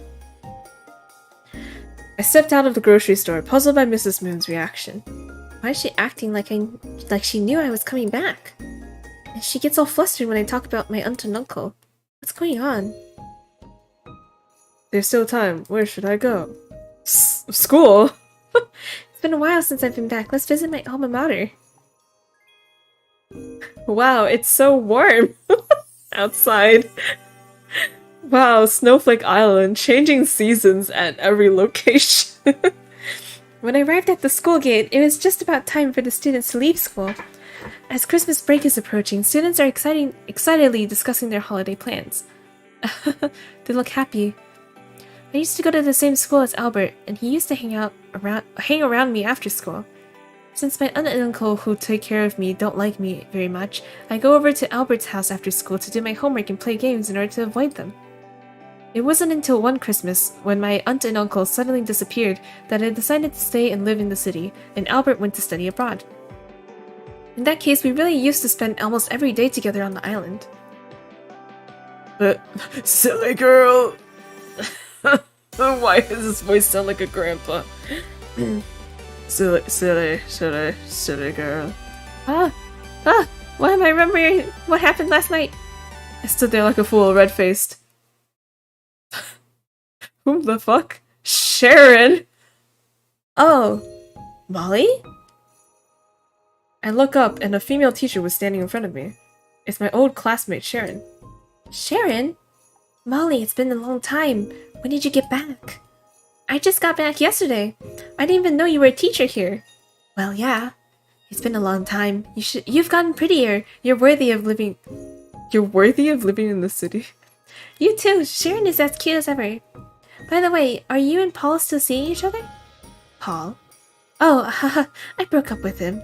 I don't even know where he is now. Oh. Hey Molly, are you free tomorrow night? Let's go catch up. I'll ask my old classmates out too. Is it really possible? Of course, everyone must be dying to see you. Is that so? Well, yeah. Great, see you tomorrow night. I'll send you a message with the address. Okay. I'm so happy that someone still remembers me after so many years away. It's so good to be back. Maybe I should ask Albert too. He used to go to the same school. Imagine being named Sharon. When I got back to Albert's house, he was already waiting for me. Welcome back! Stop hugging me every time we meet. My heart is beating too fast. Sorry, I keep making fun of the typos, but I can't help it. I see. Albert let go in disappointment, and I can see his dog ears droop. He looks like a big puppy. Oh, guess who I met at school today? I was so excited to tell Albert about my day. I thought he would be smiling and happy for me like he usually does. But as soon as he finished listening, he gave me a stony expression. Don't go! What? I said you can't go to that party. Why? Don't you know Sharon and the others too? We used to be friends. I don't want you to go. They're not nice people. What are you talking about? Did they do something to you? No. Why are you angry? It's amazing that after all this time someone remembers me and wants to see me.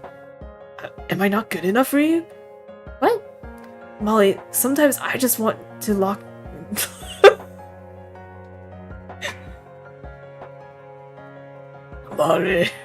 Molly, sometimes I just want to lock you up. Albert? He approached me. He looked different than usual.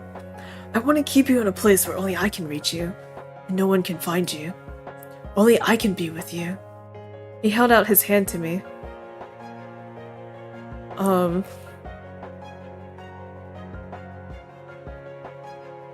Wait. Okay. I stood still and looked at Albert. He reached out and touched my face. Whoa! Whoa! It's hard to leave me when you finally come back. I was just going to a party. I'll be back afterwards. Why does he give me a sad face? So you're not going to listen to me? The hand that had been on my face pinched my chin. Albert, what happened to you? Molly, why don't you understand me? I'm the only one who's really nice to you. That hurts. Albert. Oh, that's cute. I can't read this. I grabbed Albert's hand and tried to struggle him off. Well, you can go if you want to. He loosened his hand and gave a smirking expression. Why are you doing this? I'm just worried about you. Just don't come back too late, okay? My fever dream. That's it. Have fun tomorrow. I'm tired. I'm going to bed. Good night.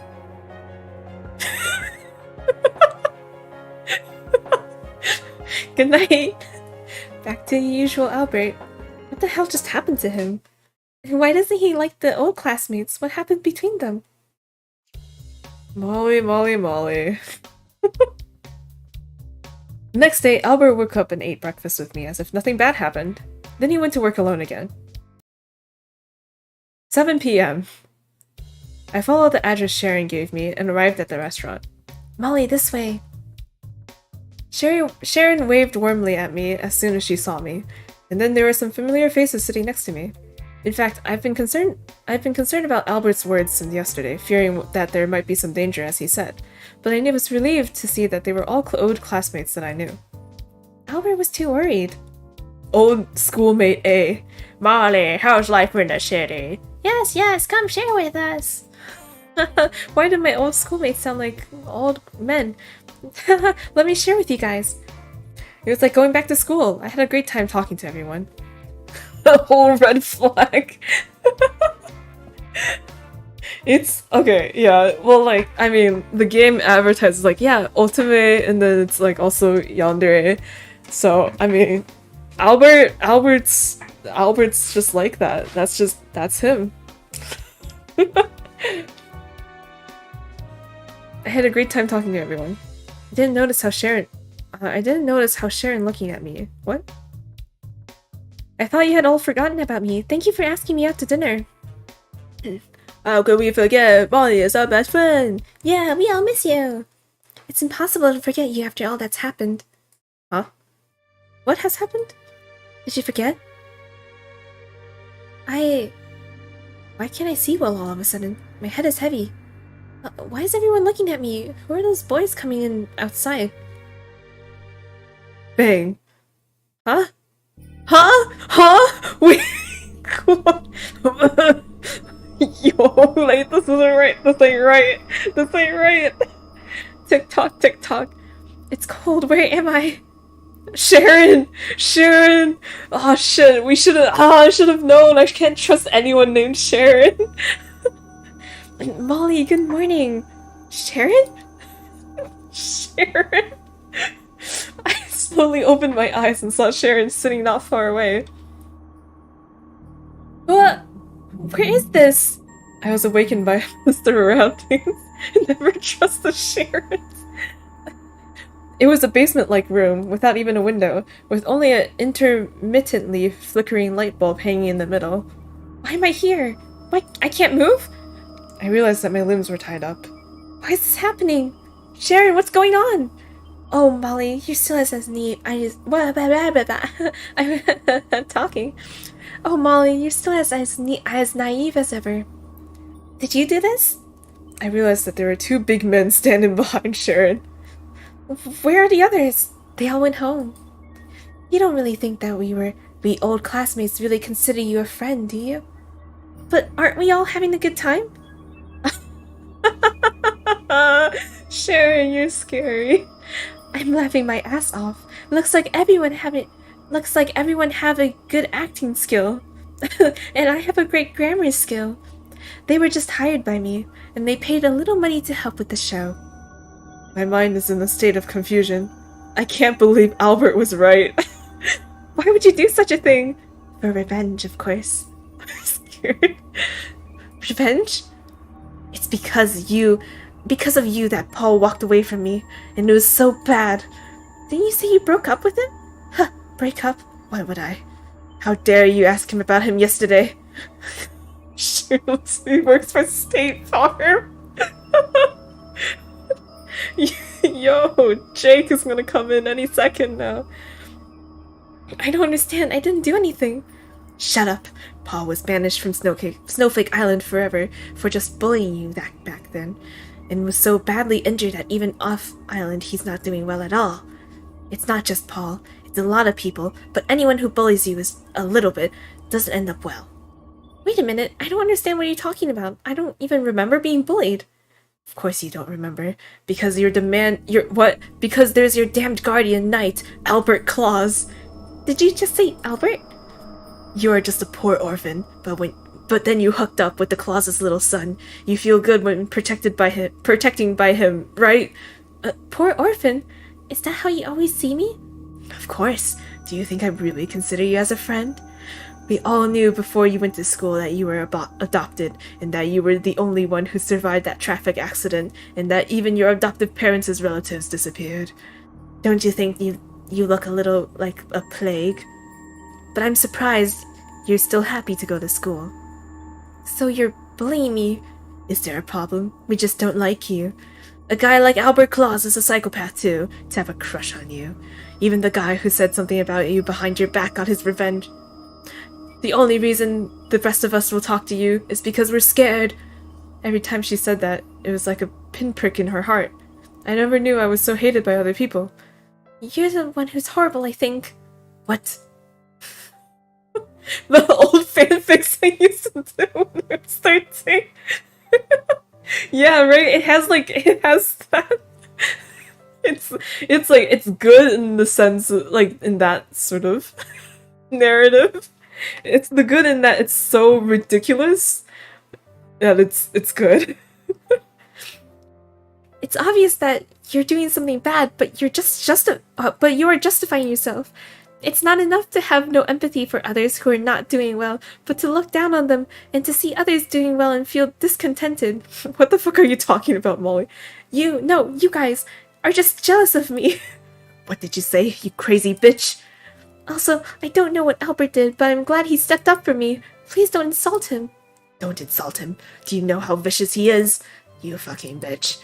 You two give her a lesson. I need to make Claus feel what it's like to have a loved one hurt too. Oh my god.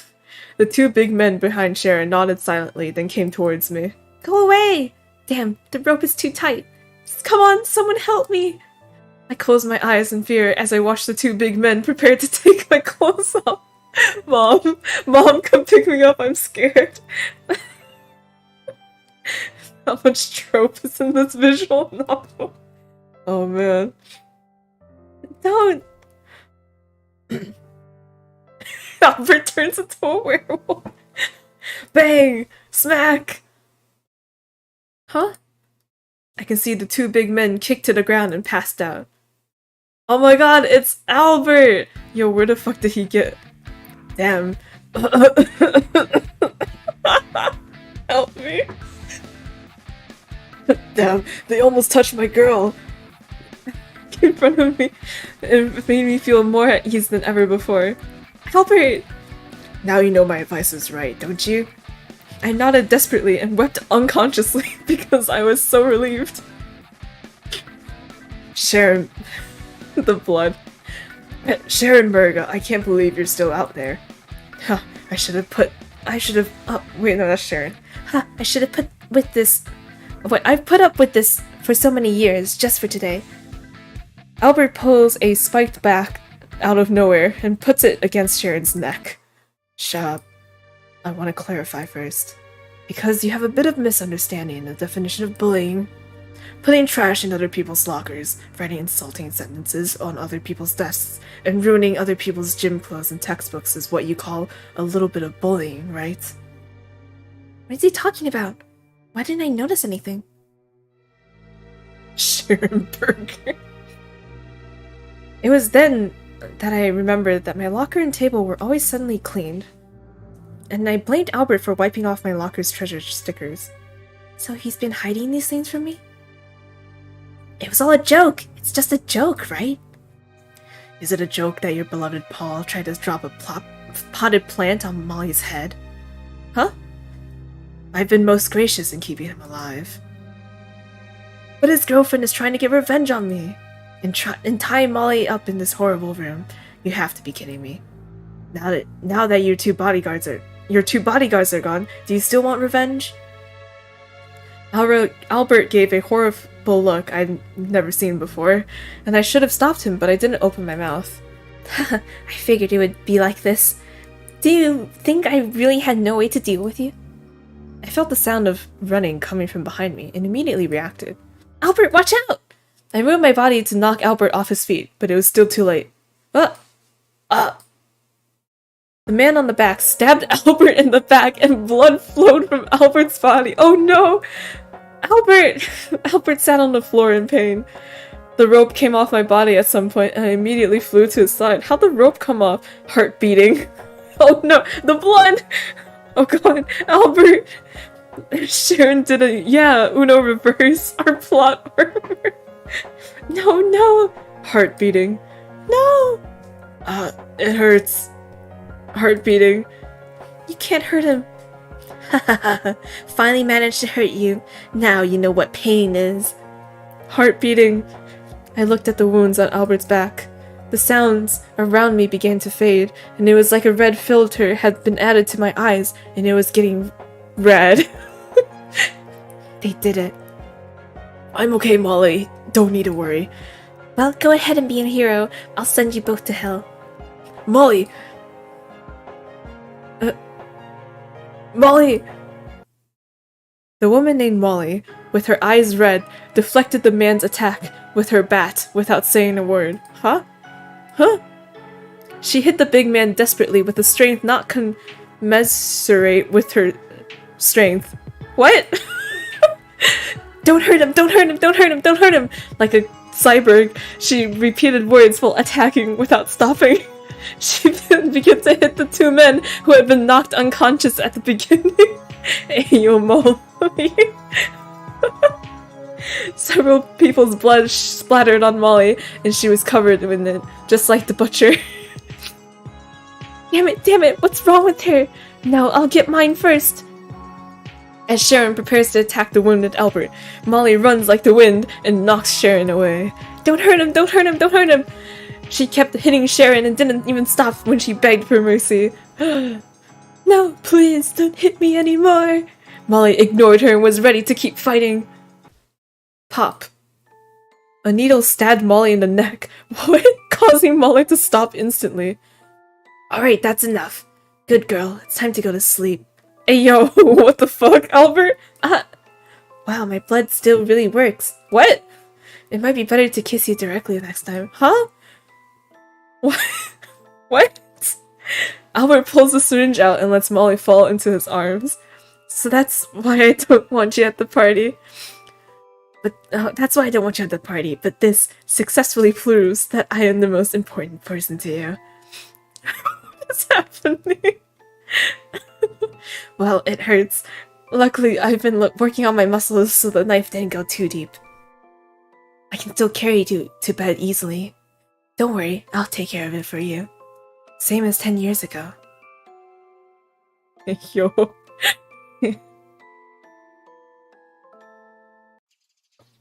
Morning. The sun is so bright outside. I open my eyes and try to get up from the bed, but the muscles in my body hurt like hell. That hurts. Molly, are you awake? To be continued? What? What? To be continued?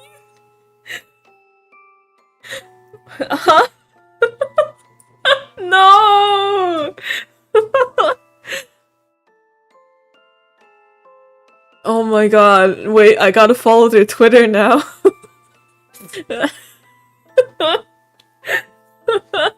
When is the update?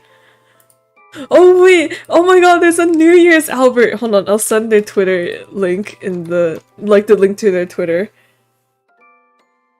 There's a post for Lunar New Year Albert. Oh my god! I'm dead.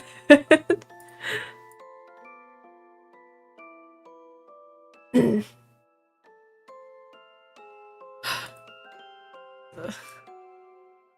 want to see Albert turn into a werewolf.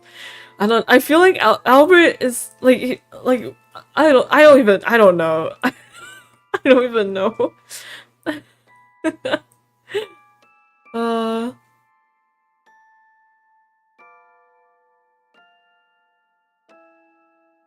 Wild.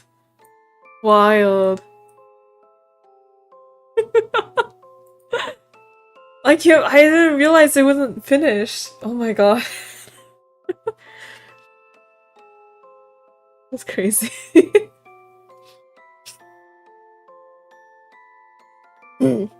Dude, like, I thought Albert was gonna just be red flags all over the place. Which, I mean, he is kind of, you know? But like, you know, but like, Molly's also crazy. So I'm like, okay, well, if it's crazy x crazy, that's fine.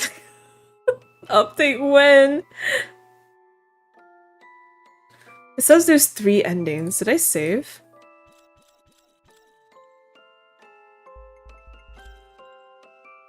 Oh, okay. What if I back off away from Albert? I'm suddenly invested. I stepped back unconsciously, and Albert was surprised by this. The outstretched hand stopped in midair, then slowly dropped. I'm just kidding. Don't be so scared. How sad, Molly. If you like it, go ahead. It's your freedom. Just remember not to come back too late. Albert, are you sure you don't want to come? No. That's it. Have fun tomorrow. I'm tired. I'm going to bed. Good night. I guess not. Good night. Back to the usual Albert. What happened to him? Why does he like the old classmates? What happened between them? Skip. Never mind, it's the same. Whole world destruction. Molly and Albert. Oh god. Dude, that was so much more entertaining than I thought it was gonna be. That was great. Nice. Oh my gosh. Alright, cool. Well, since we're on a yandere streak, the next one is also slightly of the same caliber. Where the winter crows go. There we go.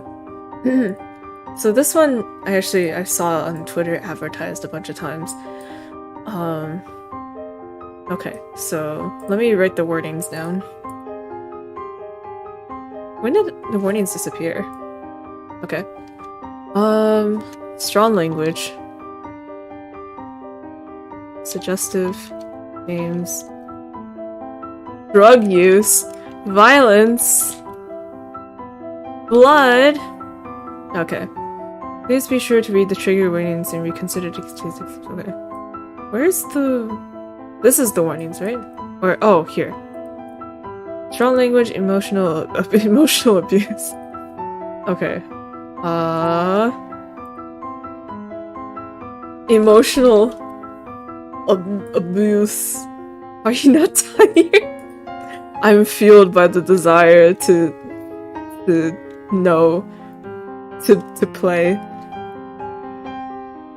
Dude, don't underestimate my yes.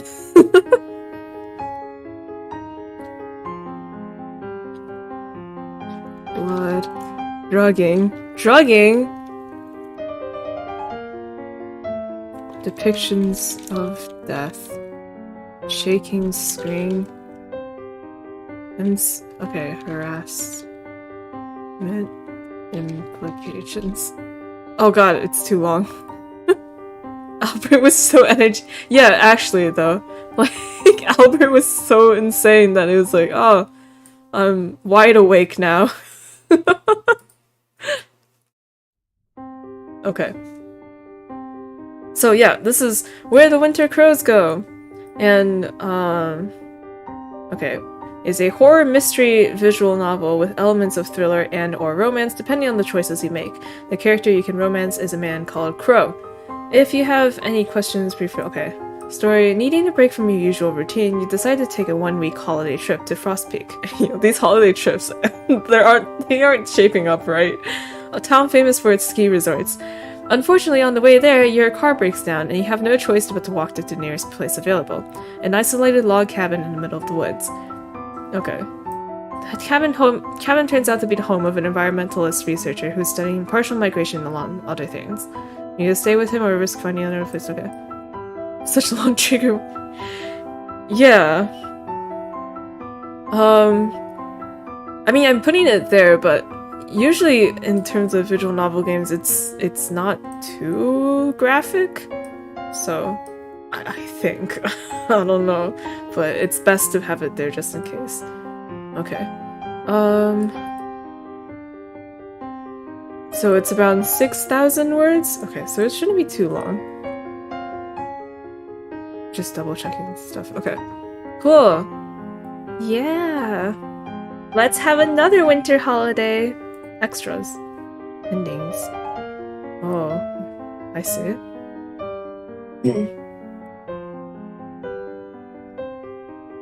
Hope. Doubt. Okay. Start. Attention! This game contains strong language, emotional abuse, depictions of blood, shaking screen, and implications of workplace harassment. Okay, yeah, I got all that. Please do not play if you are sensitive to any of these things. Check the game's page for more information. Cool, thank you. Oh god.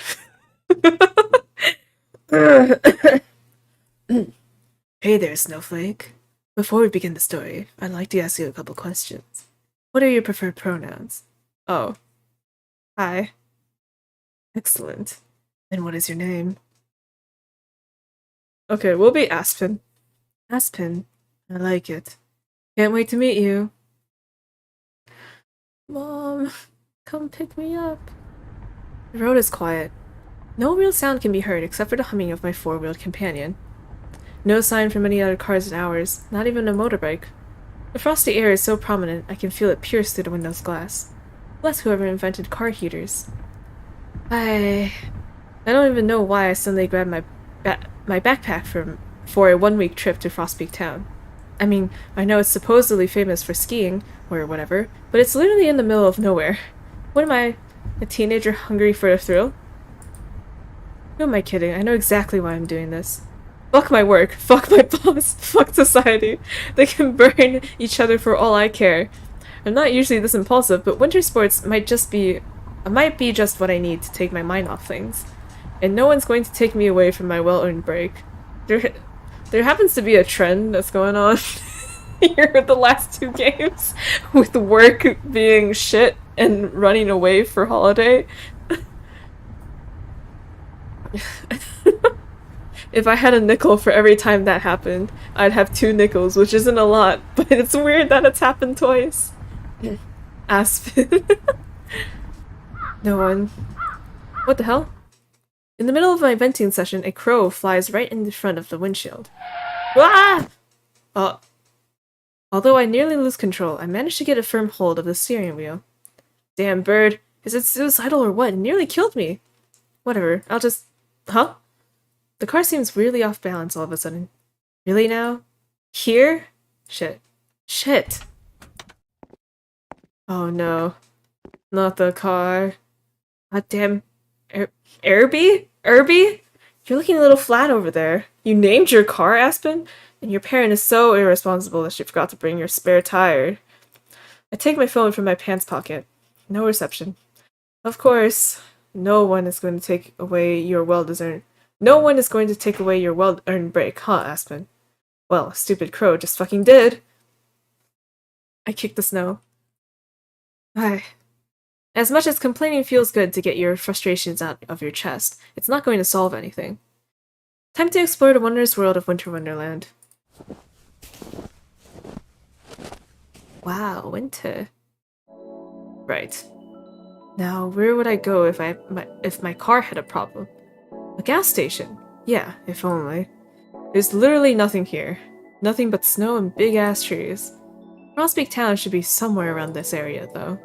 I just need to keep walking. At least the view is pretty.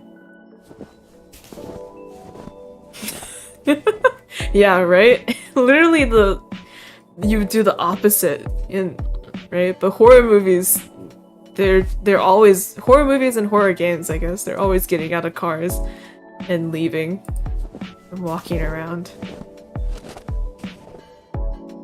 That's a lot of trees. Well, the trees changed. I guess that's some progress. The others were pines, right? Not sure about these ones, though. But still, how come I haven't seen a single person or animal throughout my entire hike? Don't bears usually live here? Not that I want to meet one. Yeah, I was gonna say, why do you want to meet a bear? Is it me, or is it getting colder? Guess I'll keep walking. 3. Okay, nah, it's definitely colder now. My hands feel like ice cubes, and of course I had to forget my fucking gloves. Aspen, why are you such a mess? Get it together. Ugh. Sure enough, the freezing weather brings out the first snowflakes of the day. They fall slowly yet relentlessly, and I can't resist the urge to catch a few with my tongue. I really wish they tasted like something. Usually I don't mind snow. It's undeniable that the tiny ice crystals are very pretty, especially when it's sunny. It's as if everything is glistening. Not to mention, snow has a strange way of making you feel nostalgic, even if you've never seen it before. Yep, I definitely don't mind it. You could even say I like it. When I know I'm not at risk of getting hypothermia, that is. What's next? A snowstorm? Snowstorm? Poison? Bro, from that one snowflake we ate, we were doomed. We were doomed from the start. Great. Is that a log cabin? Abe Lincoln? You there? Maybe whoever lives there can help me. Or not. I'm having such shit luck today that I wouldn't be surprised if it was abandoned. I bet it could protect me from the storm, though. I hope. Oh. Huh? Never mind. I don't want to be alone in the cold. Let me see another human being. Yo, if I don't want to see another human being. Hello? Is anyone in there? Please, I need help. No answer. Maybe they didn't hear me? My car got a flat tire and I have nowhere to go. Can you help me? Please! Aspen and Molly have the same look. Yeah, we gotta get inside because Bigfoot is coming. My hands are numb and have turned a deep shade of purple. My body's shivering so violently I can barely stand. Fucking hell, it's so cold! The front door starts unlocking. Hell. Day 1! Ayo. Ellipses. Ugh. Huh? Where am I? I wake up in an unfamiliar room. Is this inside the log cabin? Normal day in Ohio.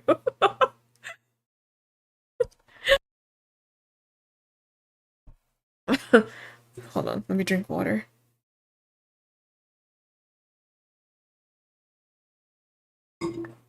I must have passed out. I wonder what time it is. Did I sleep the whole night? Out of habit, I touched my pants pocket to take out my phone. What the? Only to find I'm wearing an entirely new outfit. Huh?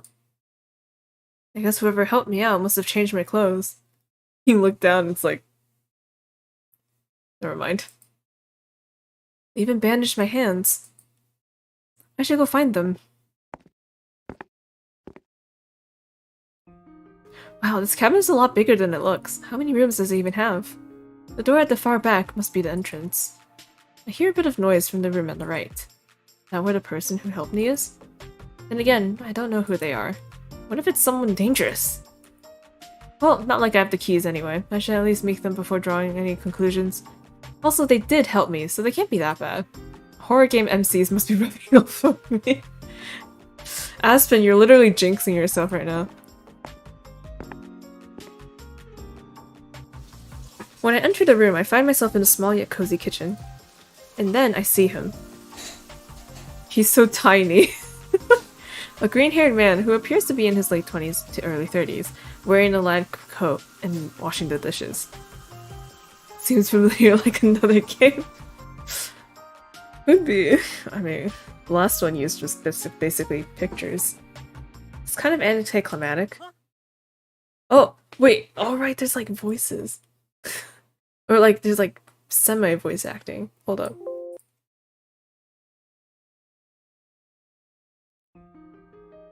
Let me just do this and check the music.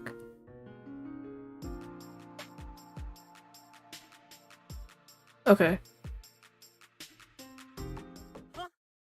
Huh? Shit, I said that out loud. And now he's staring at me. Ah! Abort! Abort mission! Maybe I can escape through the window. Oh, hey, you woke up! The man either chooses to ignore my slip-up or doesn't really care. Espen, please just stop having fun. After removing his cleaning gloves, he takes a few steps my way. And stops right in front of me. I was actually about to check up on you after cleaning up. How do you feel? I'm okay. I'm feeling great. I'm fine, but you shouldn't have changed my clothes. I'm okay. I'm okay, all things considered, I think. That's good enough in my book. It was quite a close call, wasn't it? You can say that again. Thank you for helping me. Of course. Oh wait, that's cute. Gee, you're so easy! I know. By the way, I'm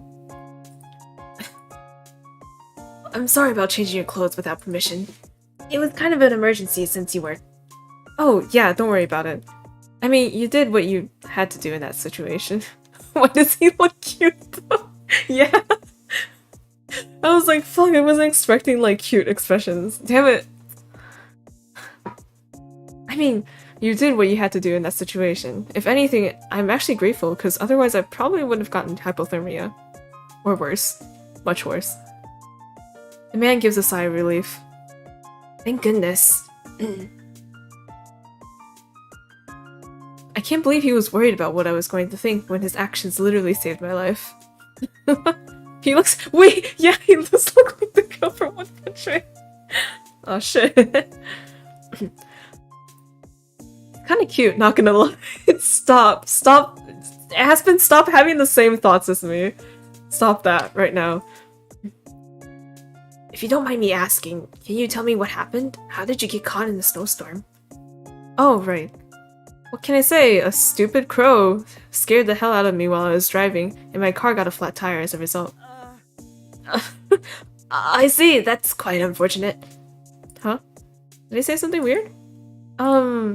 Anyway, I thought I'd ask for help, but you're literally the first person I've seen in this whole area. Which reminds me, I don't think we've introduced ourselves yet, right? True.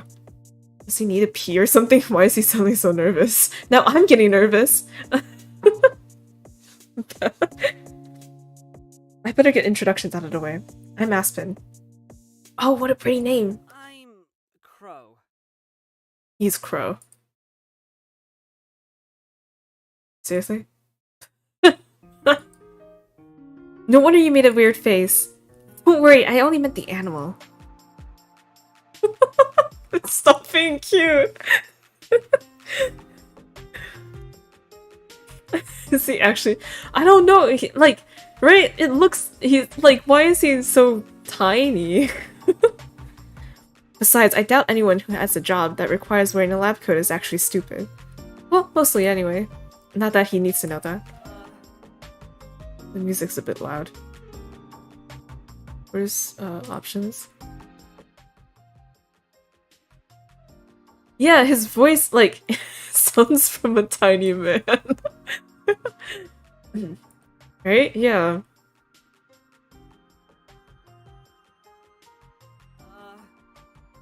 I know. I just wasn't expecting to hear my name in like that manner. I bet. In any case, it's nice to meet you, Crow. The pleasure's all mine. This guy's so nice. I wonder if he could tell me how far I am from Frost Peak Town. Wouldn't it be good to overstay my welcome after all? Can I ask you something? What was that noise? Nick, no. What was that? Wait. Yes. What? Hold on. I just need to raise my volume a little bit. Just don't mind me. Haha!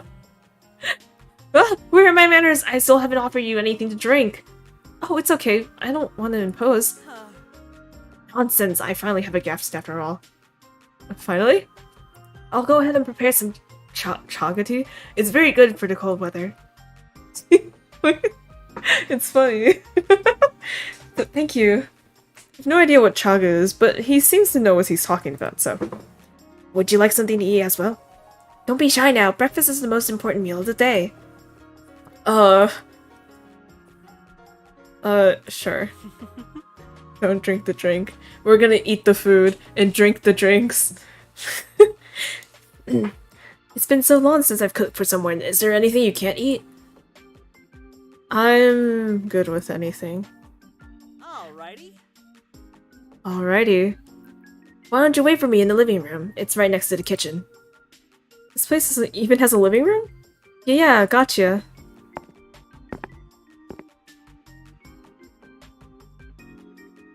Wow. Crow sure has a lot of books.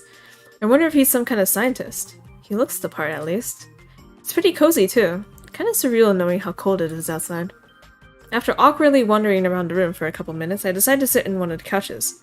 Oh my gosh! I lift my butt and throw myself on the couch a few more times for a good measure. So confused. Aspen, are you 5 years old? I should remember to ask Crow where he buys his cushions. Aspen! The carpet looks really inviting too. Should I take off my boots to feel the fiber texture under my feet? Yes, do it! Oh my god. Yeah, fuck it. Here goes! It's so soft! Maybe I'll buy one for my home. God, we're so stupid. Having fun? Ah. Crow smirks at me while holding a tray with a bunch of stuff. His name's Crow and Aspen got— yeah, right? It's like, what if he, like, controls the crows and he hit our car on purpose? I'm thinking to— or, like, that's my— okay, conspiracy theory, you know? Crow controls the crows. I'm sorry. Don't worry, I'm not mad. Quite the opposite, in fact. It makes me happy that you feel right at home. Alright, here you go. What? Pancake? Wow, pancakes! I quickly pick up my fork to give them a taste. Mmm. The fluffy sweetness of the pancakes sends me right to heaven. So good! Several compliments slip out of my mouth before I finish swallowing. I can't help it, they're freaking amazing. Looks like someone was hungry. That's embarrassing. What am I, a kid? Yes. Use a printed paper. No! No! Okay. Sorry about that. Got a bit too excited. Nothing to be sorry about. I'm happy you like them so much. Don't forget the chaga tea, though. It'll warm you right up. I take the mug of chaga tea and rest my cheek on the brown ceramic. It's warm and has an earthy aroma. I've never had chaga tea before, but it doesn't smell like anything I've ever tasted. What herb or fruit does it come from? Curious, are we? Chaga is a type of mushroom that grows on the bark of birch trees. It's a little hard to find, and you need to be careful not to confuse it with dead chaga, but it's worth the search since it's very good for you. Wow, that's kind of cool. Right? Nature is amazing. It sure is. When it's not trying to kill you, that is. But I don't want to dampen the mood. He looks happy. I distract myself by taking a sip of the tea, but almost choke at the unexpected taste. Oh, so bitter! Oh, whoops. I forgot to mention that. Here, have some sugar, Snowflake. Ayo. Snowflake? Wait, give him a nickname too. Yeah, this is it. We have to be on— Jewel! No, go back. We're not giving him a nickname. Can I choose, like, none of these options? Oh.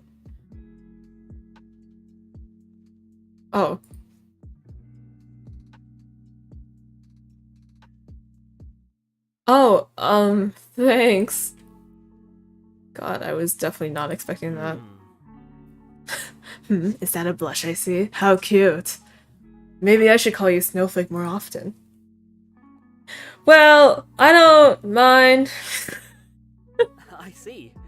Good to know. Why is it just the— why it's just the key smash? Aspen, get your life together. This is only because I like the peppermint. This is only because I like the peppermint. I had 2 teaspoons of sugar and stir. Aspen's so awkward.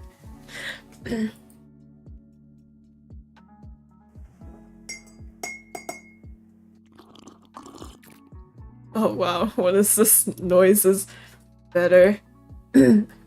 Better? A lot, thank you. Maybe the bitter taste will grow on you in time. Huh, who knows? I wonder if the natural food store near home sells chaga tea. Which reminds me, are you a nature scientist, Crow? Oh, curious about me, aren't we? Maybe. I like your honesty. Something like that. I prefer to call myself an environmental researcher.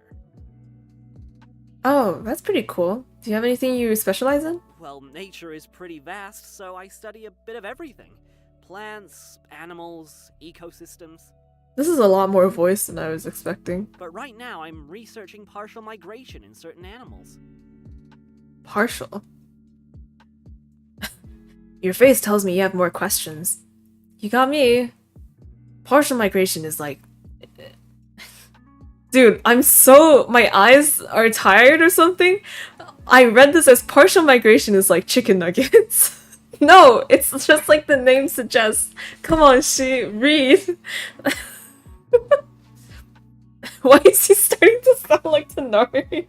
What are they gonna do? Lock me up? The Stroganoff's illegal. Oh my god. Partial migration. Partial migration is just like chicken nuggets. I mean, like the name suggests. It's a phenomenon where only some individuals of certain species move from one region to another, while the rest stay put. I see. Kind of like when some birds migrate because of winter. Yes, exactly. Birds, you know, like crows even. For some reason, the animals who don't migrate during winter tend to be the same ones who don't migrate the following year and so forth.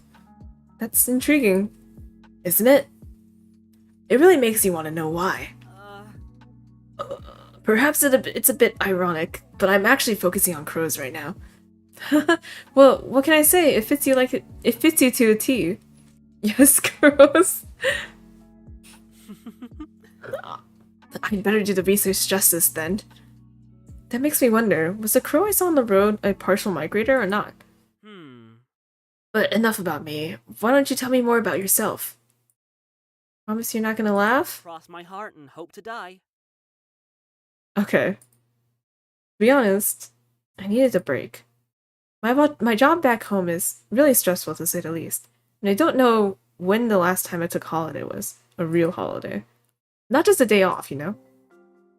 I started to fidget with my fingers. Work's always like, this is urgent, or I need you to be online, or Jerry fucked up again and now we've got to do overtime. Why is it always Jerry? Every day, at every hour, everywhere, it's pure chaos. I bend forward. There's just no escape. And bury my head in my hands. I feel so stuck all the time. Like there's no point in anything. Like I'm living to work and not working to live. Come on, Jerry. Wait, he avoided the question? Here, hold up.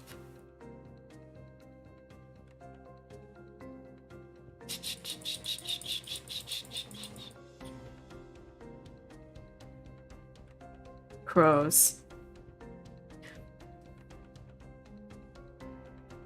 Like I want to disappear for a whole week and not think about anything, which is pretty much what I did. Nice vent, Aspen. God, what am I saying to a stranger? Sorry. I've been overwhelmed for a second. It's alright, Snowflake. I think it's good that you're letting it all out. He's being so sweet, I almost want to cry, but I feel embarrassed about being so vulnerable with a person I barely know. Call me weird for thinking this, but it feels so right to talk to him. I'm not sure why you thought I was going to laugh, though. What I see is a very hard-working person who's clearly not being appreciated and needs to relax. And probably a little pampered, too. I think you were right in taking a week off. In fact, you probably should have asked for more. Thank you. Though I'm sure Crow's noticed my voice breaking, he chooses not to say anything, probably out of kindness. Why don't you tell me more about this holiday of yours? Where were you planning to go? Oh, right. Well, I actually wanted to ask you about it before. Is Frostpeak Town too far away from here? Huh? Did you say Frostpeak Town? Yeah, I was looking for places to visit that were good for relieving stress. Not beaches, mind you, something to actually let my frustrations out. So I kept searching and found a bunch of articles saying how skiing was really good for all that. Then, let's just say I chose the place that was furthest away from home to feel like I was genuinely going on a trip. A bit of a thrill seeker, aren't we? I mean, not really, but I guess I needed a bit of excitement to take my mind off things. Is that so? How curious.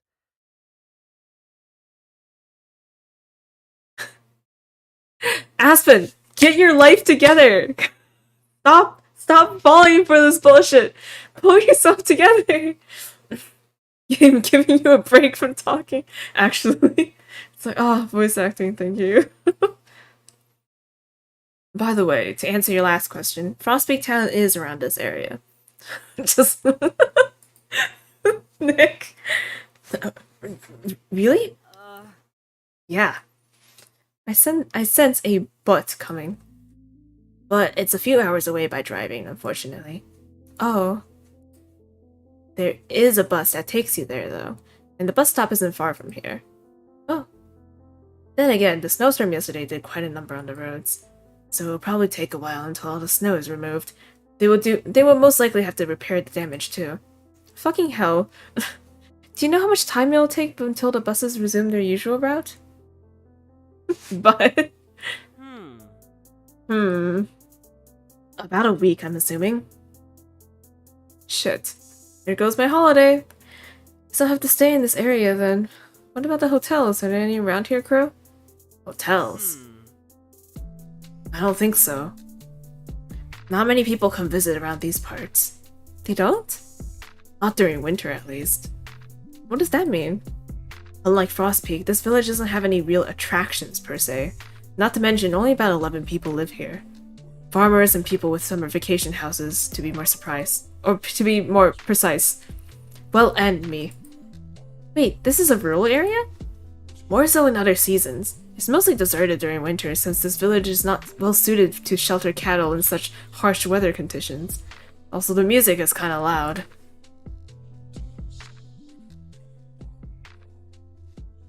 Advertise Chogati. The only attraction here is Chogati. People come all over the world for Chogati here. It's most likely the reason why this village is called Winter Hollow. Winter Hollow. Sounds kind of cool, but also a bit ominous. A bit similar Like to a... partial migration, don't you think? Wow. Crow, you're so good at connecting dots. Now that he mentions it, that must also be why I saw no one on the way here. I'm pretty sure Frost Peak must have at least one hotel on it. What? I'm pretty sure Frost Peak must have at least one hotel in this town, but... What am I supposed to do then? We don't say anything for a while. This is probably the unluckiest break I've had in a while. Getting a flat and having no replacement for it, forgetting my gloves when going to such a cold place, getting caught in the snowstorm in a village that's pretty much deserted to save for one person. For fuck's sake, why can't luck be on my side for once? Bennett Kitty. Crow is the first one to break the silence. Why don't you stay here for a few days? Huh?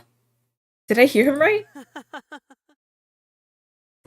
Why do you look so surprised? Considering there aren't many alternatives, I think it's a good idea.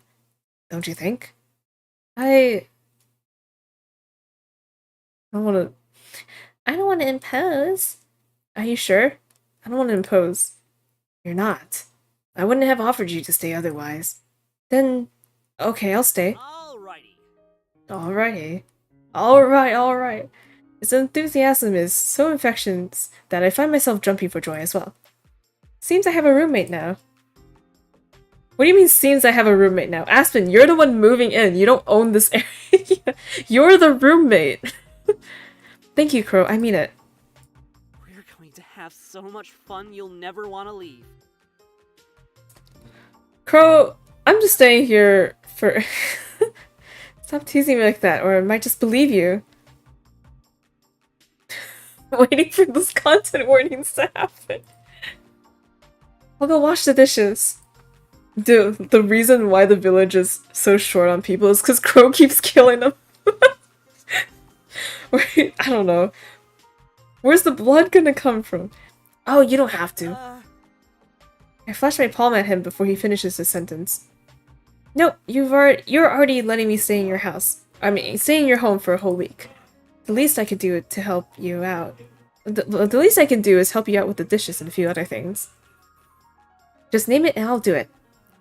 Alright. Good, I'll be right back. Oh god, that sound was loud. I arrange the dirty mugs, plates, and teapot inside the tray. And head back to the kitchen. Crow was the reason for Yo, if it ain't Crow, then who would it be though? You know? Like that's what I'm saying. It's like, cause they described him as another, like, yandere type. So, you know, you can't trust this. You can't trust. I wasn't joking before, Snowflake. See? See? Day 2. Bottom, bottom, bottom. Ellipses. God, it's fucking.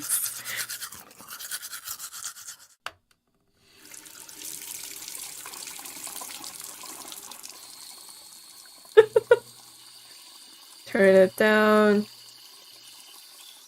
After waking up to one of the best nights of sleep I've ever had, I made sure to clean myself up in the bathroom.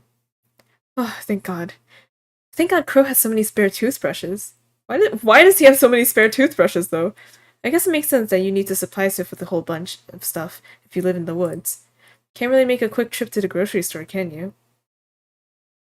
Someone had to... Yeah, actually, though. You know, like, but, like, these, like, sound effects that seem really, you know, awkward. Like, people need sound effects all the time. So, brush your teeth, record it, make, like, $5. I don't know. Can't really make a trip to the quick trip to the grocery store, can you? I didn't see a car outside the cabin though, so maybe he gets everything delivered? The farmers probably sell him some stuff too. Who knows? Once I'm presentable enough, I make my way to the kitchen.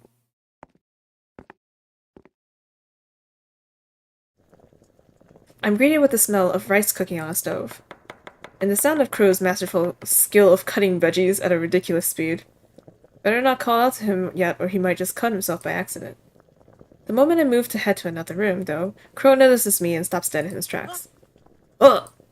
He leaves the knife on the counter and approaches me. Good morning, Aspen. I was about to go wake you up. Morning. Somehow this feels a little like deja vu. Waifu Crow. Feels a little like deja vu, don't you think? We spoke to each other like this yesterday, too. I was actually thinking the same thing. I wonder if this will become something of a daily ritual for us. Lunch will be ready in a little bit, by the way. Wait, lunch? I know I'm to sleep earlier than usual, but still, did the bath relax me that much? Jeez, I slept like a log. Maybe it's the effect of the... Oh my god, please don't say it. Log cabin.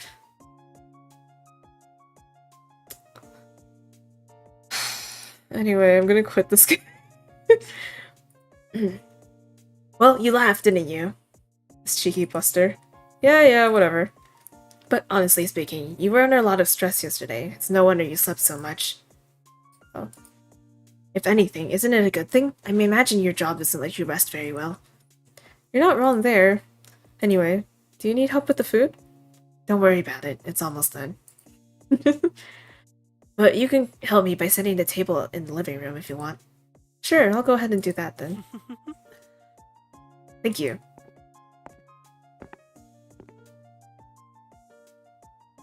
One set table later, I wait for Crow on the couch right in front of the window. But not for long. The neatly arranged bookshelves in the corner of the room catch my eye once again. All of them are hardcovers. All of them have spines with no titles. Books that look a bit worn out, but not to the point where you can say they're old. Just that they've been read several times. Or it's fake books disguised to look old. You know, people have fake books for decoration? Like, they're not even... Like, their pages are blank, or there's not even pages. Crow just has a bunch of fake books. Not gonna lie, I'm really curious about his collection. What does Crow read? Before I change my mind and chicken out, I grab a reddish book from one of the shelves. No, yes! It happens a lot in, like... If you watch HGTV, or like you go to interior design showcases or showcases, just like interior design stuff, or like you're trying to sell a house and someone like adds in some decor. Usually the books are fake. Let's see. Winter ecology, living in the cold. Some of those still look smart. Well, that's fitting, alright. We have all heard about ecology at least once. How it studies the interrelationships between living things and their environment, how it strives to explain the behavior of assorted species around the world. It is vast, it is ever-changing. But how much does it truly change in the realm of winter? Recent discoveries have shown the incredible strategies that living things have implemented in order to pull through the cold climates. This, in turn, reinforces the fact that we are all connected. All connected? It begs the question, how much is truly necessary to survive? What? The sound of Crow's footsteps distract me from going any further. I quickly put the just keep the book with you. I'm not gonna put it back. It's just a book. No big deal if I want to read it, right? Besides, he did say I can make myself at home, so. Thanks for waiting, Snowflake. The scream. Crow stares at the book in my hands. That's... Did that one in particular catch your eye? Oh, yeah? Just in case, I inspect the hardcover from all the sides. Is there anything I'm missing? Sorry, was this off limits? No, not at all. It's just, well, I just thought it seemed interesting. Crow? Oh, thank you. Wait a minute, did you write this? It's not quite finished yet. You actually grabbed the one that's a work in progress. Hahaha. Blushing Crow should be illegal. Oh. It's kind of cute seeing him embarrassed. Stop! Stop, Aspen! Stop reaffirming this! Stop! Stop! Stop this! I was hoping to keep working on it this week. That's amazing, Crow. I'm sure you'll do great. Thank you. By the way, if you're interested, I can show you some of my favorites later. Many of these books have taught me a lot of what I know today. There have been some especially brilliant scientists throughout history. Crow the fanfics. He's the one who wrote the. Please don't hate. He was the one who wrote the game we just played with Albert Claus. It's like, oh, did you play that game? Yeah, I wrote it. No. Sure, that'd be nice. I have to ask though, how can you tell all these apart? There's nothing written on the spines or even the front. Oh, each book has a number and a symbol assigned to it depending on the topic. I like to keep them organized in this manner since the textless hardcovers look more aesthetic and neat. Well, you're certainly dedicated, that's for sure. I never thought about it that way, but I guess you have a point. Anything for the aesthetic. I doubt I'd do it with my own bookshelves, though. Too annoying to keep track of what's what. Let's eat, shall we? Crow places our lunch on top of the placemats that I previously set on the wooden table. Don't mind if I do. JPEG! It looks so good. I love salmon rice bowl. You do? I'm glad. I'll be sure to remember that. Wasting no more time, and before I ended up salivating all over my clothes, I wolfed down the meal with gusto. Food. Man, I wish I had food. Every flavor is so rich. The smoky and juicy salmon, the fluffy and buttery rice. It's impossible to keep the smile off my face. Salmon. The Pinterest people who have so many books. Oh my gosh. How do you get salmon? I thought you can't fish during winter. I love food. Same, girl. It was delicious. Happy success then. Hell yeah. Oh. Before we knew it, it's already evening and we've spent most of the day talking about various topics. I have to say that I'm getting more and more interested in Crow's research. Do you think I could help you with it? Like, when you go outside and observe nature or forage for stuff? Crow. You like to accompany me? Are you kidding me? This is a once-in-a-lifetime opportunity. Sure, lots of people go skiing, but not everyone can say they've been studying winter ecology with a bona fide specialist. Well, I certainly wouldn't mind. It'd be nice to finally have some company. And there are things books can't teach. You'll have to see them yourself. But we'll have to go tomorrow morning. Winter days are much shorter after all. The sky's already turning dark. Yeah, that's totally fine. How to become a werewolf? No, the fan fiction, it keeps coming back. I wouldn't want to be alone in the dark either way, especially given how I got caught in a snowstorm merely 2 days ago. It's getting a bit chilly. Should we make some tea? Yeah, but let me wash the dishes first. With Crow right by my side, I pick up the plates and take them to the sink. It still makes me a bit queasy making you do the dishes. You're a guest. Come on, it's no big deal. Have you never divided household chores with anyone? Not really. I've managed on my own for most of my life. I know his experience is probably not the same as mine. I know it, and yet I can't help but feel like I can relate. Do you ever feel lonely? Lonely? Not anymore. Aspen! You're so... It's okay, I quickly bent down to grab the broken pieces. Ah! But unintentionally cut a bunch of my fingers in my haste. Shit, and they had just gotten healed from the frostbite too. Aspen! Sorry, Crow, I broke your... I don't care about the stupid plate! Aspen, please pull yourself together. Do it for us. Do it for us, Aspen. Instead of waiting for an answer, Crow grasps my wrist and puts my hand under the faucet. It's still bleeding. With vigor and precision, he lathers up my hand with a green herbal soap until there are no signs of red. I don't think you're supposed to put soap on a wound. Crow? Bro, we're gonna die. First it was the snowflake that poisoned us, and now it's the soap. This seems to calm him down, at least a little, since he's no longer grating his teeth. But he doesn't let go of my hand. Crow, I think it's alright now. You can let go. No, not yet. Okay. I don't dare interrupt him again, so I just stare at him as he gets a hold of a first aid kit and takes out a small round container. Don't worry, it won't sting. He opens the lid and draws a finger in the in the creamy ointment and rubs it over my wound. It has a minty fragrance. Finally, he covers it with gauze. Yeah.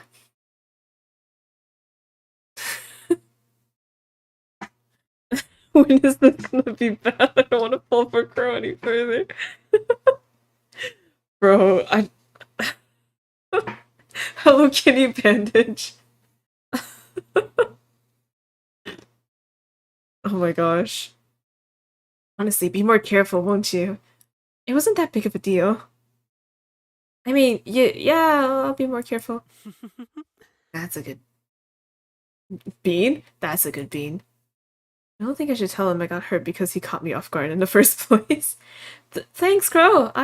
We were about to have some tea, yeah? I'll make him some tea. Alright. Great!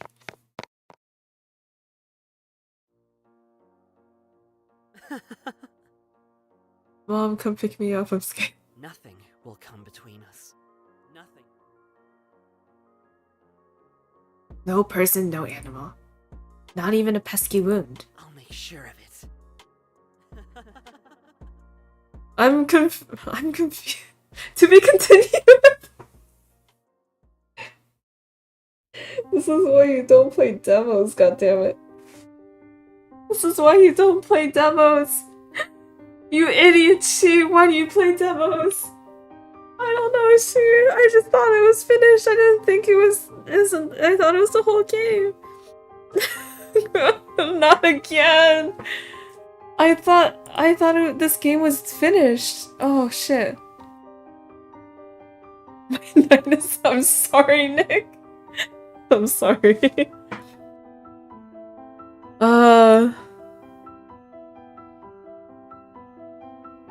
Hang on.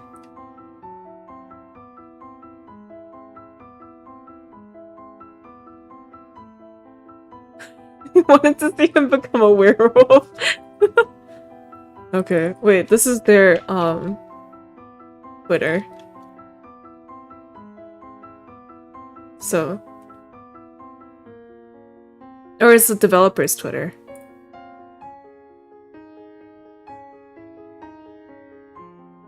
So they're still going. I don't know who draws Crow though. Oh. Okay.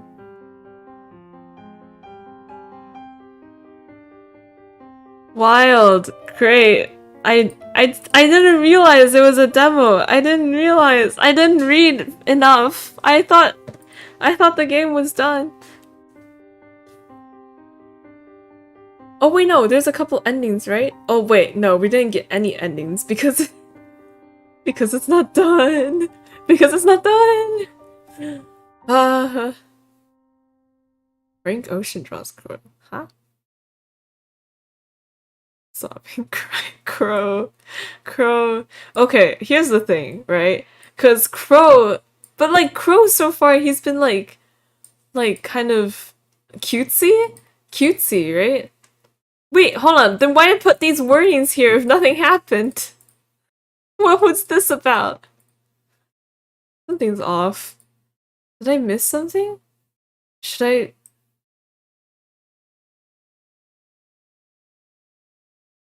I open it up again?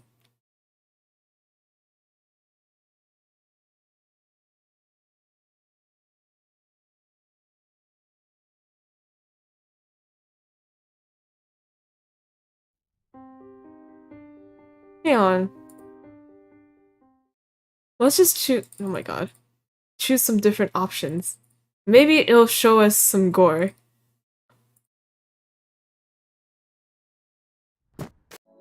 Da da da da da da. No, but like all the options are like normal, like it feels like it's just fluff dialogue. You shouldn't change my clothes. I'm fine, but I don't think you should have changed my clothes. Oh god, I'm so sorry about that.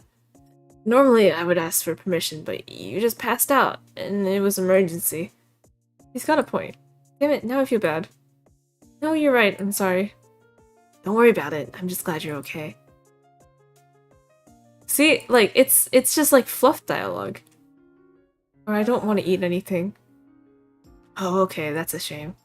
Wait, what? A shame? Why would it be a shame? I was looking forward to cooking for you. Shit, I didn't think you would be so sad. Actually, is it alright if I change my mind? I didn't eat anything since yesterday morning. But, really? Yes, it's been so long since I've cooked for someone, I can't wait. Maybe I should have just agreed from the get-go. Is there anything you can't eat? I'm vegetarian. Oh, I'm vegetarian. Alrighty. Okay. But it's like the same. You know, it's just like fluff dialogue. Okay. No feet on the carpet. Maybe he was smiling so he doesn't mind? No, bad Aspen. It's still super rude. Breakfast ready. Did you wait long? Oh, no, not at all. Oh. Alright, here you go. Yeah, it's like the same, right? Here. Take a nuke. Sorry. Ro doesn't seem to mind though. Even looks happy. How cute. I'm not sure. I don't know, I'm not sure. Ro doesn't answer right away. Instead, he lets out a deep sigh and avoids looking at me, as if he was disappointed. He crosses his arms. He fidgets with his ponytail. He bites his lip. Once he's satisfied, he makes eye contact once again. You're not sure? Then what are you sure about? What do you intend to do? What could you possibly do in this kind of situation, other than what I just suggested? Because I can assure you, there aren't many other options. Unless freezing to fucking death is your plans. Which, by the way, almost happened yesterday. Why is he so hostile all of a sudden? Oh my god, dude, can you chill the hell out? I just said I wasn't sure, not that I wouldn't stay. I'm sorry, okay? I just like to keep my options open. And, you know, not feeling like I'm being forced into something I don't want to do. No, you're right. I acted out of line. Wow, Crow. It's just, I really wanted you to stay. As I told you before, not many people come around these parts. And it can get a bit lonely sometimes. God, I'm so stupid. I acted like an immature asshole. I'll stay. What? I'll stay! Uh, Now you're just saying that. I mean it. I'll really stay. Really? Cross my heart and hope to die. alrighty. Alrighty. Wow, Crow! Nick! Oh my gosh. Here's the question, right? Like, why does Crow like us? We've known each other for a day, you know? But then again, why does MC like Crow? Well, MC likes Crow because Crow saved their fucking life, right? But like, I don't know. Maybe it's like it's just a thing. It's just a thing that you just have to suspend your disbelief and accept, right? But like at the very end, where Crow's like, "Yeah, I'm not gonna let anyone get in the way. You're gonna be here forever," right? But it's like, Crow, you live literally in the middle of nowhere, and no one else is gonna come near us. You know, like you're already set. Who the hell is gonna try to impose? Anyway. Uh, put the book away. Better not risk it. I don't know why, but that book gave me the chills. Thanks for waiting, Snowflake. Yeah, no problem. Something wrong? You seemed a bit tense all of a sudden. Book. Curse my inability to put on a poker face. Think something, Aspen, quick. Oh, I was just thinking you have a lot of books. Oh, do you perhaps like reading? Feel free to read any you like. Most of them are research-oriented, though, so I'm not sure you'll be interested. Have you written any of them? I once heard researchers document their studies. They're a work in progress. I wonder if you wrote the red book I found before. You don't say. By the way, if you research... okay. Oh, okay, and it's different because we chose vegetarian. Sauteed veggies. I love food. Yeah, it's like... It's kind of the same. Yeah. Damn it! Why do you play demos? Stop playing demos!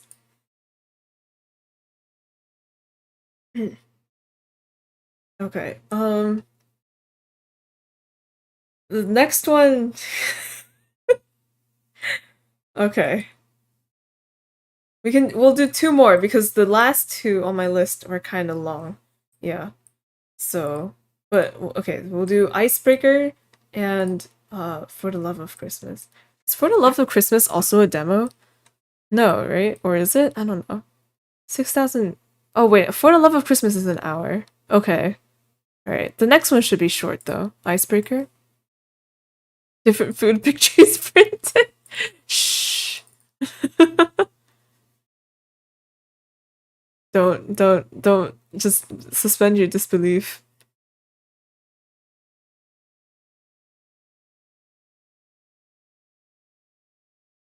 Icebreaker, friend or foe?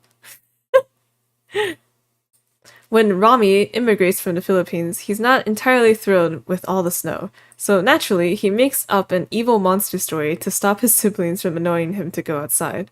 What he doesn't expect is this so-called monster is real and adorable. Romance ensues. Perfect. Sounds great. Sounds great.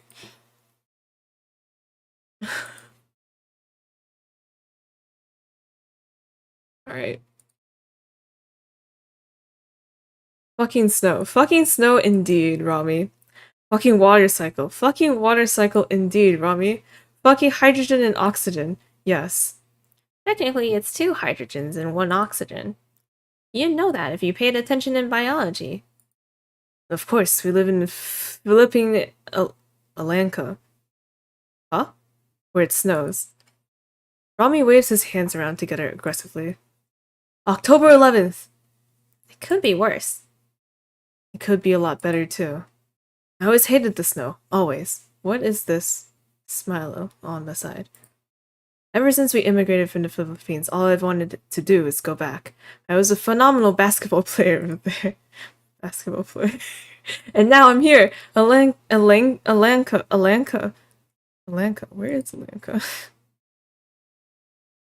Also, is there no music on this? In this game?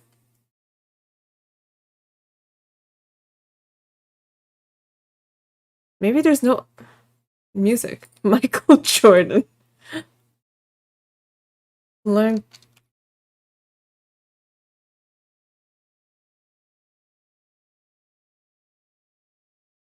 I don't know where they're talking about. Shoveling the driveway of snow. Have I mentioned that I hate snow? You're a basketball player, Anna. You have strong arms. Strong arms that I'd much rather be playing basketball with. Ma frowned and crossed her arms. She normally places her hands on her hips in a sassy way, but it's warmer to cross her arms. You play basketball 5 days a week. You can handle without it for a while to keep me clean. Here she goes. You're always out playing basketball, barely passing. I always listen to you. I always help you. I know, I'm sorry. What? Let's just finish the driveway, Ma. It's so weird because there's no music. There's no music and I'm unsettled. Wait, don't sleep late now. We have to wake up early for what? How come Kuya Romy gets to stay up so late? Because Ma likes me better. Ma, did you hear? Ma shakes her head, tired, and continues leading them to the bathroom. As the oldest child, I make it my personal responsibility to make my siblings' lives terrible and amazing. It's hard work, the balance that I have perfected. Don't stay up too late, okay? Okay, got it. I stepped into my room and immediately go on my phone. Flopping into my messy haven, I text my friends. You guys better watch the Sunday game for me. We will, Romy. Why can't you just skip it anyway? It's 9 days long. Surely you can afford to miss one. On the contrary, no, I can't. Going to all masses means I get to make a wish. Bro, you actually believe stuff like that? It's important to us. Anyway, I have to rest early. You gotta go sleep. It's no problem, it's late anyway. Thanks for sticking around, though. Bedtime already? Shut your fucking mouth. Are you coming to play basketball on Monday or what? I gotta make up tests. Jesus Christ, Romy. Sorry, dude, but I can't sink my grade any lower. My mom might blow her brains out. Whatever, man. Pick up the phone tomorrow. We know you're not, like, busy. He doesn't know shit. You know me so well. I charge my phone and fall asleep. My friends are the stereotypical jockster, but I can't say I'm not one either. It can be rude sometimes, but I don't really have any other choice. Basketball would be hell if my team and I didn't get along. I should definitely go to bed. Look at how snowy the snow is. Kuya, can I go out and play? No. Oh, no, what? Why? Basta. It's the weekend. I'm allowed to sleep late. Please, please, please. Go watch TV or something. Play with me then. No. Let me go out then. It's dangerous outside late. There's cameras outside, plus I'm a loud screamer, see? They begin to screech loudly, making my ears split. Okay, enough now. You're not going outside. Why? I roll my eyes. They won't let this go, will they? The dark fairy will get you. So untrue. Fairies are nice. Not this fairy. This fairy is scary and mean and evil. He's tall with an icy stare, never around during the day, only comes out at night. They say if you think for a moment he's near you, run inside as fast as you can. I watched as their face morphed into a fearful one, their angry pout gone. What happens if he catches me? If you're too slow, he'll grab you and freeze you with his icy eyes. They jump at my abrupt and loud words. Then he'll take your frozen corpse and throw you against the driveway. Your frozen corpse will break into a million pieces, if that happens. What happens when that happens? Tell me! You'll be indistinguishable from the driveway. We'll have to give your toys to... Raquel. No, they're my toys! Then stay inside and you'll keep it that way. But, Kuya... You don't have to listen to me. You can get turned into a driveway if you want. Here, I'll call... No, I'm staying inside. Kuya. They protectively huddle themselves around their toys and shuffle into their room without another protest. Another win for me. I heave a giant ball of snow through more snow, single-handedly with my strong muscles. I'm flexing. I'm really hot, though no one can see it through my puffy cloak. Our snowman is going to be the best ever. Are you getting rocks? Why do I have to get them, can't you? I'm doing all the work. I don't want to go alone. The dark fairy will get me. It's fine, he's nocturnal. He won't get you during the day. I don't want to take any chances. Bro, are you serious? Yes. As Persephone says, it's better safe than sorry. At this point, she's more your friend than mine. Persephone was one of my first friends after moving here. A ball of worrisome energy, that one. My parents desperately want me to date her. I don't love her like that, and honestly no one, not even me, is good enough for her. What's happening? Fine, I'll go get them, you crybaby. I'll guard the snowman. After a snowman's birth, I sat in my room, not particularly doing anything. I should be doing something. Here's the thing, I'm not. Hearing the stomps up the stairs, I recognized my mother stepping towards my bedroom, curing me of my boredom, but cursing me with a task. It's your turn. To do what? Shovel the snow. What? Ma, it's still snowing. I don't care. Go shovel now, or we won't go shovel now. We have work in the morning. I have to cook for the potluck. But Ma... With that, she kicked me out. In my precious shoes, too. I groaned and shivered instantly. I hate snow. My gloved hands snatched the shovel, and I began walking towards the edge of the driveway. I could be upstairs doing nothing, dude. Instead, I'm doing this. While shoveling, I didn't shake the feeling that I was being watched. Maybe I'm getting too cold, but on the other hand, I'm getting the creeps. The Christmas creeps. Jesus, Frommy, you'll be fine. Just need to finish shoveling and you'll be done. You'll have this completely under control. Leave me alone. There's nobody nor nothing that can change that. I turned to shovel the other half of the driveway. Well, I turn a little bit. I stop when I see some eyes peering at me from my peripheral vision. Okay, that's nothing. Nothing at all. Move! Come on, move already.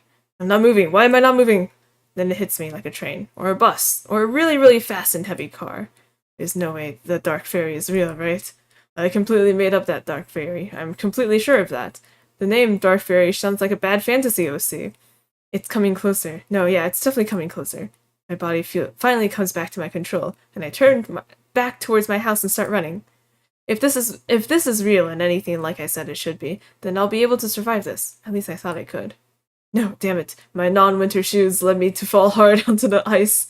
I yelp and wince loudly and brace myself to meet my maker. In my panic, I began to blurt my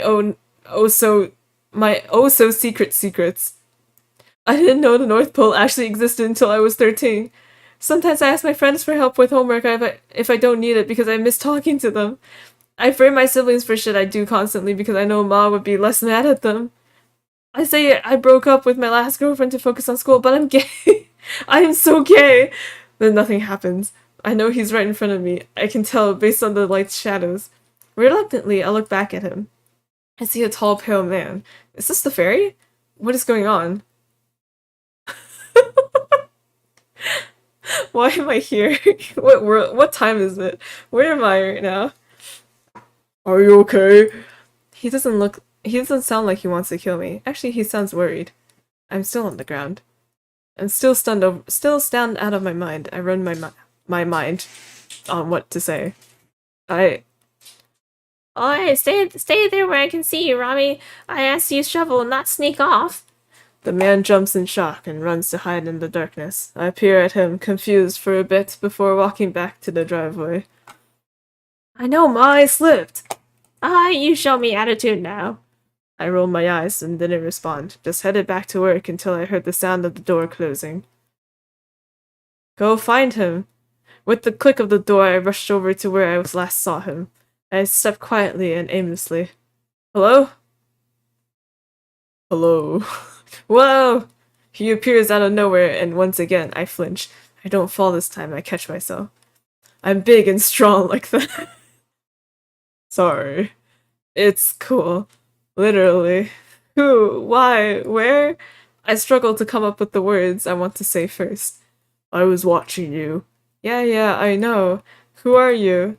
I'm Caterpillar. Your name is Caterpillar? Like the bug? Mm-hmm. Okay, Caterpillar, why are you here? Walking. Why? I like walking. Why are you walking over here? You looked like you needed help. What? Was that a dig at me? I know he's a big guy, but I'm not exactly scrawny. He shrugs at me. You don't look happy about snow. I'm really not, are you? I think I am, yes. Does this guy have the worst resting bitch face ever, or what? You're blue. I'm not that sad. No, you're blue as in not in a human way. I am. You are. What are you? I'm Caterpillar. Other than Caterpillar, is he being slick with me? You're not human. What are you? He perks up suddenly. I'm a fairy. You're a fairy? Mm-hmm. Between the emotional roller coaster of this entire day, I don't really feel like overreacting to this. Now I want to go to bed. I have to wake up early. Okay, caterpillars, since I'm very tired and very angry, I'm going to finish shoveling and go inside. I don't know if this is what they mean by manifesting. I can help you. You know, that's a great idea. Help me. He sent me a shiny smile and looked towards the driveway, half coated in a blanket of snow. Caterpillar stepped towards the snow and made a gentle pushing motion with his hands at it. Like some kind of waterbender, the snow bended at its will and formed itself into a neat pile on the side of the driveway. I watched this and accepted this. I was done for the night. Thank you, Caterpillar. Really appreciate it. Did I do a good job? This adorable fucking ass. Yes, thank you very much. You are very helpful. I'm going inside. Good night. He waved at me sweetly, and I walked in, not looking back for a second. I'm ready to wake up now. Where am I? Robbie, what the fuck? Waking up and seeing the beautiful and neat pile of snow outside was stifling my denial. Damn it, that all happened. Like, actually happened. I can't believe the first person I came out to was a giant Kartara-esque fairy. Okay, nobly he was cute, but still. I spent the entire day thinking about him. In a not gay way, I think. Why am I here? Not the time, man, not the time. This cannot be my homosexual awakening. I haven't even watched Brokeback Mountain yet. Rami! I'm coming. You stay downstairs. We're leaving for a slumber party. Why is there a pillow fort here? I need a pillow fort practice for the slumber party. You ready now? They nod aggressively. Okay, have fun. You stay safe. I know you're big now, but don't answer the door for other people. I know, Ma. They close the door behind them and they kill my time in the pillow fort. Then I hear tapping on the door. It's almost pitch black outside, the snow brightening the yard.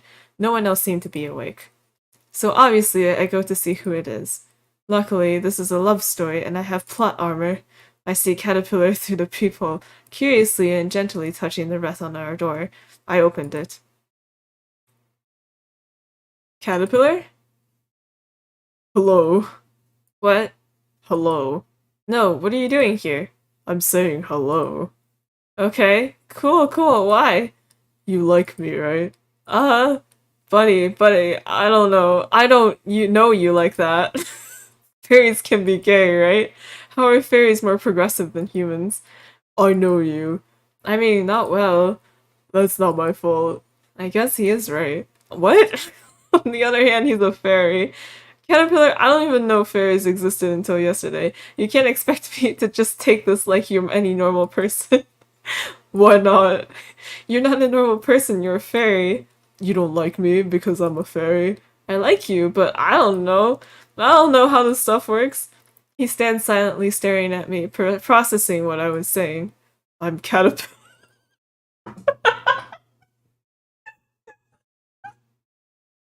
I know. I want to be your friend. Okay, why? He looked at me, like really looked at me. You're pretty and nice. I've never been called pretty before. What possibly possessed him to say that? It felt really sweet, though it should possess him again. What? Do you want to come inside? I mean, it's very cold. Aren't you cold? No. You're supposed to say yes there, so that we can hang out. Oh, okay. There's a fairy in my living room now. Oh, disregard that. My younger sibling made it earlier. It looks soft. You'd be right. I sit in the pillow fort and stretch. Come on. I'm too big. I don't want to break it. Then let's make it bigger. He perks up immediately, nodding eagerly. Together we work to make a new and improved pillow fort. So fairies don't feel cold? Not the kind that I am. And what are you? I'm a frost fairy. Are they like flower fairies or sun fairies? No, just the frost ones. There might be more. You don't know? No. Oh. What kind of human are you? Oh, I'm Filipino. I'm 17 now. He tilts his head. Years? This helps clarify nothing, seeing as his expression doesn't change. The sun goes up and down like a lot, right? 364 times is 1 year. No, it's 365. I've lived 17 of them. Oh, I see. I'm also 17. Awesome, good to hear. Almost just said good job. Hope that wasn't too weird. If you're a fairy, how come you don't have any wings? Well, frost fairies don't need to fly during the winter, so during the fall our wings fall off. That's not painful, right? Oh no, it's very painless. They grow back in the spring, although mine are smaller than they should be. It's embarrassing. I'm sure they're beautiful. He smiled to himself, like he was so happy to receive any and all affirmations, goddammit. I'm so easy. So fairies are real? Oh yes. How come we haven't, like, no one has... Am I the first? Frost fairies normally migrate over to Antarctica for the winter. We have a resistance to the cold, so it's safer there for us. During the warmer season, we last in the clouds. What do you mean you last? You just stay up there? You don't eat or have housing? We don't need to, although I supposed we can. You must make friends or play games, right? Fairies don't make bonds, it's just not something they do. Humans are very observant creatures, only fools come down here during the winter. I came to be foolish. It's it's lonely up there, isn't it? Very. We are born just knowing exactly what and where and why and what we are. And why we are what we are. No questions asked. I just wanted to know what it was like to know someone. But now, I can see what I was missing out on. And I really like it. It's nice, right? It's really worth it. Getting your head out of the clouds? Yeah. I laughed a bit and fell back onto the vast array of blankets and pillows. He looked at me for a bit before falling next to me. He still has this scary-looking demeanor to him, but at this point, I don't have anything to fear. Good end. What? Okay, anyway. Oh, moving on.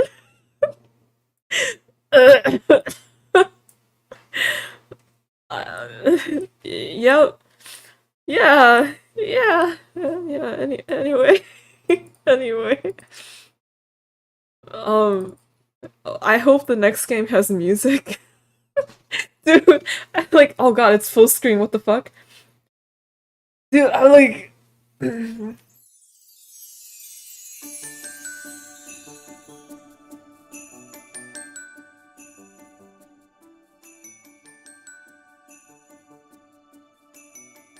Windowed. Nice.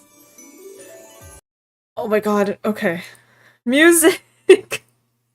Dude, the lack of music, like, I'm sweating all over the place. I'm like, oh god, help. The lack of music made it so awkward.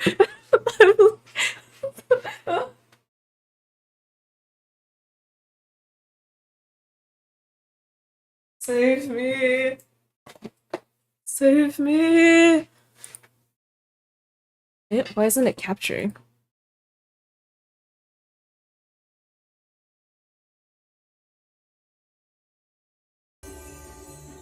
Oh god. Why isn't it capturing? Oh, there it is. Okay. Oh, there's a preview! What the hell is this? Why is it so good? Sound.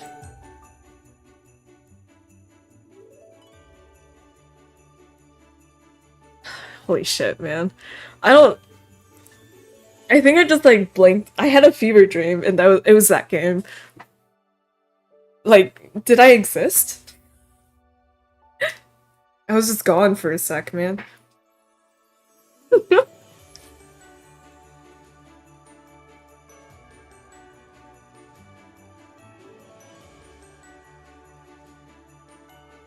Nice. Nice. Help. Okay. Gallery. Oh my god. Oh wait, let me check the description this time. Oh, the music stops. Okay. For the love of Christmas. You're a writer from a small town in the Midwest who moved to Los Angeles to try and jumpstart your writing career. However, you were forced to work long hours with poor pay and no lunch breaks as an uncredited writing assistant. After a couple years working tirelessly through Christmas break, you finally quit your job when you realize your superior has stolen your work and claimed it as his own. Oh shit. For the first time in years, you return home for the holidays. Bro, this is like the third time now. What's happening? Yeah, this is the last one. This is the last one I'm gonna do. Your parents are planning on throwing a massive Christmas party and inviting the entire neighborhood and family, but your heart just isn't in it. That is, until you reconnect with an old classmate, Jordan, who you remember as a shy, nerdy kid with braces, who now has a chiseled... Without... That description turned into something I didn't expect. Jordan, who you remember as a shy, nerdy kid with braces, who now has a chiseled set of abs and an infectious smile that causes butterflies in your stomach, who may just make this whole thing worth it. Thanks, browser, for playing a notification. Alright, so they're saying it's about an hour of game time, so cool. We're ending with another longer one. Cool. Cool beans. Beans, they're cool. Let me... volume. Okay. Alright. I don't think there should be any warnings. There's no... finally, no yanderes, no content warnings, no horror, no... Well, I mean, maybe it's kind of fanfiction-y, but, you know. It seems like it's just a nice love story. What is your name? Selin? Selin? Selin? Selin. Selin?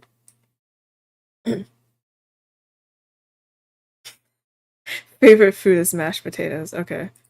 Sorry, I was reading the game page. But girl... Nick, please. Also, whoa, why is the face so detailed? The wind bites at your cheeks as you wearily drag your suitcase behind you. The sun's just setting when you finally arrive at your home. It was a long day of travel, but boy, this text is kind of slow. Settings.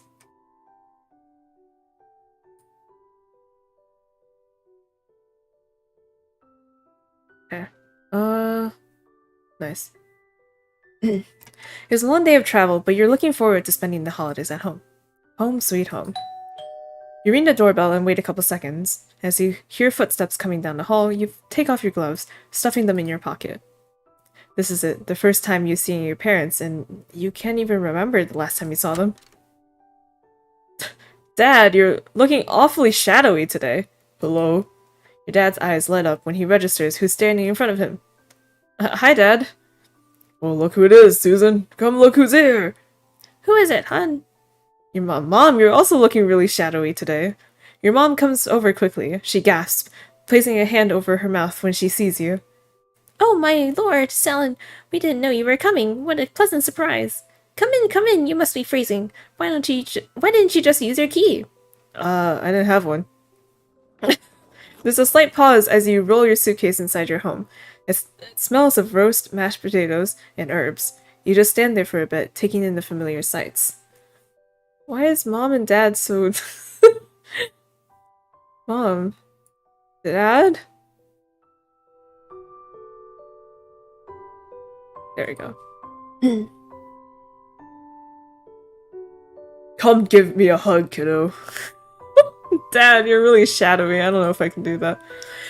All the cold melts away as your father hugs you tightly. His arms wrap around you, covering you in a sense of security you haven't felt in ages. My turn. Her hug is lighter, softer. She always smells of cookies, with a tinge of her strawberry perfume. It's familiar. It's comfort. I'm so glad to be home. You pull away to beam at your parents. They smile back warmly. It certainly is a pleasant surprise to have you back just in time for Christmas. How long has it been? Didn't I mention earlier this year to be back? Well, yes, but... She pauses and then waves her hand. Oh, nothing. I'll have your father take your suitcase up to your room. Is this all you have? Yes. You realize that they probably didn't believe you when you said that you'd be home for the holidays. You've done the same for the past several years. Work has always gotten in the way of you spending time with your family, but this time you kept your promise. Dad must have sensed the rise of tension. He grabs your suitcase, lifting it easily, and then clears his throat. Well, then why don't you follow me up? Then you can shower and get ready for dinner. You act as though I don't know where my room is. He lets out a chuckle. You roll your eyes playfully and follow him up the stairs. He turns the corner to where your room is at the end of the hall. As he opens the door and turns on the light, a wave of nostalgia hits you in the face. Wow, everything's the same. You run a finger over your dresser. They've even kept it clean. Your father sets the bag down. He puts his hands on his hips. Your mother cleaned it from time to time, just to keep it tidy. You sit on the edge of the bed and smile. Yeah, right? It feels like the shadow sprite, like there should be something, you know? Like they definitely drew it, but it's shadowed for some reason. I've missed this. And we've missed you. Don't take too long cleaning up. Welcome back, kiddo. He shuts the door gently. Oh my god, that zoom in scared me.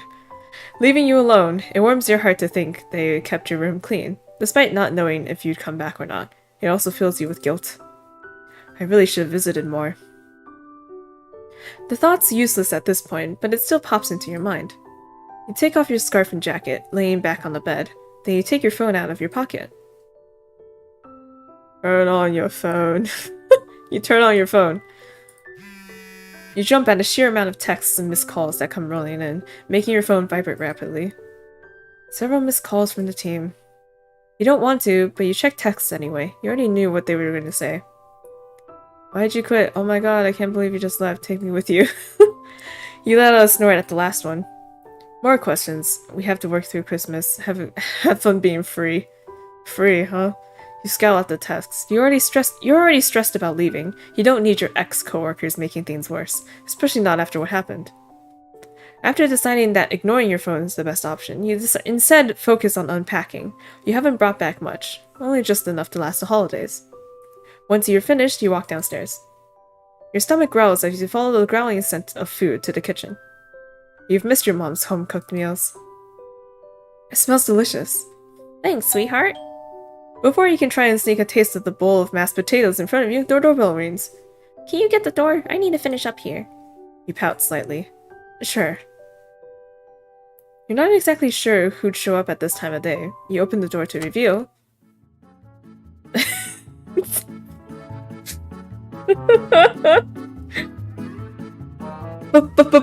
Box-kun? Why are you here? A box senpai. No, stop. Box-kun.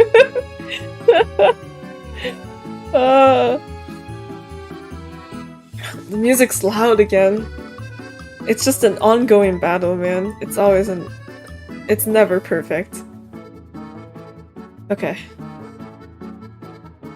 No, let me turn it down more. Okay. A box? Oh, wait, no, it's not a box. Someone was holding a large cardboard box. He lowers the large and heavy-looking box with ease. Behind the box was a smile, rosy cheeks, and a red nose from the cold. His face seems familiar, but you can't seem to place where he's from. His eyes widen. He seems hesitant to speak, but he finally bursts out a greeting. Man, I don't know. We're just thinking the same thing. Selen? Hey, what are you doing here? You squint as you try to place his name to his face. Then it clicks. Jordan? Images of a nerdy tiny kid with braces and constantly crooked glasses fills your mind. If it weren't for that smile, you wouldn't recognize him. It's a surprise to see someone so attractive standing in front of you. You just stare before realizing what you're doing, then step aside. Come in. It's nice to see you. I mean, not that I was waiting to see you, but... You close the door and step forward, your eyes on him. At that same moment, Jordan turns. You bump right into him. Before you can follow, Jordan's hand shoots out, landing on your lower back and steadying you. Easy there. Whoa! I'm sorry, I'm so sorry. It's okay, it's alright. Yo. That box must be heavy. It's not, you're fine. There's an awkward pause as you step away from him, your heart's pounding in your chest. Jordan sets down the box, avoiding eye contact as he wipes his hands on his coat. Anyhow, you're probably wondering what I'm doing here. Just had to stop by. It's Christmas time after all. Well, what I mean is that your parents wanted to borrow some decorations from mine, so here I am. You aren't paying attention to what he's saying. Instead, you stare at him as if he's some mirage that randomly materialized out of thin air. As if something clicks, you're suddenly painfully aware of your appearance. You haven't even bothered to take a shower. God, is my hair sticking out? What about my clothes? Is my face smudged? You contemplate just running away. The silence lingers between the two of you as Jordan finishes explaining himself. You decide to... Small talk. You turn towards him and flash him a strange smile. What should you even talk about? Box? Your voice trails as you think of something to say. You glance around the room, trying to find a topic. Your eyes land on the box. You said you brought Christmas decorations? Oh, yeah, I did. Jordan's lips turn up slightly. He leans down and opens the box. Inside was, you guessed it, Christmas decorations. Lights, ornaments, garlands, and a giant wreath. He picks it up, his head perfectly centered. Mom kind of stuffed all she had in this. I don't really know if your mom needs this. I see one hanging above the fireplace. He looks around the house. There's a lot more up inside too. You snort. Well, you can never have too much holiday cheer, right? But it's not like Mom and Dad had to decorate this much. You sift through the box before pulling out a snow globe. It has a cottage with a snowman out front. You shook it and smiled at the snow and glittered. You smiled at the snow and glittered, drifting around the liquid. Wow, this is cute. You like snow globes? Yeah, they're very, snowy. Dude. Nice one. Yeah. You set down the snow globe and look up at Jordan. I think this is the first time I've seen you back for the holidays. I haven't had time to come back, unfortunately. Oh yeah, it's because of your job, right? I haven't seen you around in a few years. Then I hear you're a scriptwriter working on movies. That's so cool. There it is, the estimation of who I really am. No, I'm just a screenwriting assistant. I actually don't have any credits to my name. Nothing special. It's still super cool. I'm sure it'll happen soon. You look down, a small smile on your face. You twist your hands together. Oh, thanks. Well, if it isn't Jordan. Your mother walks into the room, warming it up with a bright smile that you can't see because she's all shadowy. She gives Jordan a quick hug. Why didn't you tell me he came earlier? Oh, there's nothing to worry about. I was just catching up with Selen earlier. I shoot Jordan a grateful look. Thank you so much for bringing the decorations over. No problem, ma'am. It wasn't much.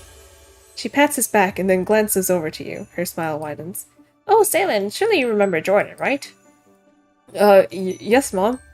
She clicks her tongue. You grew up so well. I remember when you were small, always so shy. Look at you now! All grown up, I can't read.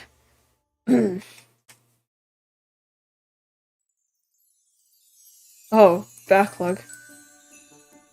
Look at you now, all grown with a job in Silicon Valley. What are you doing again? Making boogie pet toys? Oh, it's... it's bougie, ma'am. Right, an engineer. Now, if only I had a son-in-law like that. Attractive and successful. Jordan's face erupts into a blush. He doesn't seem used to all the compliments. You cross your arms, a proud smile on your face. Seriously, that's awesome. It's nothing special, really. Well, you never mentioned all the cool parts earlier. It sounds pretty sweet. It's very nice of you to say that. Well, I think you should be proud of yourself either way. Thank you. I need to get going, but it was nice seeing you again. He directs the last comment towards you. You smile, waving it as you watch him leave. It feels good to see a childhood friend again, albeit awkward and surprising. Despite that, Jordan's personality doesn't seem all that different from what you remember. Bro, why my family so shadowy? After your mom rushed back to the kitchen to finish up some dishes, you sit at the dinner table with your father. All the food's set out on the table, with your mother looking as proud as ever. I made some of your favorites. It was last minute, but since you're back, I thought, what the heck? She laughs and sits down. Your heart absolutely melts. Thanks, Mom. I've missed your cooking. Stop talking and dig in. The three of you laugh and start to eat. It's been so long since you've had a meal made with love. It's been a long time since you were surrounded by people you love. Conversation comes easily with your parents. You try and succeed in avoiding the topic of work, opting instead to talk about what they've been up to instead. Not really a golf guy, but I thought I should give it a try. And did you like it? He snorts, stabbing a piece of meat with his fork. My golf clubs have been sitting in the garage since the first day. You let out a short laugh. He really doesn't seem like the type of guy to enjoy something so slow-paced. You turn towards your mother next. What about you, Mom? Anything exciting? Her eyes light up and she claps her hands. You prepare yourself. This is a sign she had just the most wonderful thing going, and she can't wait to gush about it. So the reason that Jordan brought the decorations over is because... She trails off and pauses for a dramatic effect. I'm throwing a Christmas party with the whole neighborhood. It'll be so glorious. The whole family will be there as well. I'm thinking of so many ideas. Decorating ornaments together, making hot chocolate, watching Christmas movies. There's just so much that can be done. A wave of exhaustion washes over you. You've long since finished your plate. You're now leaning your head against your hand, nodding along slowly to what your mother says. Now that you're home, I can get your help. What do you say? It can be like we're bonding. Sure, Mom. Your dad hops in the conversation, noticing your lack of enthusiasm. Hold on, honey. Someone just got home. Why don't we... I think I'm dying. We don't want to excite him yet. Your mom glances at you, concern evident in her expression. Right, I'm sorry, sweetie. Are you okay? I'm tired, Mom. Sorry, I'm just tired from all the travel. Oh, I understand, sweetie. Don't push yourself. Your dad reaches over and grabs your hand. He looks at you with eyes filled with warmth and love. I'm glad you're home, kiddo. I've missed you. A lump rises in your throat. You want nothing more than to cry in his arms like you were a little kid again. Instead, you swallow your tears and take a deep breath. I've missed you too. There must be a curse placed on Christmas lights. You've spent the past 20 minutes of your day shitting. You spent the last 20 minutes of your day shitting. Sitting out in the cold trying to untangle the bunch of holiday cheer. Why are you sitting outside untangling? Bring it inside! After you finally untangled them, you're now trying to wrap them around the gutter on the side of your house. Lucky for you, you have a movie playing inside your head. Your movie. The idea has been evolving in your mind for a while. When you pitched it to your boss, you even volunteered to write the entirety of the script, but you were rejected. Her cat wanders out of her open apartment door and into the hallway. She doesn't notice, her attention focused on finishing dinner. Your voice is quiet as you speak aloud, as if the words are a secret that need to be whisked away by the winter wind. You have a habit of thinking out loud to the ideas flow naturally, without being interrupted by the thoughts inside your head. Huh?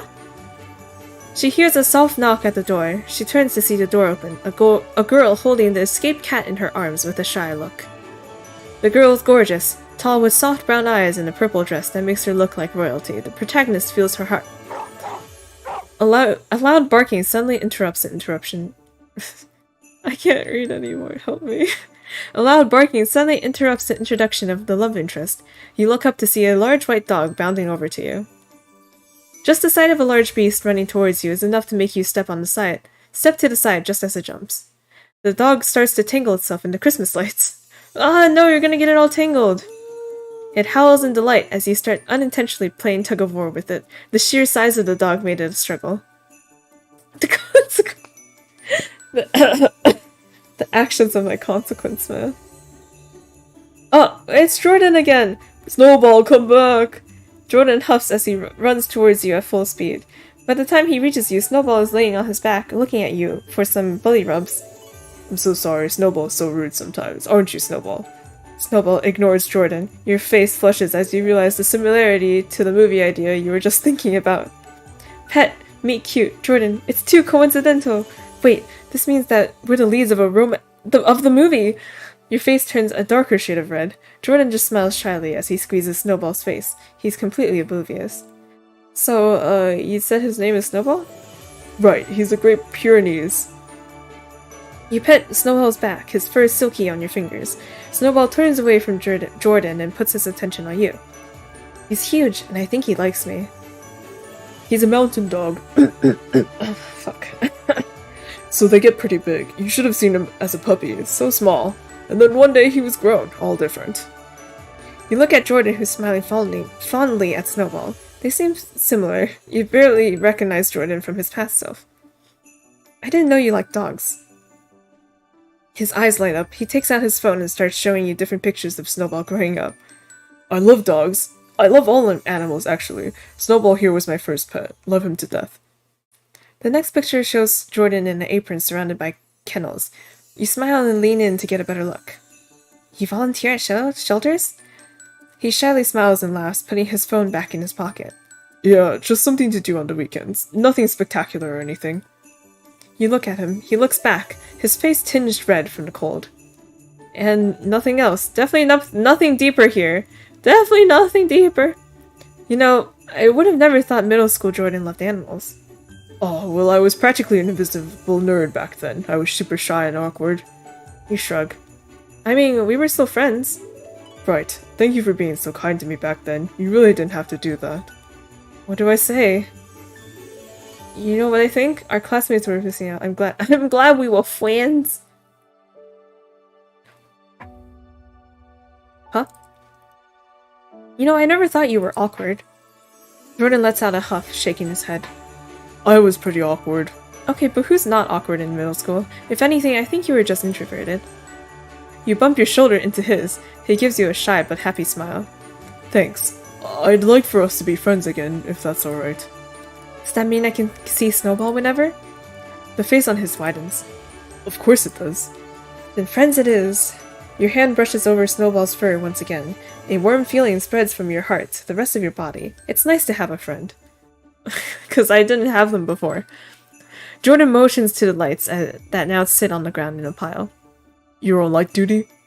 You roll your eyes and pick up the pile. Snowball sniffs the lights. He seems disinterested, despite his previous need to use them for tug-of-war. I got roped into helping Mom with her big Christmas party. Jordan raises an eyebrow. You explain further. I kinda just blindly agreed to it. Not that I mind, but... You motion with your hands, not sure of what you're trying to explain. You suddenly feel exhausted at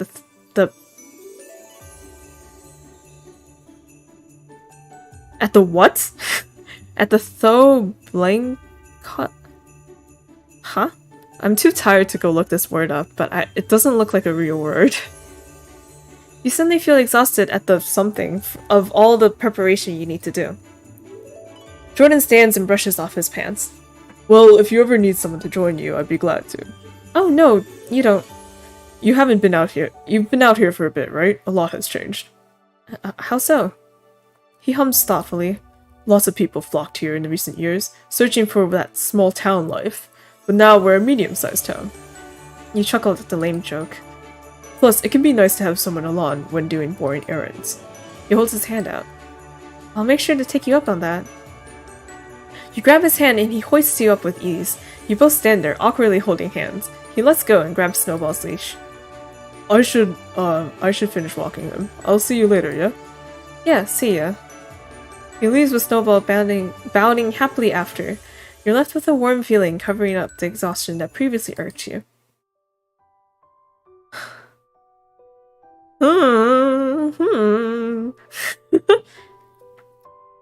A couple strained hours of Christmas lights hassle later, you're finally inside. After taking a long sip of some hot cocoa, you set it down and place your hands on your hips. Your parents are placing more ornaments on the tree. You take a picture of the moment inside your mind. Your father's deep laugh and your mother's soft smile.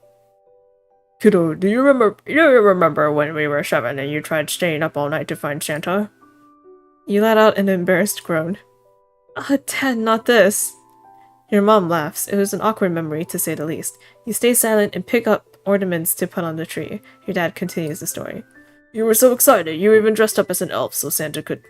He pauses, tilting his head slightly as he tries to recall the memory. Oh, what was it?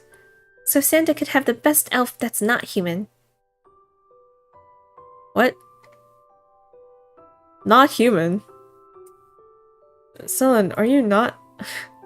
Your dad snaps his finger and smiles. That's it. You wanted to run away and live in the North Pole. Too bad that was when I realized you were Santa, Dad. Still, the holiday spirit never left, even if you were inconsolable for a week after. Bro, a friend in elementary school told me that Santa wasn't real, and the reason why he found out was literally because he stayed up all night trying to wait for Santa. And then his parents were like, God, we can't do this. Laughter resounds through the room. Even if it's awkward, it was a good memory. Every Christmas you had with them felt like a release of everything bad in your life.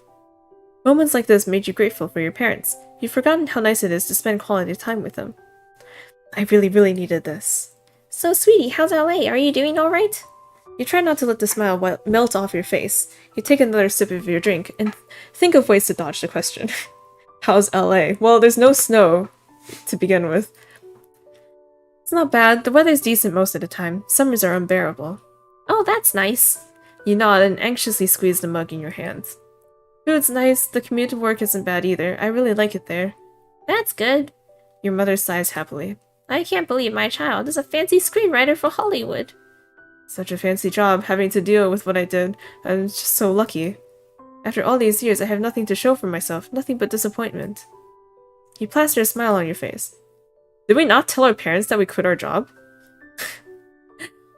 Oh, stop, you're gonna embarrass me. I'm just proud, is all. You tell us anything you're working on. How do I handle this one?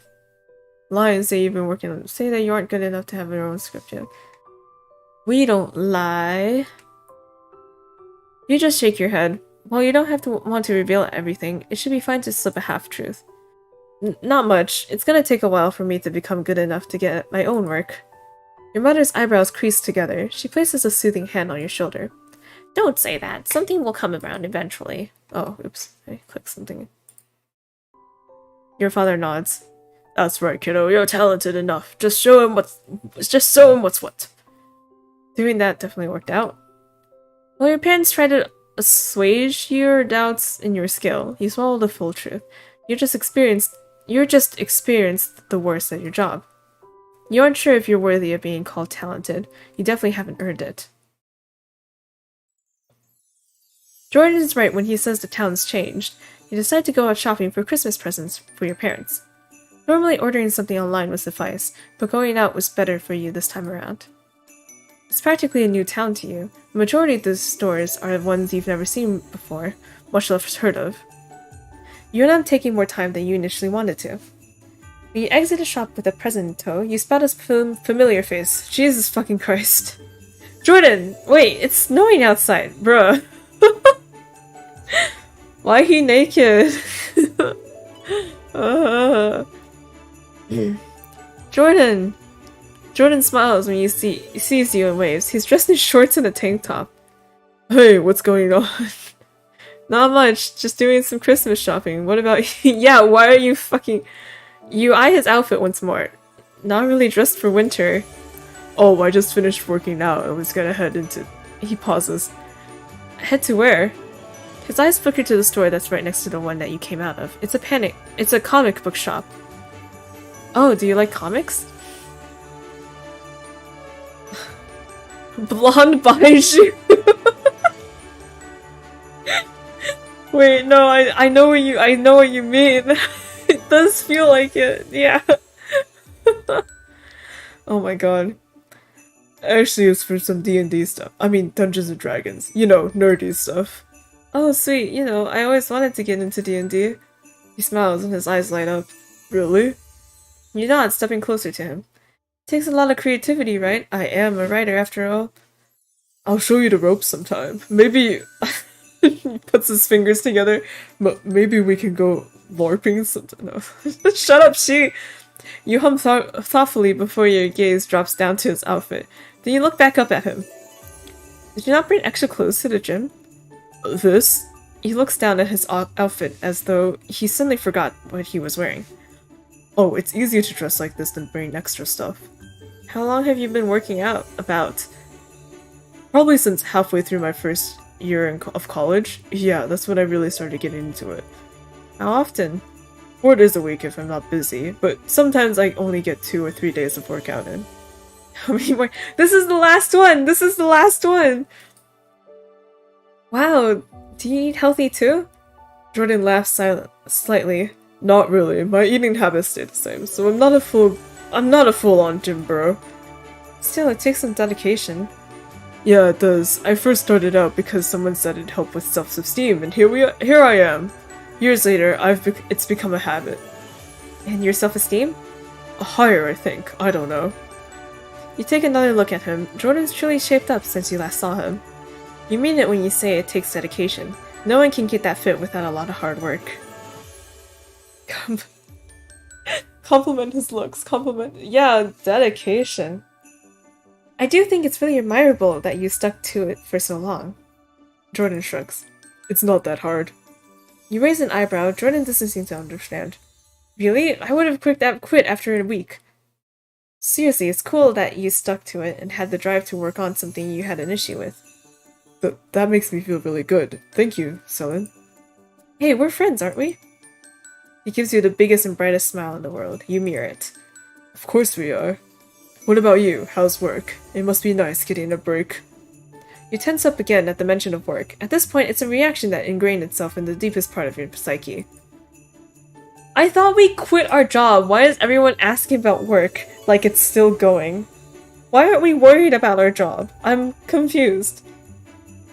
It's really nice. I'm normally so busy that I don't have lunch breaks, but much less come home for Christmas. Damn, that sucks. I'm sorry.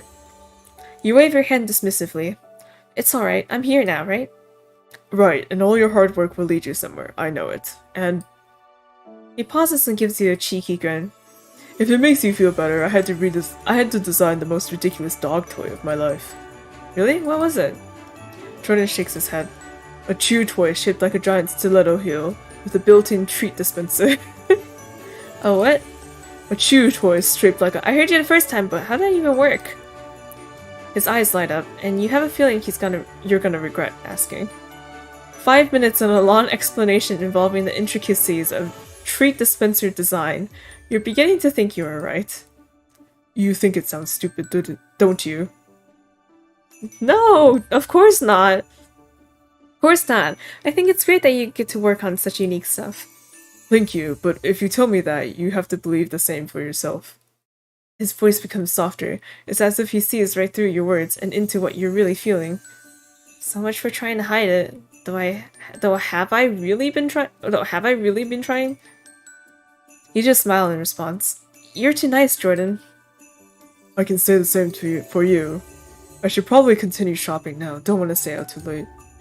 Jordan takes out his phone and glances at it. Oh shoot, I need to get home and wash up for dinner. See you later, yeah? Yeah, see ya. Wait, before you go, is there anything I can do to help prep with the party? I kinda have nothing to do while at home, besides working out. You purse your lips and cross your arms. Well, I'm having trouble with the playlist. I don't really know what the kids are listening to these days. You both chuckle. Then I can help. Are you free tomorrow? Free as a bird. Great, see you then. Bro, we're meeting up to make a playlist? What? Jordan jogs off and away, leaving you alone with your thoughts. It'd be easy for you to slip into the dark place you've been the past few years. All the bad memories could come rushing back to you at this moment. No, it's the holidays, don't think about it anymore. After pushing those thoughts away, you continue to shop. While it's easy finding gifts, it's much harder finding ones that fit your budget. Your job never paid well, but now you have no job. The budget's even tighter. It's frustrating considering you want to show everyone how well you're doing now. You aren't. After finally finding enough gifts, you start making your way back to the car you borrowed from your parents. The comic book shop catches your eye as Jordan floats back into your mind. Maybe I should get something for him. You walk into the store. You already feel overwhelmed by the sheer amount of specialty stuff that you're facing. A man looks over at you, confused. Your confused expression and smiles. Can I help you? You pause, realizing that you don't know exactly what to get Jordan. My friend plays D&D, and I'm looking for a Christmas present for him. Any suggestions? Do you know anything about D&D or what he plays? You shake your head. Sorry. Then I recommend a set of dice. You can never go wrong with that. They're over there. You look over to where he was pointing. There's a small display filled with all types of dice. All of them are different colors, shapes, and sizes, but one in particular catches your eye, a little steel mountain dog with a small set of dice at its feet. Oh, that's a good one. It's a display set that comes with a die. Perfect. You pay without looking at the price in case you get second thoughts, and then finally start your trek home. That's not good, son. The previous ball of pure negativity disappears at the thought of seeing Jordan's expression when he opens his gift. The warm feeling that you get whenever you're with him comes back. Maybe this Christmas wouldn't be so bad after all.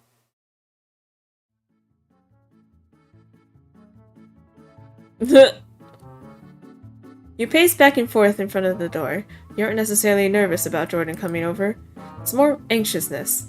It seems like it's been ages since you've hung out with someone. Sure, it's only so he can help out with the Christmas party, but still, your hands are all sweaty and clammy.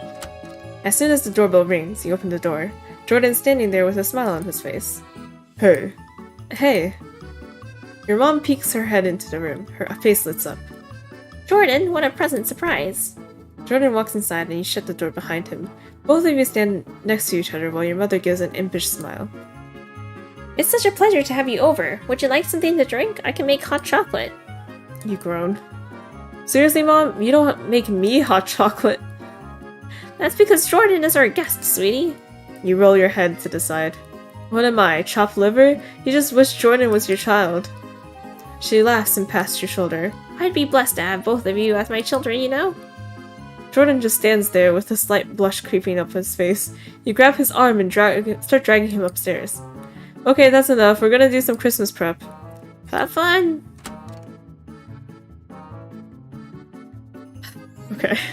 A wave of embarrassment hits you as you open the door to your bedroom. You're aware of how childish your room seems, especially now that you're so well into adulthood. Where? Your room seems fine. What the fuck are you talking about? Jordan walks in, his eyes taking in everything. He glances at pictures, looks at your bedspread, before landing on the embarrassing large pile of stuffed animals you have. I don't see anything, though. This is a nice room, very cute, but this... He picks out an orange dragon-looking thing. This is amazing, I didn't know you liked pokies. You look away. It isn't necessarily a hidden hobby, but... Yofu... But Yofu. But you don't make a habit of talking about it to people. Oh yeah, I was kind of obsessed with pokies. Really? What's your favorite type? You motion towards the lizard. Oh wait, this is Pokemon! Damn it! I see. Blaze types. You try to grab it from him. Ronan seizes his eyebrow and turns away from you. Or creases his eyebrow. Oh no, I'm keeping it. Did you know that Chard is one of the most popular Pokies? and for good reason too. They have a high defense stats against wind types. They can easily melt clay types as well. An all-rounder, if you will. You sit on the bed and he sits next to you. He squeezes Chard tightly as if it's going to disappear. It's cute. You really know your stuff. Makes me a formidable opponent. He raised an eyebrow. Really? Even against... You reach behind you and grab a random stuffed animal. This? Jordan starts laughing hysterically. You glance down at the stuffed animal. It's a cat-looking creature, beige in color and small in size. It's a dust type, vulnerable against blaze types. I can work with this. Good luck. Why do you even have it?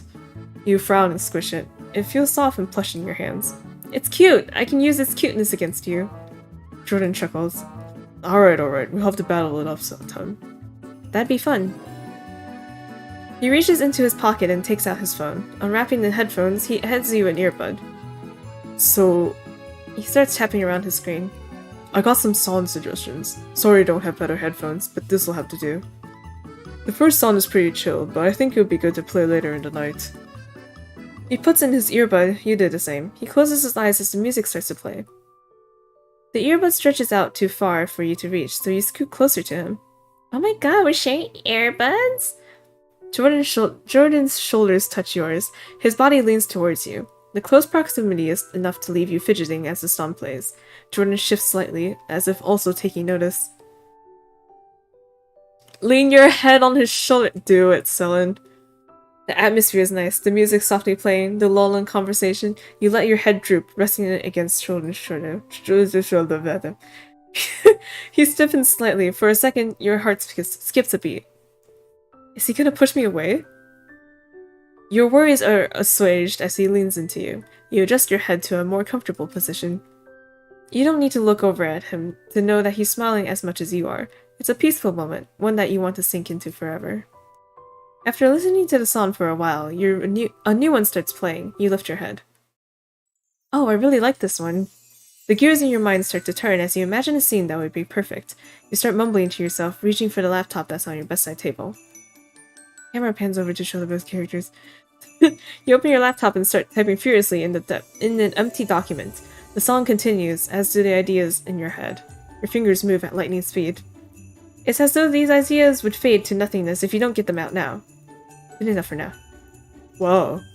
You look over to see Jordan staring at you. You feel your ears turn red hot from the embarrassment. You just smile sheepishly. Sorry, it got carried away.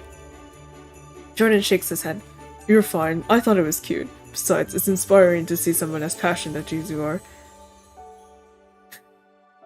Just tell him your idea. You scoot closer to him, shifting your laptop screen so he could see. Do you want to know my idea? Of course, I'd be happy to listen. You divulge your idea, giving details on how the song paints a picture inside your head. Jordan leaned into you. It was as if they wanted to hang on to every word. It was as if they wanted to hang on to every word, not wanting to miss any of it. And I think it would be really cool for the MC to end up moving on instead of focusing on the past. Damn. That's so cool, you came up with that just by listening to a song? It kinda just happens. That was awesome. You have to tell me once you finish the movie so I can be the first person to see it. You laugh. Of course. What other stuff have you worked on? Oh, well... You shrugged, not wanting to admit that you've gotten no credit. Yet you trusted him not to make fun of you. I worked on several films. I never, actually got credited for anything. Really? Tell me more. Are you actually interested? Of course I am. I wouldn't be asking if it wasn't, right? Seems like you're always blushing around him. You talk about films for the next hour or so, before hurrying to finish the playlist. Jordan eventually leaves, saying that he has some things to take care of. After seeing him off, you find your dad in the living room. He's turning on his gaming console. Hey kiddo, saw that Jordan came over. Yeah, we were just working on stuff for the Christmas party. That's nice, he's a good kid. There's a slight lull as he focuses on choosing a game. After finding one that satisfies him, he hands you a controller. Are you challenging me? He laughs. Kiddo, when have you ever beat me? Yo, Dad. So that's a yes. It's a kart racing game. You always played it with him whenever you had the chance when you were younger. It's a lot of fun. He always lets you win until the very last section. The two of you make small conversation while concentrating on the game. So, how does it feel being home? Really good. Oh, good, really good. I've missed you guys. I've missed you too. Oh, not the shell! He chuckles, leaning forward on his knees. His face suddenly grows serious as the game continues. You know, about a year ago I got laid off. It was really stressful. We even almost lost the house. What? Your father turns towards you, taking in your shocked expression. He sighs. I promised your mother we wouldn't tell you. Why not? I could have helped. We don't want to worry you. You were chasing your dreams. It would have been unfair of me to interrupt that. I know you were probably barely scraping by yourself, based on how expensive LA is.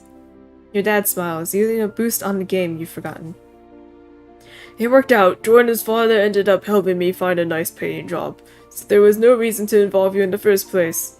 Dad. My point is, bad things in life will happen. You'll be stressed out, but everything will work out in the end. A sense of guilt grasps at your heart. You had thought that you were being a good child, keeping up with them whenever you could. But in reality, you've been so caught up with yourself, you missed out on the most important parts. God, I'm so terrible. I quit my job, I mean. My boss was just absolutely horrible. I worked so hard and the only thing I got back was my work being stolen. He pauses the game, putting down his controller. His arms wrap around you and squeeze. I'm so sorry that happened to you, sweetheart. You made a good decision, okay? I'm proud of you, no matter what. I don't know, does this matter? It's been really hard. You pull away and swallow the lump on your throat, unable to stop the tears. Rent was too high. I was working over 40 hours overtime constantly, and I did it all because I thought it was the only path to achieve my dream, to not disappoint you guys. Kiddo, that must have been so rough. I'm sorry.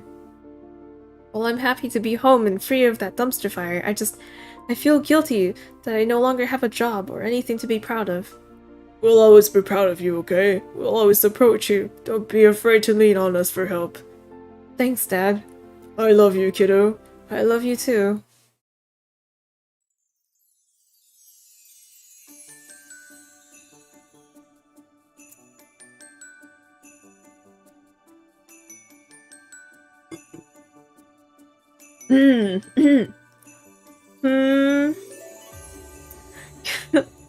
You lean in close, watching the pot as sugar melted into a golden color. You sigh. It's your third attempt at making caramel, and you were hoping it was the last.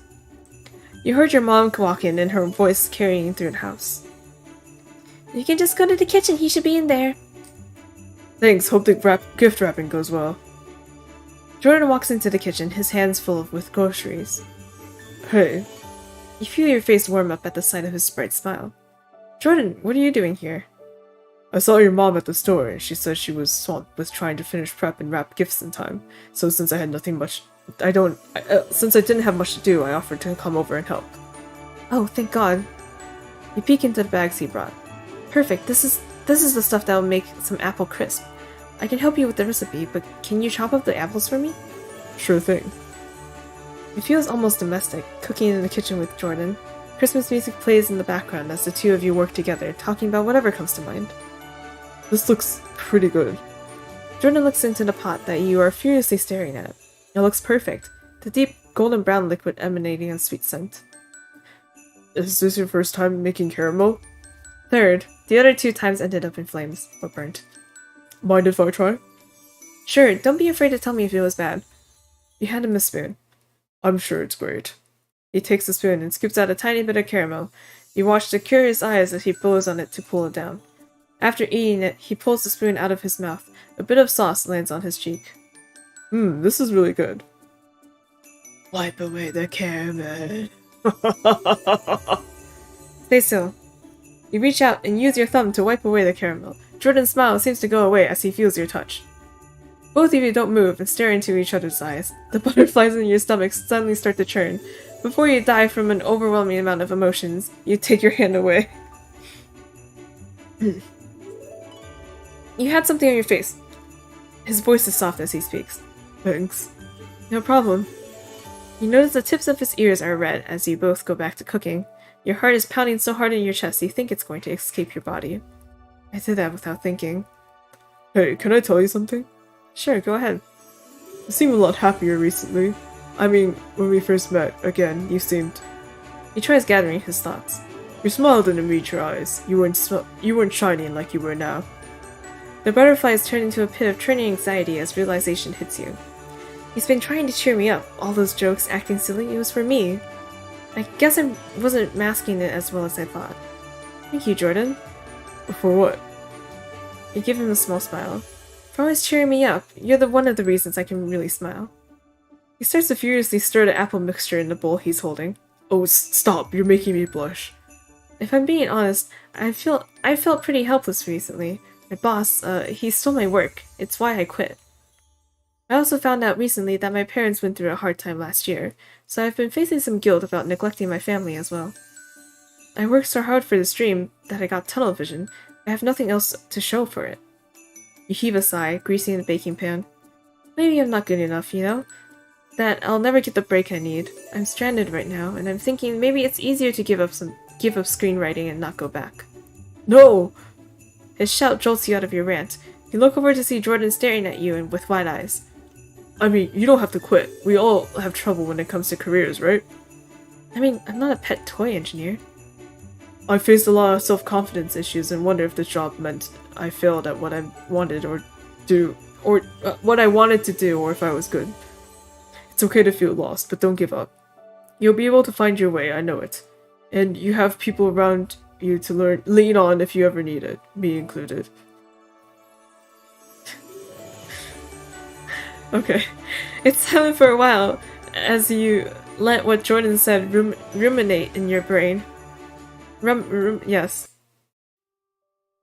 After finishing all the baking, he takes you out for a drive. The two of you finally arrive at a deserted beach. It's covered in snow. This place is only popular during the summer. Jordan huffs, blowing air into his hands as the two of you stand, looking over the frozen sea. Are you feeling any better? I am. You are right. I do have people to lean on. I'm not alone, and I can keep company. That's right. Jordan smiles at you brightly, his nose and cheeks tinged red from the cold. Oh my god. I think I'm falling in love. Think about your feelings. Don't think about your feelings. I love the choices here.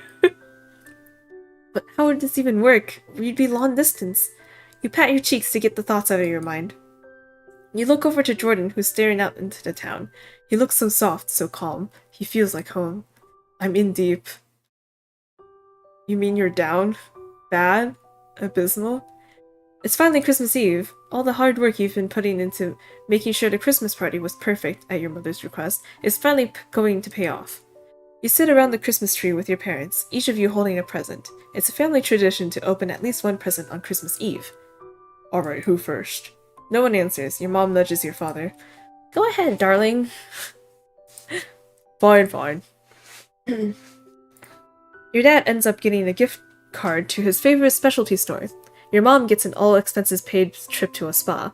Both of them look extremely happy about their gifts. Their attention turns towards you, expectant smiles on their faces. Your present's already larger than you expected. You open it to reveal a brand new laptop. What? We wanted to give you something to help with your writing, so we thought of giving you a new laptop. Yours was pretty old and battered, so now you don't have to worry about it dying out on you suddenly. You set the laptop aside and hug your parents with all the love you could possibly give. Thank you, you guys are the best. I'm so lucky to have parents like you. Aw, you're a sweet kiddo. You try not to sob and instead give your parents a big smile. The holiday spirit finally seems to take hold of you. Soon after getting everything finalized for the party, people start arriving. Your mother is running around greeting guests, while your dad takes everyone's coats and directs them to the living room. For the first time in years, you get to see your family and old neighbors. It's almost overwhelming, but since the air is filled with happiness, you decide it's best for you to keep on smiling. Jordan, how are you doing? You look over to see Jordan sheepishly smiling with his parents behind him. You quickly excuse yourself from your current conversation with a distant cousin, and then make your way over to him. Hi, glad you guys could make it. Jordan smiles at you, his face lighting up. His father places a hand on his shoulder. Jordan, aren't you going to introduce us? Don't be rude. Right. Mom, Dad, you remember Selin from when I was a kid? Of course we do. Don't be silly. It's nice to see you again, sweetheart. You nod your head, shooting Jordan a glance. He seems uncomfortable in the presence of his parents. Go ahead and follow me. I'll take you to where everyone is. You try not to stare at his parents. They haven't changed one bit. They always seemed super stern and strict from what you remember as a kid. They barely let you come over and always were reprimanding Jordan one way or another. Oh dude, that's the worst. When you have like friends over, but then your parents, you get in a fight with your parents and your friends have to just like stay and like watch. And it sucks even worse if like you're the friend who's like, you know, totally not a part of the fight and you're just standing there watching. So how have you been? We heard from Jordan that you're a screenwriter. Jordan glances at you. A sore subject. Dad, I don't think that's... Let him speak. Yeah, I am. You're pretty lucky making a career out of that.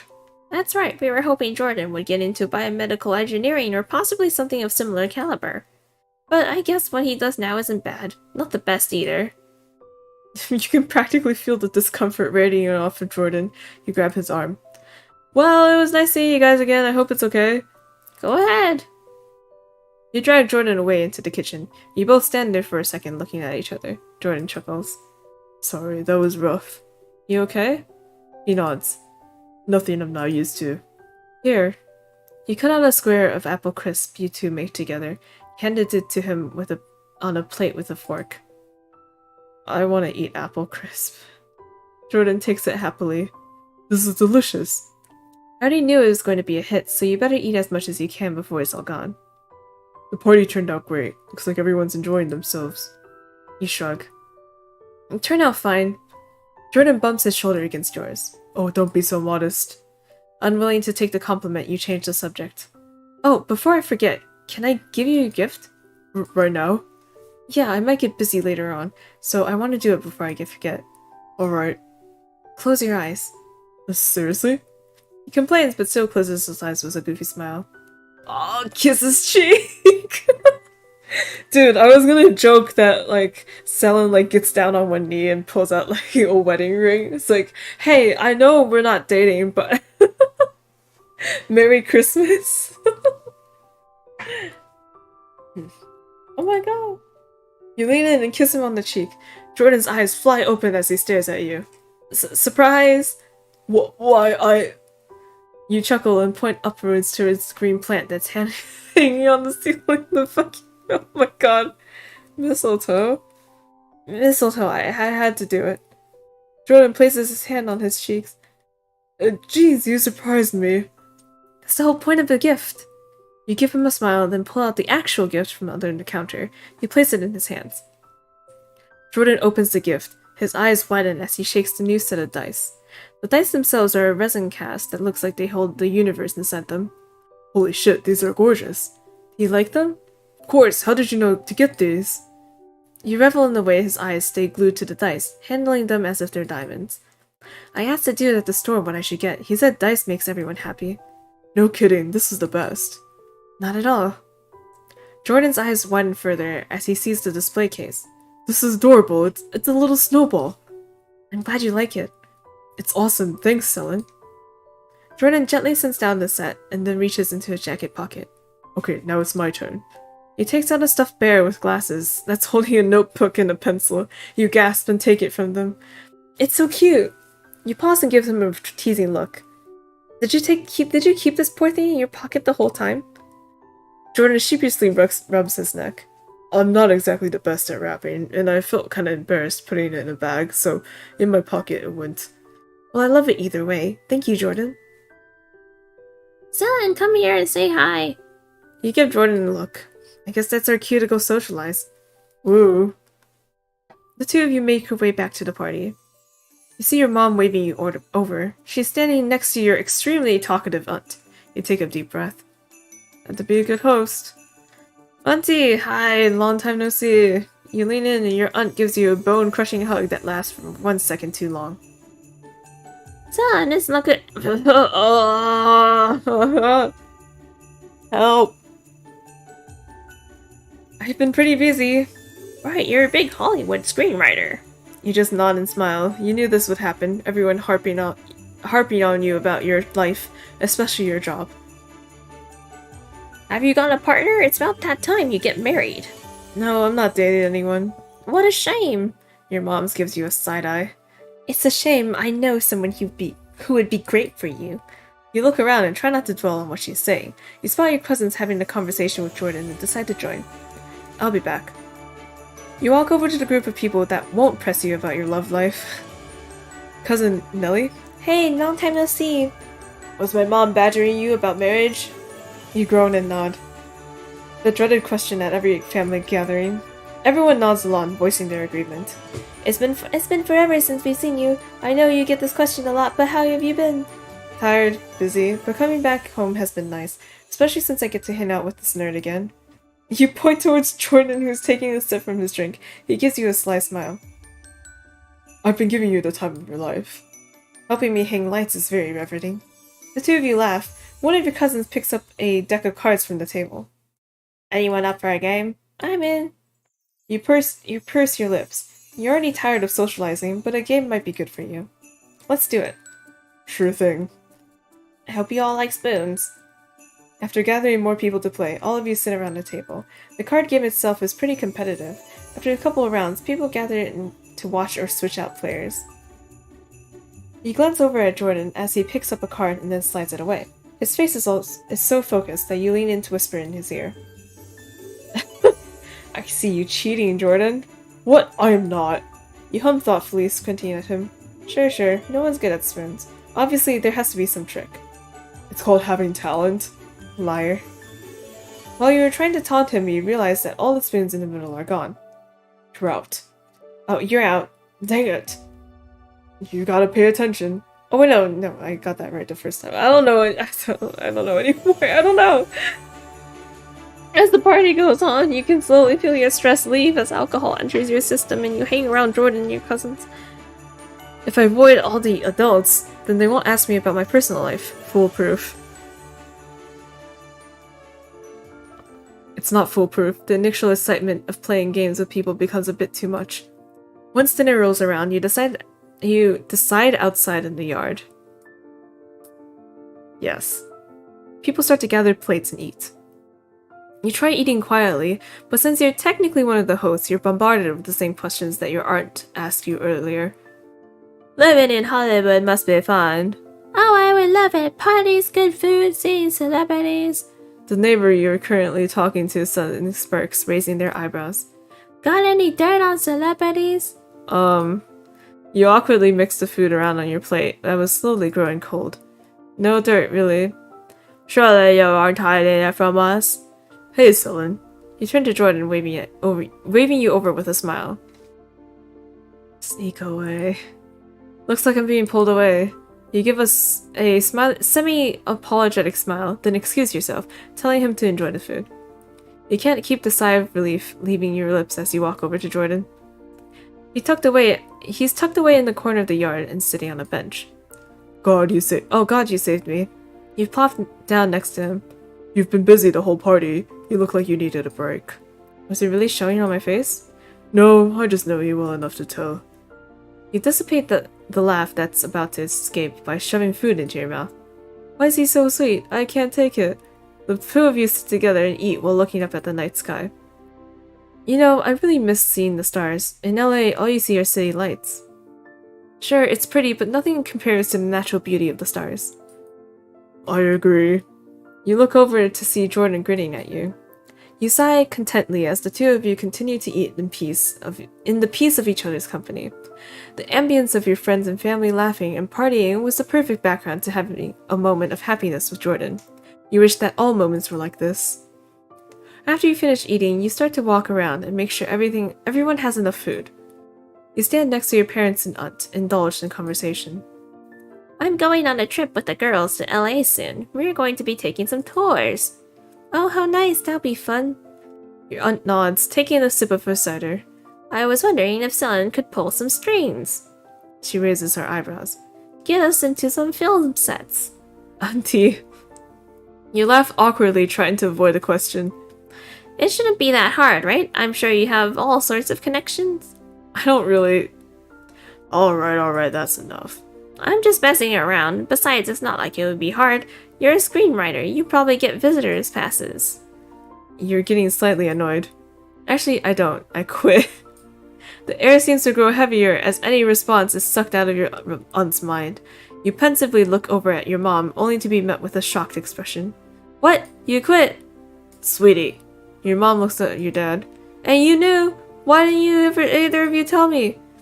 Because I was fearing this reaction. We can talk about it later. Your father looks over at you and pats your back. Why don't you go inside and start bringing out dessert? You nod silently. You can tell that your mom's still upset by the way she crosses her arms and starts chewing on her lip. The rest of the party crawls at an excruciating pace. You try and push out what happened, but it weighs on your mind too much. Both your parents and you stand in the living room silently, cleaning without a word. The chatter of your family in the other rooms cleaning makes the silence a little more bearable. You stick a plastic cup in the trash bag your mom's holding. Dylan, what happened? Why didn't you tell us? You shrug. It wasn't an easy decision, and I didn't know how to tell you. She huffs, tying up the trash bag. I just wish you told us, together. I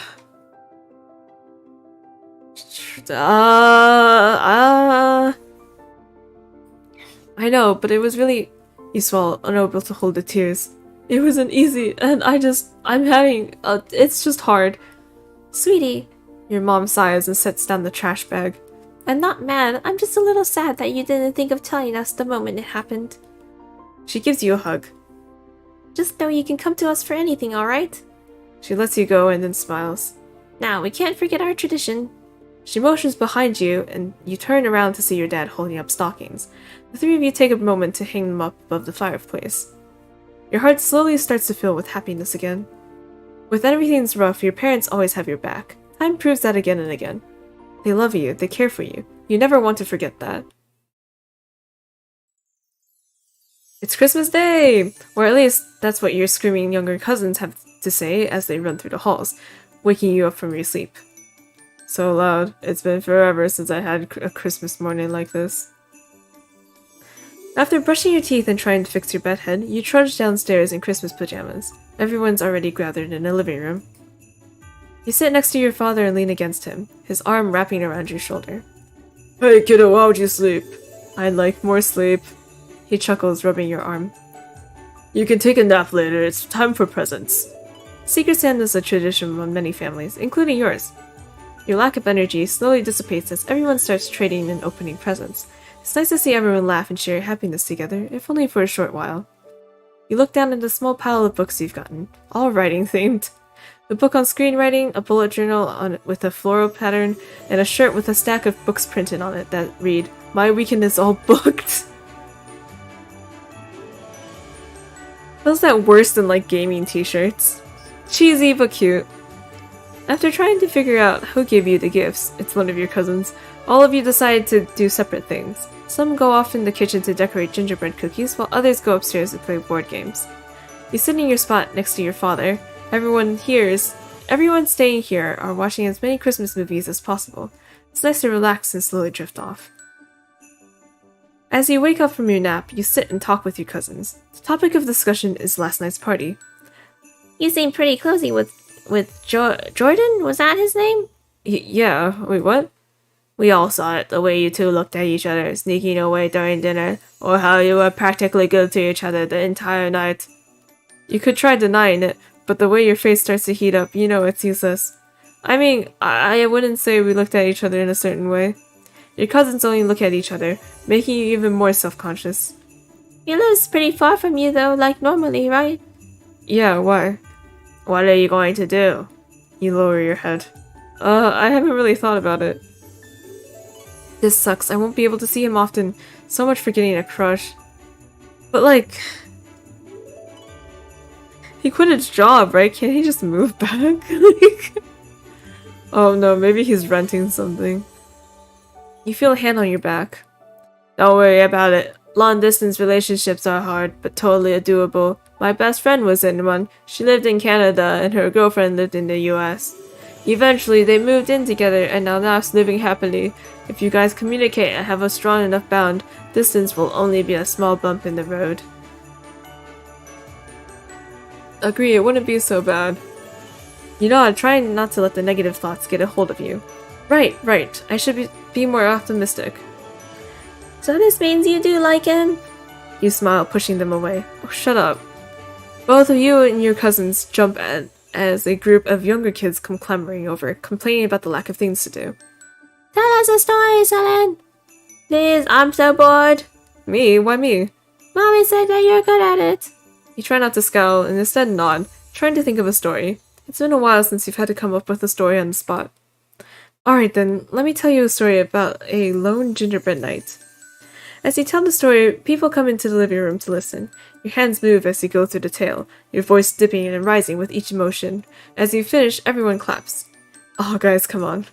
You shyly stand and shuffle over towards the stairs to try and escape the attention. Your aunt and uncle are standing there with your mom.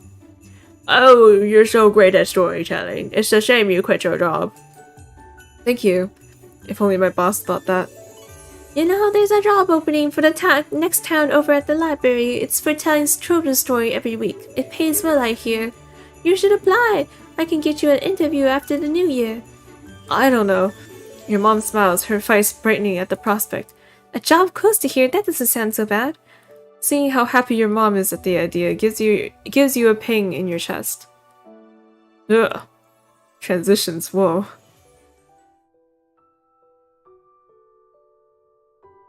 Sorry. Eventually, the day comes to a close and you're up in your room, flipping through all the scripts you've written in the years. The stories, while rough around the edges, have a lot of potential. The amount of love put into them was apparent. It makes you wonder if quitting your dream was truly worth it. You can almost grasp the happiness you felt back then, how writing the script didn't feel like a chore, but a constant source of dopamine. You find yourself calling Jordan, maybe in search of a comfort or a distraction. It's late, so he probably won't even pick up. Hello? He picks up. Oh, hey Jordan. Sorry if it's late, I just wanted to... how was your Christmas? It was alright. Nothing special. Just the normal Christmas stuff. How was yours? It was good, then tiring, then good again, and then tiring. You laugh slightly, trying not to reveal how distraught you are. What's wrong? Nothing is... Selen, you can tell me. You fidget before finally telling him what's bothering you. My aunt suggested a job for me that's close to home. Even though I'm the one who quit everything, for some reason seeing my mom so happy about that job makes me feel weird, in a bad way. It feels like, I don't know. It feels like you're not getting the support you need. Yeah. Huh? You know, my parents are kind of like that. Well, more to an extreme. They don't really approve of my job. I'm sure you remember the comments they made. They'd much rather me be a lawyer or a doctor. They aren't even proud that I work in Silicon Valley because all I do is make chew toys. Ouch. He huffs. Exactly. Wait, is this bothering you? No, please continue. There's a pause on the phone. He continues. Thanks. Anyway, it makes me feel like a disappointment. It's easy to feel that way when your parents seem excited for you to do something you don't want to do. It is rough. I'm sorry your parents don't see how great you are. He laughs, the sound flowing directly into your ear. It makes you smile. Oh, I'm used to it at this point. Thanks for listening to me, though. I'm really glad we got to spend Christmas together and reconnect. Ask about connecting as something more. Really? Yeah. You shift on your bed. A small smirk appears on your face. I think I'd like to connect a little more. Huh? Like how? You know, like, more than friends. Oh. You try not to laugh as you hear Jordan frantically pacing. Is that a no? No, I mean, yes, He takes a deep breath, laughing silently. I like that idea.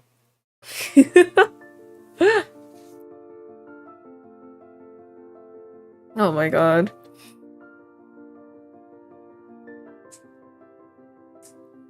It's the last breakfast you get to have with your whole entire family before they all depart back to their own lives. There's something so calming about seeing everyone seated around the table, laughing and smiling like real-life worries don't exist here. You're exhausted, beyond devoid of any normal or loving human interaction from work. Suddenly bombarded with only that has left you unable to relay those same emotions at the same speed. It wasn't all bad, you have to admit. Despite draining your energy, they've also replenished the hole that was created by a soul's job. It's been good to see them happy to see you. Good to see them happy to see you, and for you to be happy to see them. Well, you're sad they're leaving. You're satisfied with the time you got to spend with them. After everyone leaves for the airport, and your dad as the driver, you're left with your mom. The two of you wash dishes in silence, until she decides to break it. I have a question for you. You're wary what she wants to ask. Sure. Since you quit, are you planning to stay here or go back to LA? You shrug. I don't know yet. Then why not try out that job interview next week? You take the plate you're washing and scrub at it as if there's a stubborn stain on it. It's close to home, which means you won't disappear for years again. The work pays well, and you won't have to worry about living paycheck to paycheck in LA. You scrub faster. Plus, everyone seems to be really nice based on what my sister said. No one will be there to take advantage of you. That was the final straw. Her words sting, making you drop the plate in soapy water. You turn towards her, a glare on your face. Was my job really that bad? Do you think it was a waste of time? I mean, I have nothing to show for it, right? I'm just a failure, some wannabe who will never make it. You're right, I should just give up on this shitty and childish dream. Seeing your mother's hurt reaction filled you with guilt. You don't reach out and instead look away. I have never... Her voice flavors from anger and hurt. Thought those things about you. It pains me to think that you ever thought I would. You hear her stomp off towards her room. You dry your hands off, a headache starting to form in the center of your head. This is so... I hate this. The Christmas decorations stare mockingly at you. It's a reminder of how everything that's good was ruined in one moment. I can't stay here. Nah, man. Selen's wrong in that one. Come on. Come on. Like, you can not like the suggestion from your mom, right? But... he literally didn't say anything to her and then just got mad because she didn't understand something that he didn't tell her.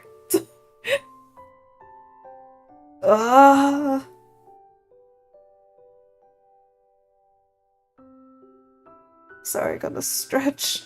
You put on a coat and shoes and walk outside. You wipe at your eyes as you angrily sniffle. This is the worst. You kick a pile of snow before flopping down on the ground. You stare at the pure white, wondering why things never go the way you wanted them to.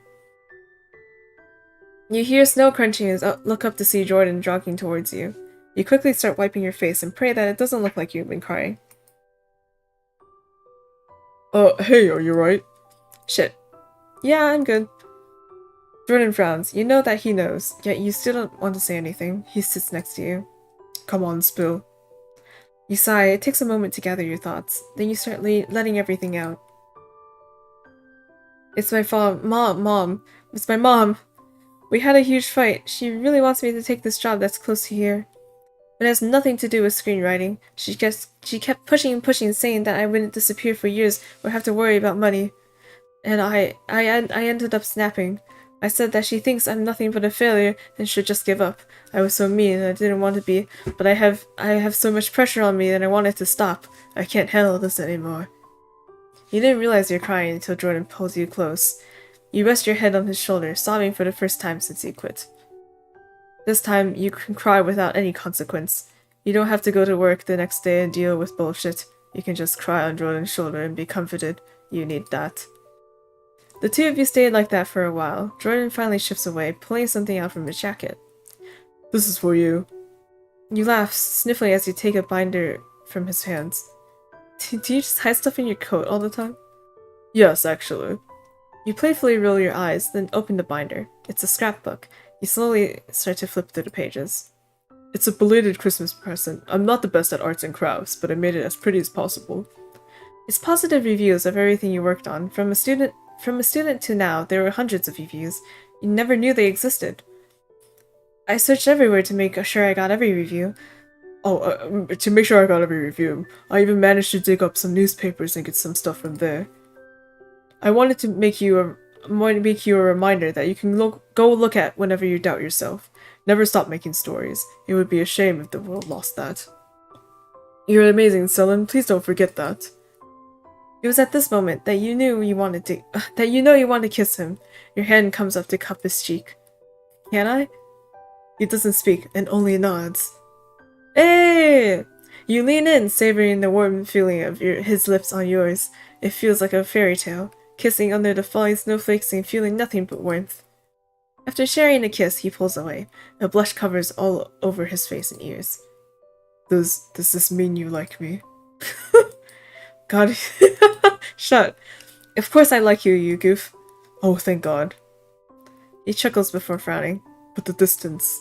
You hum, your thumb running over his rosy cheek. Yeah, that'll be tough, but we can work it out, right? Right, we got this.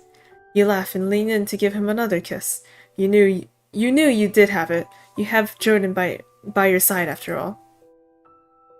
After talking with Jordan in a bit on how he managed to find your first college film reviews, you're now holed up in your room, taking your time to read each review.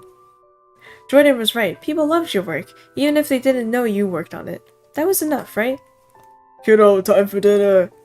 You don't want to go downstairs. You're still unsure on how to talk to your mom after the fight. You have no idea what to say. After walking down the stairs, you sit awkwardly with your plate in front of you as your dad fills it up. Thanks for the meal, honey. You're welcome, dear. You stay silent and pick up your fork. You make no move to eat and only push the food around your plate.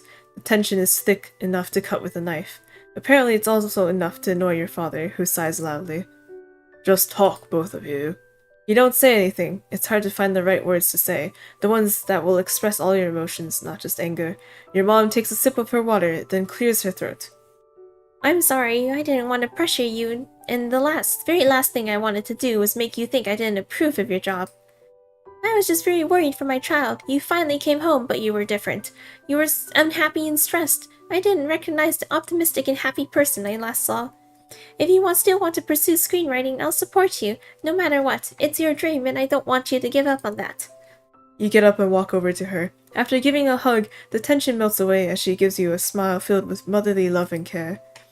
I'm so sorry for my outburst. You sit back and clasp your hands together, finally opening up fully about how you felt. I didn't want to let either of you down. I feel like I was a failure because I spent so many years, so many sleepless nights working as hard as I could to make a name for myself, and it didn't happen. I was afraid of you guys finding out. You know we wouldn't be upset. I know, but it was just hard letting you guys know. Sweetie, I think your hard work was admirable. I know you made some great stuff. It's the fault of others for not seeing how amazing you are. Your dad huffs and crosses his arms.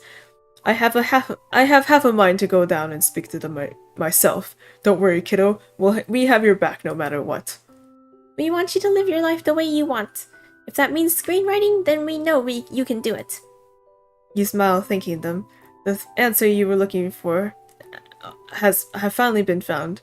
All it took was a visit home to remind you what was important. Without Jordan and your family's words of encouragement, you know you wouldn't be in the same spot you are now. I want to do it. I want to go back to LA and continue screenwriting. That's great. Anything we can do for you? You shake your head. Knowing I have the best people around to support me is enough. You chuckle before continuing. And I promise that this time I'll come visit during the holidays when I can. I know that family is just as important as my career, and I'll never forget it. Yo! Time skip! It's been a year since you and Jordan entered what you like to call a tentative romantic relationship. You wish you could say that everything is all rainbows and butterflies, but all honesty, it was a bumpy road. It was hard keeping the long distance at first. While you struggled to get back to your dream, the space Jordan felt empty and emptier by the day. After several visits, he gives you the news that he's switched to remote work, meaning they can go anywhere and take their work with them. At the same time, you break the news that you're moving back to LA because you're now screenwriting for a major motion picture. The pieces all fell together, and before you knew it, it's Christmas time once again. God, these boxes never end. You're currently emptying out one small box among the pile that was shoved against the wall. You had tried hanging Christmas lights on the pile. Hanging Christmas lights on the pile to make it look festive. It doesn't. Your apartment isn't decorated yet, but the living room's furniture is finally out. Whoa! You feel a hand wrap around your neck and lips on yours. No unpacking today. But the boxes. You turn and face your boyfriend, a pout on your lips. Boxes can wait. How about we open presents instead, and enjoy our rare time off, hmm? You laugh as you spot the crudely wrapped presents in his hands. Nice wrapping job. Better than keeping it in my pocket, right? You snort. Jordan sits down on the couch and you reach under the Christmas tree and grab his present. After sitting next to him, you plant a quick peck on his lips. I'm so glad to spend Christmas with you. Yeah. You nod. Feels like everything is right in its right place. Even if things get hard or I hit a roadblock, I have you.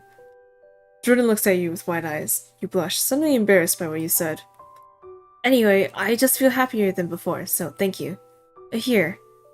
You push your present towards him, looking down at the ground. He places his gift for you in your lap in exchange. It's cute when you get embarrassed. You pout, picking at the wrapping paper. Yeah, just open it. Both of you tear into your presents. You let out a small gasp when you open a jewelry box. Oh. No, I thought I was gonna propose. Inside is a delicate silver necklace with a book charm. You pick it up gently. Jordan! You look over to see him tearing over his gift. You let out a small snaff? Oh my god! You let out a small laugh as you realize both of you had gotten each other jewelry. Jordan inspects the ring closer. It has a red gem in the center and with a small silver D&D dice on either side. What the fuck? You'd gotten into playing the game with him and decided that it's the perfect gift to show love for the new hobby you share. So this is beautiful. Do you like it? I hope I got the right size. Jordan slides the ring onto his finger with ease. It's perfect. I'm glad. Imagine you propose with a D&D ring? Ayo. Here. He takes the necklace from your hands. You shift so that your back is facing him. Jordan sweeps your hair away from your neck and then claps on the necklace. It's gorgeous. I love it so much. You turn towards him and give him a big cheesy smile. Merry Christmas, Jordan. Merry Christmas, Selden. The two of you share a passionate and loving kiss. Waves of happiness flow through you. To think that only a year ago you'd finally meet Jordan again, it feels like yesterday. Now you're living your best life with the person you loved. You can't ask for a better Christmas. Nice?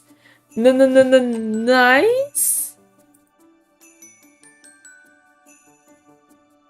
There are two more that I missed, but it happened. It got to me. I'm tired. Oh dude, 3 more minutes and it's a 12-hour stream! Why are you stupid, she? I know. Why am I stupid? Yeah, but okay, look, okay. Story here. It's cute. The sprite artwork is nice. I don't know. But like sometimes the expressions like the switch between some expressions, like you could tell that